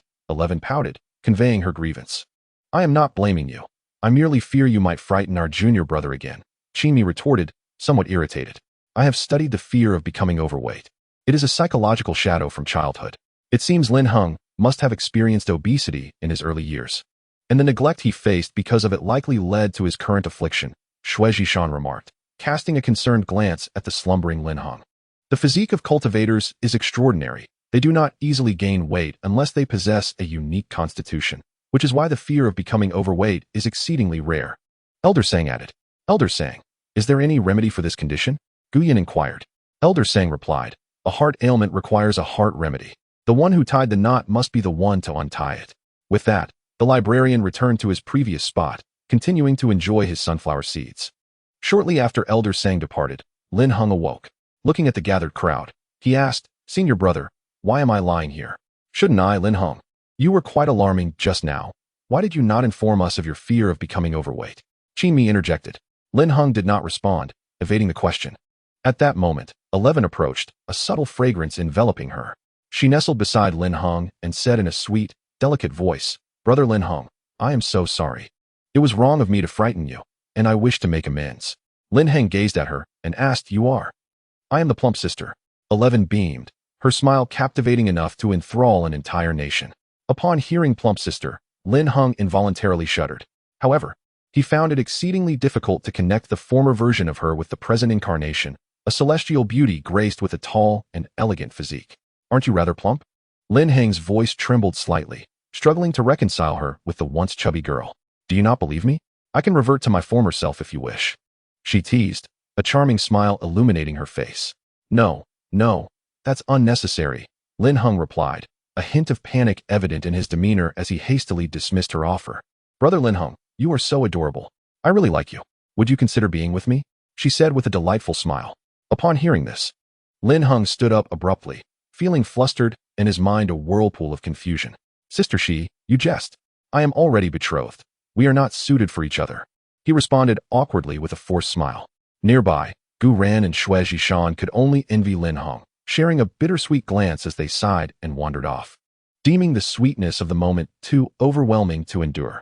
Zhang Mulan also found it unbearable and walked away, pretending to peruse a few books. Only Qin Mi and Xiao Qin remained, playfully urging Lin Heng to accept her advances. The other 12 young women joined in, showering Lin Heng with sweet nothings that enveloped him in a whirlwind of affection, leaving him utterly enchanted. Not far off, Gu Ran and Xue Zhishan felt increasingly envious. Questioning their own appeal, "One should aspire to be like Lin Heng," they lamented. As dusk descended, the Kunlun library was bathed in a radiant crimson glow of the setting sun. Beneath the orange-gray sky, the young man's cheeks were flushed, his neck and arms similarly adorned with a rosy hue. This young man was Lin Heng, wearing an expression of desolation as if he had faced utter despair. Accompanying him were Gu Ran and Xue Zhishan, along with 3 senior sisters, all making their way toward the city lord's manor. Gu Ran and Xue Zhishan gazed at Lin Heng with envy, having just witnessed an extraordinary display of affection that struck them like a blow to their hearts. At that moment, Qin Mi turned to Lin Heng and remarked, "Junior brother, you are quite the catch. I never imagined that the 13 young ladies of Kunlun would fawn over you so. I thought perhaps 1 or 2 might take a liking to you, but it seems a whole horde has. Which one do you think would make a suitable partner for you?" Lin Heng replied, "Sixth sister, I am merely 16. Could we refrain from introducing your circle of sisters to me for matchmaking? Besides, I am bound by a 10-year agreement. Do you really think the Ouyang family would stand idly by? I understand your thoughts, but such actions would be akin to deception. I, Lin Heng, am not that kind of person, so please, sixth sister, keep your little schemes to yourself." Meanwhile, Xue Zhishan suddenly interjected, "Qin Xiaozhu, Lin Heng does not require such arrangements, but I do. Would you consider expanding your circle of sisters? Although I am a man, my heart is that of a delicate maiden, and I believe I could fit in with your sisterhood." He wore a sincere expression, seemingly earnest in his proposition. Upon hearing this, both Lin Heng and Gu Ran were taken aback, fearing that such sentiments were not what they had anticipated, and they hurriedly distanced themselves from Xue Zhishan. Observing their reaction, Xue Zhishan called out, "Lin Heng, it's not what you think." At that moment, Qin Mi laughed and asked, "You wish to join my circle of sisters?" Xue Zhishan nodded in acknowledgement. "You must be dreaming." With those words, the 5 individuals hurriedly dashed into the city lord's mansion, leaving Xue Zhishan alone behind. Oh, how unjust fate is. The lips of women are deceivers. Chapter 68. Qin Mi's night visit to Shuangmu Court. As dusk descended upon the Shuangmu Court, Lin Heng found himself momentarily forgetting the calamity of the wooden building's collapse. However, he had already commanded his subordinates to gather materials in advance and had enlisted General Gu Yi to assist him. Thus, the reconstruction of Shuangmu Court became Lin Heng's immediate endeavor. He envisioned a residence that would be unparalleled in this realm, transcending their conventional architecture. The process commenced with digging the foundation, followed by the embedding of silver bars, erecting stone walls, and laying stone slabs. Everything proceeded in an orderly manner according to Lin Heng's design. He was not idle either. He promptly requested several carpenters from General Gu Yi and sketched the furniture he fancied for them to create. Simultaneously, he summoned a few tailors to craft the items he desired. In just 3 short hours, a brand new structure emerged, an exquisite 2-story stone building. The carpenters and tailors completed their work in succession, producing items that were previously unheard of and unseen in this world, all housed within this unprecedented stone edifice. As Lin Heng adorned the entire stone house, he felt the essence of home envelop him, a comforting familiarity in the arrangement. The grand entrance featured double doors. Upon entry, a stone staircase to the left ascended to the 2nd floor, while to the right lay the craftsmanship of the carpenters and tailors. 4 long benches and a rectangular table, with seats wrapped in silk and stuffed with cotton beneath, offered unparalleled comfort. The table was graced with a piece of pristine jade. The surface of the left side staircase was inlaid with jade, and on the 2nd floor stood a wooden bed, topped with silk and cotton cushions. Adjacent to the bed was a balcony, from which one could gaze at the moon above and view the mansion's scenery below. Lin Heng reclined upon the wooden bed, stretching lazily. He had never felt such relaxation as he did today. Yet, his thoughts drifted back to the scene at the Kunlun Library. His mind fixated on the image of that plump woman, causing him to shudder involuntarily. The goodwill of the 13 women of Kunlun could not be divorced from Qin Mi's orchestration, but how had she managed to summon them? Surely, it was not as simple as merely a sisterly bond. The matter of his aversion to obesity plunged him into contemplation, an issue he was most reluctant to address. Naturally, he would not allow himself to harbor any weakness or be governed by such ailments. At that moment, a commotion shattered the tranquility of Shuangmu Court. Wow, is this truly Shuangmu Court? I must not have come to the wrong place, right? Junior brother, are you inside? The voice of 6th senior sister Qin Mi echoed from outside, prompting Lin Heng to hastily rise from his bed and stride onto the balcony. Junior brother, it is really you. How has your Shuangmu Court transformed so remarkably? Qin Mi waved her hand in greeting from the ground before the stone house. Master sister, how has your Shuangmu Court come to be in such a state? Qin Mi inquired, her curiosity piqued. It's a long story. Let's discuss it inside, Lin Heng replied. Lin Heng turned away from the balcony and soon opened the door, welcoming Qin Mi into the right side hall. As she entered, Qin Mi was perpetually astonished. The interior decor was unprecedented and striking, capturing her attention instantly. The walls of the room were adorned with jade, interspersed with luminous pearls that emitted a soft yellow glow. Junior brother, your house is exquisite. Which architect designed this for you? Qin Mi exclaimed, her eyes sparkling with wonder and envy as she gazed at Lin Heng. With a smile, Lin Heng replied, I had General Gu find someone to construct it, but the design is entirely my own. Qin Mi was taken aback. You designed it? Wow, junior brother, you are full of surprises. Not only do you possess political talent, but you also have a knack for design. You truly are a treasure. Just a little understanding, he said modestly. Please, have a seat, senior sister. Upon hearing this, Qin Mi approached and settled onto the long bench. As she sat, she was suddenly astonished, shifting back and forth in her seat. Junior brother, this chair is remarkably elastic and so soft. What kind of miraculous chair is this? She had encountered cushions before, often using them while meditating, but this felt entirely different. Lin Heng couldn't help but chuckle at her evident naivety. Such a chair was known as a sofa in their world, a creation he had commissioned from a carpenter and a tailor. Senior sister, if you like this chair, I can design a few for delivery to Peach Blossom Pavilion. Not that I particularly like it, but if it's not too much trouble for you, I would accept them, Qin Mi replied, feigning a calm demeanor, gazing at Lin Heng with a serious expression. Oh, if I find it troublesome, then I shall not send them to you, Lin Heng replied, maintaining a serious facade. What? Qin Mi was momentarily bewildered. Lin Heng's response caught her off guard. If you deem it a bother, then it is fine not to send them. After all, I do not have much fondness for this chair, she said, forcing a composed smile. Lin Heng had intended to tease her about summoning the 13 maidens of Kunlun, hoping to give her an easy way out. But her direct refusal surprised him. This was not her usual style.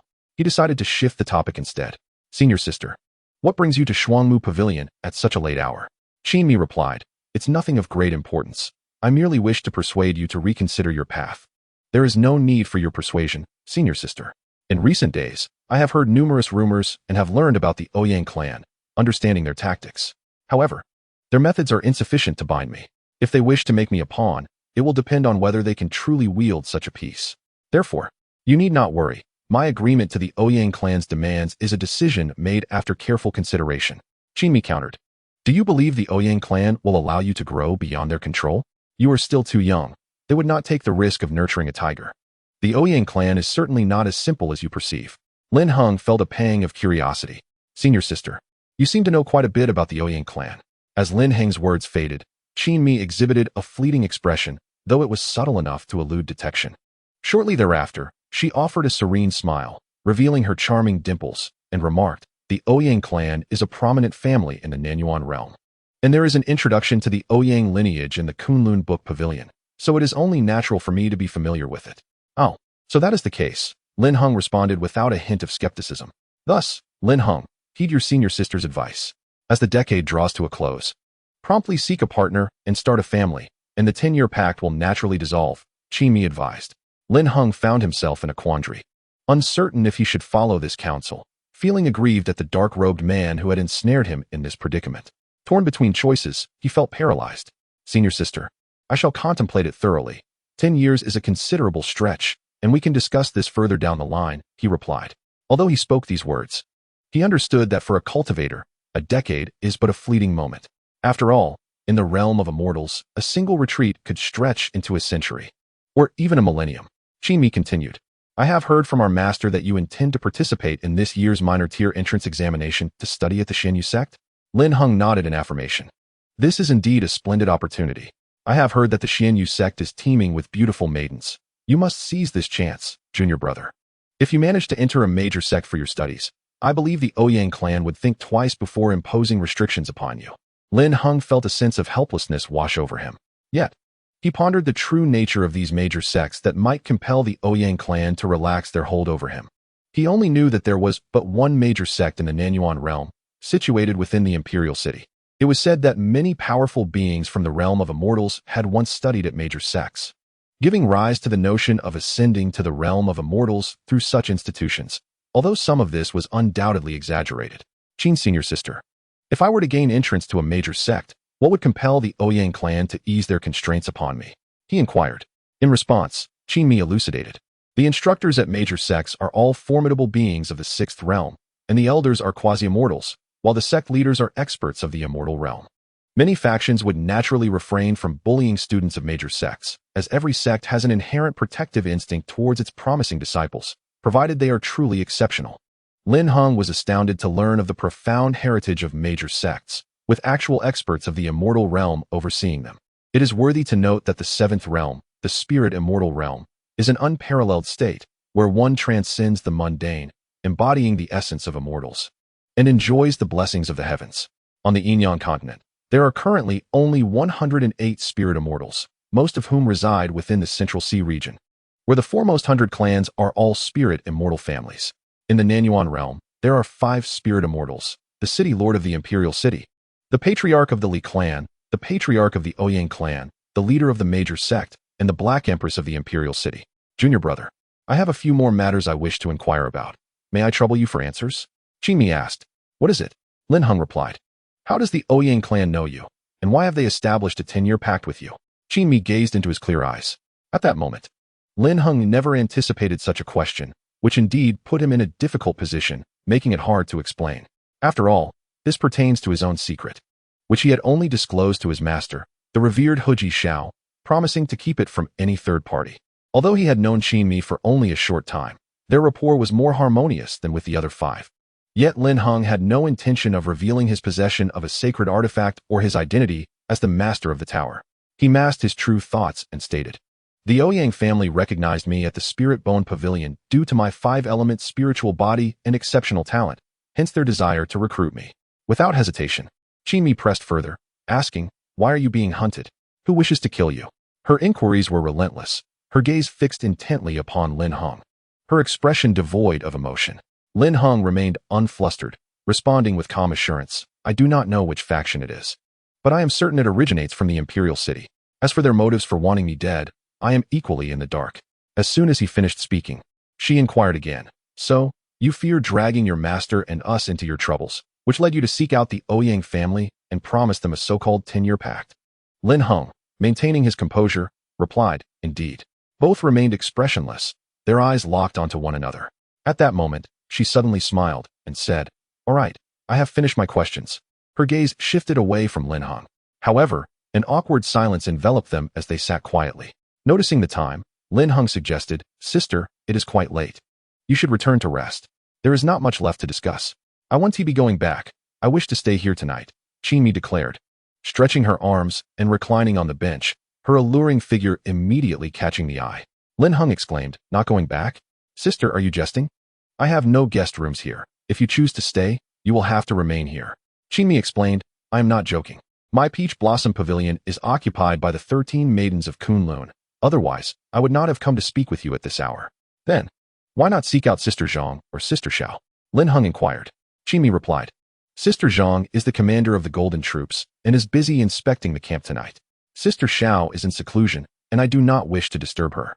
The other senior brothers are too shy to approach, so I had no choice but to come to you, my little junior brother." She suddenly rose and asked, "What? Are you not welcoming me?" Lin Heng responded, That is not my intention. If you wish to stay, then stay, and if you wish to leave, then leave. That attitude is more acceptable. You may proceed. This floor is mine," Qingmi declared with a hint of pride, resuming her position on the bench. Lin Heng then walked towards the stone stairs, glancing back at her, feeling assured that there would be no issues, before ascending to the second floor. He settled onto the wooden bed, sitting cross-legged, closing his eyes to cultivate his energy. After a while, he exhaled deeply. He retrieved the spiritual fire from the Alchemy Alliance, where a flame resembling both a tiger and a lion hovered in the small world within the orb. Lin Heng crushed the orb, which shattered into countless fragments, vanishing as if vaporized. The three-colored tiger-lion flame, palm-sized, floated before his chest. The emergence of the caused the temperature in the room to rise, casting a golden flame that illuminated the space with a yellow glow. While amalgamating the three-colored may seem straightforward, harnessing it within the Qi refinement realm proves to be a formidable challenge.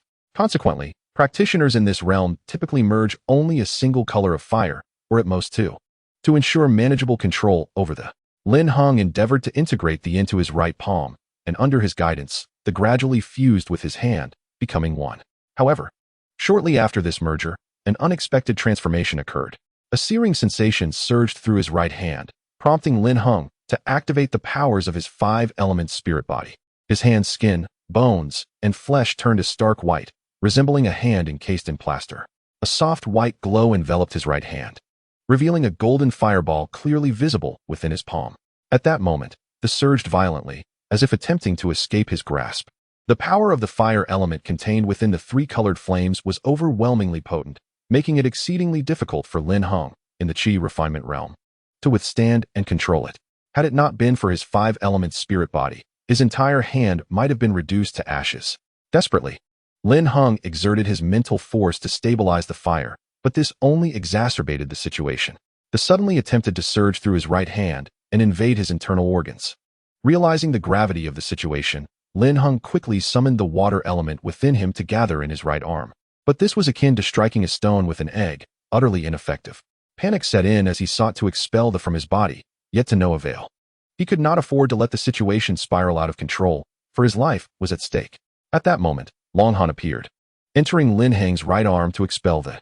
However, lacking sufficient strength, he could only slow this advance using the power of time and space. Lin Heng, witnessing this relentless approach, felt utterly helpless and despondent.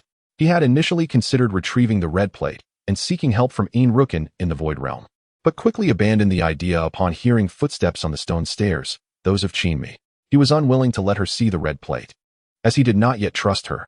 Too many uncertainties surrounded her, preventing him from confiding in her. Thus, he had no choice but to seek her assistance or hastily find his master, Hu Ji Xiao. As she ascended, Qingmi noticed Lin Heng's pallid complexion. "Junior brother, why do you look so unwell?" she inquired. With a wry smile, Lin Heng tore open the fabric of his right arm, revealing the stark white of his hand.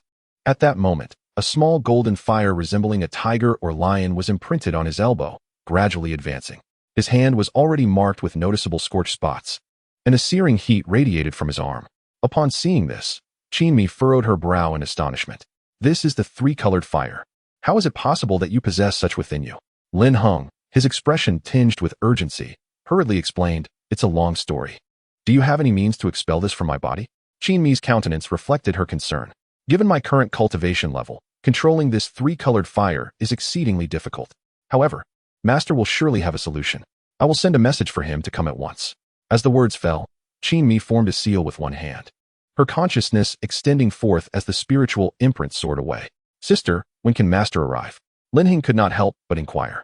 Qin Mi replied, that depends on whether Master can receive my message. Recently, Master has been in seclusion, and it will take at least a quarter of an hour. A quarter? That's merely 15 minutes, Lin Heng thought despondently, deducing that the would infiltrate his organs in no more than 10 minutes. His five-element spiritual body had failed to spiritualize his internal organs. The spiritualization of skin, bones, and flesh was merely a precursor to entering the realm of spiritual bodies. Sister, you cannot be jesting. That will turn me into a mere shell in 10 minutes. Do you truly believe Master can arrive in time? Upon hearing this, Qin Mi, sitting beside him, poked his right arm with her jade finger, her expression one of utter despair. Thus, you must relinquish this hand for now. Even if it grows back later, it will merely be an ordinary arm. With no other recourse, Lin Heng retrieved a ground-tier spiritual weapon, the dragon horn sword, from his ring. Grasping the sword in his left hand, he swung it towards his right arm without hesitation. Witnessing this, Qin Mi was taken aback, hastily deflecting the sword and exclaiming, you are insane, little junior brother. Lin Heng, perplexed by her earlier statement, responded, Sister, did you not say that only by sacrificing my right hand could I save my life? Stunned into silence, Qin Mi clarified, I merely sought to tease you, retaliating for your earlier refusal of my request. You genuinely thought to abandon your arm? Well, the previous notion was merely one option. There exists another method, she explained. Upon hearing this, Lin Heng sheathed the dragon horn sword and inquired, what is the other method? Do not ask, suffice it to say. It is a means to ensure your survival and to control the, Qin Mi replied. Observing her unwavering confidence, Lin Heng refrained from questioning further. At that moment, Qin Mi's aura enveloped them both, the ethereal image of a golden peacock hovering diminutively behind her. From her, Lin Heng sensed three distinct energies, gold, water, and wind elements. Indicative of her cultivation level, at least the 7th stage of the second realm. She was likely a dual-element spiritual body, with the peacock representing the wind attribute. Continuous streams of spiritual energy flowed into Lin Heng's right arm, causing it to almost stagnate, even showing signs of retreat, which delighted him immensely. However, as time passed, it became evident that Qin Mi was suffering from significant physical and spiritual exhaustion, her complexion paling. She consumed several restorative pills, yet they did little to prolong her vigor. Sister, you must pause. That can hold until Master arrives, Lin Heng urged, anxiety gnawing at him. In response, she smiled weakly, little brother. Master has gone to the Imperial City today and will not be coming. I just messaged senior brother. He should be arriving shortly. Upon finishing her words, she wielded her mental and spiritual energy in unison, forcing the back to Lin Heng's wrist. Such a tremendous exertion drained her, rendering her lips pale and her body swaying precariously. Lin Heng sought to interrupt her incantation, yet he found himself ensnared by her telekinesis and spiritual energy, rendered utterly immobile. Should this continue, she would undoubtedly suffer irreparable harm, potentially damaging her consciousness and soul. Lin Heng was determined to prevent such a dire outcome. He summoned the affinity of heaven and earth, causing the surrounding spiritual energy to surge forth in a magnificent cascade. In an instant, the two found themselves immersed in a sea of spiritual essence, which flowed ceaselessly into their meridians. Qin Mi's complexion blossomed with vitality, her spirit revitalized. She gazed at Lin Heng in astonishment, realizing that this transformation was entirely his doing. The surrounding spiritual energy thickened to the point of almost coalescing, revealing a phenomenon akin to a gathering spirit array, an extraordinary, singular manifestation of heavenly affinity.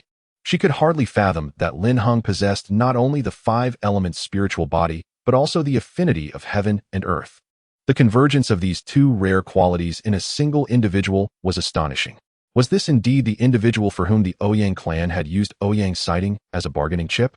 Unbeknownst to the Ouyang clan, Lin Heng's possession of these two extraordinary attributes was a secret. Qin Mi set aside her thoughts, for at that moment, she could not afford to be distracted. Her focus remained entirely on the otherworldly fire. With his assistance, she thrived, her efforts bolstered as if she had taken flight. Though her stamina had not yet been restored, her spiritual energy flowed in an unending stream.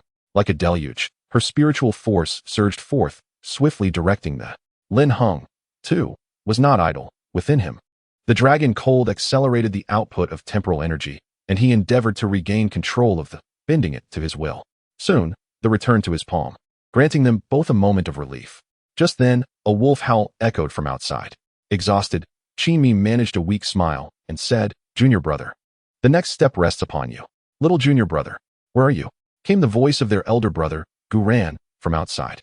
Lin Heng called out, "Elder brother. Sister and I are here."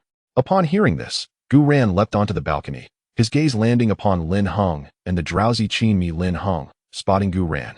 Quickly urged, "Elder brother, come see sister."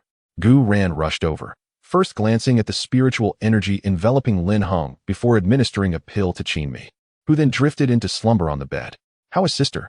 Lin Heng inquired, worry etched on his face. Guran replied, "Her consciousness has been excessively drained, compounded by severe exhaustion.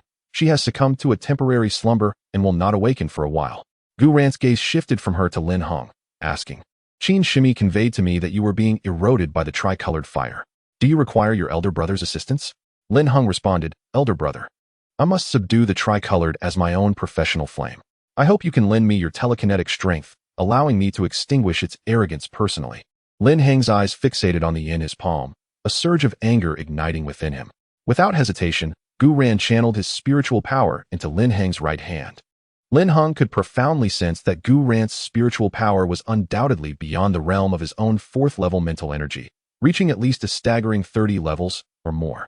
This formidable spiritual force did not reject him. It could only be utilized momentarily, yet it was sufficient to allow him to subdue the three-colored. As the saga continues. Chapter 71. Heng breaks through multitudinous trials to merge. Lin Heng endeavored to harness this power, which surged into his palms like a tidal wave, encircling the rampaging. The mental energy cascaded down relentlessly, continuously bombarding the. Gradually, they began to settle, yet the true challenge of subjugation lay ahead. Within there resided a fire seed, akin to the very heart of the. By affixing his spiritual power to the fire seed, he could manipulate the at will. The fire seed within was a three-colored seed, comprising red, orange, and yellow from the outermost to the innermost layers.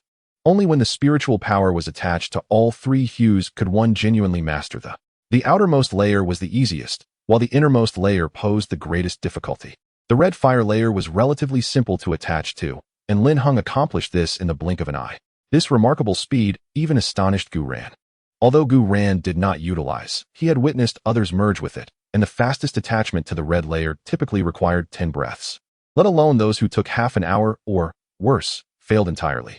The difficulty of attachment multiplied with each layer, dissuading most from daring to merge with the powerful.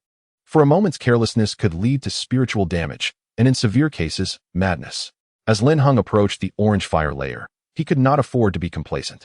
He meticulously guided his mental energy through the red layer into the orange layer, delicately maneuvering the strands of energy around the orange fire's force to attach to the orange layer. It took a full quarter of an hour to completely affix his spiritual power to the orange layer. Upon witnessing Lin Heng's success in attaching to the orange layer, Guran was equally astonished.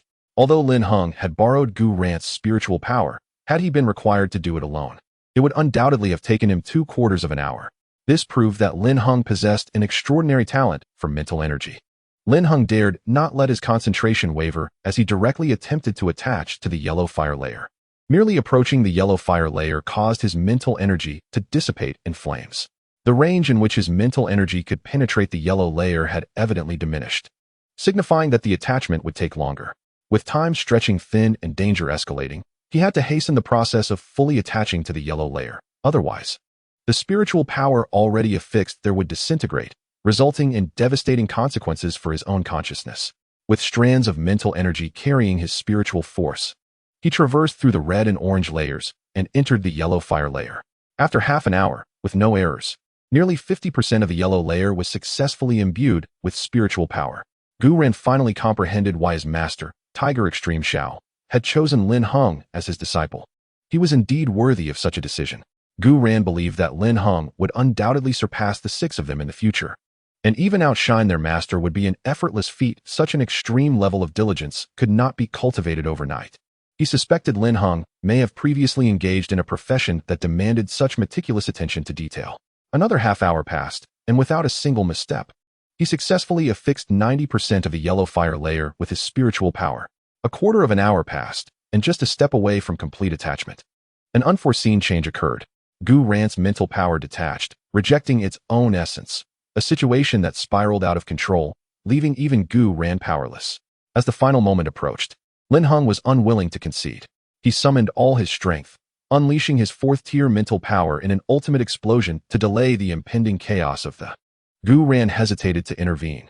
If he did, Lin Heng's efforts would be in vain, so he refrained from acting unless absolutely necessary. Fate has a peculiar way of tormenting individuals. Now, Lin Heng had to rely solely on himself, facing yet another battle akin to striking a rock with an egg. However, without attempting, how could one ascertain the certainty of defeat?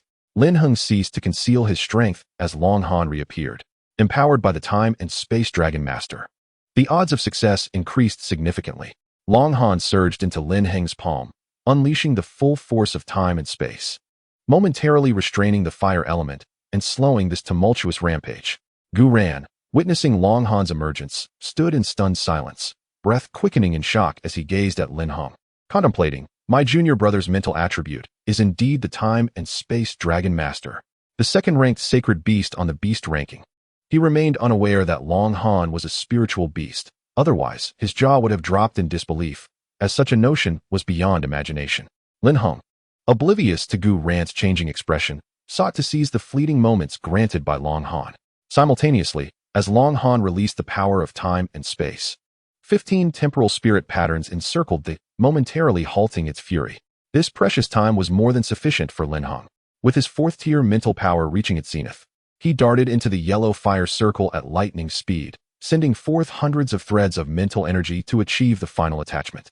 In that instant, however, the power of time and space was entirely dispersed by the, and Long Han was swept away by the residual force, transforming into a green light that entered Lin Heng's spiritual realm. Was my junior brother destined to fail?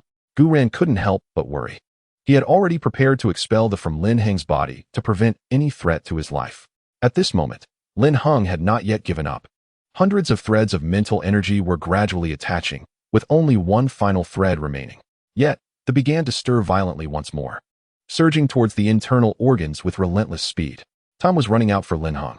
The last thread of mental energy flew into the yellow circle, precisely attaching itself in the final location.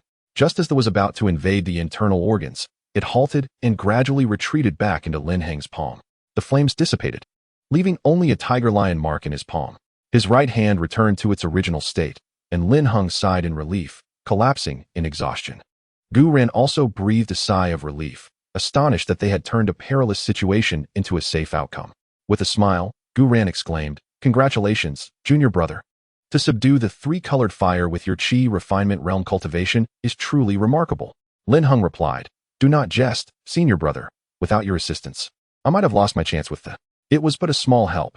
You earned the subjugation of the three-colored fire through your own efforts," Gu Ran asserted. He continued, "Junior brother, that dragon just now was." Lin Heng did not shy away from the question, stating, "It is the Time and Space Dragon Master, my mental attribute." He did not intend to reveal to Gu Ran that Long Han was a spiritual beast. Upon hearing this, Gu Ran gasped in astonishment. Although he had suspected it, the revelation still left him in shock, particularly given the formidable nature of such a spiritual entity. Gu Ran suddenly grew curious about Lin Heng's aptitude value, even though it was seldom discussed in the realm of Qi. He inquired, "Junior brother, have you ever tested your aptitude during your time in the strength realm? If so, what was your aptitude?" Lin Heng, though he found the question peculiar, responded, "Yes. I believe it was a heavenly grade. Heavenly grade. A destiny worthy of a spiritual master. Junior brother, your future prospects are boundless. You must cultivate diligently, for I shall seek to bask in your brilliance in the days to come." Gu Ran regarded Lin Heng as a treasure trove, filled with countless astonishing attributes. "Junior brother, not only do you possess a five-element spiritual body, but your spiritual attribute is that of the Time-Space Dragon Lord, along with a heavenly grade aptitude. Alas, though we are both human, our fates differ vastly." Within Kunlun County, Gu Ran held a prominent status, yet when compared to Lin Heng, he felt he fell short. Chapter 72. Lin Heng's initial battle with Yang Ting. These are merely innate conditions. The path of cultivation relies not solely on such attributes, but also on the efforts expended thereafter. Throughout history, how many individuals with talents akin to mine have existed, yet most have failed to ascend to immortality. Only those who endure trials of the mind, labor their bodies, endure hunger, and experience deprivation can hope to ascend. Thus, our starting points are the same, and there is no need to dwell on innate conditions. Lin Heng spoke earnestly, devoid of arrogance. True cultivators do not boast of their own merits. His words struck Gu Ran profoundly. He had never harbored aspirations of ascension, believing his innate conditions rendered such dreams fanciful. However, Lin Heng's discourse led him to realize he had been underestimating himself. To harbor the desire for immortality may not indeed be less potent than theirs. Gu Ran smiled with newfound understanding, stating, with such talent and insights into the path of cultivation, junior brother, you truly humble me. In truth, Lin Heng had gleaned these insights from Yin Ru Chun, who possessed unique perspectives on the path of cultivation that greatly benefited Lin Heng. Gu Ran continued, rest assured, junior brother, I will keep the matter of your attribute being that of the time-space dragon lord a secret. Lin Heng smiled, replying, it's no big secret. Gu Ran chuckled. Although it may not be a secret to you, I shall remain discreet.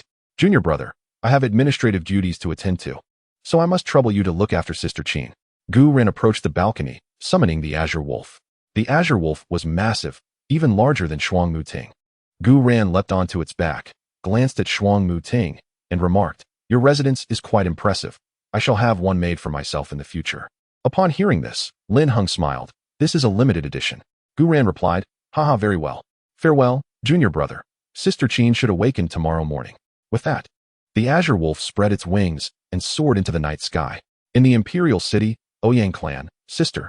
It seems that the 13 maidens of Kunlun are entangled with him. You must prepare accordingly. Ouyang Litian remained clad in a flowing white gown. Seated opposite her was a girl of around 16, Ouyang Situ, dressed in a delicate lavender long dress.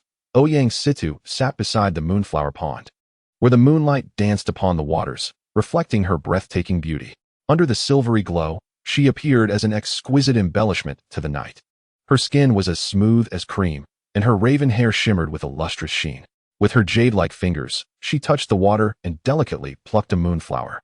Instead of responding to Ouyang Litian, she became engrossed in her play with the flower. Ouyang Litian continued, I have inquired and learned that Lin Heng will participate in the entrance examination for Xianyu. I have promised our ancestor to ensure your direct admission into Xianyu sect. I hope you can establish a good rapport with him and quickly make him an asset to us. Situ merely furrowed her brow, offering no reply. Sister, you should understand his significance to us. I implore you not to act rashly. With that, Ouyang Litian departed from the moonflower pond. Situ gazed at the moonflower in the pond, realizing it was but a fleeting glimpse. Though the flower was beautiful, it was merely a transient bloom in the water. In the city lord's manor, within the Shuangmu courtyard, Lin Heng reclined on a soft chair on the first floor, channeling his fire element power. As he pushed forth his palm, a sphere of fiery energy gradually coalesced into a fire-colored cage, but it crumbled and dissipated almost immediately. Lin Heng had pondered repeatedly, yet he still could not grasp the fundamentals of the first layer of the red sky's confinement. Although the time taken approached a mere breath, the entrance examination for Xianyu loomed ever closer, and the accumulation of power offered him a greater assurance. It appeared that only through practical combat could he transcend his limitations. Experience was far more comprehensible than mere theory. Lin Heng chose to enter the companion space of the sacred artifact, believing that the artifact's spirit, Yang Ting, would serve as a worthy training partner. He retrieved the sacred artifact and stepped into its internal realm. With Lin Heng having recognized the artifact, he could now traverse freely between the void realm and the companion space. At this moment, the companion space resembled a sea of flames, an overwhelming heat rendering it barren. The very essence of the world was ablaze, with fire illuminating the surroundings. Yet, there existed a tranquil oasis, the rose garden from before. Lush and vibrant under the gentle warmth of the sun. Beneath the azure sky and white clouds, a beauty reveled in the blossoms. The stark contrast between the fiery hell and the floral haven was akin to an oasis in a desert. Lin Heng spotted Yang Ting amidst the rose garden. Now adorned in feminine attire, clad in a soft blue gown, she stood before the roses, her presence enhanced by the colors and fragrances around her. Exuding a refreshing and ethereal charm, Lin Heng approached her from behind and inquired, "It seems you have a fondness for roses?" Yang Ting had sensed Lin Heng's presence long before, and thus she was not taken aback. Instead, she responded with calm composure, "I merely appreciate them. It cannot be termed as affection." She turned to face Lin Heng, locking eyes with him, and asked, "Do you have something to discuss?" Lin Heng replied, "Not particularly. But I have encountered some challenges in my training lately, and seek to find solutions through practical experience." She regarded him thoughtfully. "So, you wish for me to be your whetstone?" Lin Heng clarified, "Not a whetstone. but rather a partner for mutual growth. You are the spirit of the sacred artifact, destined to inherit the formidable power of your predecessor. I, merely a humble cultivator, must rely on my own efforts to grow. Moreover, the stronger I become, the more swiftly your powers will be restored. It is a mutually beneficial relationship. At this moment, Lin Heng appears to be somewhat compromising. Although the two share a master-servant dynamic, Lin Heng treats her as an equal rather than a subordinate. He hopes their relationship can flourish into friendship, fostering mutual assistance. After all, he could easily exert his authority to compel her obedience, for this realm lies within his dominion. In truth, Yang Ting is aware of her identity. Yet she possesses the pride inherent to the spirit of a sacred artifact and is loath to submit to a mere chi-building practitioner. Her vow to achieve immortality within a century was predicated on her skepticism regarding Lin Heng's potential. However, she refrains from outright rejection, opting instead to test his innate talents. I can become your adversary, Yang Ting declared, but I shall not show any mercy. Upon hearing this, Lin Heng felt a surge of joy. His abilities were vastly inferior to those of his senior brothers and sisters, making it difficult for him to hone his skills. Yang Ting, however, was different. Her strength was at the 9th level of chi building, sufficient to offer a challenge without being overwhelming. What he desired was for Yang Ting to unleash her full power, allowing him to comprehend the essence of life and death. With a thought, Lin Heng instantaneously transported himself and Yang Ting to the edge of the world. Surrounded by towering cliffs that soared 100 feet high, resembling a celestial pit, Yang Ting unleashed her strength at the 9th level of chi building. With 99 spiritual patterns swirling around her, the forces of water and fire were evenly matched. Lin Heng, unwilling to be outdone, summoned his 15 spiritual patterns to flow through his chi sea, the forces of the 5 elements and the power of time and space coursing through his meridians. Noticing Lin Heng's mere 15 spiritual patterns, indicative of his 2nd level of chi building, Yang Ting offered a friendly warning. You cannot hope to defeat me.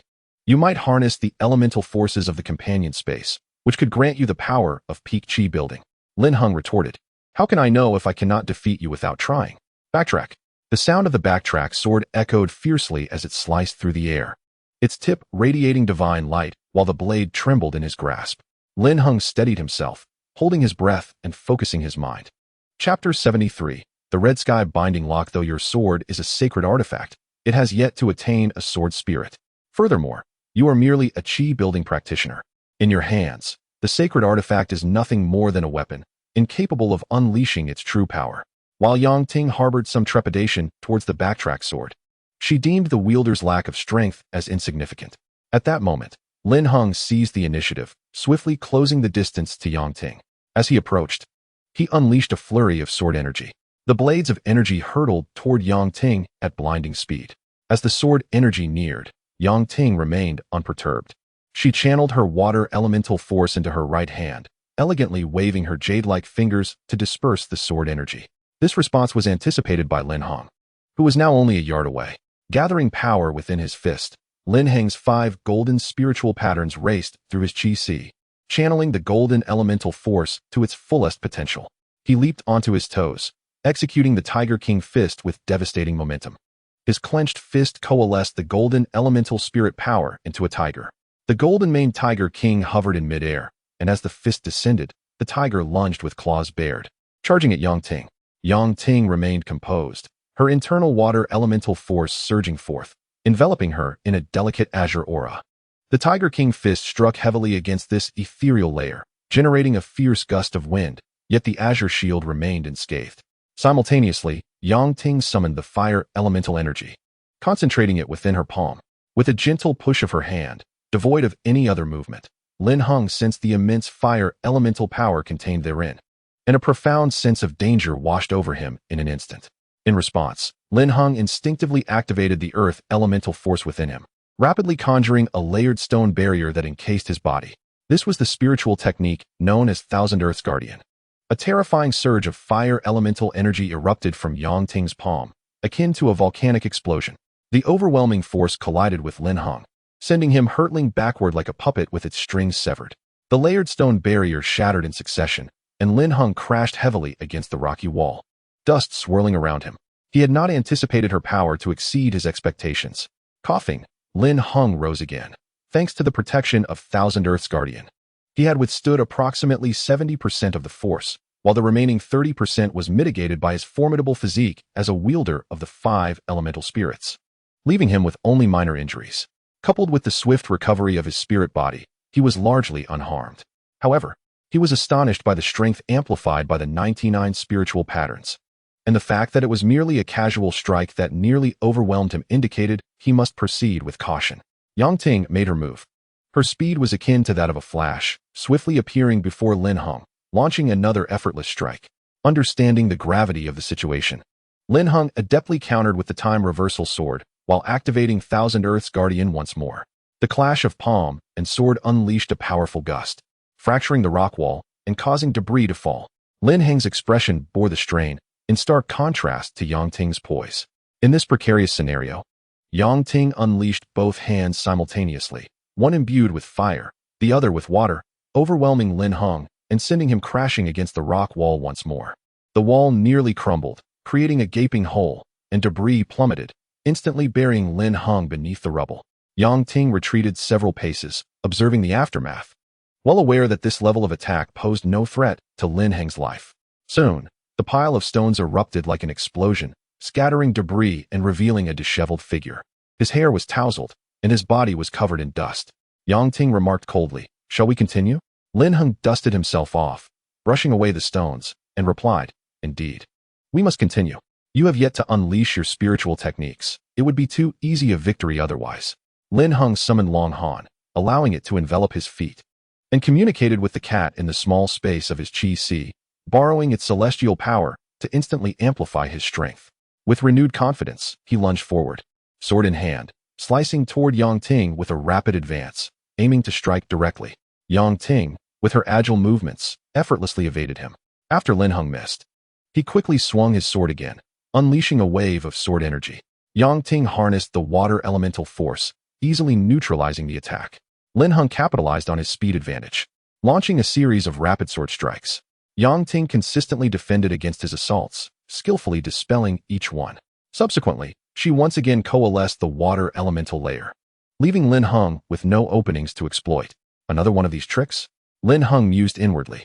At this moment, Yang Ting was poised to strike, her hands forming intricate seals as streams of fiery elemental energy coalesced into a vivid shape, a red 8-headed serpent. 8 serpent flame stabs.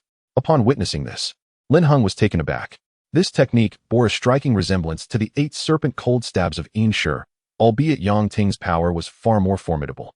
Lin Heng, not daring to underestimate her, immediately summoned the force of water elemental energy, gathering it within his palm. A dragon silhouette gradually took form, the water energy swirling and coiling around the dragon's body. With a thrust of his palm, the water dragon erupted forth, a manifestation of the technique water-piercing stone. The clash between his palm and the serpent was akin to a contest between the water dragon and the fiery serpent, initially evenly matched, which left Yang Ting somewhat astonished. However, as she augmented the output of her fire elemental energy, Lin Heng found himself at a disadvantage. The 8-headed serpent dispersed the water dragon and surged directly toward him. Realizing the peril, Lin Heng had no choice but to wield his sword for defense. Yet, even this was futile. Within mere moments, he was sent hurtling backward, the fire energy overwhelming him. His body was left battered and bruised, his robes in tatters. Yang Ting approached, observing the fallen Lin Heng with indifference. "With your cultivation at the 2nd level of Qi refinement, enduring several of my attacks is already a testament to your exceptional skill. Do you wish to continue?" Lin Heng, struggling to rise, managed a weak smile, his complexion pale. "Continue." He stood again, albeit unsteadily. Yang Ting swiftly struck, sending him flying several yards away once more. "Do you wish to continue?" she inquired. Coughing, he replied, "Of course, I shall continue." Yang Ting reappeared before him, delivering another palm strike that propelled Lin Heng back to the ground, where he crashed heavily, scraping against the surface. Cough. Pain etched across Lin Heng's face as he tasted blood in his throat, a bitter surprise at Yang Ting's relentless ferocity, leaving him no chance to speak. With an air of indifference, Yang Ting asked again, "Do you wish to continue?" Faced with the same question, Lin Heng hesitated, choosing instead to steady himself before responding. "I still possess my trump card. How could I not continue?" Seizing the initiative, Lin Heng swiftly channeled the fire elemental energy. Red sky imprisonment. A torrent of fire energy surged forth, rapidly forming a cage that enveloped Yang Ting. Yet, within a heartbeat, the cage dissipated, failing to restrain her. Once again, Lin Heng found himself in retreat, employing a tactical maneuver to exploit his speed. However, he was relentlessly assailed by Yang Ting. At this juncture, Lin Heng was a bloodied mess, his body marred with injuries. No, I must try once more to buy myself some time to gather my strength. Yang Ting accelerated, positioning herself directly before Lin Heng, forcing him to come to a sudden halt. Seizing this opportunity, he unleashed Red Sky Imprisonment once more. The fire elemental cage ensnared Yang Ting again, but this time Lin Heng was uncertain of its efficacy. To his delight, the cage had indeed formed, successfully entrapping Yang Ting. Yang Ting found herself ensnared within a cage, immobile, and could not help but furrow her brow. However, she unleashed her full strength to break free from her confinement. And to her surprise, the cage began to show signs of dissipating. It seemed that it would not hold for much longer. Lin Heng seized the moment, swiftly wielding his sword, focusing his mind, and executing his most formidable strike, No Trace. Chapter 74. The emergence of No Trace determines victory. No Trace. The first form of the renowned sword technique of Lin Yi, the Sword Immortal, naturally possesses considerable offensive power. It is a killing technique that Lin Heng seldom employs. Yet, he could manipulate it to inflict minor injuries on Yang Ting, merely to instill a sense of threat and diminish her arrogance. The spatial runes within his sea of qi began to stir, and spatial spiritual energy flowed into the sword. Having practiced No Trace multiple times, Lin Heng was already well versed in its execution, successfully delivering a decisive blow. No visible attack manifested, as if it had vanished into thin air.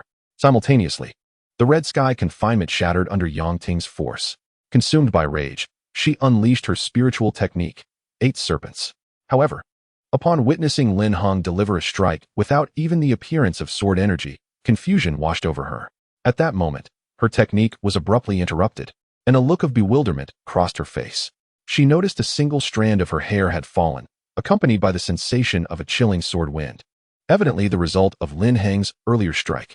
He had triumphed, albeit by sheer luck. She cast another glance at Lin Heng, realizing she had underestimated the young man's strength. She had felt the genuine threat in that strike, and understood why Yin Stone had fallen to him. You have won, Yang Ting conceded. Upon hearing this, Lin Heng was filled with immense joy, even though it was not a victory in the truest sense. After all, he was battered and bruised, his attire in tatters, while Yang Ting remained unscathed, as always. Nevertheless, this battle, though a Pyrrhic victory, yielded significant gains and allowed Lin Heng to grasp the rudiments of the Red Sky Confinement technique. The rudimentary Red Sky Confinement could hold Yang Ting for 2 breaths, enabling him to achieve cross-boundary confinement. The Red Sky Confinement would become Lin Heng's trump card for survival and a surprise weapon against his foes. Should he perfect the Red Sky Confinement, transcending boundaries might not be out of reach. In the accompanying spatial realm, a rose garden flourished, with fragrant grass and blooming roses perfuming the fields. Lin Heng lay upon the grass, invigorated by the intense battle. Yang Ting stood amidst the flower field, her back turned to him. Yang Ting, do you have a dream? Lin Heng inquired. After a moment's hesitation, she replied, I have no dream. I possess only a mission, the mission of a spirit weapon. What is your mission? Lin Heng pressed. To serve as a key to repel the external malevolent forces. This is my mission and that of all spirit weapons throughout the ages, Yang Ting articulated. Lin Heng questioned again. Then what would you wish to do if one day there were no external malevolent forces? She hesitated once more before responding, I do not know. The spirit weapons of the past did not leave me with such memories. Lin Heng smiled and said, if they did not leave you with an answer, then conceive one for yourself and regard that answer as your dream. At this moment, Lin Heng rose to his feet and declared, it is getting late. I must take my leave. We shall engage in further discourse and mutual progress another time. With that, Lin Heng vanished amidst the flower field. Yang Ting remained silent, and shortly thereafter, she too departed, clutching a single bloom. Outside the companion space, Lin Heng gazed into the distance. He then exited the sacred artifact, reappearing in the external world. At the city lord's residence, within the Shuangmu courtyard, Lin Heng stowed away the red plate and realized that dawn was nearly upon him. The sun began to rise, casting a dim light through the still dark sky, with the silhouettes of treetops barely discernible. The melodious chirping of birds resonated distinctly in the tranquil morning air. Ascending the stairs, Lin Heng discovered Qin Mi still in a deep slumber, her breath steady and untroubled. Not wishing to squander this precious time, he promptly left the city lord's residence to procure the spiritual plants necessary for refining the qi-gathering pill. Although the Alchemist Alliance also sold such plants, Lin Heng was hesitant to visit, harboring lingering doubts about the elder's previous words and wishing to avoid any unnecessary complications. However, as soon as Lin Heng stepped out of the city lord's residence, he sensed that he was being deliberately observed. Scanning his surroundings, he found nothing amiss. Contemplating that in the bustling central district, they would not be so overt in their presence, he proceeded along Chang'an Street, where a pharmacy specializing in spiritual plants was located, fortuitously situated directly across from the Linggu Pavilion. As Lin Heng traversed Chang'an Street, he passed by a bustling training institution, its entrance teeming with activity. He also caught sight of his senior brother, Gu Ran, who appeared to be in a state of acute distress. The pharmacy was part of a chain, belonging to a prominent faction.